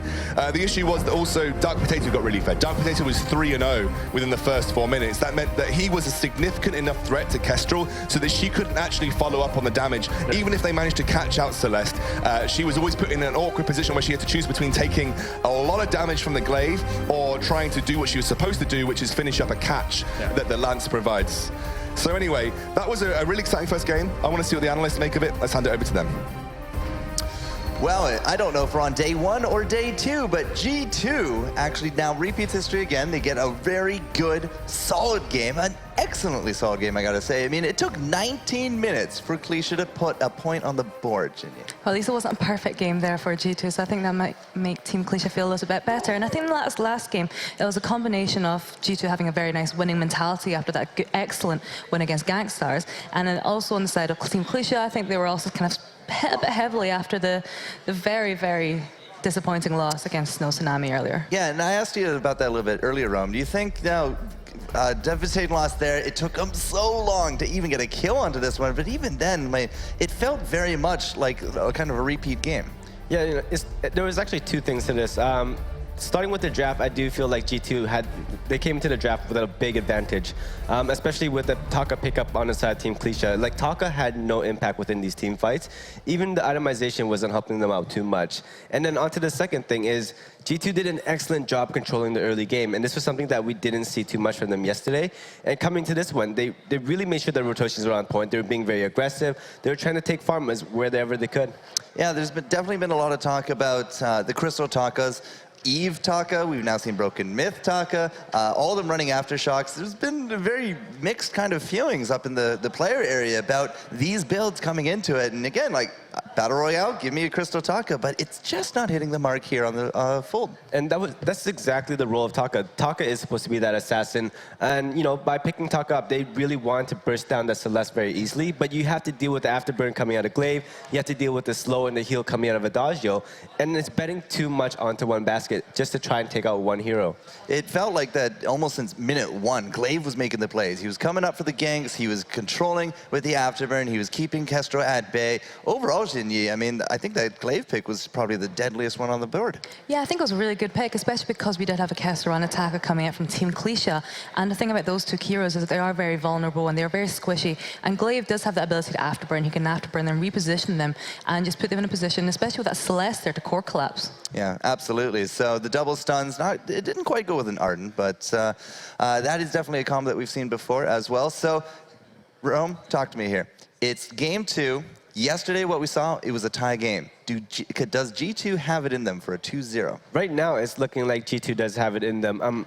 And then thinking on the side of Team Clesia, I do want to see a composition coming out of them that really synergizes their kits across the board. We didn't see that last game. Last game, it seemed like, you know, you do have Kestrel, you have a lot of poke coming on that, you have Taka, who's great at jumping into these team fights, but how well did these two work together? And it just wasn't being seen. Combine that with the addition of Lance, who's like more of a solo roamer, who can make huge plays, who can stall a lot of time, but he doesn't sync up with the team very well. All right, so game number 2, we're going to have to see if #Rome is right, but the draft here is just moments away. G2 fighting for tournament life. They're on match point, but it's up to Clesia now to pull out all the stops, Jinyi. No Adagio, no Sky. I really like the Sky ban coming out from G2 because if they hadn't banned it, does leave Team Clesia open to pick it up, and we all know that Dark Energy's favorite hero is that Sky. See, that's like a two-edged sword. It's just like, all right, I'm a great Sky if I get Sky wreck face. And if I don't, like, what do I do? It's kind of been working both ways for him. Yeah, and they did actually really well in the previous matchup with G2, even without that Sky. But I think in that blind pick, the Sky really was pivotal. So there are still a few options left for Team Clesia. However, the biggest question here is their mentality. I think the biggest question is, why is there an Ardent first pick, Rome? Yeah, I would have felt like, you know, Team Clesia, they did extremely well with the Celeste. And given this Celeste, you're looking at Redx, who has been playing a lot of Celeste, has been playing a lot of Sky. And with this thing open now, what kind of composition will G2 Kingwin be able to pick up? Well, it looks like a Black Feather, and I know they keep hovering the pedal, but that's not something that we've seen today. That's something, especially, I wouldn't pick pedal up very early, given the fact that G2 does get that last pick. And if they want to really surprise someone, that's the best time to do it. Right, yeah, this definitely feels a little bit more solid with that Lance. So Lance and Arden on the flips, but there's no Sky or Adagio this round. That is leaving us a little bit bare here for Crystal Carry. Celeste is going to come to mind. Do you think it will be a Celeste here for Clesia? Well, with the Kestrel, actually, on the side of Clesia, would be a great counter, given the fact that G2 already picked up that Black Feather. And it actually enables them to, you know, find a composition that they can really defend themselves on. Great kiting coming out of them. So what would be the composition? What would be this last pick? I'd pick up a Glaive just to make sure that I do have that early game. I will try and put as much pressure onto the side of G2 Kingwin as possible. And this is something that Team Clesia has been doing the last yesterday. So use the Afterburn, take control of the first early game? Yeah, you know, just rotate out to lane once, try to make some play, and then, you know, transition down to that jungle. Well, it's going to be that Rhyme instead. Clesia, I think, is the only team to bring out Rhyme here this tournament, isn't you?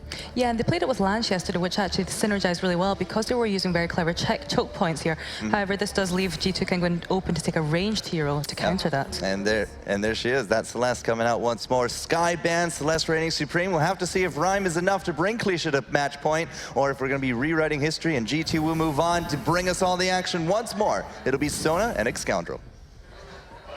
You Jester, but it's getting a bit chilly in here. Rhyme has entered the Halcyon fold, and it's the first Rhyme we've seen of the EU Championship. Sona, I saw one yesterday, actually. Oh, did we actually? Oh, okay, I was asleep. But anyway, I'm excited. I'm very excited. This is potentially the last game of the day before we secure all of our semi-finalists. We're going to see a Rhyme picked up, which is super cool. I haven't seen one. Well, I think I've seen maybe 3 or 4 throughout the last 3 or 4 months of competitive play. Let's see how it works out. Traditionally very good against melee-heavy compositions, but Black Feather doesn't really fit into that category because of how mobile he is. He can negotiate his way around you know, the poke and the anti-melee kind of abilities that Rhyme bring to the table. So we'll have to see how this one works out. We're going to see a lane. We're going to see a lane Black Feather, and we're going to have Dark Potato running that Celeste in the jungle here. So we're going to be funneling the farm onto the guy that's supposed to deal with the carry here. Yeah. It's quite interesting, actually, because obviously Redx played the Celeste in the last game, so just showing how utilizing all of the different heroes and all the different roles is one of the main aspects of Vainglory. Now, I am feeling the rhythm, I am feeling the Rhyme. Come on up, it's Vainglory time for both of these two teams. Dingo's going to have to back away a little bit here from Asaturk because the rest of Team Clesia are just around the corner. That made literally no sense. That was it's like... feel the rhythm, feel the Rhyme. No, Come on now, it's bobsled time. Feel the rhythm, I can feel the Rhyme who's in the game. Yeah, Come on up, it's Vainglory time. I get where you're going with it, just, you know. Cool Runnings, one of the best movies is a great movie in the history of movies. Anyway, let's focus on the game. Team Clesia are running that Rhyme. Do they have the rhythm to win this game, though? Because they're definitely going to have to play to the dance of to the beat of G2. Sona did unfortunately just make a rude signal at me for using his pun. I apologize. Anyway, Team Clesia trying to push into the enemy jungle. Redix trying to take away those camps as much as he can. It's important to try and steal away what you can, especially when your team's being invaded as well. Rhyme so strong as you have these sort of skirmishes, as you said. Winter Spire is incredible if you use it properly, and John will actually steal away that middle camp. Dark Potato going to come through here. Can Dingo make something happen with the Impale? He's been holding off on it so far. Not going to be able to capitalize here. Dark Potato just wanting to back off. So they're going to lose a couple of their front camps in this situation, so it's going to be a win for Team Clesia in the early portion of this jungle. Redix also feeling the pain of those glimmer shots in lane. This is something that we saw previously as well between Mousesports and SK, and the Black Feather ended up coming away with literally no gold income, very, very starved of gold. Asita and John, now they want to make something happen in the jungle. Yeah, they need to try and get a Winter Spire or something on to this G2 lineup. There's the Winter Spire across from the side. Dark Energy's joining them up as well if they want to go for this fight. Now they're going to try and jump into Dark Potato, but a good Glythian wall. Now they're going to see if they can get the damage down. Dark Potato retreating as much as he can, will just about be able to get away. They do lose a couple of their jungle camps, but they don't lose out the kill. Asita, one more dank poke will be enough. Not quite able to get onto it. Dank poke. Did you mix up dank, shank, and joke poke? Yeah, I mixed up. Vedius would it would have been a dab stab. Vedius would be very upset with you. The dank shank from Saw, you just can't bring that into Lance's kit, my friend. I'm sorry. Redix wants to make something happen with John here, but without that Rose offensive, I think he's going to have to be careful. He's going to try and take away some of these back camps. Very sneaky play. Sneaky sausage, as Jackson would say.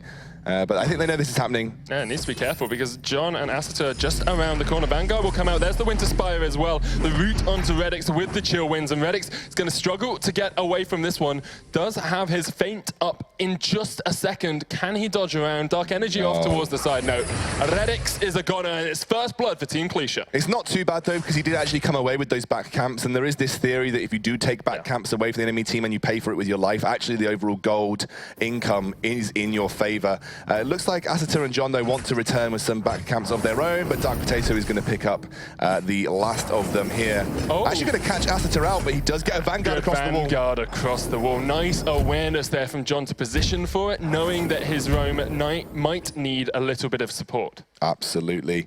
So John and Asita, the rest of the team, going to move towards their own side jungle. Redix now going to start to farm up, having taken away those back camps, won't be too bothered with his death in the early game. The death timers mean that he'll be very readily able to make his way back to lane, start building towards what most Black Feathers seem to be building, which is that breaking point first. So just going for that Serpent's Mask. Obviously with the Book of Eulogies, he could still go for the Serpent's Mask, but we will have to wait and see if that is the case. I haven't seen any Black Feathers, I think apart from one this championship, build it first.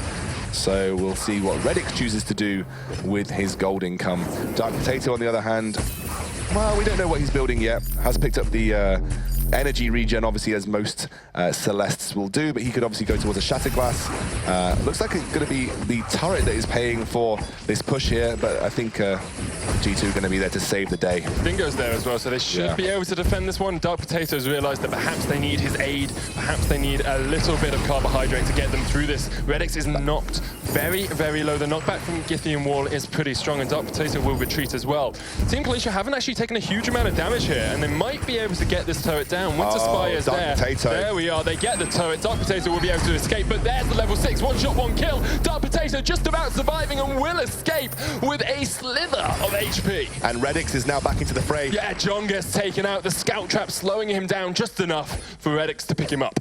Yeah, that was a nice turnaround, but the turret does go over to Team Clesia. Also, I didn't think about this interaction before, but Rhyme with Kestrel just makes it so much easier to consistently land the poke that you need to with Kestrel. You throw down that Winter Spire, then those Glimmer shots come out. It makes it a lot easier to just land as much poke as physically possible onto G2, as well as the damage that Winter Spire will do itself. By the way, Dark Potato, in that last little skirmish, a core collapse saved his life. Actually stunned up Arden and allowed him the time to get away. So brilliant core collapse from Dark Potato, showing his prowess on this hero. It's a bit of a back and forth early game. G2 last game had a huge advantage and a couple of kills up very, very quickly. But here Team Clesia showing they can adapt, showing that they can bring out perhaps more pocket pick type heroes with this Rhyme. And I'm going to be really interested to see how he does build it as well, because he's upgraded the energy battery. Is he going to go for something like an Eve? Yeah, it looks like Eve of Harvest is going to be his first point of call. He just wants to sustain throughout these engages. John, however, there is that... There's the Valkyrie, and John goes very low. Dark Potato almost gets taken down. John using all the fortified health he can and will survive for a very long time, but he does get taken out by G2, and they'll settle for 1 kill. This is what I mean post-6 about Blackfeather versus Rhyme. You have that Rose offensive. It means you can negotiate your way around Winter Spires, negotiate your way around the stun as well. It's a very useful ability. It means you aren't strictly the type of melee carry that Rhyme is particularly good against. 1 shot, 1 kill comes out, but Dingo does block that for Dingo was his Nemo as he blocked that one, and now Acerta and Dark Energy will just back away. The gold mine wasn't taken there by G2. They did have an opportunity, but you always risk the steal with the 1 shot, 1 kill. Acerta not let yet. 6 does not have that goal. Redix does have the heartthrob stacks. He's attracting Acerta towards his blade. It's a good route onto Dark Energy, but the active camo will keep him alive, and now they have to back away. Redix needs to be a little bit cautious. Energy is low on exactly his energy, and should be able to survive just for now. Acerta's going to jump back in. Dingo will pop the boots to get away. Yep. And it's all fair in love and war as both these teams back away. So Dark Potato not going to go for a Shatterglass. Looks like he's going towards a Broken Myth, like we would expect most Celeste to pick up. But because of that small engage, they are going to be capitalizing Team Clesia with this gold mine, and they'll pick an immense payout here. So that's a really nice bit of extra gold to go in their back pockets. Puts them back into the gold lead.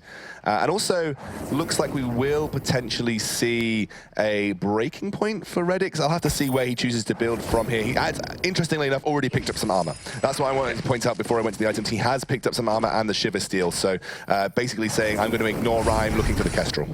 Most definitely. Acerta is looking for his turret, but he won't be able to get there. Tries to keep himself alive with Fountain. He will get taken out, and that's another kill for G2. They gave up the gold mine a little bit earlier, perhaps a bit of macro misplay by them. Wow. It's a very good route, as you say. Not many places you could go with that active camo, but he spots him out. There's the reflex block. The Solar Storm comes out. There is a 1 shot, 1 kill onto Dark Potato. Oh, Rhyme has a gorgeous position. Wow. This is great for Rhyme. Valkyrie comes down, but they will survive. Not quite able to pick him up. They were grouped so perfectly for him, though.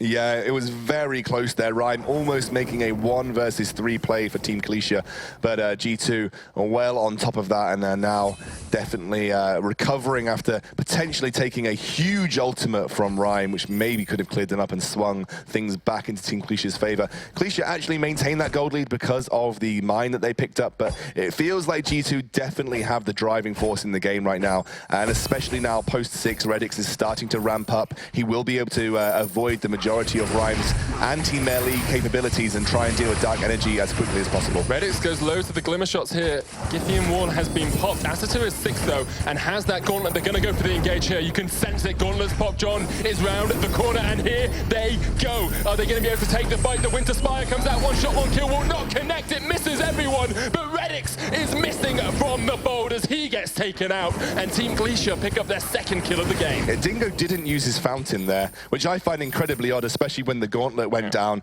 You could see that Acerta did use his, and that actually provided a good amount of health regen and kept Team Clesia in that team fight, and eventually managed to give them that small edge that they picked up. Looks like Team Clesia are going to try and capitalize by taking away the camp. They're going to go for the gold mine once more. That would have built up potentially around 100 to 200 gold at this point in time, so a decent payout is going to be picked up by Team Clesia now. What can G2 do at this point in time? It feels like they're just a little bit uncoordinated. The breaking point is there for Redix now, though. And the Broken Myth on Dark Potato. Yes, the Broken Myth is there for Dark Potato, so they do have some item spikes that they can utilize. It is the Shiver Steel breaking point. Redix is going to start to really hurt on his target, and that Broken Myth is going to start to be wailing down.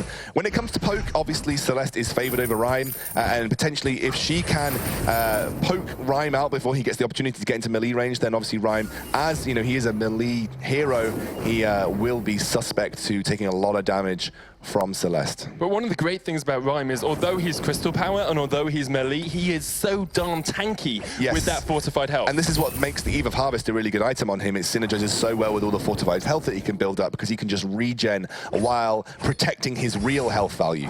I think Alternating Current is actually a really good build on Rhyme, but enough about that for now, because that's not what they're going for here. Going to try and get the engage onto Redix. 3-man route! This is the turnaround for G2. It's the turnaround they needed. They get the Solar Storm. Dark Energy still alive, though. Pop your fountain, Dingo. What are you doing, Why buddy? would you pop a fountain when you can win without it? Do it for the style points, and Redix is trying to style all over Dark Energy, but Dark Energy might have the last laugh. There's the fountain. There's in the the wrong fountain. direction. The fountain comes out, as you say, and John is just trying to survive. He's just trying to get out with his life. I had my heart on edge right there as they landed through. I mean, that was beautiful play by Dingo regardless, by the way. He obviously managed to pick up a 3-man stun into a 3-man route, which comboed so well with Supernovas and also Core Collapse. John just... This is what I'm talking about. Fortified health. Look at him. He's 1v2ing with the Winter Spires. Here we go here. I mean, I think this is just after. Yeah. At this point, I would have been like, pop your fountain. But no, he didn't manage to hold it on. And he knows better than me when to pop it. They're just me getting a little bit overeager. And eventually when Redix was really in danger, the fountain comes out and manages to save him. John finally... He's going to get Redix. Oh my word.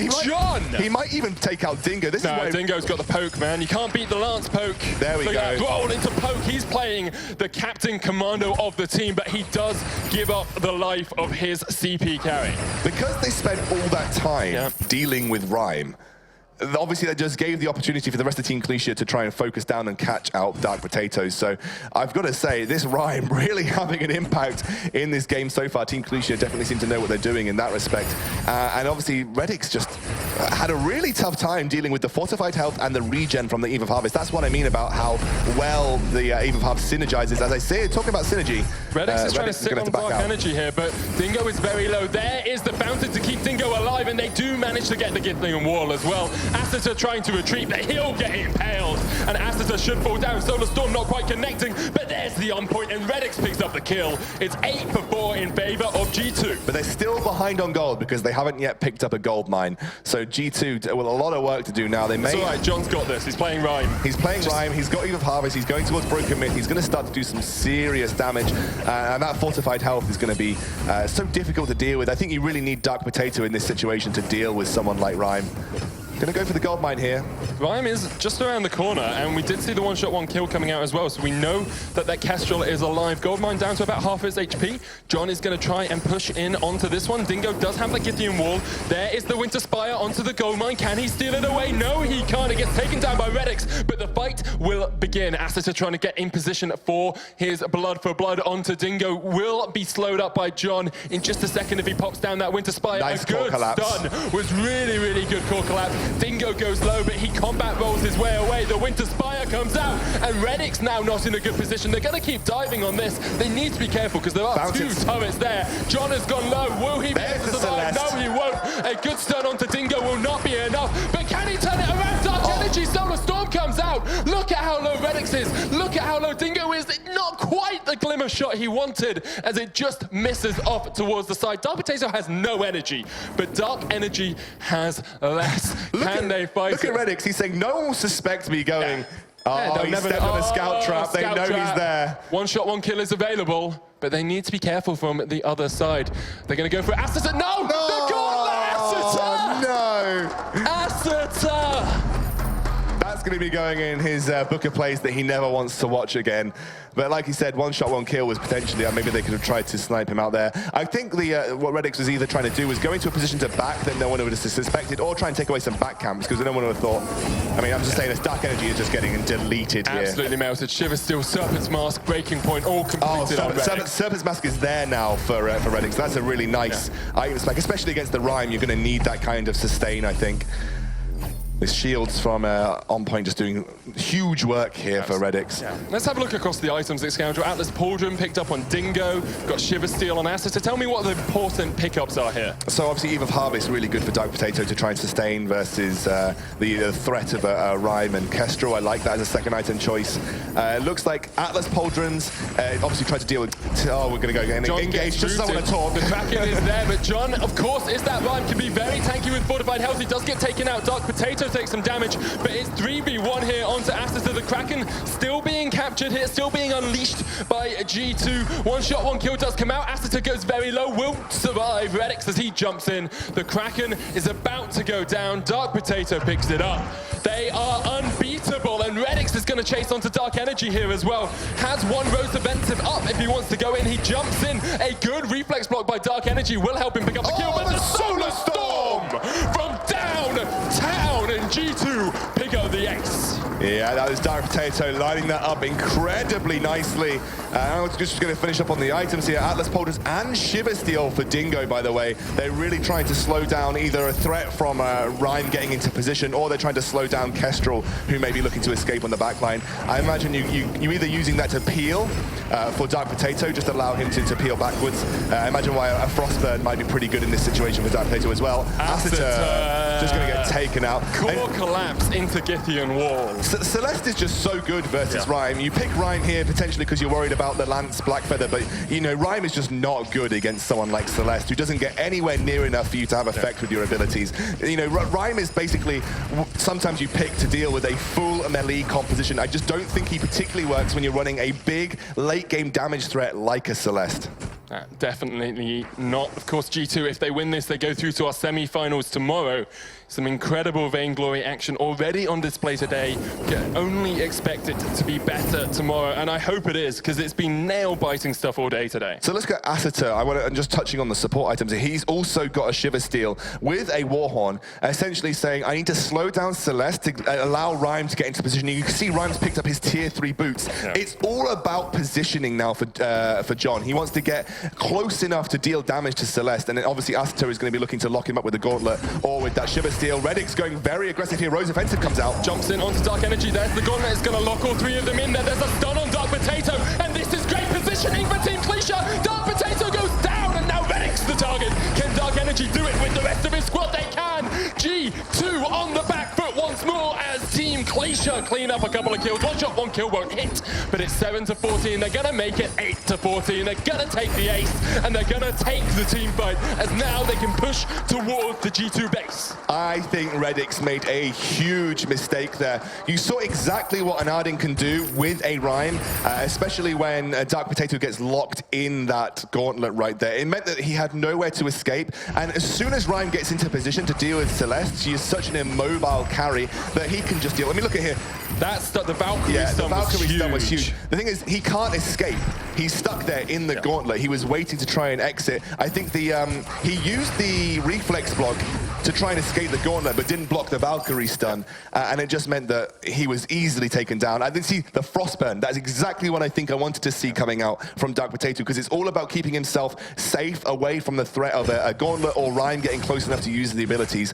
I don't think they're going to make that mistake again. Dark Potato knows that he can't get locked up by either Arden with his Shiver Steel and Gauntlet, and he can't get close enough to Rhyme for Rhyme to have an impact with his abilities. If he does, it's game over for G2. It definitely is. Winter Spire will come out. Team Clesia positioning around the Kraken, seeing what they can do. 1 shot, 1 kill on Dark Potato. That's huge. That is absolutely massive, because now they can look for the engage. They've got the Warhorn. They can try and jump in here. They've got the Gauntlet. Have they got the fight? That's the question. They're going to see what they can do. They're going to see if they can get in. Reddix is going to get locked up. He's stunned. Dingo there as well. But Dark Potato is outside that circle. The Valkyrie comes down. They picked up 1. What can they do here? Asita goes very low. Pops the fountain in the last moment. He survives the core collapse. Reddick's still alive. Dark Energy trying to take out Dark Potato, which she will. And now Reddick's on the back foot as Team Clesia win fight after fight. Can Reddick's make the plays? He tries to duck and dodge around. He will survive for just now. And now he tries to get away towards the back line. Rose Offensive is used across 2 members of Team Clesia.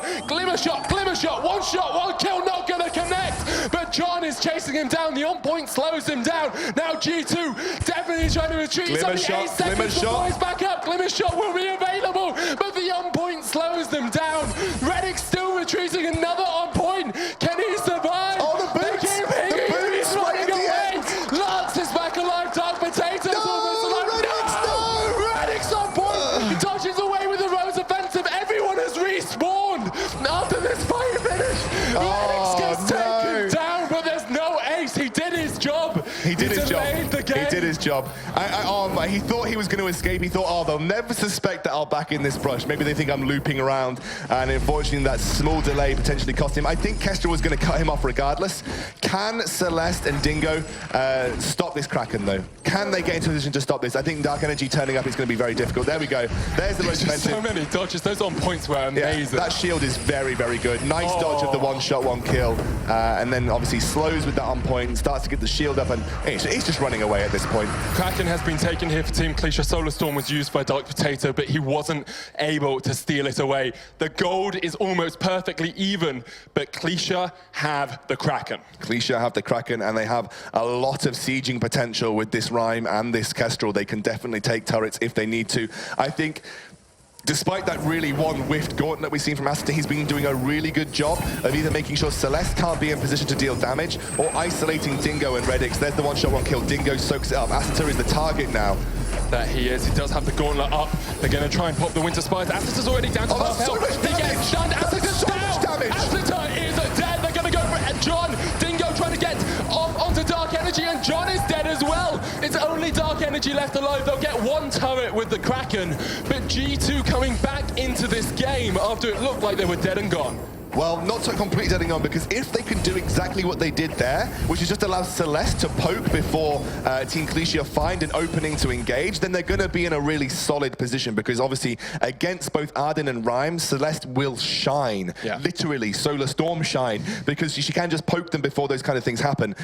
If they go into the jungle, they give a good opportunity to use lack of vision or choke points, and Arden can come out with the gauntlet, lock up Celeste, or at least isolate Celeste away from the rest of the team fight. That is where G2 are going to struggle. Yeah. Go into an open scenario where they can kite backwards, they don't commit to an engagement, and give Celeste the time to use her heliogenesis to poke. G2 are laughing. That's the situation that they want. So Team Clesia, I think, have to try and utilize more engages in the jungle, and you can see G2, they're just busy taking away these jungle camps. If Team Clesia can find and engage in their own jungle out of the blue using lack of vision, then they might be in a good situation. Gold really isn't that important at this point, so the camps don't matter. There's the gauntlet. It's going to lock up a couple. John is trying to get into the middle of the G2 team. Dark Energy putting a lot of damage down, but Dark Potato's still alive as well. Good Solar Storm. Good Solar Storm. Absolutely superb. Valkyrie comes out though, and Dark Energy's still alive. Clesia might be able to back away from this one. Dingo jumps back in with an Impale. He might go down to the one-shot, one-kill. Oh! The fountain as well.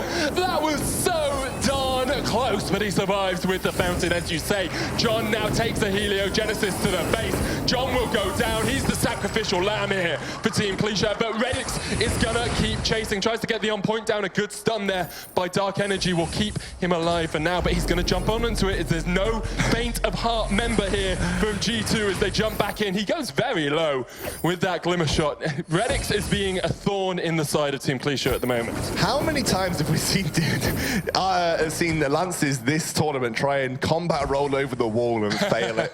Actually, something that I want to point out is why I think the itemization is very good from Dark Potato. Rhyme is so immobile, so if you're just starting to hit heliogenesis on him with that Frostburn, he's going to be such an easy target to take out, and that's what I really like there. Also, really key thing to note is that the core collapse absolutely saved that fight for them. Obviously, Dark Potato managed to get out of the gauntlet with her reflex block, keeping her safe on the outside, but it did mean that core collapse essentially gave her time to deal huge amounts of damage to the two most threatening members to her, and she was in a safe enough position because obviously Arden cannot exit the gauntlet or it collapses, so he's stuck in there with the people that he chooses to lock in. So once Celeste is out, unless Arden chooses to chase down, you know, they're in a position where they can't actually exit the gauntlet, and Kraken now going to get unleashed. I think one of the big things as well is Team Clesia have such an obvious engage. Every time it's that Arden trying to jump in with the gauntlet and try and stun them, it means that there's such a long period of time in which G2 can just reposition and say, okay, well, we know the gauntlet's going to come out. After that, we just have to avoid John. If we can avoid John, we're fine. We win the fight. As long as you can keep John far enough away from Celeste, you win the fights, right? Because although Kestrel has gone a pretty damage-heavy build, John is the one that is realistically providing most of a threat to Kestrel, because... And he's causing the slows onto the Kestrel, which means you can land the glimmer shots, which means you can land the one-shot, one-kill. Block there by Dark Potato, but this is a good start because Redix has been stunned. Now they're going to try and get the fight. Heliogenesis coming out time and time again. Redix has been stunned up by the Valkyrie. Winter Spire there as well. He will try and Rose offensive through, but he's going to run away. Now Dingo off towards the side. Dark Energy still alive. And it looks like Redix is actually just going to go for the kill. The Kraken's there. He's going for the base. He's going for the crystal. Look at that. Redix making the plays once more. He's dancing his way around this Team Clesia team. Dark Potato goes low, but they don't mind. He goes back in. He gets one kill. Oh now my God. Redix is going to do it. They're going to take it. G2 are going to take the win here. They're going to take it 2-0. There's no way that Team Clesia get back in time. I don't think. John's there. John is there, but it's only a couple. There's the crystal. There's the vein. There's the 2-0. But G2 are G2 repeating their win against Team Clesia beforehand. They look absolutely unstoppable. Definitely two hard-fought victories, though, however, very, very taken to the wire in that second game right there. So much credit to Team Clesia. There was one moment in that last fight where John stopped backing and decided to try and take out Celeste, and that gave Redix all the time that he needed to try and take out those Vein Crystal turrets and then eventually take out the Vein Crystal as well. It was ridiculously good decision-making from Redix right at the end there. He said, just buy me time, kite them with that Frostburn, use Celeste, make her a target, and I will win with Kraken. And he did. Brilliant, brilliant play right at the end, and G2's decision-making has always been one of the highlights of their team, and exemplified with that last-minute decision-making to win the game. So much credit to G2 through that entire series, because Team Clesia being their foil. They've been the ones that beat them over and over again, even just across the qualifiers, across this tournament. But here, they showed up, they showed their mettle, they showed why they are ranked one of the top teams here in EU.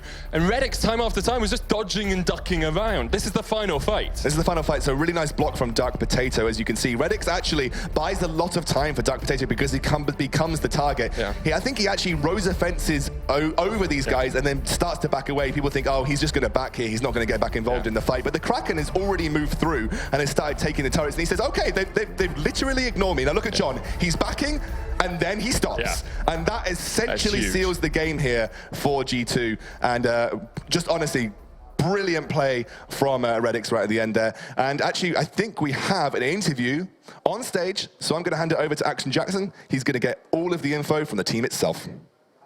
Thank you very much, Scoundrel. I'm here with Redix from G2. They just won 2-0 against the team that took them down yesterday. Actually, you lost against Clesia in the qualifiers as well. So how does it feel finally managing to take the win? Well, we feel way better now because we know that we can beat them, and that means basically that we can beat every team that beats us if we train hard enough. All right, that's a good answer. So you picked Jungle Celeste in that second game. What was the motivation behind that very unusual pick? Yeah, we know that Rhyme is pretty strong against Blackfeather, and also Kestrel is strong against Blackfeather. So we need to let Celeste farm, and that's why we took her in the jungle, because she has a better chance against Rhyme than Blackfeather. Okay, very cool adaptation coming out from you guys. Now, you're moving forward into the semifinals. Are you looking forward to your games? How do you feel going across into the game day 3?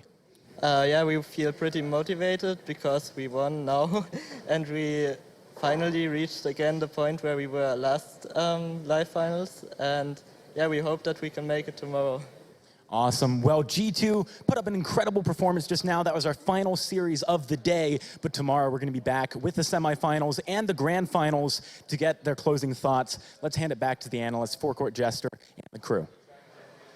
So a roller coaster of a second match, but G2 coming in strong in game number 1. And, you know, early on, Rome, I got to say, their early game was looking pretty solid. It was looking like a nice 2-0, but then something just snapped. Aces, Kraken's coming back into this, and it maybe could have went to a game 3 there for a while. Yeah, actually, great effort coming out of Team Clesia. They really started grouping up towards that mid game, and they were making the plays happen. Especially, you do have that Kestrel that was huge, just letting those skill shots. Absolutely. Now we've also had a few different highlights from some of these, kind of like the Wild Goose Chase Memorial, because we've had some pretty interesting chases throughout today. Yeah, that Redix one, when he was being chased by the Kestrel and the Lance. There you go. Yeah, that one was pretty funny, and he actually managed to get away there, and I think that really helped, because I think if he had gone down, you know, they would have been left in a 3v2 situation there, and that would have been a bit sticky, but he was able to get out, which I think was really important, especially at the end as well, where he was able just to dive straight onto the crystals while the other 3 occupied. And that is something that we have seen before here as well. I believe it was over in the NA. We had a backdoor Blackfeather. Action Jackson kind of got to cast that one. He did the interviews here for us this round, but, you know, when it comes down to that, like, life or death situation, abandoning the fight, going to the crystal, especially with a Kraken at your back, looked like it was the winning strategy. Well, it's actually very hard for them at that moment because you do have Blackfeather that was up. You had Celeste, who was at full health, and pretty much baited out the entire team fight, drawing it more towards the middle of the map. Yeah, they really tried to just kind of stop the aggression right here with this replay. And look at Redix. He just goes off to the left, says, Okay, I'm just gonna go for it. I mean, there's a Kraken pushing down. They took them forever to deal with Lance, and all that Lance and Celeste had to do at that point is just make sure that nobody could go home. If you can't go home, you can't defend, then it's going to be a win. And, well, G2, they're able to rewrite history a little bit. They do get themselves a 2-0. Wasn't quite the easy game that it was in game number 1, but hey, man, they did it. They're moving on. Clesia, a top 8 team, getting into the 5th, 6th slot. It's not too shabby at all. Yeah, it's not going to be quite the Cinderella story that we saw in Austin, where Team Secret entered as one of the lower seeds. But I think nonetheless there was a good effort coming out from them, and they really did push G2 to their very limits. Yeah, absolutely. So no Cinderella stories, no dark horses here. The Titans will still reign supreme. We have our top 4 now ready to go tomorrow, because tomorrow will be our semis, and then of course our grand finals, where we are having our champion. But here's how it all shook out. Team Secret advanced into the winners. They have not dropped a series yet. Mousesports clawing their way back, though. They did win in day 1, lost day 2. They won their decider, and they will be one of our 4 teams here tomorrow for Championship Sunday. And I gotta say, the tenacity of Mousesports looked real strong today there, Rom. Yeah, and this the fact that, you drop a game, you realize your mistakes, and then you make all the adjustments that you need, and then you come back even stronger. Yeah, they learned very well from it. Now, on the flip side, from the other side of this double elimination bracket, Team Snow made things look good today. I don't think they've actually dropped a series here either. You can see they're going to be the 3rd team to join us tomorrow morning. And they won out against Team Clesia, actually put Team Clesia into the situation where they had to go up against G2 again. But G2 not going to go take this one lightly. They 2-0, and they will be our 4th team now for tomorrow. So, Shinyi, again, the tenacity of these decider matches, the going through the elimination bracket, it's quite fierce. Yeah, we've seen some really close games today with that. Some very, very close games, actually. And actually, the semi-final brackets are out now. Yep, so there it is. This is what we're going to start off with tomorrow, ladies and gentlemen. Team Secret, the #1 seed, to take on the 3rd seed of G2 Kingwin. We're going to have to see what kind of prep the teams will bring tonight. But Snow Tsunami will also be facing off against Mousesports. The seeds actually ended up fairly close there, Rome. Yeah, this is actually, all these 4 teams actually were the ones that went through the semifinals for the last season's championship. And coming back into this one, although the matchups have swapped around, I do feel like we're going to be in for some very exciting games tomorrow. Now, I know a little bit earlier in interviews, Team Secret saying they don't care who they face, but Team Snow, it's very possible that they could get that revenge match. If both teams do advance in their best of 3s, the semis will be best of 3s with no blind picks, as a note. The last games will be draft. Then we will have a rematch of what we had with our winter championships. Yeah, and I do remember that game. It was quite close, and I think Snow were actually winning a game in the 3rd game actually. But remember that there's that infamous fin hook coming out that was a bit of a misstep coming out from Snow. So I'm sure they won't be making any mistakes like that this time. Mowgli, the roaming god, he's even brought Finn here into the 118 meta. All these teams have just done a fantastic job, and that means that today, after all of our 6, that's where the dice have been cast. So we are done for today. Tomorrow we are going to be starting at the same time as Friday, 1 p.m. CEST here in Berlin. Myself, Jinyi, Rome, and the rest of the caster crew will be here to cover it, because tomorrow we crown a champion. Hope you guys can tune in, and we'll see you tomorrow. Woo.